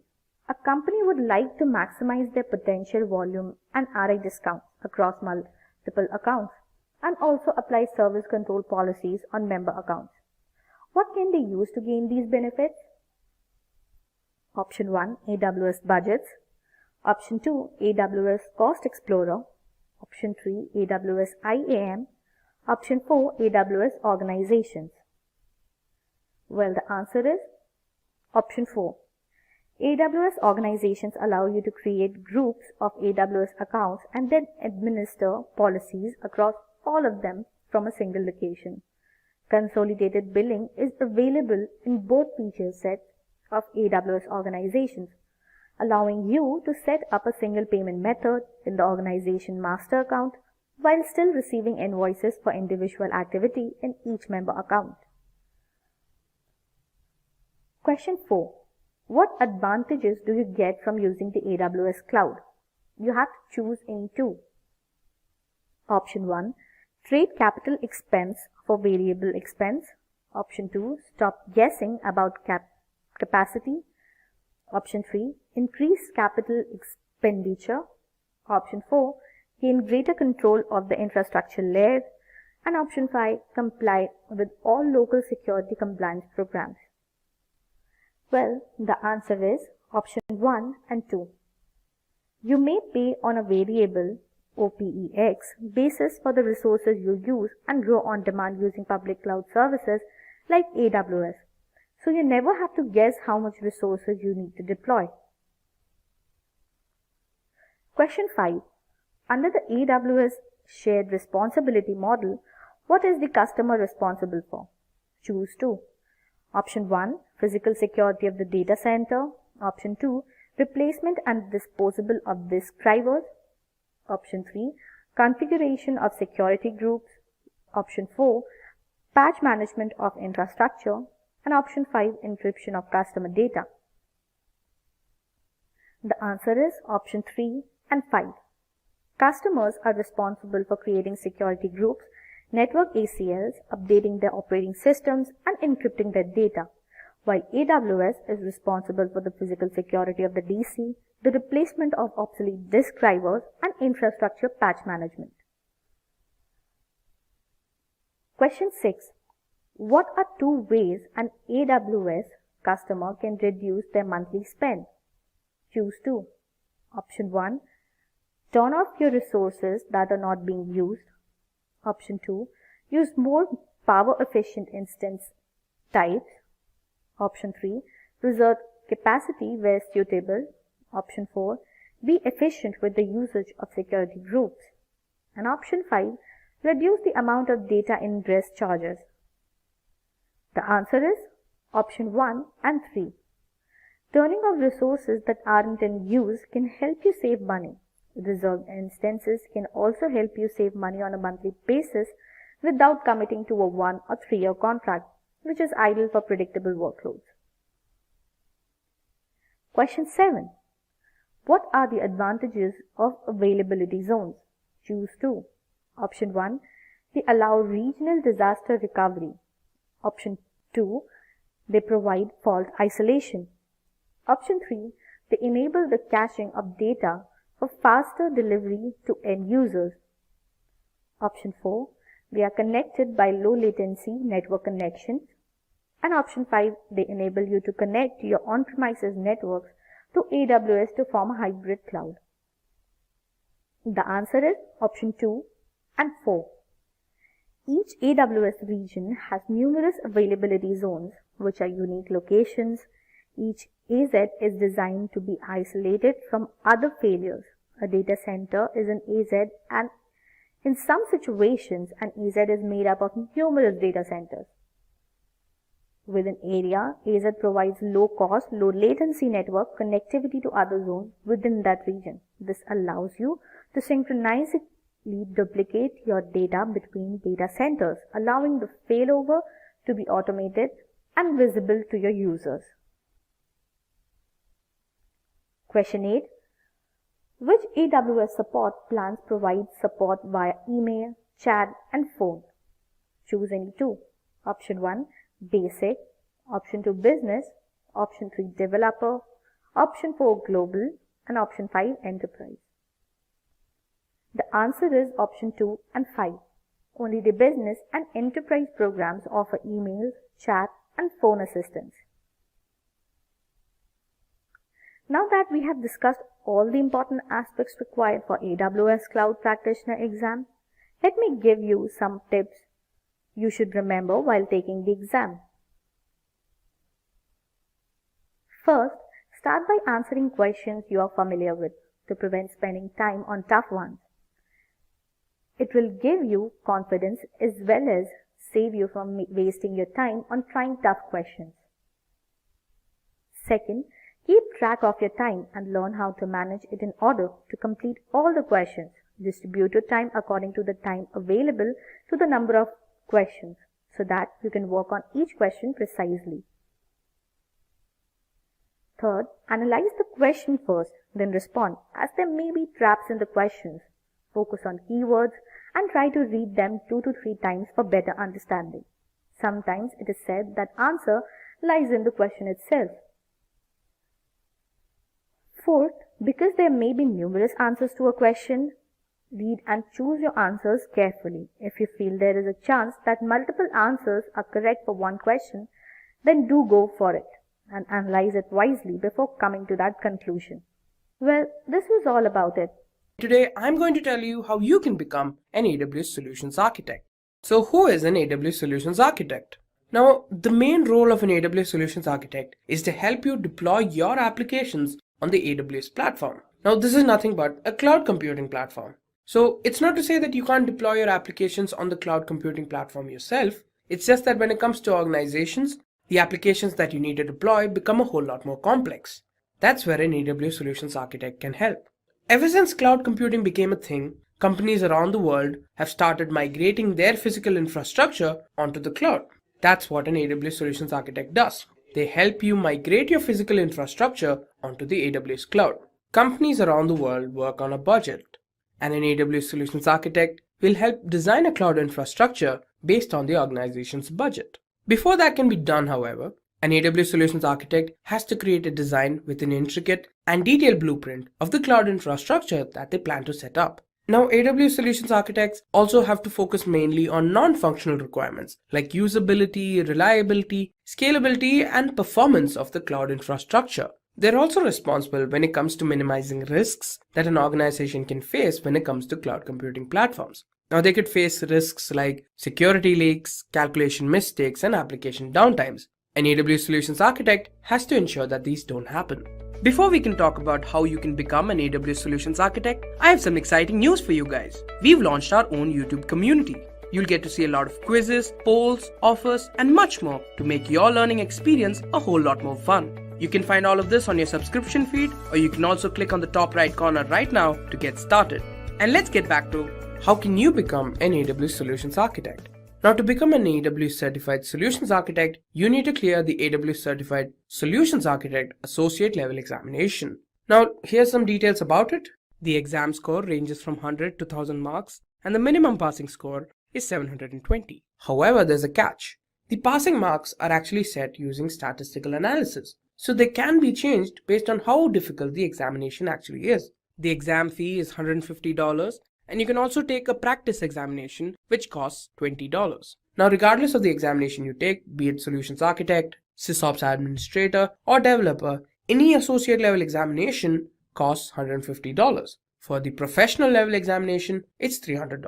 Now, if you want to learn more about the AWS certifications, I suggest you click on the top right corner and watch our video AWS certifications in 10 minutes to learn more.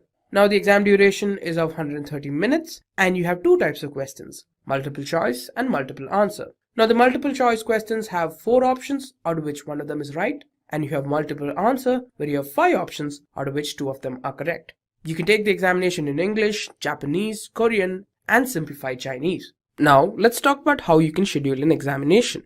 First, let's go to Google and search for AWS certifications. Click on the first link. So, on this page, we can go to the bottom and find the different certifications AWS provides. Click on Architect and select the AWS Certified Solutions Architect Associate certification. Click on Register Now. And here you need to click on the AWS certification account. You can sign in with your Amazon account or create a new one. I already have an Amazon account that I'll be using for signing in here. In case you don't, you can click on the Create Your Amazon Account button here and create an account for yourself.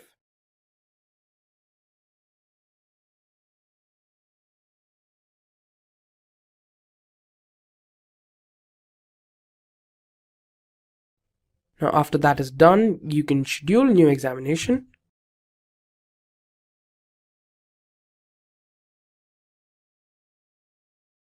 And you can scroll down to the bottom.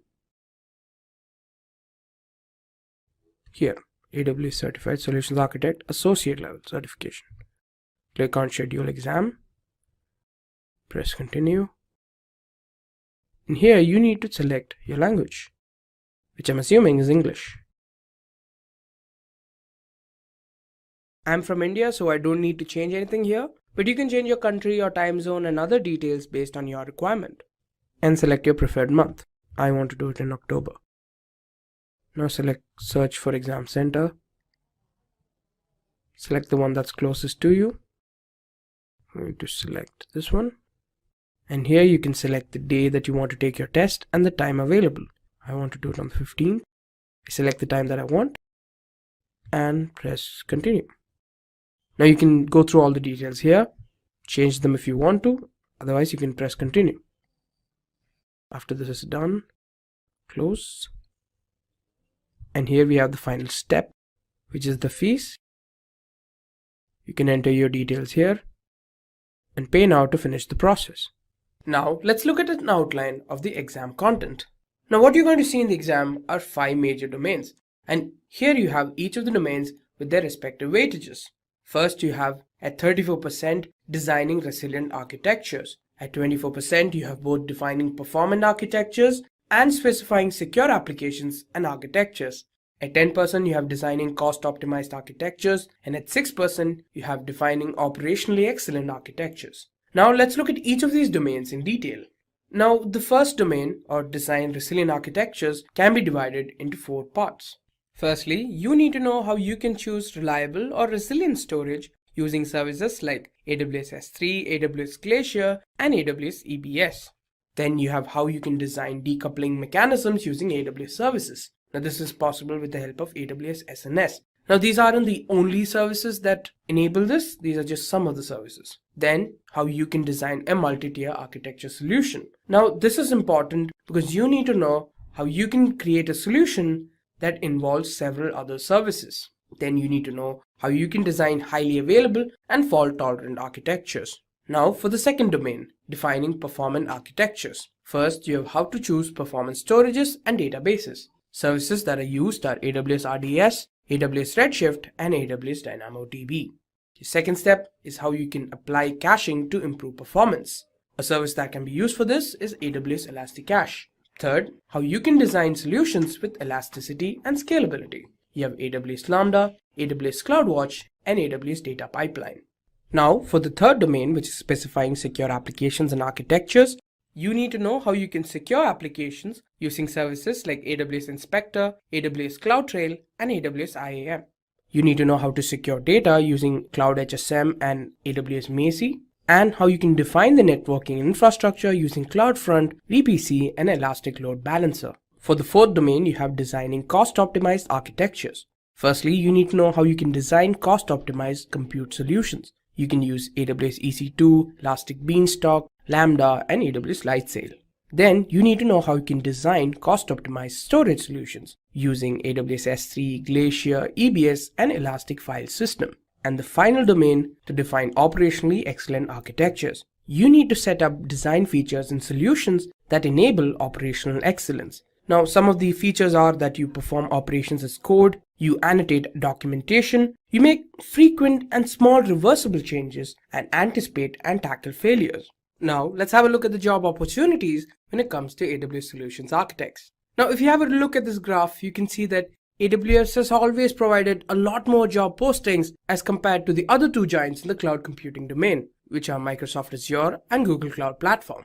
Now, if you do a little bit of research, you'll find out that there's a significant lacking of experienced personnel when it comes to AWS. So I would suggest this is the best time for you to get certified in AWS. The Amazon Web Services cloud management system now has over 1 million clients and generates $10 billion in revenue annually.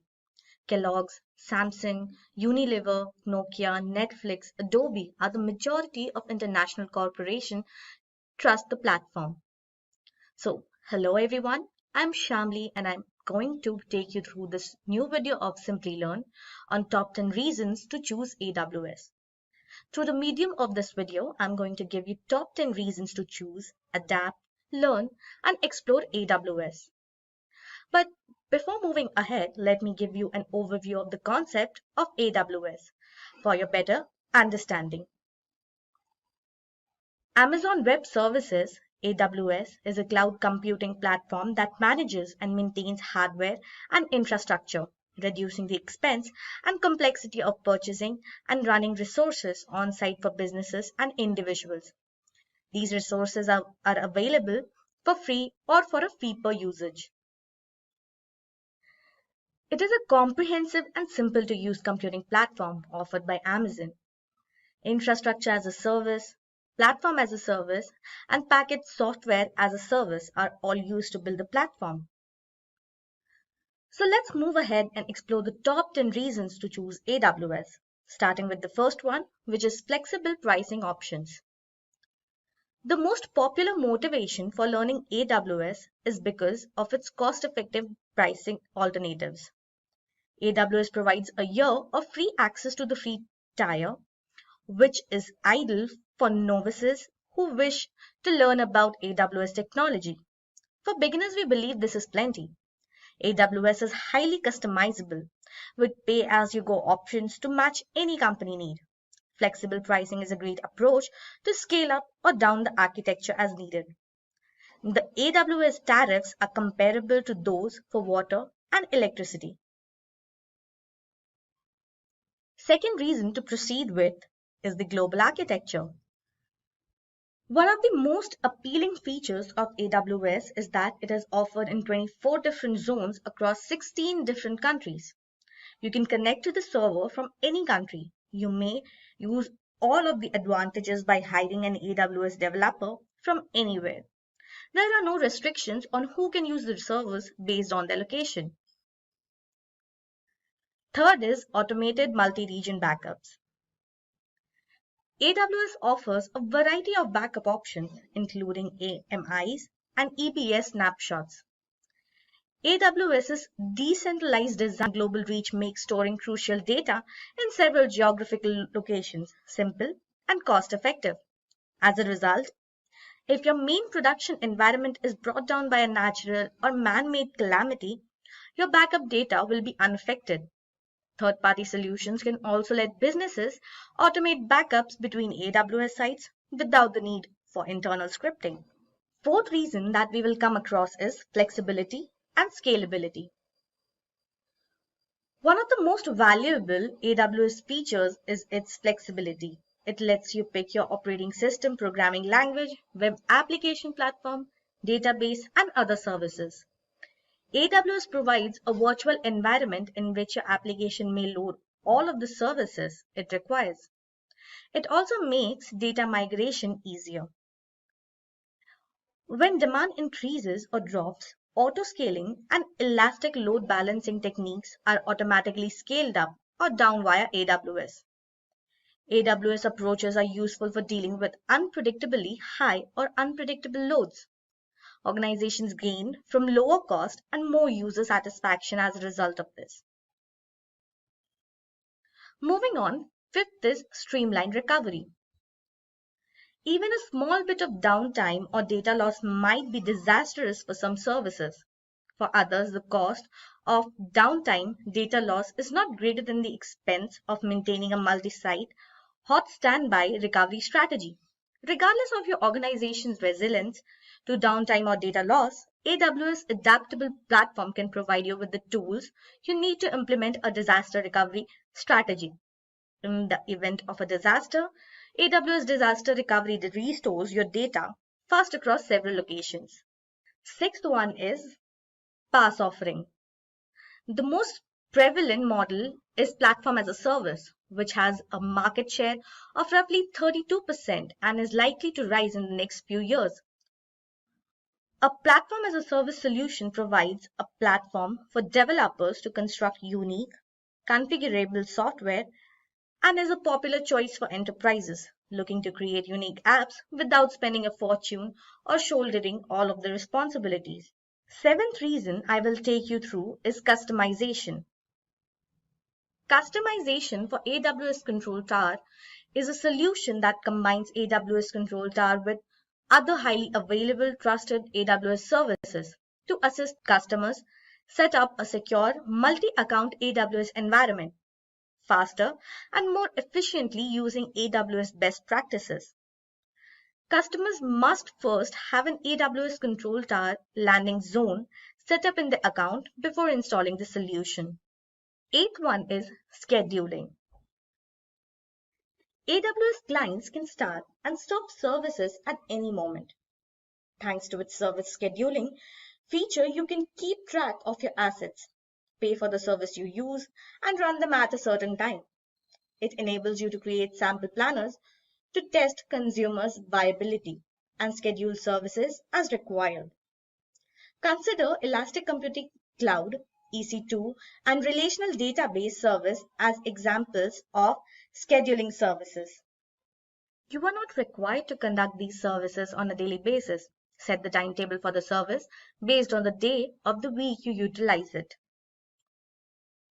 Ninth is security. AWS provides the same level of world-class security to small startups as well as enterprise-size behemoths. The commercial data center meets the highest conceivable standards, saving you the trouble of needing to defend your own data centers. AWS also maintains a large number of compliance processes in its infrastructure, as well as a large security help network that may provide real-time information about suspicious tasks and potential vulnerabilities. And the last one, the 10th reason, is third-party APIs. AWS API implies that you can manage your cloud-based facilities in a variety of languages, in line with the platform's entire versatility. It also means that third-party solutions, such as yours, can take advantage of all of AWS time and cost savings feature. You can automate ordinary but necessary AWS processes without the use of coding, from automated backups to EC2 and RDS instances. Well, this brings us to the end of this video. So how can Simplilearn help you with your AWS certifications? Now we're on the Simplilearn homepage.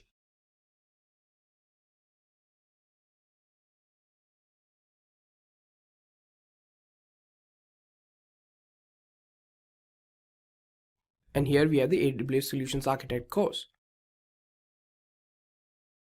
On this course, which is the AWS Solutions Architect Certification Training course, we have 36 hours of instructor-led training, 20 hours of self-paced learning, 16 live demos, 3 simulation exams, 3 hands-on practice projects, and so much more. Here, our main emphasis is on making sure that you have enough hands-on experience with the services that you crack the examination at your first attempt. So here we also go through some of the more important services that you need to learn, like IAM, VPC, EC2, S3, and so much more. We'll also talk about databases, application services, security practices, disaster recovery, and so on. We even have practice examinations to help you prepare for the real one. Choose from over 300 in-demand skills and get access to 1,000 plus hours of video content for free. Visit SkillUp by Simplilearn. Click on the link in the description to know more. I'm here to walk you through some of the AWS interview questions which we find are important, and our hope is that you would use this material in your interview preparation and be able to crack that cloud interview and step into your dream cloud job. By the way, I'm a cloud technical architect, trainer, and an interview panelist for cloud, network, and DevOps.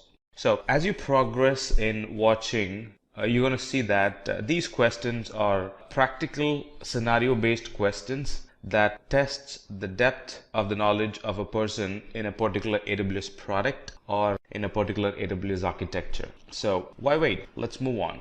All right, so in an interview, you would find yourself with a question that might ask you, define and explain the three basic types of cloud services and the AWS products that are built based on them. See, here, it's a very straightforward question. Just explain three basic types of cloud service. And when we talk about basic type of cloud service, it's compute, obviously, that's a very basic service. Storage, obviously, because you need to store your data somewhere. And networking, that actually connects a couple of other services to your application. These basic will not include monitoring. These basic will not include analytics because they are considered as optional. They are considered as advanced services. You could choose a non-cloud service or a product for monitoring and for analytics. So they're not considered as basic. So when we talk about basics, they are compute, storage, and networking.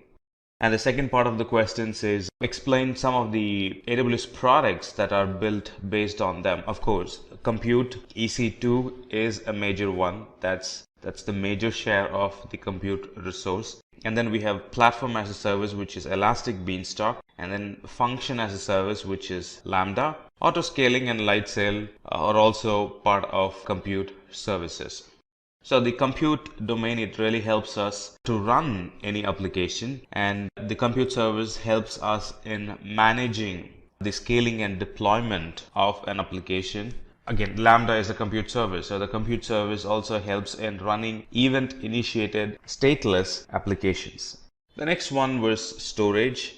A lot of emphasis is on storage these days because if there's one thing that grows in a network on a daily basis, that's storage. Every new day we have new data to store, process, manage. So storage is again a basic and an important cloud service. And the products that are built based on the storage services are S3, object storage, Glacier for archiving, EBS, Elastic Block Storage as a drive attachment for the EC2 instances, and EFS, file share for the EC2 instances. So the storage domain helps in the following aspects. It holds all the information that the application uses, so it's the application data. And we can also archive old data using storage, which would be Glacier, and any object files and any requirement for block storage can be met through Elastic Block Store and S3, which is again an object storage.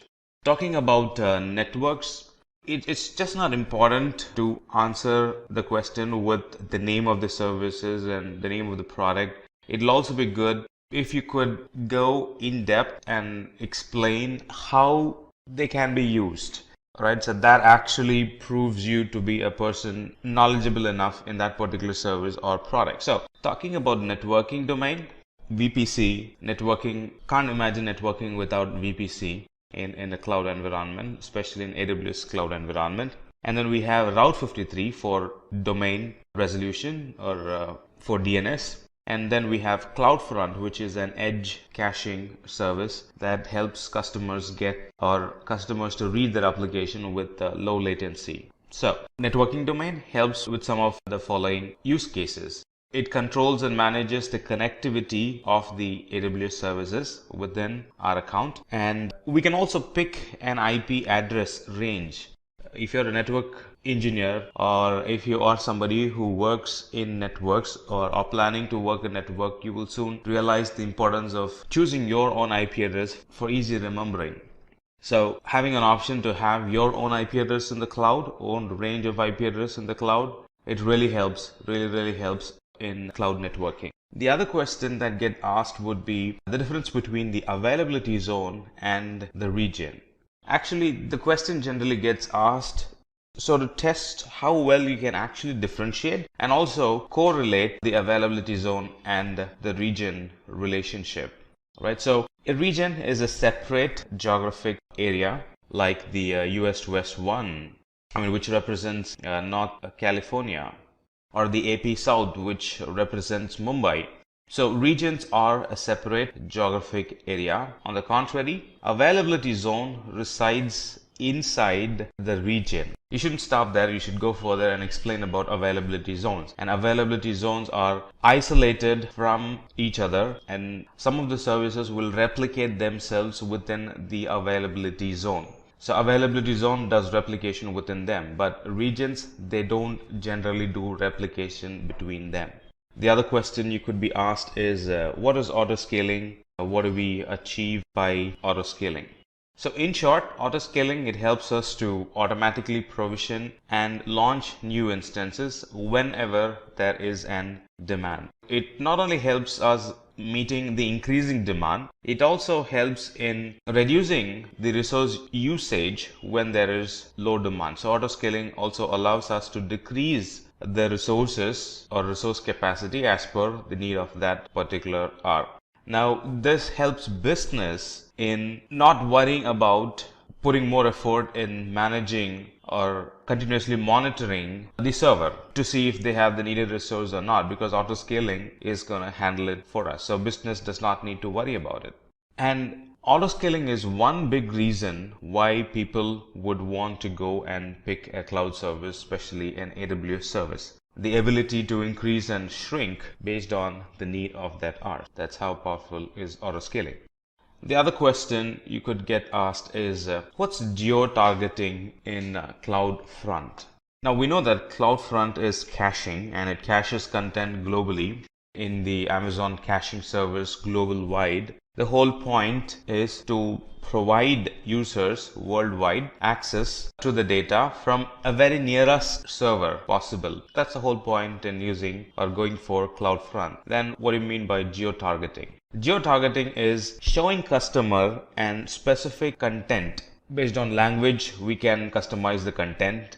Based on what's popular in that place, we can actually customize the content. The URL is the same, but we could actually change the content a little bit. Not the whole content, otherwise it would be dynamic, but we can change the content a little bit, a specific file or a picture or a particular link in a website, and show customized content to users who will be in different parts of the globe. So how does it happen? CloudFront will detect the country where the viewers are located, and it will forward the country code to the origin server. And once the origin server gets the specialized or a specific country code, it will change the content and it will send to the caching server, and it gets cached there forever. And the user gets to view a content which is personalized for them for the country they are in. The other question you could get asked is the steps involved in using CloudFormation or creating a CloudFormation or backing up an environment with a CloudFormation template. We all know that if there is a template, we can simply run it and it provisions the environment, but there is a lot more going into it. So the first step in moving towards infrastructure as a code is to create the CloudFormation template, which as of now supports JSON and YAML file format. So first create the CloudFormation template and then save the code in an S3 bucket. S3 bucket serves as the repository for our code, and then from the CloudFormation call the file in the S3 bucket and create a stack. And now CloudFormation uses the file reads the file, understands services that are being called, understands the order, understands how they are connected with each other. CloudFormation is actually an intelligent service. It understands the relation. Based on the code, it would understand the relationship between the different services, and it would set an order for itself and then would provision the services one after the other. Let's say a service has a dependency, and the dependent service, the other service which this service, let's say service A and B, service B is dependent on service A, let's say. CloudFormation is an intelligent service. It would provision the resource A first and then would provision resource B. What happens if we inverse the order? If we inverse the order, resource B first gets provision, and because it does not have dependency, chances that the CloudFormation's default behavior is that if something is not provisioned properly, if something is not healthy, it would roll back. Chances that the environment provisioning will roll back. So to avoid that, CloudFormation first provisions all the services that has or that's dependent on, that's depended by another service. So it provisions those services first and then provisions the services that has dependencies. And if you're being hired for a DevOps or if the interviewer wanted to test your skill on systems side, this definitely would be a question in his list. How do you upgrade or downgrade a system with near zero downtime? Now everybody's moving towards zero downtime or near zero downtime. All of them want their application to be highly available. So the question would be, how do you actually upgrade or downgrade a system with near zero downtime? Now we all know that I can upgrade an EC2 instance to a better EC2 instance by changing the instance type, stopping and starting. But stopping and starting is going to cause a downtime, right? So you should be answering, or you should be thinking in those terms, because that's a wrong answer. Specifically, the interviewer wants to know, how do you upgrade a system with zero downtime? So upgrading system with zero downtime, it includes launching another system parallelly with the bigger EC2 instance type or with a bigger capacity, and install all that's needed. If you're going to use an AMI of the old machine, well and good. You don't have to go through installing all the updates and installing all the application. From the AMI, once you've launched it in a bigger instance, locally test the application to see if it is working. Don't put it on production yet. Test the application to see if it is working. And if the application works, we can actually swap. If your server is behind Route 53, let's say, all that you could do is go to Route 53, update the information with the new IP address of the new server, and that's going to send traffic to the new server now. So the cutover is handled. Or if you're using static IP, you can actually remove the static IP from the old machine and assign it to the new machine. That's one way of doing it. Or if you are using Elastic NIC card, you can actually remove the NIC card from the old machine and attach the NIC card to the new machine. So that way we would get near zero downtime. If you're hired for an architect level, you should be worrying about cost as well, along with the technology. And this question would test how well you manage cost. So what are the tools and techniques we can use in AWS to identify and know that we are paying the correct amount for the resources that we are using? Or how do you get a visibility of your AWS resources running? One way is to check the billing. There's a place where you can check the top services that were utilized. It could be free and it could be paid service as well. Top services that can be utilized. It's actually in the dashboard of the cost management console. So that table here shows the top 5 most used services. So looking at it, you can get it. All right, so I'm using a lot of storage. I'm using a lot of EC2. Why is storage high? You can go ahead and try to justify that, and you will find if you are storing things that shouldn't be storing, and then clean it up. Why is compute capacity so high? Why is data transfer so high? So if you start thinking in those levels, you'll be able to dig in and clean up unnecessary and be able to save your bill.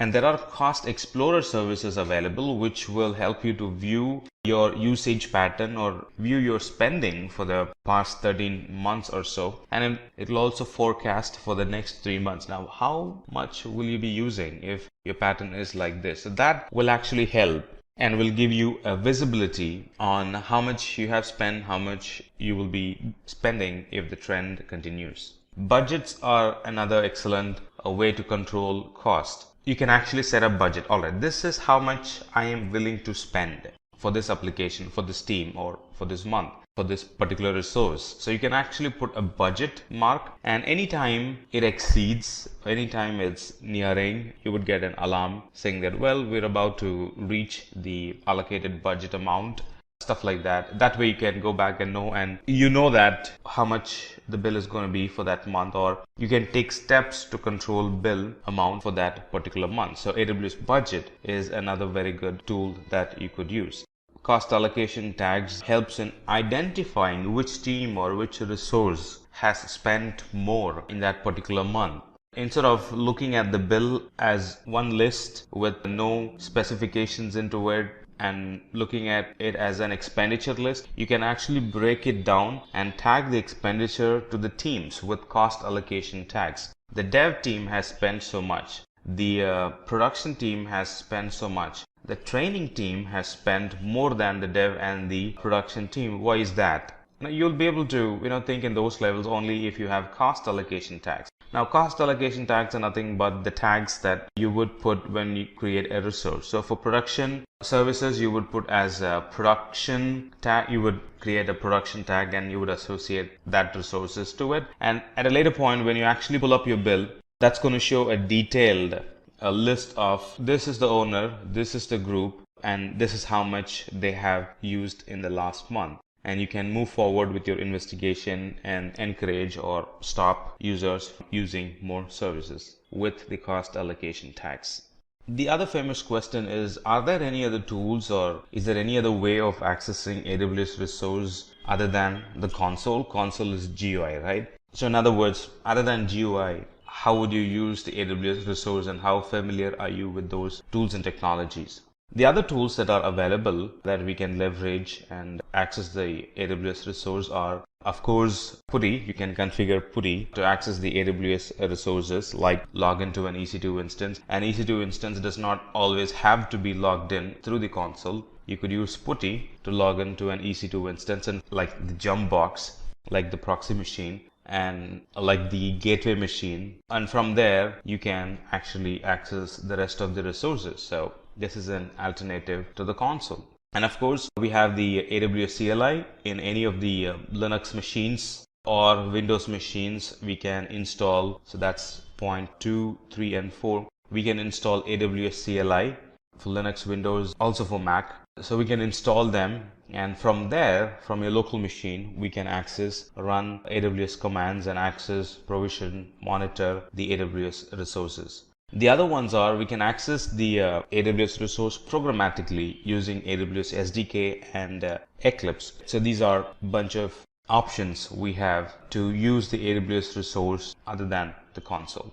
If you're interviewed in a company or by a company that focuses more on security and want to use AWS native services for their security, then you would come across this question. What services can be used to create a centralized logging solution? The basic services we could use are CloudWatch logs, store them in S3, and then use Elasticsearch to visualize them, and use Kinesis to move the data from S3 to Elasticsearch. Right? So log management, it actually helps organizations to track the relationship between operational and security changes and the events that got triggered based on those logs. Instead of logging into an instance or instead of logging into the environment and checking the resources physically, I can come to a fair conclusion by just looking at the logs. Every time there's a change, the system would scream and it gets tracked in the CloudWatch, and then CloudWatch pushes it to S3. Kinesis pushes the data from S3 to Elasticsearch, and I can do a time-based filter, and I would get a fair understanding of what was going on in the environment for the past 1 hour or whatever the time window that I wanted to look at. So it helps in getting a good understanding of the infrastructure as a whole. All the logs are getting saved in one place. So all the infrastructure logs are getting saved in one place. So it's easy for me to look at it in an infrastructure perspective. So we know the services that can be used And here are some of the services and how they actually connect to each other. It could be logs that belongs to one account. It could be logs that belongs to multiple accounts. It doesn't matter. Those three services are going to work fairly good, and they're going to inject, or they're going to suck logs from the other accounts, put it in one place and help us to monitor. So as you see, you have CloudWatch here that actually tracks the metrics. You can also use CloudTrail if you want to log API calls as well, push them in an S3 bucket. So there are different types of log. Flow logs are getting captured in an instance. Application logs are getting captured from the same VPC, from a different VPC, from the same account, from a different account. And all of them are analyzed using Elasticsearch using the Kibana client. So step 1 is to deploy the ECS cluster. Step 2 is to restrict access to the ECS cluster because it's valid data. You don't want anybody to put their hands and access their data. So restrict access to the ECS dashboard. And we could use Lambda also to push the data from CloudWatch to the Elasticsearch domain. And then Kibana is actually the graphical tool that helps us to visualize the logs instead of looking at log as just statements or in a bunch of characters, a bunch of files. Kibana helps us to analyze the logs in a graphical or a chart or a bar diagram format. Again, in an interview, the interviewer is more concerned about testing your knowledge on AWS security products, especially on the logging, monitoring, event management, or incident management. Then you could have a question like this: what are the native AWS security logging capabilities? Now, most of the services have their own logging in them, have their own logging, like S3. S3 has its own login, and CloudFront has its own logging. DS has its own logging. VPC has its own logging. In addition, there are account level logins like CloudTrail and AWS config services. So there are a variety of logging options available in the AWS, like CloudTrail, config, CloudFront, Redshift logging, RDS logging, VPC flow logs, S3 object logging, S3 access logging, stuff like that. So we're going to look at two servers in specific. CloudTrail. Now this CloudTrail, the very first product in that picture we just saw, the CloudTrail provides an very high level history of the API calls for all the accounts. And with that, we can actually perform a very good security analysis of our account. And these logs are actually delivered to, you can configure it, they can be delivered to S3 for long time archivals. And based on a particular event, it can also send an email notification to us saying, hey, just got this error, thought I'll let you know, stuff like that. The other one is config service. Now config service helps us to understand the configuration changes that happened in our environment, and we can also set up notifications based on the configuration changes. So it records the cumulative changes that are made in a short period of time. So if you want to go through the lifetime of a particular resource, what are the things that happened? What are the things it went through? They can be looked at using AWS config. All right. The other question you could get asked is if your role includes taking care of cloud security as well. Then the other question you could get asked is the native services that Amazon provides to mitigate DDoS, which is denial of service. Now, not all companies would go with Amazon native services, but there are some companies which want to stick with Amazon native services just to save them from the headache of managing the other softwares or bringing in another tool, a third-party tool, into managing DDoS. They simply want to stick with Amazon proprietary, Amazon native services. And a lot of companies are using Amazon service to prevent DDoS, denial of service. Now, denial of service is, if you already know what denial of service is, well and good. If you do not know, then let's know it now. Denial of service is a user trying to, or maliciously making attempt to access a website or an application.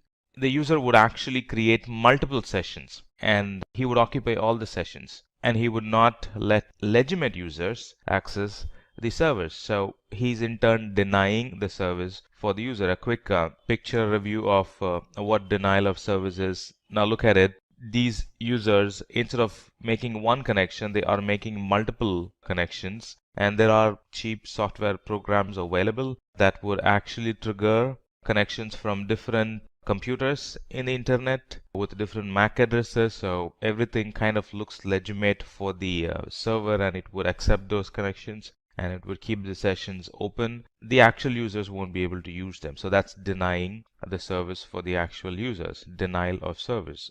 All right, and distributed denial of service is generating attacks from multiple places, from a distributed environment. So that's distributed denial of service. So the tools, the native tools that helps us to prevent the denial of service attacks in AWS is Cloud Shield and Web Access Firewall, AWS WAF. Now they are the major ones. They are designed to mitigate a denial of service. If your website is often bothered by denial of service, then we should be using AWS Shield or AWS WAF. And there are a couple of other tools that also does. When I say that also does, denial of service is not their primary job, but you could use them for denial of service.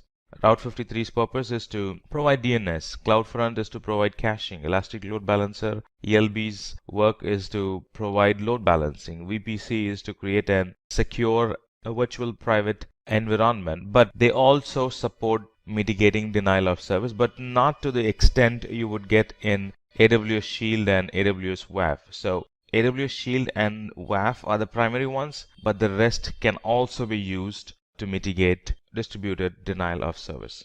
The other tricky question is this actually will test your familiarity with the region and the services available in the region. So when you're trying to provision a service in a particular region, you're not seeing the service in that region. How do we go about fixing it, or how do we go about using the service in the cloud? It's a tricky question. And if you have not gone through such situation, you can totally blow it away. You really need to have a good understanding on regions, the services available in those regions, and what if a particular service is not available, how to go about doing it. The answer is not all services are available in all regions. Anytime Amazon announces a new service, they don't immediately publish them on all regions. They start small, and as in when the traffic increases, as in when it becomes more likable to the customers, they actually move the service to different regions. So as you see in this picture, within America, North Virginia has more services compared to Ohio or compared to North California. So within North America itself, North Virginia is the preferred one. So similarly, there are preferred regions within Europe, Middle East, and Africa, and preferred regions within Asia Pacific. So anytime we don't see a service in a particular region, chances that the service is not available in that region yet, we got to check the documentation and find the nearest region that offers that service and start using the service from that region. Now you might think, well, if I'm looking for a service in Asia, let's say in Mumbai, and if it is not available, why not simply switch to North Virginia and start using it? You could, but that's going to add more latency to your application. So that's why we need to check for application, which is check for region, which is very near to the place where you want to serve your customers, and find nearest region instead of always going back to North Virginia and deploying your application in North Virginia. Again, there's a place, there's a link in aws.com that you can go and look for services available in different region, and that's exactly what you're seeing here. And if your service is not available in a particular region, switch to the other region that provides your service, the nearest other region that provides that service, and start using service from there. With the coming up of cloud, a lot of companies have turned down their monitoring team. Instead, they want to go with the monitorings that cloud provides.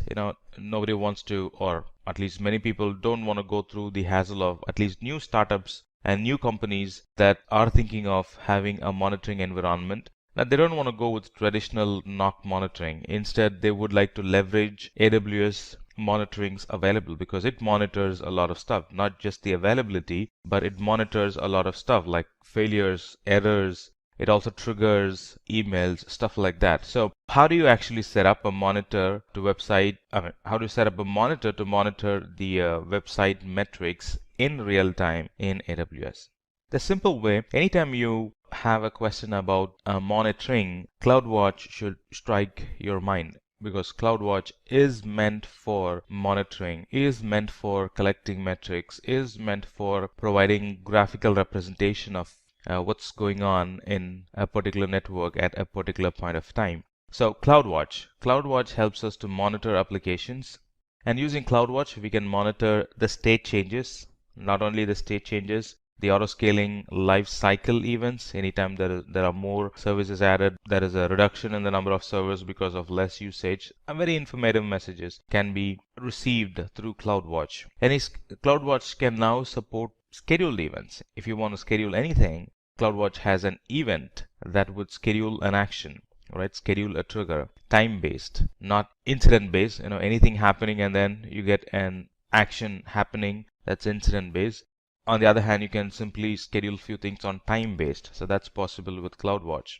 So this CloudWatch integrates very well with a lot of other services like notifications for notifying the user or for notifying the administrator about it. And it can integrate well with Lambda. So to trigger an action, anytime you're designing an auto-healing environment, this CloudWatch can actually monitor and send an email if we are integrating it with SNS, Simple Notification Service. Or this CloudWatch can monitor and based on what's happening, it can trigger an event in Lambda. And that would in turn run a function till the environment comes back to normal. So CloudWatch integrates well with a lot of other AWS services. Alright, so CloudWatch has 3 statuses. Green, when everything is going good. Yellow, when the service is degraded. And red, when the service is not available. Green is good, so we don't have to do anything about it. But anytime there's an yellow, the picture that we're looking at, it's actually calling a Lambda function to debug the application and to fix it. And anytime there's a red alert, it immediately notifies the owner of the application about, well, the service is down and here is the report that I have. Here is the metrics that I've collected about the service, stuff like that. If the job role requires you to manage the servers as well, there are certain job roles which are on the system side. There are certain job roles which is development plus system side. Now you're responsible for the application and the server as well. So if that's the case, you might be tested with some basic questions like the different types of virtualization in AWS and what are the difference between them. Alright, the 3 major types of virtualization are HVM, which is hardware virtual machine. The other one is PV, para virtualization. And the third one is PV on HVM, para virtualization on hardware virtual module. Alright, the difference between them, or actually describing them, is actually the difference between them. HVM, it's actually a fully virtualized hardware. The whole hardware is virtualized and all virtual machines act separate from each other. And these VMs are booted by executing master boot record in the root block. And when we talk about para virtualization, Paragrub is actually the special boot loader which boots the PV AMIs. And when we talk about PV on HVM, it's actually the marriage between HVM and PV. And this para virtualization on HVM, in other words, PV on HVM, it actually helps operating system take advantage in storage and the network input output available through the host.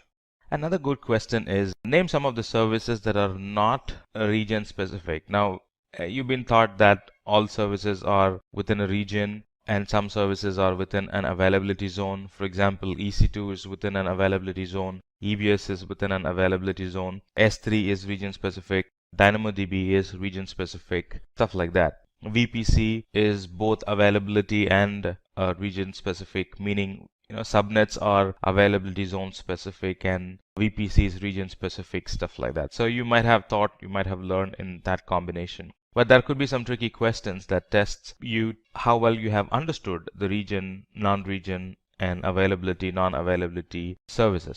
I should say there are services that are not region specific. That would be IAM. So we can't have IAM for every availability zone and for every region, which means users will have to use one username and password for one region, and anytime they switch to another region, they will have to use another username and password. That's more work, and that's not a good design as well. Authentication has to be global. So IAM is a global service, and which means it's not region specific. On the other hand, Route 53 is again a regional specific. So we can't have Route 53 for every region. Route 53 is not a region specific service. It's a global service. And it's one application. Users access from everywhere or from every part of the world. So we can't have one URL or one DNS name for each region if your application is a global application. And then Web Application Firewall works well with CloudFront. Then CloudFront is a region-based service. So the Web Application Firewall, it's not a region-specific service. It's a global service. And CloudFront is again a global service. Though you can cache content on a continent and country basis, it's still considered a global service, right? It's not bound to any region. So when you activate CloudFront, you're activating it away from region or availability zone. So when you're activating a web application firewall, because it's not a region specific service, you're activating it away from availability zone and regions.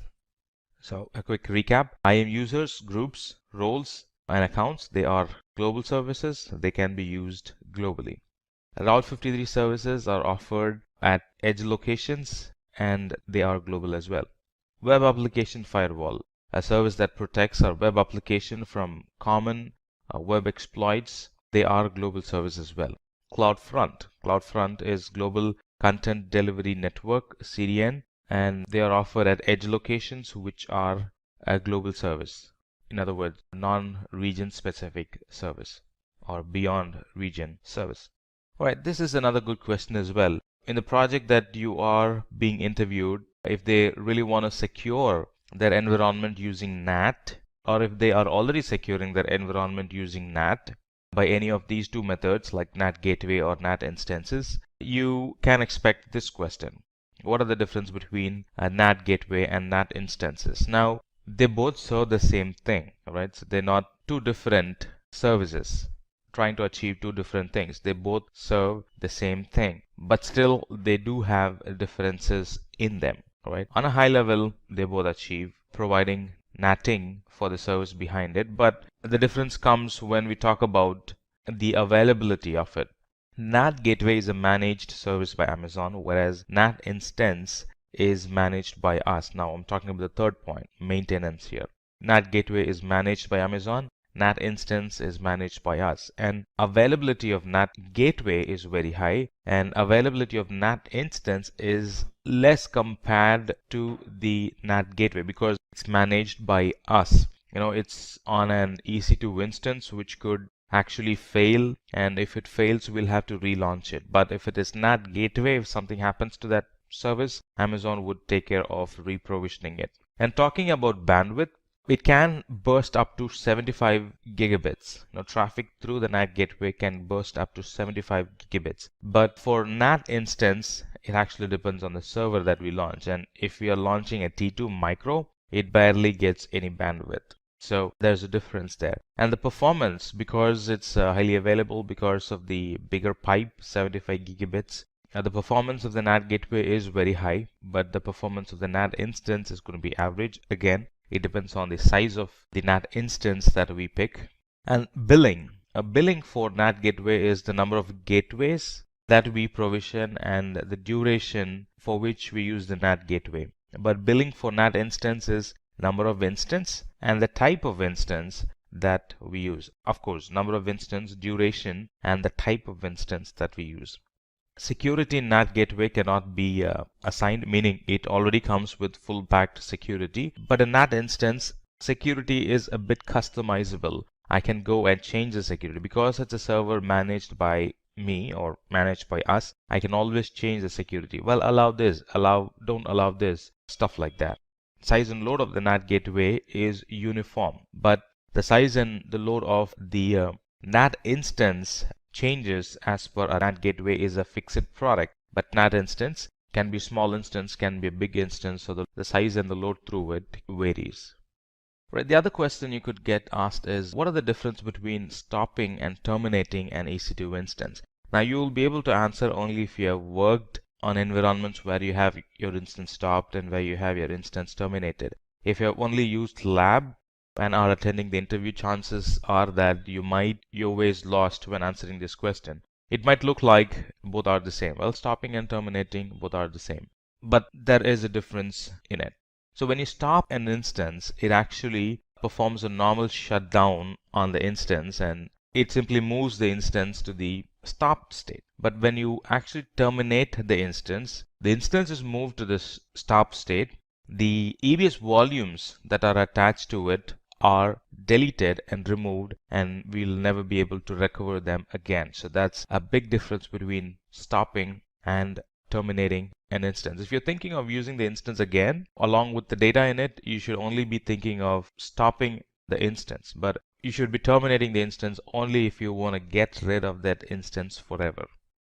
If you are being interviewed for an architect level position or a junior architect level position or even an cloud consultant level position or even in an engineering position, this is a very common question that get asked. What are the different types of EC2 instances based on their cost or based on how we pay them, right? They're all compute capacity. For example, the different types are on-demand instances, spot instances, and reserved instances. It kind of looks the same. They all provide the compute capacity. They all provide the same type of hardwares for us. But if you're looking at cost saving or optimizing cost in our environment, we got to be very careful about which one are we picking. Now we might think that, well, I'll go with on-demand instance because I pay on a per hour basis, which is cheap. I can use them anytime I want, and anytime I don't want, I can simply get rid of it by terminating it. You're right, but if the requirement is to use the service for 1 year, the requirement is to use the service for 3 years, then you'll be wasting a lot of money buying on-demand instances. You'll be wasting a lot of money paying on an hourly basis. Instead, we should be going for reserved instance where we can reserve the capacity for the complete 1 year or complete 3 years and save huge amount in buying reserved instances. Alright, so on-demand is cheap to start with if you're only planning to use it for a short while, but if you're planning to run it for a long while, then we should be going for reserved instance. That is what is cost efficient. So spot instance is cheaper than on-demand instance. And there are different use cases for spot instance as well. So let's look at one after the other. The on-demand instance. The on-demand instance is purchased at a fixed rate per hour. This is very short term and irregular workloads. And for testing, for development, on-demand instance is a very good use case. We should be using on-demand for production. Spot instance. Spot instance allows users to purchase EC2 at a reduced price, and anytime we have more instances, we can always go and sell it in spot instances. I'm referring to anytime we have more reserved instances, we can always sell them in spot instance catalog.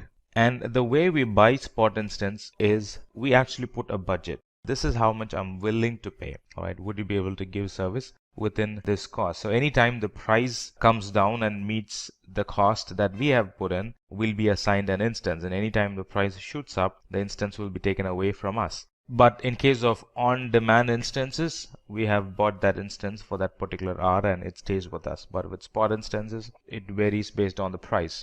If you meet the price, you get the instance. If you don't meet the price, it goes away to somebody else. And the spot instance availability is actually based on supply and demand in the market. There's no guarantee that you will get spot instance at all time. All right, so that's a caveat there you should be familiar with. That's a caveat there you should be aware when you are proposing somebody that we can go for spot instance and save money. It's not always going to be available. If you want your spot instance to be available to you, then we need to carefully watch the history of the price of the spot instance. Now, how much was it last month and how much is it this month? So how can I quote, or how much can I quote, stuff like that. So you got to look at those history before you propose somebody that, well, we're going to save money using spot instance.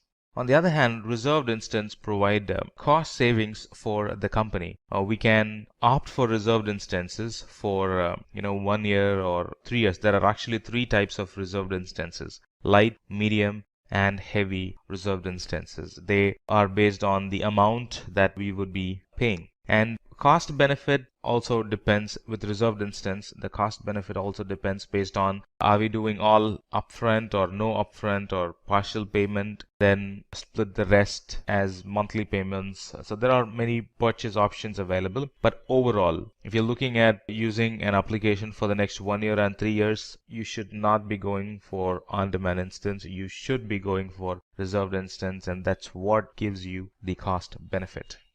And in an AWS interview, sometimes you might be asked, how you interact with the AWS environment. Are you using CLI? Are you using console? And depending on your answer, whether console or CLI, the panelists put a score. Okay, this person is CLI specific, this person is console specific, or this person has used AWS environment through the SDK, stuff like that. So this question tests whether you are a CLI person or a console person. And the question goes like this. How do you set up SSH agent forwarding so that you do not have to copy the key every time you log in?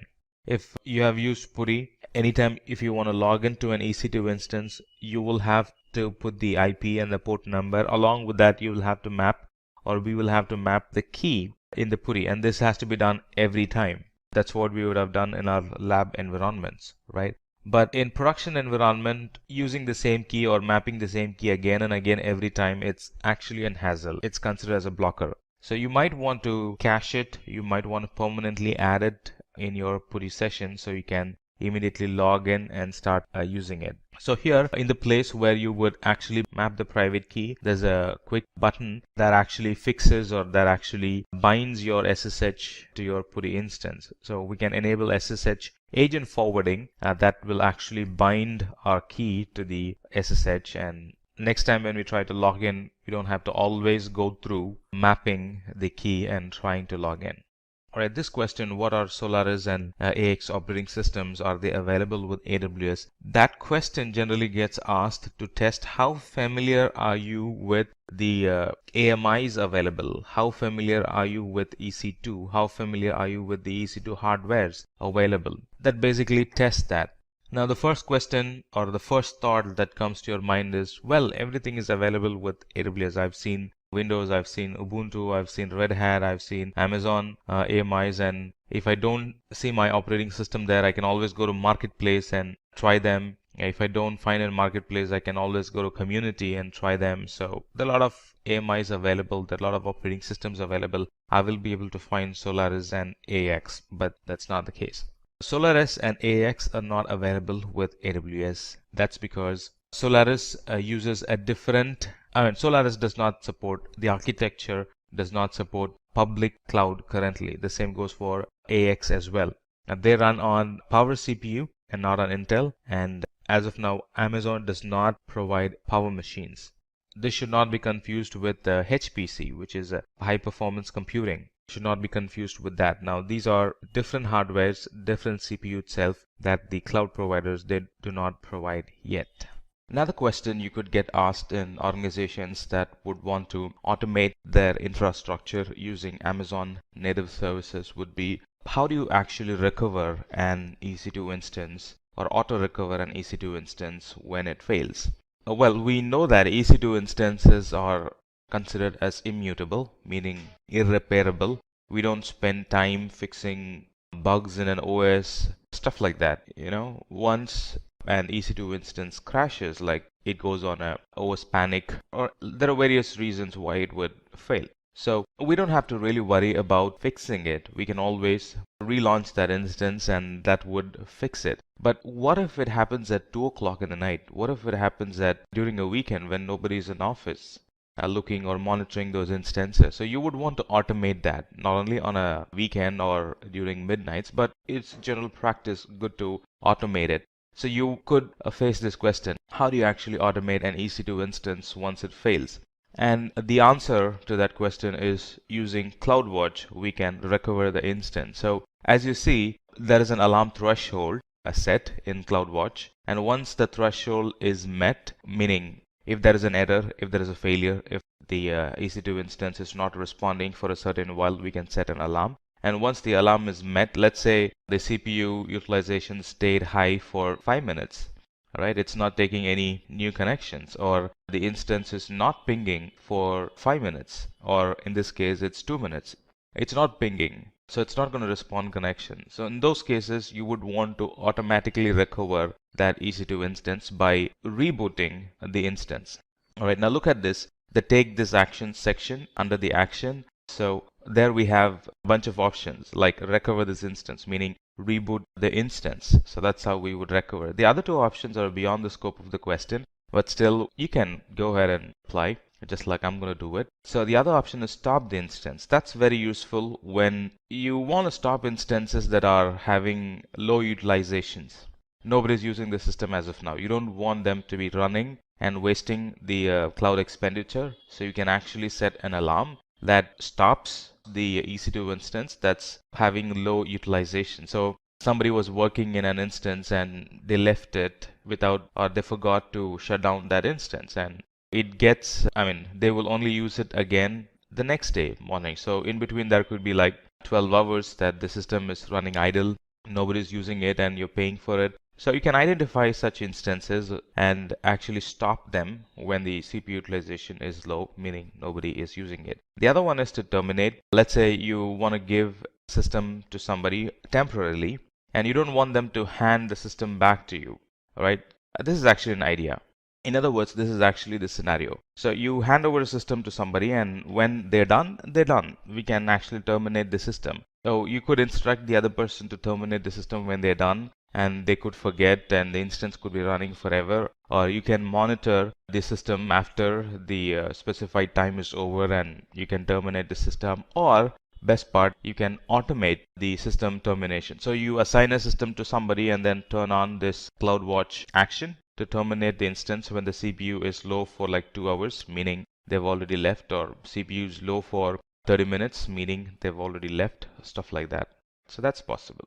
And if you're getting hired for an system side architect or even on the SysOps side, you could face this question: what are the common and different types of AMI designs? There are a lot of AMI designs. The question is the common ones and the difference between them. So the common ones are the full back AMIs, and the other one is just enough OS AMI, JE OS AMI, and the other one is hybrid type AMIs. So let's look at the difference between them. The full backed AMI, just like the name says, it's fully baked. It's ready to use AMI.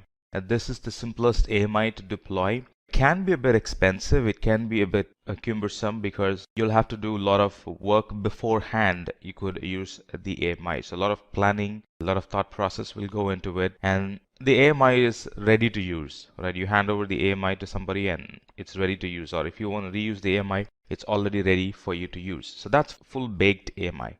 The other one is just enough operating system AMI. Just like the name says, it has as you can also see in the diagram or in the picture, it covers a part of the OS. All bootstraps are already packed properly, and the security monitoring, logging, and the other stuff are configured at the time of deployment or at the time you would be using it. So not much thought process will go in here. The only focus is on choosing the operating system and what goes, the operating system specific agents or bootstraps that goes into the operating system. That's all we worry about.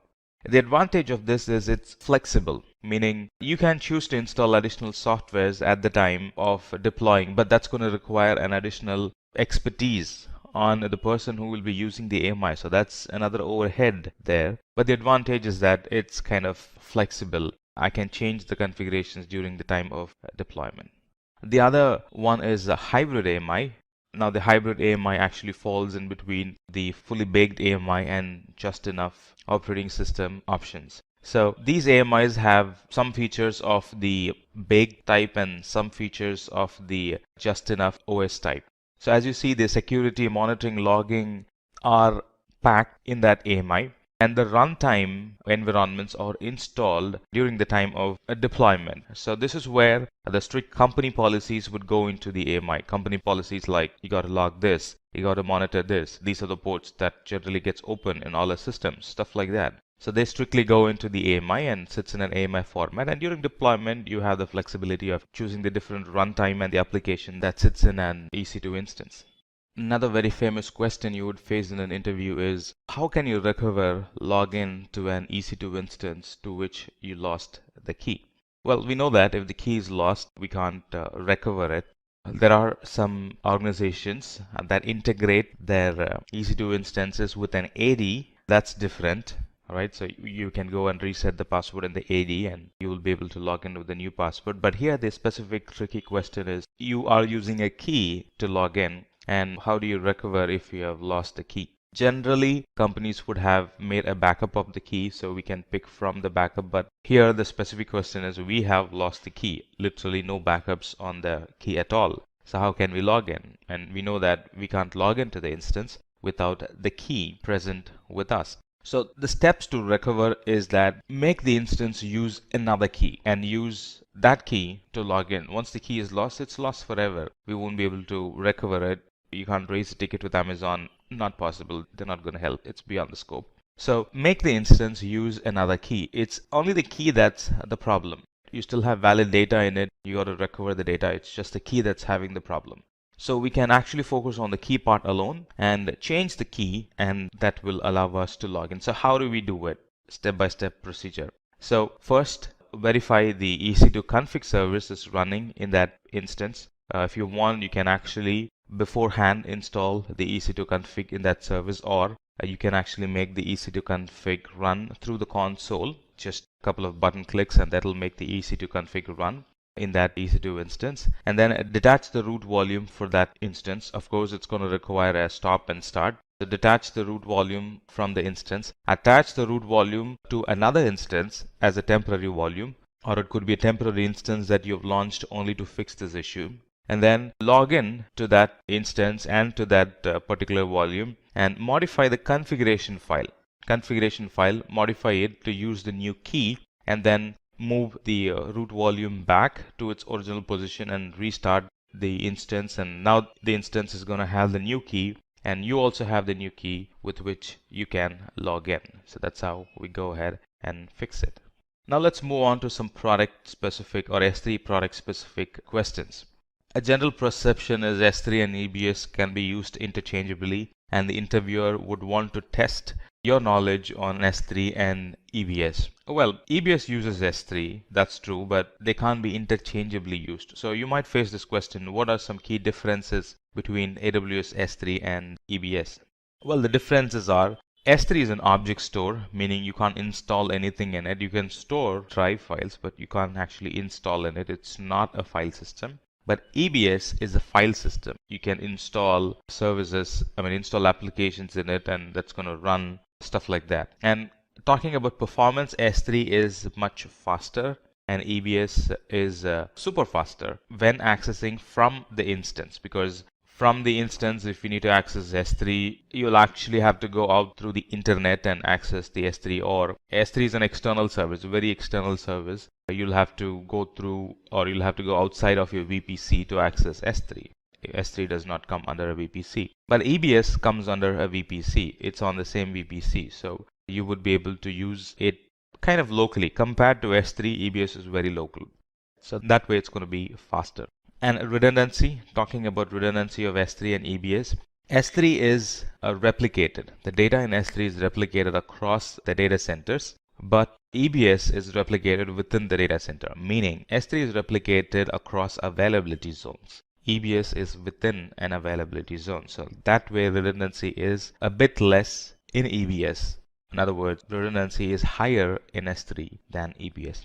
And talking about security of S3, S3 can be made private as well as public, meaning anybody can access S3 from anywhere in the internet. That's possible with S3. But EBS can only be accessed when attached to an EC2 instance. Right? Just one instance can access it, whereas S3 is publicly directly accessible. The other question related to S3 security is, how do you allow access to a user to a certain bucket, which means this user is not having access to S3 at all, but this user needs to be given access to a certain bucket. How do we do it? The same case applies to servers as well. In few cases, there could be an instance where a person is new to the team and you actually don't want them to access the production service. Now he is in the production group, and by default he or she is granted access to that server, but you specifically want to deny access to that production server till the time he or she is matured enough to access or understand the process understand the do's and don'ts before they can put their hands on the production server. So how do we go about doing it? So first we would categorize our instances. Well, these are critical instances. These are normal instances. And we would actually put a tag on them. That's how we categorize, right? So you put a tag on them. Put a tag saying, well, they are highly critical, they are medium critical, and they are not critical at all. Still they're in production, stuff like that. And then you would pick the users who wants to or who should be or should not be given access to a certain server, and you would actually allow the user to access or not access servers based on a specific tag. In other words, you can use actually tags. In the previous step, we put tags on the critical server, right? So you would define that this user is not going to use this tag. All right, this user is not allowed to use the resources with this tag. So that's how you would make your step forward. So you would allow or deny based on the tags that you have put. So in this case, he or she will not be allowed to servers which are tag critical servers. So that's how you allow deny access to them. And the same goes for bucket as well. Or if an organization is excessively using S3 for their data storage because of the benefit that it provides, the cost and the durability, you might get asked this question, which is organizations would replicate the data from one region to another region for additional data durability and for having data redundancy. Not only for that, they would also do that for DR purposes, for disaster recovery. If the whole region is down, you still have the data available somewhere else and you can pick and use it. Some organizations would store data in different regions for compliance reasons, to provide low latency access to their users who are local to that region, stuff like that. So when companies do replication, how do you make sure that there is consistency in the replication? How do you make sure that the replication is not failing and the data gets transferred for sure and there are logs for that replication? This is something that the companies would use where they're excessively using S3 and they're fully relying on the replication in running their business. And the way we could do it is we can set up a replication monitor. It's actually a set of tools that we could use together to make sure that the cloud replication, region level replication is happening properly. So this is how it happens. Now on this side, on the left hand side, we have the region 1 and on the right hand side, we have region 2. And region 1 is the source bucket and region 2 is the destination bucket. Right, so object is put in the source bucket and it has to go directly to the region 2 bucket or made a copy in the region 2 bucket. And the problem is sometimes it fails and there is no consistency between them. So the way you would do it is connect these services together and create an cross-replication or cross-region replication monitor that actually monitors your environment. So there are CloudWatch that make sure that the data is moved, no data is failing. Again, there's CloudWatch on the other end, make sure that the data is moving. And then we have the logs generated through CloudTrail, and that's actually written in DynamoDB.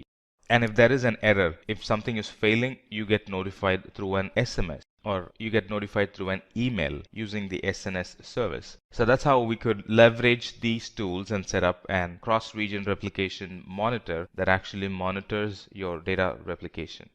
Some common issues that companies face in VPC is that we all know that I can use Route 53 to resolve an IP address externally from the internet, but by default the servers won't connect to the other servers using our custom DNS name. That it does not do that by default. So it's actually a problem. There are some additional things that as an administrator or as an architect or as a person who uses it, you will have to do. And that's what we're going to discuss. So the question could be, VPC is not resolving the server through the DNS. You can access it through the IP, but not through the DNS name. And what could be the issue and how do you go about fixing it? And you will be able to answer this question only if you have done it already. It's a quick and simple step. By default, VPC does not allow, that's the default feature. And we will have to enable the DNS hostname resolution before.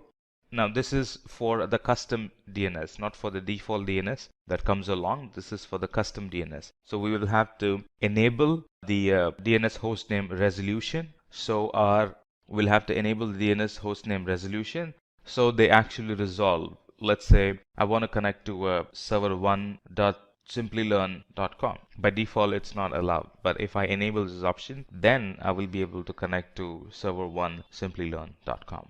If a company has VPCs in different regions and they have a head office in a central place and the rest of them are branch offices, and they are connecting to the head office for access or for saving data or for accessing certain files or certain data or storing data, all right, so they would actually mimic the hub and spoke topology where you have the VPC which is centrally in an accessible region, a centrally accessible region, and then you would have a local VPCs or branch offices in different other regions, and they get connected to the VPC in the central location. And the question is, how do you actually connect the multiple sites to a VPC and make communication happen between them? By default, it does not do that. We know that VPCs, they need to be peered between them in order to access the resources. Let's look at this picture, right? So I have like a customer network or branch offices in different parts, and they get connected to a VPC. That's fine. So what we have achieved is those different offices, the remote offices, they are connecting to the VPC and they're talking, but they can't connect or they can't talk to each other.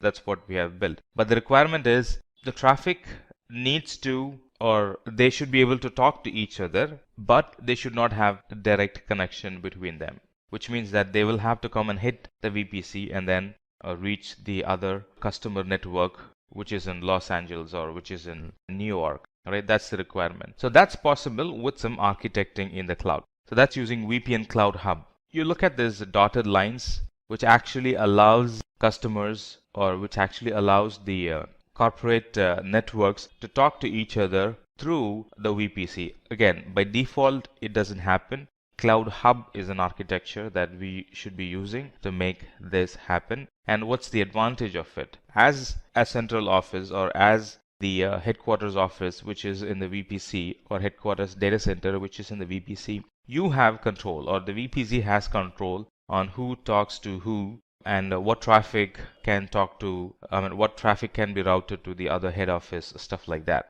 That centralized control is on the VPC.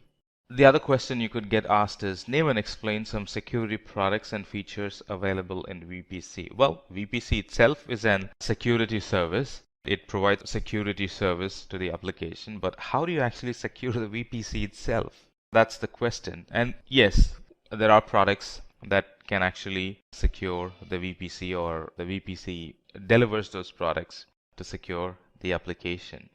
Access to the VPC is restricted through a network access control list. Right? So that's an security product in VPC. And a VPC has security groups that protects the instances from unwanted inbound and outbound traffic, and network access control list protects the subnets from unwanted inbound and outbound access. And there are flow logs we can capture in VPC that captures incoming and outgoing traffic through a VPC, which will be used for later analysis, as in what's the traffic pattern, what's the behavior of the traffic pattern, stuff like that. So there are some security products and features available in VPC. Now, how do you monitor a VPC? VPC is a very important concept, very important service as well. Everything sits in a VPC. Most of the service sits in a VPC, except for Lambda and S3 and DynamoDB and a couple of other services. Most of them sit in a VPC for security reasons. So how do you monitor your VPC? How do you gain some visibility on your VPC? Well, we can gain visibility on our VPC using VPC flow log. That's the basic service. As you see, it actually captures what's allowed, what's not allowed, stuff like that. Which IP is allowed, which IP is not allowed, stuff like that. So we can gather it and we can use that for analysis. And the other one is CloudWatch and CloudWatch logs, the data transfers that happen. So this is who gets allowed and who does not get allowed. I mean, the flow logs is who is allowed and who's not allowed, that kind of detail. And CloudWatch gives information about the data transfer, how much data is getting transferred. We can actually pick unusual data transfers if there is a sudden hike in the graph. There's a sudden hike and something happens at 12 on a regular basis and you weren't expecting it. There's something suspicious. It could be valid backups. It could be malicious activity as well. So that's how you know, by looking at CloudWatch logs and CloudWatch dashboard.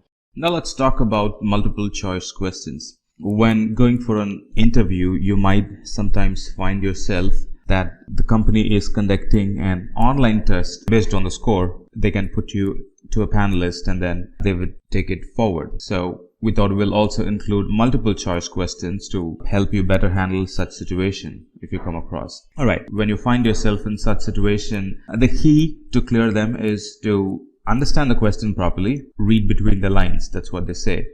There can be like a big paragraph with 3 lines or 10 lines. You really got to understand what the question is about and then try to find answer for that question. So that's thumb rule number 1. And then the second rule is try to compare and contrast the services mentioned, or try to compare and contrast the answers. You can easily weed out 1 or 2 answers and then you will be left with only 2 answers to decide from.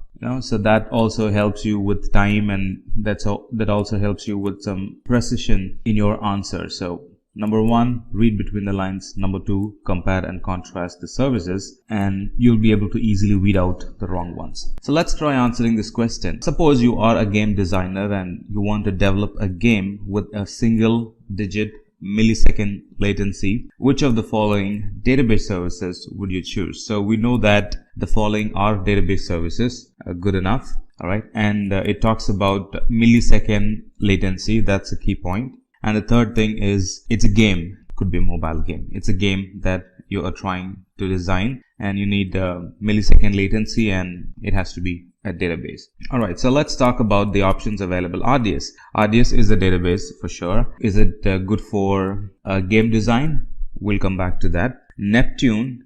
Neptune is a graph, a database service in Amazon. So that's kind of out of the equation. And Snowball is actually a storage. Alright, it's a transport medium, I would say. So that's again out of the equation. So the tie is between RDS and DynamoDB. So if we need to talk about RDS, RDS is a platform as a service. It provides cost-efficient, resizable capacity, but it's an SQL database, meaning the tables are kind of strict. It's good for banking and other type of applications, but not really good for anything that has to do with gaming. So the only option left is DynamoDB. Again, it's the right answer. DynamoDB is actually an fast and flexible NoSQL database service, and it provides a single-digit millisecond latency at any scale. And it's a database at the same time. It's a key value store model database. So the right answer is DynamoDB. All right. Let's look at the next question. If you need to perform real-time monitoring of AWS services and get actionable insights, which service would you use? Alright, let's list the services. So it talks about real-time monitoring. A firewall manager, what does it provide? Now, firewall manager is not really a monitor, just like the name says, it's a manager. It manages multiple firewalls. And AWS GuardDuty is an threat detection service. It does monitoring. It does continuously monitor our environment, but it monitors for threats. All right, only threats. Now let's talk about CloudWatch. CloudWatch is a service that helps to track metrics. It's a service that is used to monitor the environment and give us a system-wide visibility, and also it helps us to store logs. So at the moment it kind of looks like that could be the right answer. We don't know that yet, but we have one more option left. That's EBS. So what's EBS? EBS is a block storage, Elastic Block Store. If we abbreviate EBS, it's Elastic Block Store. So all three of them are easily out of the question. The first one is to manage. Second one is to find threats. Of course, it does monitoring. So there's, if there is one relation between CloudWatch and GuardDuty, that's monitoring. So easily we can actually find ourselves slipped towards picking GuardDuty, but know that GuardDuty is only for gaining security insight, but not about gaining AWS service insight. So CloudWatch is a service that helps us to get a system-wide or an AWS-wide or an account-wide, and it has a number of metrics we can monitor and get a very good insight of how a service is performing, be it CPU, be it RAM, be it network utilization, be it connection failures. CloudWatch is a service that helps us perform a real-time monitoring and get some actionable insights on the services. All right, let's talk about this 33rd question. As a web developer, you are developing an app especially for the mobile platform. All right, there is a mention that this is especially for the mobile platform. So a lot of services gets filtered out, mobile platform. Right, which of the following lets you add user sign up, sign in, and access control to your web and mobile app quickly and easily? All right, so this is all about signing in to your mobile app. So if we need to read between the lines, that's how we can read sign up or sign in into a mobile platform. All right, so we have like 4 options here: Shield, AWS Massey, AWS Inspector, Amazon Cognito. So let's try to weed out services which are not relevant to it. So what's AWS Shield? AWS Shield is actually a service that provides a DDoS mitigation or a DDoS protection, denial of service protection. It's a security feature. Let's talk about the second option. AWS Massey is again a security service that uses machine learning to automatically discover and classify the data. It again talks about security, and this security is all about encrypting or saving the data. It does not come close with signing up and mobile platform. All right, let's talk about the other one, AWS Inspector. Now, AWS Inspector has something to do with apps. It definitely has something to do with apps. So kind of looks like that's relevant as of now. So it actually helps with improving the security and compliance of the apps that we deploy in the cloud. So kind of looks like it could be because it has to do with apps. The last one, Cognito. Now, Cognito is a service that actually lets the administrator to have control access over web and mobile apps. And it's a service that helps us to sign up and sign in to an mobile and web app. So that very much looks like we found the answer. So Cognito is a service that helps web app and mobile app for sign up and signing in, and also gives the administrator to have control over access control over the web and the mobile app.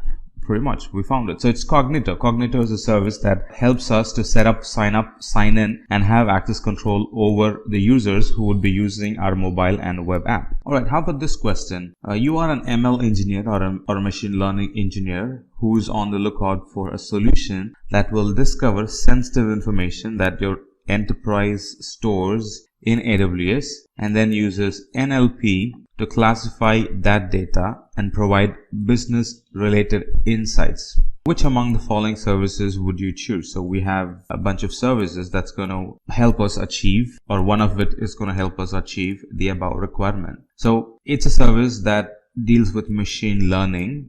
You're a machine learning engineer who's looking for a service that will help you to discover information at your enterprise store. So we're talking about storage, discover information in store, and then classify the data depending on severity, the sensitivity, classify the data. So which service is that? So firewall manager, just like the name says, it's a manager. And AWS IAM, if we abbreviate it, it's identity and access management. So it's identity and access management, nothing to do with identifying sensitive data and managing it. So the first two is already out of the equation. And then the AWS Massey, we already had a quick definition description for AWS Massey, that it's actually a security service that uses machine learning. Kind of looks like it could be it. It's a security service that uses machine learning, and it discovers and classifies the sensitive information. Not only that, it does not stop there. It goes beyond and protects the sensitive data. AWS Massey kind of looks like, but we still have one more option to look at, which is Cloud HMS. Cloud HMS is also a security service. Kind of looks like that could be the answer as well. And it enables us to generate encryption keys and save the data. So kind of 50% of it. It's a security service. It encrypts, helps us protect the data, but AWS Massey is right on spot. It's a machine learning service, It helps us to classify the data and also to protect the data. So the answer for this question would be AWS Massey. So hope you kind of get it how this is going. So first we apply the thumb rule, identify the question that's being asked, read between the lines, and then try to find the service that meets your requirement. And finding the service is by first weeding out the wrong ones, recollect everything that you've learned about the service and see how well that matches with those hints that you have picked up. And if that doesn't match, weed that out, and you'll end up with just two to decide from at some point, and then it becomes easy for you to decide. Click on the question, submit it, and then move on to the other question in your interview. Alright, so how about this one? You are a system administrator in a company which is running most of its infrastructure on AWS. You are required to track your users and keep a look on how your users are being authenticated. Alright, so this is where the problem statement starts. Alright, you need to keep track of how your users are being authenticated, and you wish to create and manage AWS users and use permissions to allow and deny their access to the AWS resources. Alright, so you are to give them permission, number one, and then, if we put them in the right order, first giving them permissions and then tracking their usage. Let's see which of the service will help us achieve it. IAM is a service that helps us to, looking at the permissions, we can actually predict whether the user or the group will have service or not. So that helps us to get a track of who's able to use, who's not able to use certain service and all that stuff. So it kind of looks like, but we have other three options left. Let's look at AWS Firewall Manager. Just like the name says, it's actually a firewall manager. It helps us to manage multiple firewalls. Simple as that. And Shield is a service. It's a service that's used to protect denial of service or distributed denial of service. An API Gateway is a service that makes it easy for developers to create, publish, maintain, and monitor and secure APIs. So, it's completely on the API side, very less on user and how you authenticate your user. We can get that by looking at the name itself, right? If we abbreviate it, or if you try to find a definition for the name API Gateway, you would get it. It has to do with API. But if we abbreviate AWS IAM, it's Identity and Access Management, pretty much meets the requirement for the problem statement above. It's AWS Identity and Access Management. That's the right answer. Alright, let's look at this one. If you want to allocate various private and public IP address in order to make them communicate with the internet and other instances, you will use this service. Which of the following is this service? So it talks about using public and private IP address. So this service uses IP address, and then this service helps us to allow and deny connections to the internet and to the other instances. So you get the question, is it? Let's pick the service that helps us achieve it. Route 53. Route 53 is actually a DNS service, right? It's not a service that's used to allow or deny. No, it does not do that. VPC uses public and private IP address. Yes. So kind of looks like VPC helps us to allow, the security in VPC, the security group, the network access control list in a VPC, the routing table in a VPC, that actually helps us to allow or deny a connection to a particular IP address or to a particular service within the VPC or outside of the VPC. So as of now, it kind of looks like it could be, but let's look at the other services. What if we find a service that closely matches to the above requirement than the Amazon VPC?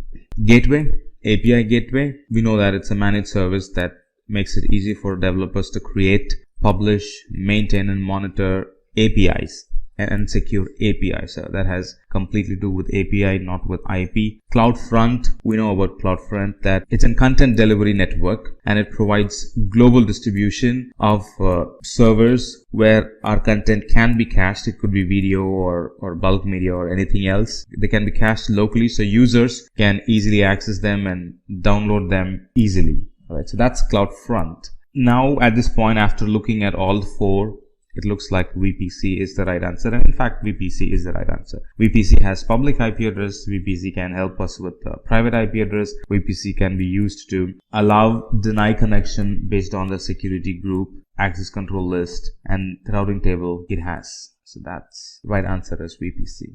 Alright, how about this one? This platform as a service or platform as a DB service, provides us with a cost-efficient and resizable capacity while automating time-consuming administrative tasks. So this question is very clear. It's a DB service we got to look for, and it's a service that can provide automating some of the time-consuming tasks. It has to be resizable at the same time. So let's talk about Amazon Relational Database. It's a database kind of matches the requirement. We can resize it as and when needed. All right. Looks like it's a fit as of now. It actually automates some of the time consuming work. Looks like it's a fit as of now. Let's move on to Elastic Cache and then try to see if that matches the definition that we've figured out above. Elastic Cache, it's actually a caching service. It's again an in-memory data store, which helps in achieving high throughput and low latency in memory data store. So it's not a full-blown database, and it does not come with any Amazon provisioned automation in it for automating any of the administration tasks. No, it does not come up with anything like that. Yeah, we can resize the capacity as and when needed, but automation, it's not there yet, and moreover it's not a database, so that's out of the equation. VPC is not a resizable one. Once we have designed VPC, it's fixed. It can't be resized. So that's out of the equation. And Amazon Glacier is a storage but not a database.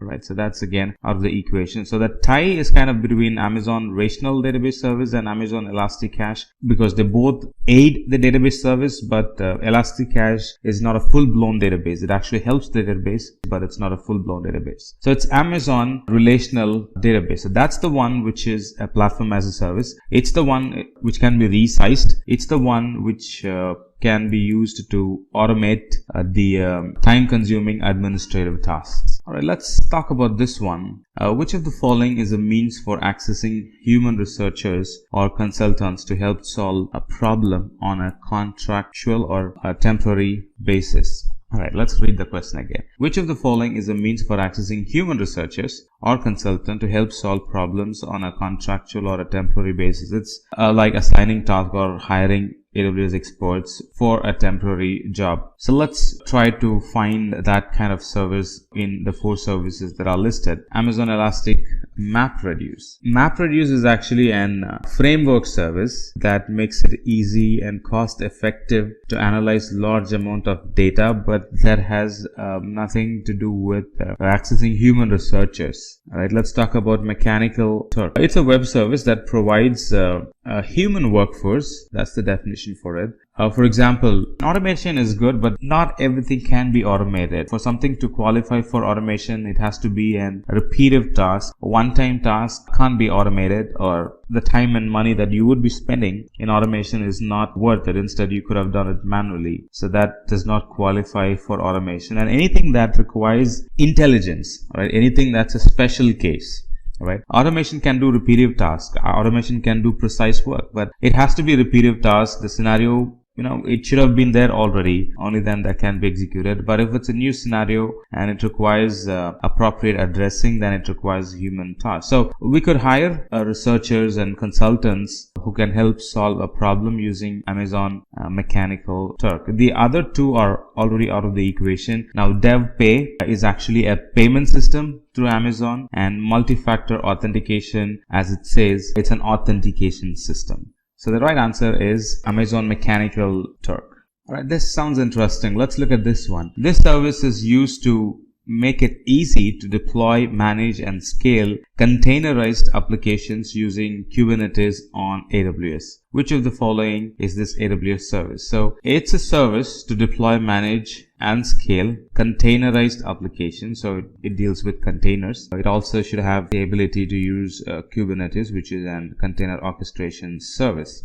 All right, the first one, Amazon Elastic Container Service. Kind of looks like it's the one. The name itself has the word and the relation we're looking for, Elastic Container Service. So this container service is an highly scalable, high performance container orchestration service. Let's look at the other one, AWS Batch. It's a service that enables IT professionals to schedule and execute batch processing I mean, the name itself says that that's meant for batch processing. Elastic Beanstalk, that's another service that helps us to deploy, manage, and scale, but it helps us with EC2 instances, not with containerized instances. So that's again out of the equation. Would Lightsail be a good tie for Elastic Container Service? What's Lightsail? Now, Lightsail is a service. It's called as a virtual private server without a VPC. It's called as a virtual private server. It comes with predefined compute, storage, networking capacity. It's actually a server, not a container. Right, so at this point that also becomes out of the equation. So it's Amazon Elastic Container Service. That's the one that helps us to easily deploy, manage, scale container services, and it helps us orchestrate the containers using Kubernetes. Alright, how about this one? Alright, this service lets us to run code without provisioning or managing servers. So no servers, run code. Select the correct service from the below option. Alright, so no servers, but we should be able to run code. Amazon EC2 Autoscaling. EC2 Autoscaling? EC2 is Elastic Compute Cloud, which is a server, and Autoscaling is a service that helps us to achieve scaling the server. So that's the definition for it. Could be that's out of the equation. AWS Lambda. Now Lambda is a service. It's actually an event-driven serverless computing platform, and Lambda runs code in response to the event that it receives, and it automatically manages the compute resource that's required for that code. As long as we have uploaded a code that's correct and set up events correctly to map to that code, it's going to run seamlessly. So that's about Lambda. It kind of looks like it could be the answer because Lambda runs code. We don't have to manage servers. It manages servers by itself. But we can't conclude as of now. We have other two services to talk about. AWS Batch. Alright, Batch is a service that enables IT professionals to run batch job. We know that. And about Inspector, Amazon Inspector, it's actually a service that helps us to increase and identify any security issues and align our application with compliance. Well, that's not the requirement in the question. The requirement in the question was run code without provisioning a server, and without any more space for confusion, AWS Lambda is a service, or is the service that runs code without provisioning and managing services. Right? The right one would be AWS Lambda. I'm very excited that you're watching this video, and I'm equally glad that we were able to provide you a second part in AWS interview questions. Alright, let's get started. So in an environment where there is a lot of automation, infrastructure automation, you'll be posted with this question: how can you add an existing instance to a new autoscaling group? Now this is when you are taking an instance away from the autoscaling group to troubleshoot, to fix a problem, to look at logs, or if you have suspended the autoscaling, you might need to re-add that instance to the autoscaling group. Only then it's going to take part in it, right? Only then the autoscaling is going to count it as part of it. It's not a straight procedure. When you remove them, it doesn't get automatically re-added. And I've had worked with some clients when their developers were managing their own environment, they had problems adding the instance back to the autoscaling group. Irrespective of what they tried, the instance was not getting added to the autoscaling group, and whatever they fix that they were provided, or whatever fix that they have provided, were not getting encountered in the autoscaling group. So like I said, it's not a straight a click button procedure. There are ways we'll have to do it. So how can you add an existing instance to the autoscaling group? There are a few steps that we need to follow. So the first one would be to, under the EC2 instance console, right, under the instance, under actions in specific, there's an option called attach to autoscaling group, right? If you have multiple autoscaling groups in your account or in the region that you're working in, then you're going to be posted with the different autoscaling groups that you have in your account. Let's say you have 5 autoscaling groups for 5 different applications. You're going to be posted with 5 different autoscaling groups, and then you would select the appropriate autoscaling group and attach the instance to that particular autoscaling group. While adding to the autoscaling group, if you want to change the instance type, that's possible as well. Sometimes when you want to add the instance back to the autoscaling group, there would be requirement that you change the instance type to a better one, to a better family, to the better instance type. You could do that at that time. And after that, you have completely added the instance back to the autoscaling group. So it's actually a 7-step process, adding an instance back to the autoscaling group. In an environment where they're dealing with migrating the instance, or migrating an application, or migrating an instance, migrating an VM into the cloud, if the project that you're going to work with deals with a lot of migrations, you could be posted this question: what are the factors you will consider while migrating to Amazon Web Services? The first one is cost. Is it worth moving the instance to the cloud? Given the additional bells and whistles features available in the cloud, is this application going to use all of them? Is moving into the cloud beneficial to the application in the first place? Beneficial to the users who will be using the application in the first place. So that's a factor to think of. So this actually includes cost of the infrastructure and the ability to match the demand and supply transparency. Is this application in high demand? Is it going to be a big loss if the application becomes unavailable for some time? So there are a few things that needs to be considered before we move the application to the cloud. And then if the application needs to be provisioned immediately, is there an urge? Is there an urge to provision the application immediately? That's something that needs to be considered. If the application requires to go online, if the application needs to hit the market immediately, then we would need to move it to the cloud. Because in on-premises, procuring or buying an infrastructure, buying the bandwidth, buying the switch port, buying an instance, buying the softwares, buying the license related to it, it's going to take time, at least like 2 weeks or so, before you can bring up an server and launch an application in it, right? So if the application cannot wait, waiting means workforce productivity loss, is it? So we would want to immediately launch instances and put application on top of it. In those cases, if your application is of that type, if there is an urge in making the application go online as soon as possible, then that's a candidate for moving to the cloud. And if the application, or if the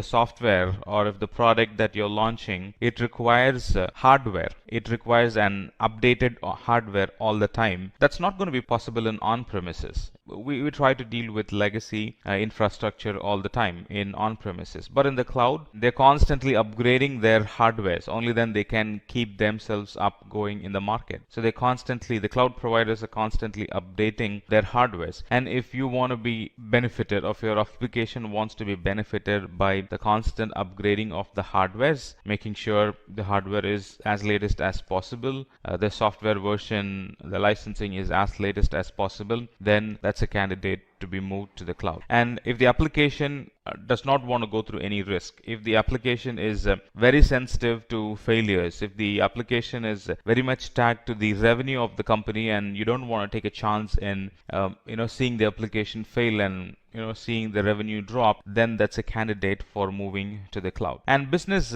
agility, moving to the cloud, at least half of the responsibility is now taken care by the provider. In this case, it's Amazon. At least half of the responsibility is taken care by them. Like if the hardware fails, Amazon makes sure that they're fixing the hardware immediately. And notifications, if something happens, there are immediate notifications available that we can set it up and make ourselves aware that something has broken, and we can immediately jump in and fix it. So you see, the responsibility is now being shared between Amazon and us. So if you want to get that benefit for your application, for your organization, for the product that you're launching, then it needs to be moved to the cloud so you can get that benefit from the cloud. The other question you could get asked is, what is RTO and RPO in AWS? They are essentially disaster recovery terms. When you're planning for disaster recovery, you cannot avoid planning disaster recovery without talking about RTO and RPO. Now, what's the RTO? What's the RPO in your environment? Or how do you define RTO? How do you define RPO? Are some general questions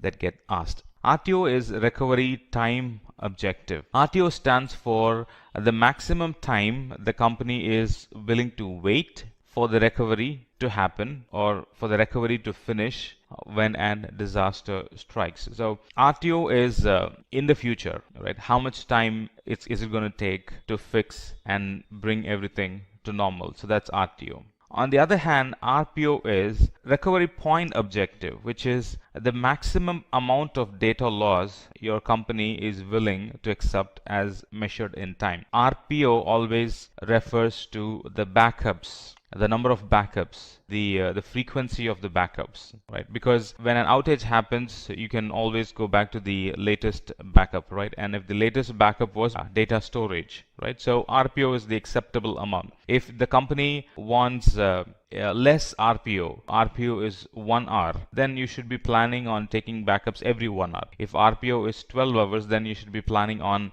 taking backups every 12 hours. So that's how RPO and RTO helps disaster recovery. The fourth question you could get asked is if you would like to transfer a huge amount of data, which is the best option among Snowball, Edge, and Snowmobile? Again, this is a question that gets asked if the company is dealing with a lot of data transfer into the cloud, or if the company is dealing with migrating data into the cloud. I'm talking about a huge amount of data in petabytes. Snowball and all of the Snowball series deals with the petabyte-sized data migrations. So there are three options available as of now. AWS Snowball is an data transport solution for moving high volume of data into and out of a specified AWS region. On the other hand, AWS Snowball Edge adds additional computing functions. Snowball is simple storage and movement of data, and Snowball Edge has a compute function attached to it. Snowmobile, on the other hand, is an exabyte scale migration service that allows us to transfer data up to 100 petabytes. That's like 100,000 terabytes. So depending on the size of data that we want to transfer from our data center to the cloud, we can rent any of these three services. Let's talk about some CloudFormation questions. This is a classic question. How is AWS CloudFormation different from AWS Elastic Beanstalk? From the surface, they both look like the same. You don't go through the console provisioning resources. You don't go through CLI and provision resources. Both of them provision resources through click button. Right? But underneath, they are actually different services. They aid different services. So knowing that is going to help you understand this question a lot better. Let's talk about the difference between them, and this is what you will be explaining to the interviewer or the panelist. So the CloudFormation service helps you describe and provision all the infrastructure resources in the cloud environment. On the other hand, Elastic Beanstalk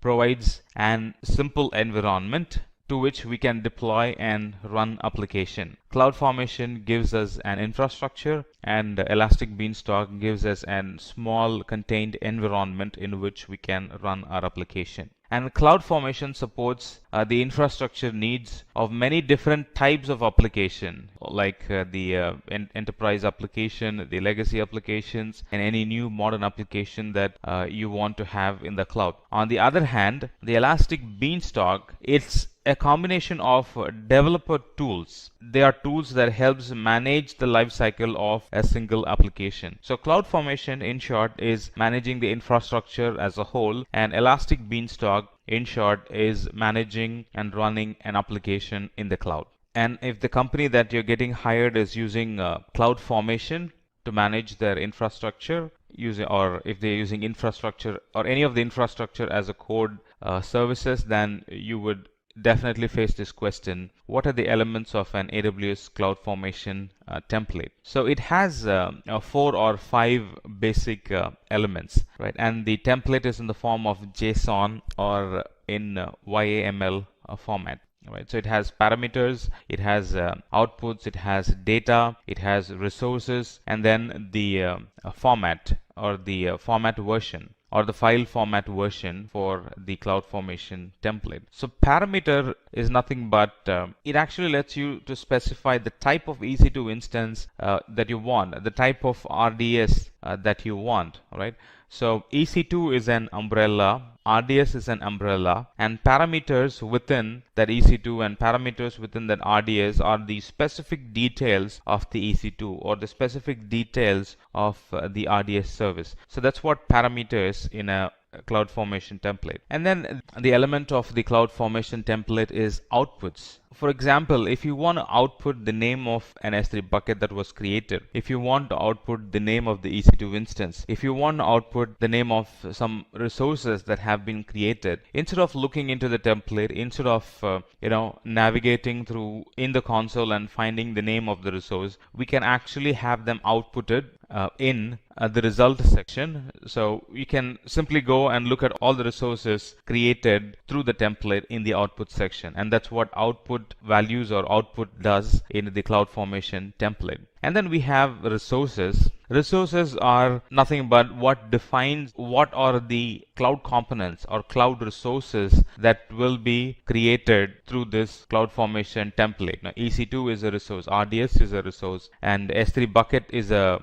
resource, Elastic Load Balancer is a resource, and NAT Gateway is a resource, VPC is a resource. So you see, all these components are the resources, and the resource section in the CloudFormation defines what are the AWS cloud resources that will be created through this CloudFormation template. And then we have version. Version actually identifies the capabilities of the template. We just need to make sure that it is of the latest version type, and the latest version is 0909 2010. That's the latest version number. You'll be able to find that on the top of the CloudFormation template, and that version number defines the capabilities of the CloudFormation template. So just need to make sure that it's the latest all the time. Still talking about CloudFormation, this is another classic question. What happens when one of the resources in a stack cannot be created successfully? Well, if the resource in a stack cannot be created, the CloudFormation automatically rolls back and terminates all the resources that was created using the CloudFormation template. So whatever resources that were created through the CloudFormation template from the beginning, let's say we have created like 10 resources and the 11th resource is now failing, CloudFormation will roll back and delete all the 10 resources that were created previously. And this is very useful when the CloudFormation cannot go forward. CloudFormation cannot create additional resources because we have reached the Elastic IP limits. Elastic IP limit per region is 5, right? And if you have already used 5 IPs and your CloudFormation is trying to buy 3 more IPs, we've hit the soft limit. Till we fix that with Amazon, CloudFormation will not be able to launch additional resources and additional IPs. So it's going to cancel and roll back everything. That's true with a missing EC2 AMI as well. If an AMI is included in the template but the AMI is not actually present, then CloudFormation is going to search for the AMI, and because it's not present, it's going to roll back and delete all the resources that it created. So that's what CloudFormation does. It simply rolls back all the resources that it created. I mean, if it sees a failure, it would simply roll back all the resources that it created. And this feature actually simplifies the system administration and layered solutions built on top of AWS CloudFormation. So at any point, we know that there are no orphan resources in our environment, because something did not work or because there was an CloudFormation executed some, there are no orphan resources in our account. At any point, we can be sure that if CloudFormation is launching a resource and if it's going to fail, and it's going to come back and delete all the resources it's created, so there are no orphan resources in our account. Now let's talk about some questions in Elastic Block Store. Again, if the environment deals with a lot of automation, you could be thrown this question: how can you automate EC2 backup using EBS? It's actually a 6-step process. To automate the EC2 backups, we'll need to write a script to automate the below steps using AWS API. And these are the steps that should be found in the scripts. First, to get the list of instances, and then the script that we are writing should be able to connect to AWS using the API and list the Amazon ABS volumes that are attached locally to the instance. And then it needs to list the snapshots of each volume, make sure the snapshots are present, and it needs to assign a retention period for the snapshot, because over time the snapshots are going to be invalid, right? Once you have some 10 latest snapshots, any snapshot that you have taken before that 10 becomes invalid because you have captured the latest, and 10 snapshot coverage is enough for you. And then the fifth point is to create a snapshot of each volume, create a new snapshot of each volume, and then delete the old snapshot. Anytime a new snapshot gets created, the oldest snapshot in the list needs to go away. So we need to include options, we need to include scripts in our script, lines in our script that make sure that it's deleting the older snapshots which are older than the retention period that we are mentioning. Another question that you could see in the interview, be it a written interview, be it online interview, or be it an telephonic or face-to-face interview, is what's the difference between EBS and instance store? Let's talk about EBS first. EBS is kind of permanent storage. The data in it can be restored at a later point. When we save data in EBS, the data lives even after the lifetime of the EC2 instance. For example, we can stop the instance and the data is still going to be present in EBS. We can move the EBS from one instance to another instance and the data is simply going to be present there. So EBS is kind of permanent storage when compared to instance. On the other hand, instance store is temporary storage, and that storage is actually physically attached to the host of the machine. EBS is an external storage, and instance store is locally attached to the instance or locally attached to the host of the machine. We cannot detach an instance store from one instance and attach it to another, but we can do that with EBS. So that's a big difference. One is permanent data and another one is EBS is permanent, instance store is volatile data, and instance store, with instance store we won't be able to detach the storage and attach it to another instance. And another feature of instance store is data in an instance store is lost if the disk fails or the instance is stopped or terminated. So instance store is only good for storing cache data. If you want to store permanent data, then we should think of using EBS and not instance store. While talking about storage on the same lines, this is another classic question. How can you take backups of EFS like EBS? And if you can take backup, how do you take that backup? The answer is yes, we can take EFS to EFS backup solution. EFS does not support snapshot.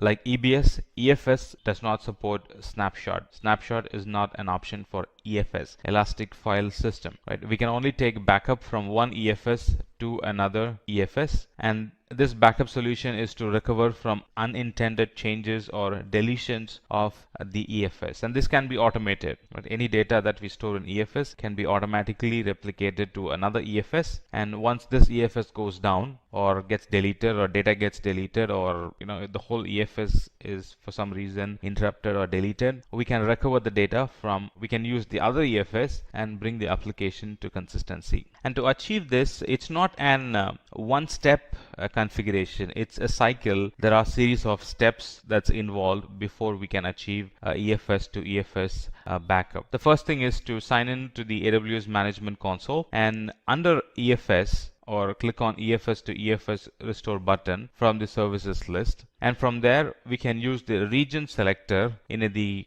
console navigation bar to select the actual region in which we want to work on, and from there ensure that we have selected the right template. Some of the templates would be EFS to EFS backup, granular backups, incremental backups. Right, so there are some templates, the kind of backups that you want to take. Do you want to take granular? Do you want to take increment backups? Stuff like that. And then create a name to that solution, the kind of backup that we have created. And finally review all the configurations that you have done and click on save. And from that point onwards, the data is going to be copied and from that point onwards, any additional data that you put is going to copy it and replicate it. Now you have an EFS to EFS backup. This is another classic question in companies which deals with data management. There are easy options to create snapshots, but deleting snapshots is not always an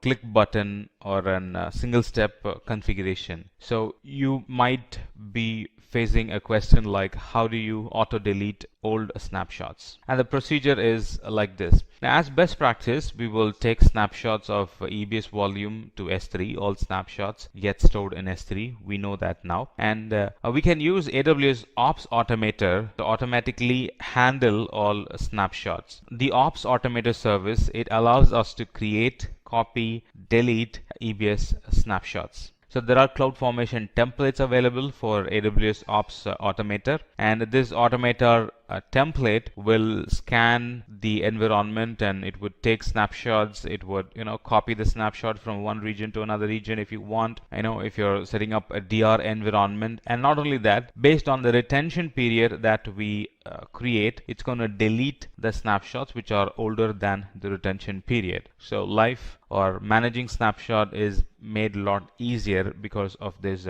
Ops Automator CloudFormation template.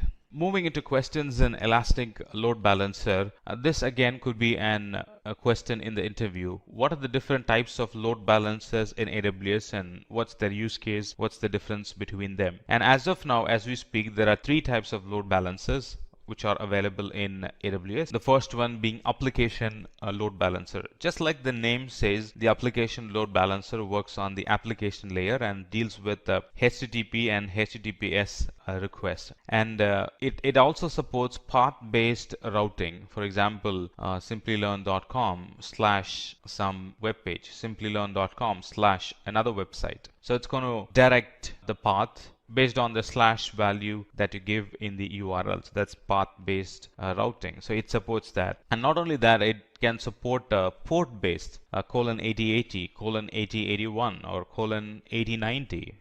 Based on that port also, it can take a routing decision, and that's what application load balancer does. On the other hand, we have network load balancer, and the network load balancer makes routing decisions at the transport level. It's faster because it has very less thing to work on. It works on lower OSI layer. It works on a lower layer, so it has very less information to work with than compared with application layer. So comparatively, it's a lot faster and it handles millions of requests per second. And after the load balancer receives a connection, it selects a target group for the default rule using the flow hash routing algorithm. It does simple routing, right? It does not do path-based or port-based routing. It does simple routing, and because of it, it's faster. And then we have classic load balancer, which is kind of expiring as we speak. Amazon is discouraging people using classic load balancer, but there are companies which are still using classic load balancer. They are the ones who were the first one to step into Amazon when classic load balancer was the first load balancer or the only load balancer available at that point. So it supports HTTP, HTTPS, TCP, SSL protocol, and it has a fixed relationship between a load balancer port and the container port. So initially we only had classic load balancer, and then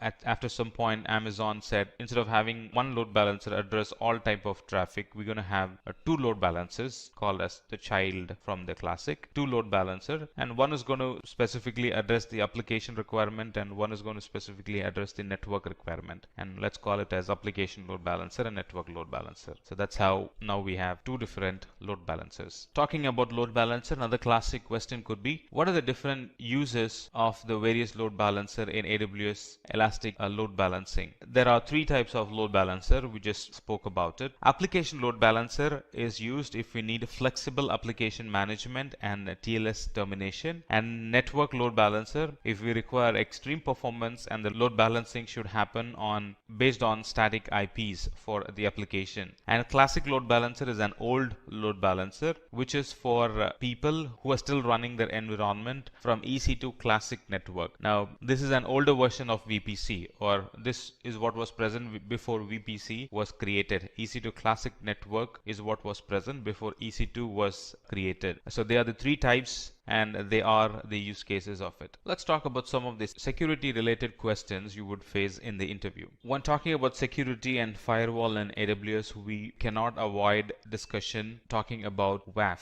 Web Application Firewall, and you would definitely see yourself in this situation where you've been asked how can you use AWS WAF in monitoring your AWS applications. WAF, or Web Application Firewall, protects our web application from common web exploits, and WAF helps us control which traffic source your application should be allowed or blocked, which traffic from a certain source, which source or which traffic from a certain source should be allowed or blocked your application. With WAF, we can also create custom rules that blocks common attack patterns. If it is a banking application, it has a certain type of attacks, and if it is simple data management, data storage application, it has content management application, it has a separate type of attack. So based on the application type, we can identify a pattern and create rules that would actually block that attack based on the rule that we create. And WAF can be used for three cases.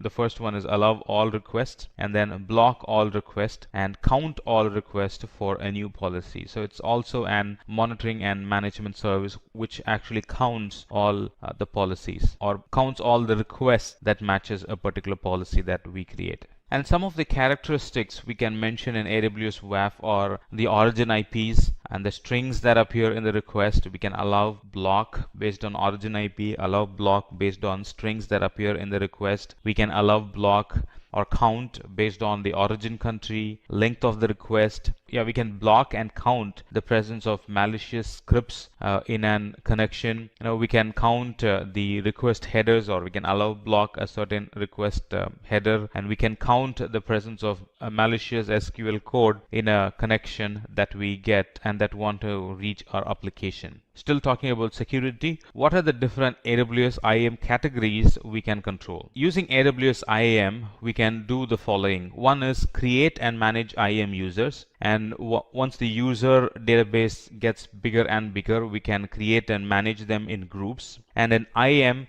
we can use it to manage the security credentials, kind of setting the complexity of the password, setting additional authentications, like MFA, and rotating the passwords, resetting the password. There are a few things we could do with IAM. And finally, we can create policies that actually grants access to AWS services and resources. Another question you will see is, what are the policies that you can set for your user's password? So some of the policies that we can set for the user password is the minimum length, or the complexity of the password by at least having one number or one special characters in the password. So that's one. And then the requirement of a specific character types, including uppercase, lowercase, number, and non-alphabetic characters. So it becomes very hard for somebody else to guess what the password would be and try to hack them. So we can set the length of the password, we can set the complexity in the password, and then we can set an automatic expiration of the password. So after a certain time, the user is forced to create a new password, so the password is not stale, old, and easy to guess in the environment. And we can also set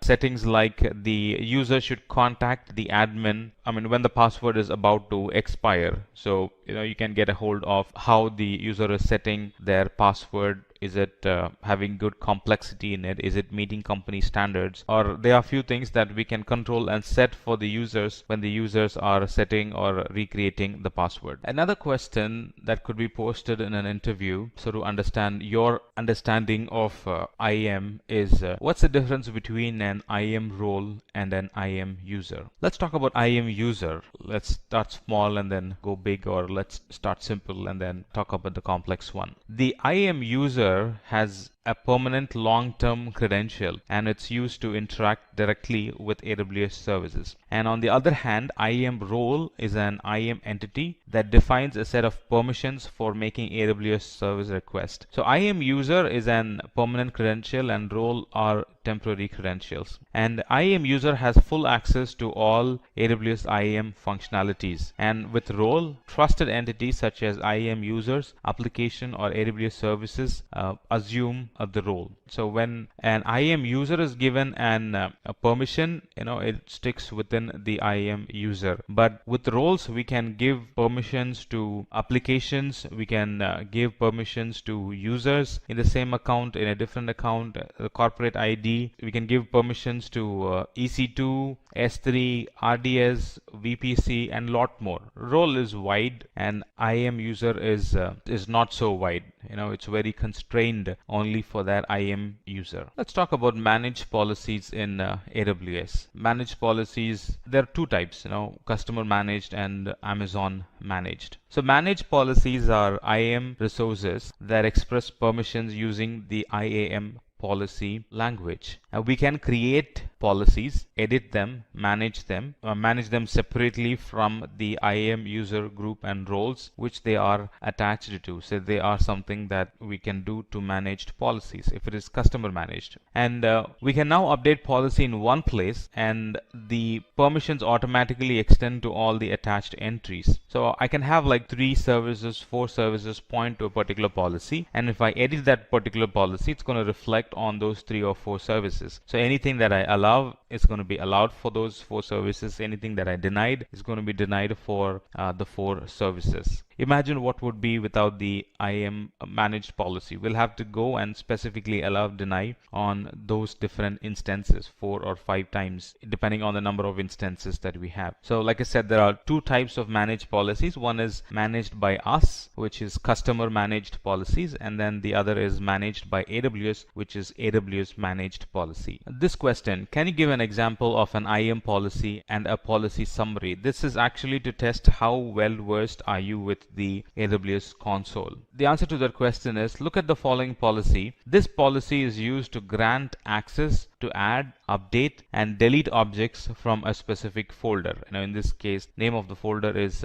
example folder, and it's present in a bucket called example bucket. So this is an IAM policy. On the other hand, the policy summary is a list of access level, resource, and conditions for each service defined in a policy. So IAM policy is all about one particular resource, and the policy summary is all about multiple resources. With IAM policy, it was only talking about S3 bucket and one particular S3 bucket. Here it talks about CloudFormation template, CloudWatch logs, EC2, Elastic Beanstalk services. Summary of resources and the permissions and policies attached to them. That's what policy summary is all about. Another question could be like this: what's the use case of IAM and how does IAM help your business?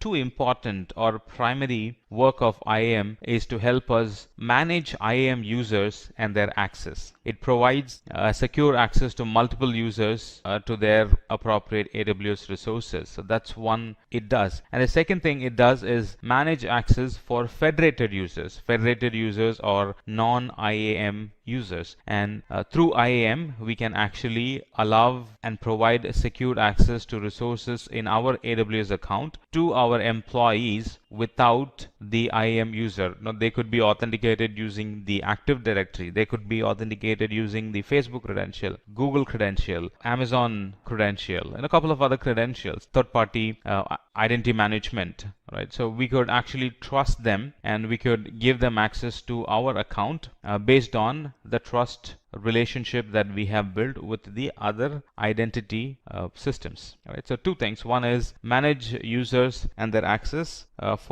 manage IAM user and their access in our AWS environment, and second is manage access for federated users who are non-IAM users. And more importantly, IAM is a free service, and with that we'll only be charged for the use of the resources, not for the IAM username and password that we create. All right, let's now talk about some of the questions in Route 53.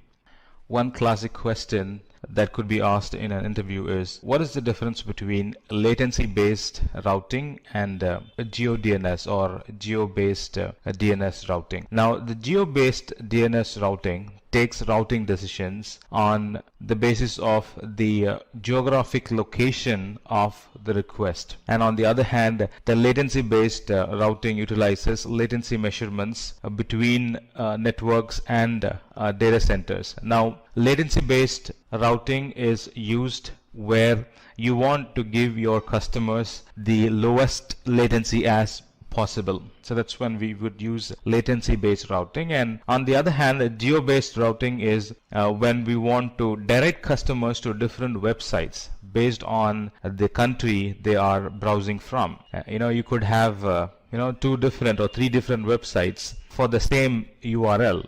Take Amazon, the shopping website, for example. When we go to Amazon.com from in the US, it directs us to the US web page where the products are different, the currency is different, right, and the flag and a couple of other advertisements that shows up are different. And when we go to Amazon.com from India, it gets directed to the Amazon.com Indian site, where again the currency, the product, and the advertisements, they're all different, right? So depending on the country they're trying to browse, if you want to direct customers to 2 or 3 different websites, we would use geo-based routing. Another use case of geo-based routing is if you have a compliance that you should handle all the DNS requests, or if you should handle all the requests from a country within the country, then you would do geo-based routing. Now, you wouldn't direct the customer to a server which is in another country, right? You would direct the customer to a server which is very local to them. That's another use case of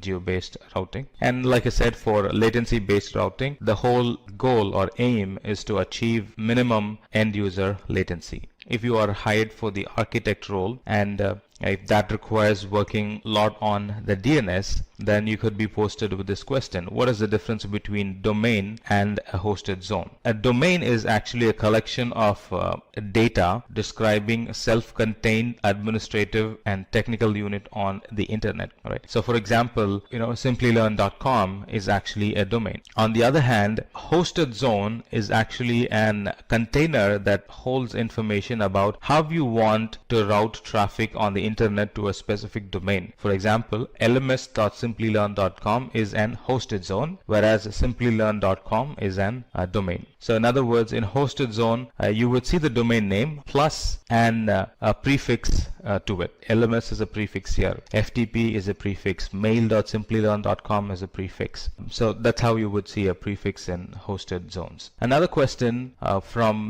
classic question from Route 53 would be: how does Amazon Route 53 provide high availability and low latency? The way Amazon Route 53 provides high availability and low latency is by globally distributed DNS servers. Amazon is a global service and they have DNS services globally. Any customer doing a query from different parts of the world, they get to reach an DNS server which is very local to them, and that's how it provides low latency. Now, this is not true with all the DNS providers. There are DNS providers who are very local to a country, who are very local to a continent. So they generally don't provide low latency service, right? It's always high latency. It's low latency for local users, but anybody browsing from a different country or a different continent, it's going to be high latency for them. But that's not again true with Amazon. Amazon is a globally distributed DNS provider. It has DNS servers global wide, and like I said, it has optimal locations. It has got global servers, or in other words, it has got servers around the globe, different parts in the globe, and that's how they are able to provide high availability. And because it's not running on just one server but on many servers, they provide high availability and low latency. If the environment that you're going to work on is going to take a lot of configuration backups, environmental backups, then you can expect questions in AWS config. A classic question would be: how does AWS config work along with AWS CloudTrail? AWS CloudTrail actually records user API activity on the account, and any HTTPS access or any sort of access that's made to the cloud environment, that's recorded in the CloudTrail. In other words, any API calls, the time is recorded, the type of call is recorded, and what was the response given. Was it a failure? Was it successful? They also get recorded in CloudTrail. It's actually a log.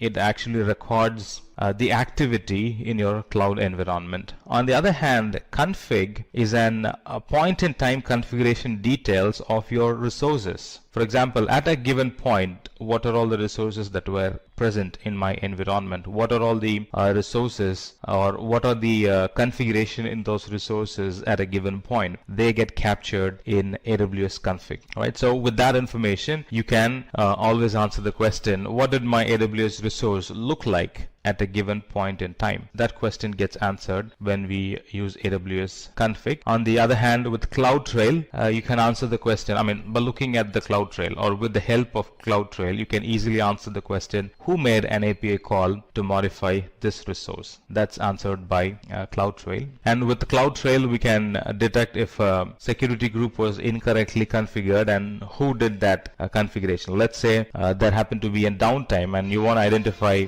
Let's say there happened to be a downtime and you want to identify who made that change in the environment. You can simply look at CloudTrail and find out who made the change. And if you want to look at how the environment looked like before the change, you can always look at AWS config. Can AWS configure or AWS config aggregate data across different AWS accounts? Yes, it can. Now this question is actually to test whether you have used AWS config or not. I know some of the services are very local, is it? Some of these services are availability zone specific, some of them are regional specific, and some of them are global services in Amazon. And though some of the services are region services, you still can do some changes, add some configuration to it and collect regional data in it. For example, S3 is a regional service, but still you can collect logs from all of the regions into an S3 bucket in one particular region. That's possible. And CloudTrail CloudWatch is an regional service, but still you can, with some changes to it,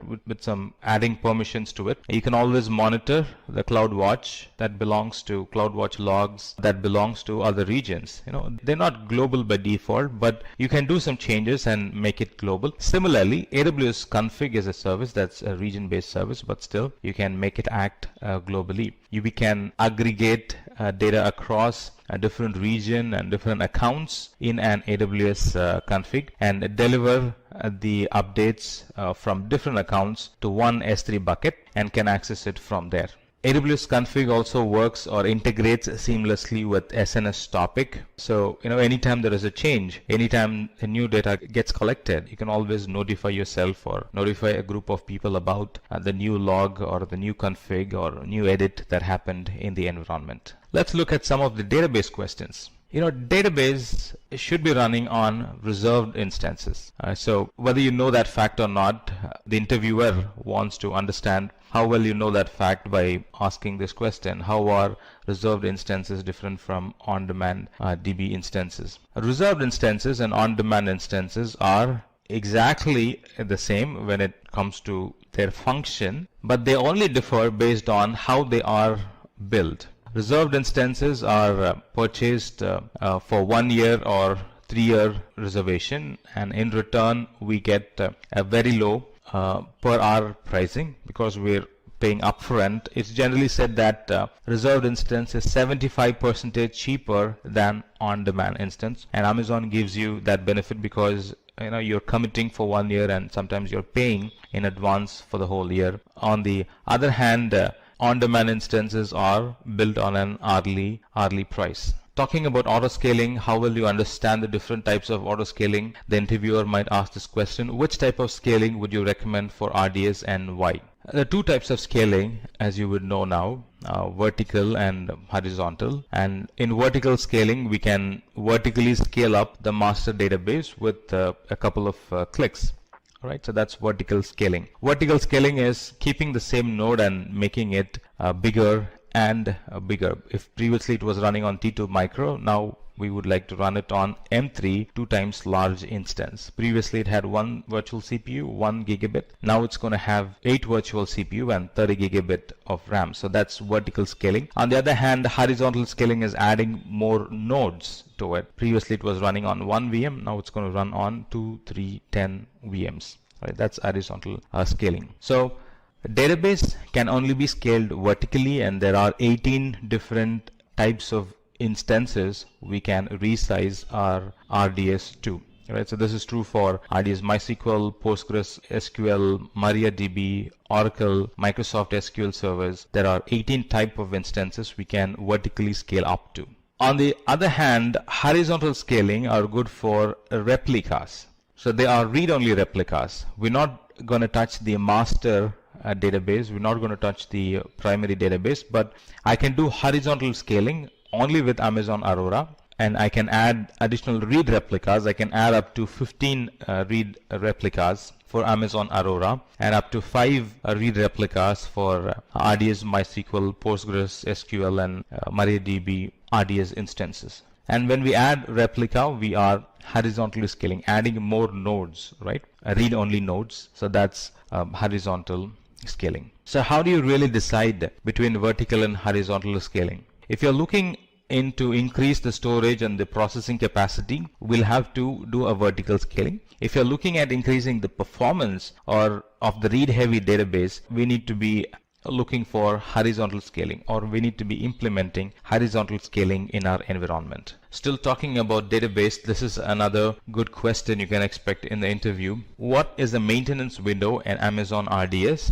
Will your DB instance be available during the maintenance event? Right, so this is really to test how well you have understood the SLA, how well you have understood the Amazon RDS, the failover mechanism of Amazon RDS, stuff like that. So RDS maintenance window, it lets you decide when a DB instance modification, a database engine upgrades, or software patching has to occur. And you actually get to decide, should it happen at 12 in the night, or should it happen at afternoon? Should it happen early in the morning? Should it happen in the evening? You actually get to decide. And automatic scheduling by Amazon is done only for patches that are security and durability related. Sometimes Amazon takes down and does automatic scheduling if there is a need for a patch update that deals with security and durability. And by default, the maintenance window is for 30 minutes. And the important point is the DB instance will be available during that event, because you're going to have primary and secondary, right? So when that upgrade happens, Amazon would shift the connection to the secondary, do the upgrade, and then switch back to the primary. Another classic question would be, what are the consistency models in DynamoDB? In DynamoDB, there is eventual consistency read. This eventual consistency model, it actually maximizes your read throughput. And the best part with eventual consistency is all copies of data reach consistency within a second. And sometimes when you write and when you're trying to read immediately, chances that you would still be reading the old data. That's eventual consistency. On the other hand, there is another consistency model called the strong consistency or strongly consistent read, where there is going to be a delay in writing the data, making sure the data is written in all places, but it guarantees one thing, that is, once you have done a write and then you're trying to do a read, it's going to make sure that it's going to show you the updated data, not the old data. You can be guaranteed of it that it is going to show the updated data and not the old data. That's strongly consistent. Still talking about database, talking about NoSQL, DynamoDB or NoSQL database, which is DynamoDB in Amazon. You could be asked this question: what kind of query functionality does DynamoDB support? DynamoDB supports get and put operation. DynamoDB supports, or DynamoDB provides flexible querying by letting you query on non-primary key attributes using global secondary index and local secondary indexes. A primary key can be either a single attribute partition key or a composite partition sort key. In other words, a DynamoDB indexes a composite partition sort key as a partition key element and a sort key element. And by holding the partition key, when doing a search or when doing a query, by holding the partition key element constant, we can search across the sort key element to retrieve the other items in that table. And the composite partition sort key should be a combination of a user ID partition and a timestamp. So that's what the composite partition sort key is made of. Let's look at some of the multiple choice questions. Sometimes some companies would have a written test or an MCQ type online test before they call you for the first level or before they call you for the second level. So these are some classical questions that companies ask in their multiple choice online questions. Let's look at this question. As a developer, using this pay-per-use service, you can send, store, and receive messages between software components. Which of the following is being referred here? Let's look at it. Right, we have AWS Step Functions, Amazon MQ, Amazon Simple Queue Service, Amazon Simple Notification Service. Let's read the question again. As a developer, using this pay-per-use service, so the service that we are looking for is a pay-per-use service, you can send, store, and retrieve messages between two software components, kind of like a queue there. So what would be the right answer? It would be Amazon Simple Queue Service. Now, Amazon Simple Queue Service is the one that's used to decouple the environment. It breaks the tight coupling, and then it introduces decoupling in that environment by providing a queue or by inserting a queue between two software components. Let's look at this other question. If you would like to host a real-time audio and video conferencing application on AWS, right? It's an audio and video conferencing application on AWS. This service provides you with a secure and easy to use application. What is this service? Let's look at the options. They are Amazon Chime, Amazon Workspace, Amazon MQ, Amazon AppStream. You might tend to look at Amazon AppStream because it's real-time and a video conference, but it's actually for a different purpose. It's actually Amazon Chime that lets you create chat and create a chat board and then collaborate with the security of the AWS services. So it lets you do the audio, it lets you do the video conference, all supported by AWS security features. It's actually Amazon Chime. Let's look at this question. As your company's AWS solution architect, you are in charge of designing thousands of individual jobs which are similar. Which of the following service best serves your requirement? AWS EC2 Autoscaling, AWS Snowball, AWS Fargate, AWS Batch. Let's read the question again. As your company's AWS solution architect, you are in charge of designing thousands of individual jobs which are similar. It looks like it's batch service. Let's look at the other options as well. AWS Snowball is actually an storage transport service. EC2 Autoscaling is introducing scalability and elasticity in the environment, and AWS Fargate is container services. AWS Batch is the one is being referred here that actually runs thousands of individual jobs which are similar. AWS Batch is the right answer. Right, let's look at the other one. You are a machine learning engineer and you're looking for a service that helps you build and train machine learning models in AWS. Which among the following are we referring to? So we have Amazon SageMaker, AWS Deep Lens, Amazon Comprehend, AWS Device Farm. Let's read the question again. You are a machine learning engineer and you're looking for a service that helps you build and train machine learning models in AWS. Which among the following are referred here? The answer is SageMaker. It provides every developer and data scientist with the ability to build, train, and deploy machine learning models quickly. That's what SageMaker does. Now, for you to be familiar with the products, I would recommend you to simply go through the product description.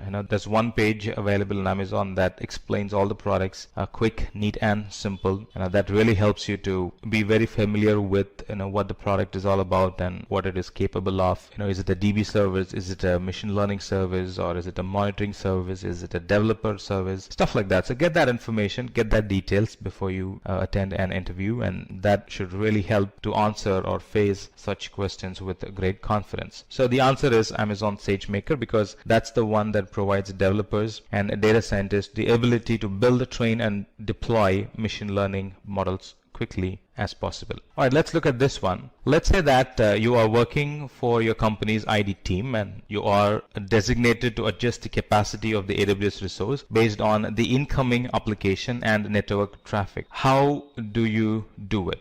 So what's the service that actually helps us to adjust the capacity of the AWS resource based on the incoming application? Let's look at it. Amazon VPC, Amazon IAM, Amazon Inspector, Amazon Elastic Load Balancing. Amazon VPC is a networking service. Amazon IAM is an username password authentication. Amazon Inspector is a service that actually does a security audit in our environment. And Amazon Elastic Load Balancer is a service that helps in scalability. That's in one way, indirectly that helps in increasing the availability of the application, right? And monitoring monitoring how much requests are coming in through the Elastic load balancer, we can actually adjust the environment that's running behind it. So the answer is going to be Amazon Elastic Load Balancer. All right, let's look at this question. This cross-platform video game development engine that supports PC, Xbox, PlayStation, iOS, and Android platforms allows developers to build and host their games on Amazon's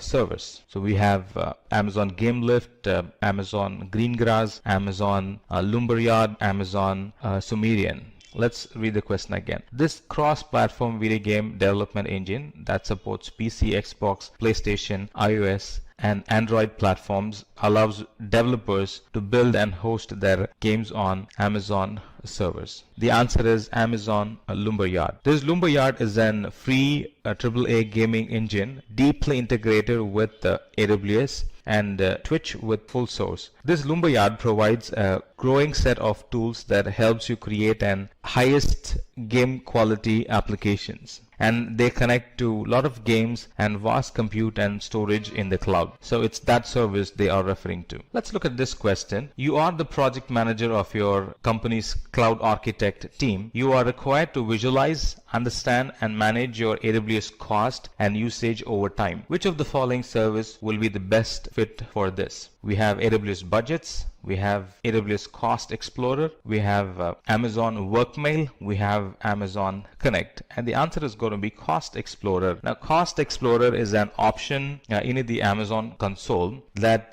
helps you to visualize and understand and even manage the AWS cost over time. Who's spending more? Who's spending less? And what is the trend? What is the projected cost for the coming month? All these can be visualized in AWS Cost Explorer. Let's look at this question. You are a chief cloud architect at your company, and how can you automatically monitor and adjust computer resources to ensure maximum performance and efficiency of all scalable resources? So we have a CloudFormation as a service, we have AWS Aurora as a solution, we have AWS Autoscaling, and Amazon API Gateway. Let's read the question again. You're the chief cloud architect at your company. How can you automatically monitor and adjust computer resources? How can you automatically monitor and adjust computer resources to ensure maximum performance and efficiency of all scalable resources? This is an easy question to answer. The answer is Autoscaling. Right? That's a basic service and solution architect course, is it? Autoscaling is the service that helps us to easily adjust, monitor, and ensure the maximum performance and efficiency of all scalable resources. It does that by automatically scaling the environment to handle the inputs. Let's look at this question. As a database administrator,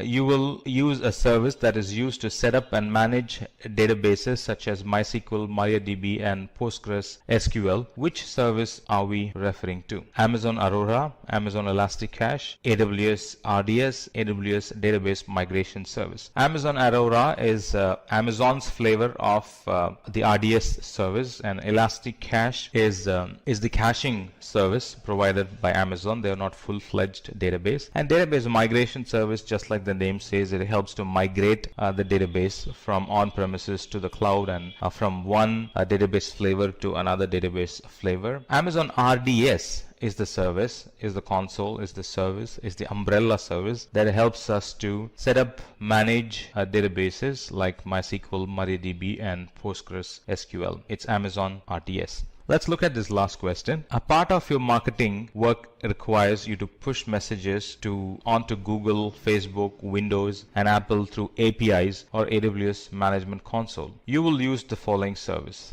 So the options are AWS CloudTrail, AWS Config, Amazon Chime, AWS Simple Notification Service. All right, it says a part of your marketing work requires you to push messages. It's dealing with pushing messages to Google, Facebook, Windows, and Apple through APIs or AWS Management Console. You will use the following service. It's Simple Notification Service. Simple Notification Service is a message pushing service. Right? SQS is pulling. Similarly, SNS is pushing. Right? Here it talks about a pushing system that pushes messages to Google, Facebook, Windows, and Apple through API, and it's going to be a simple notification system or a simple notification service.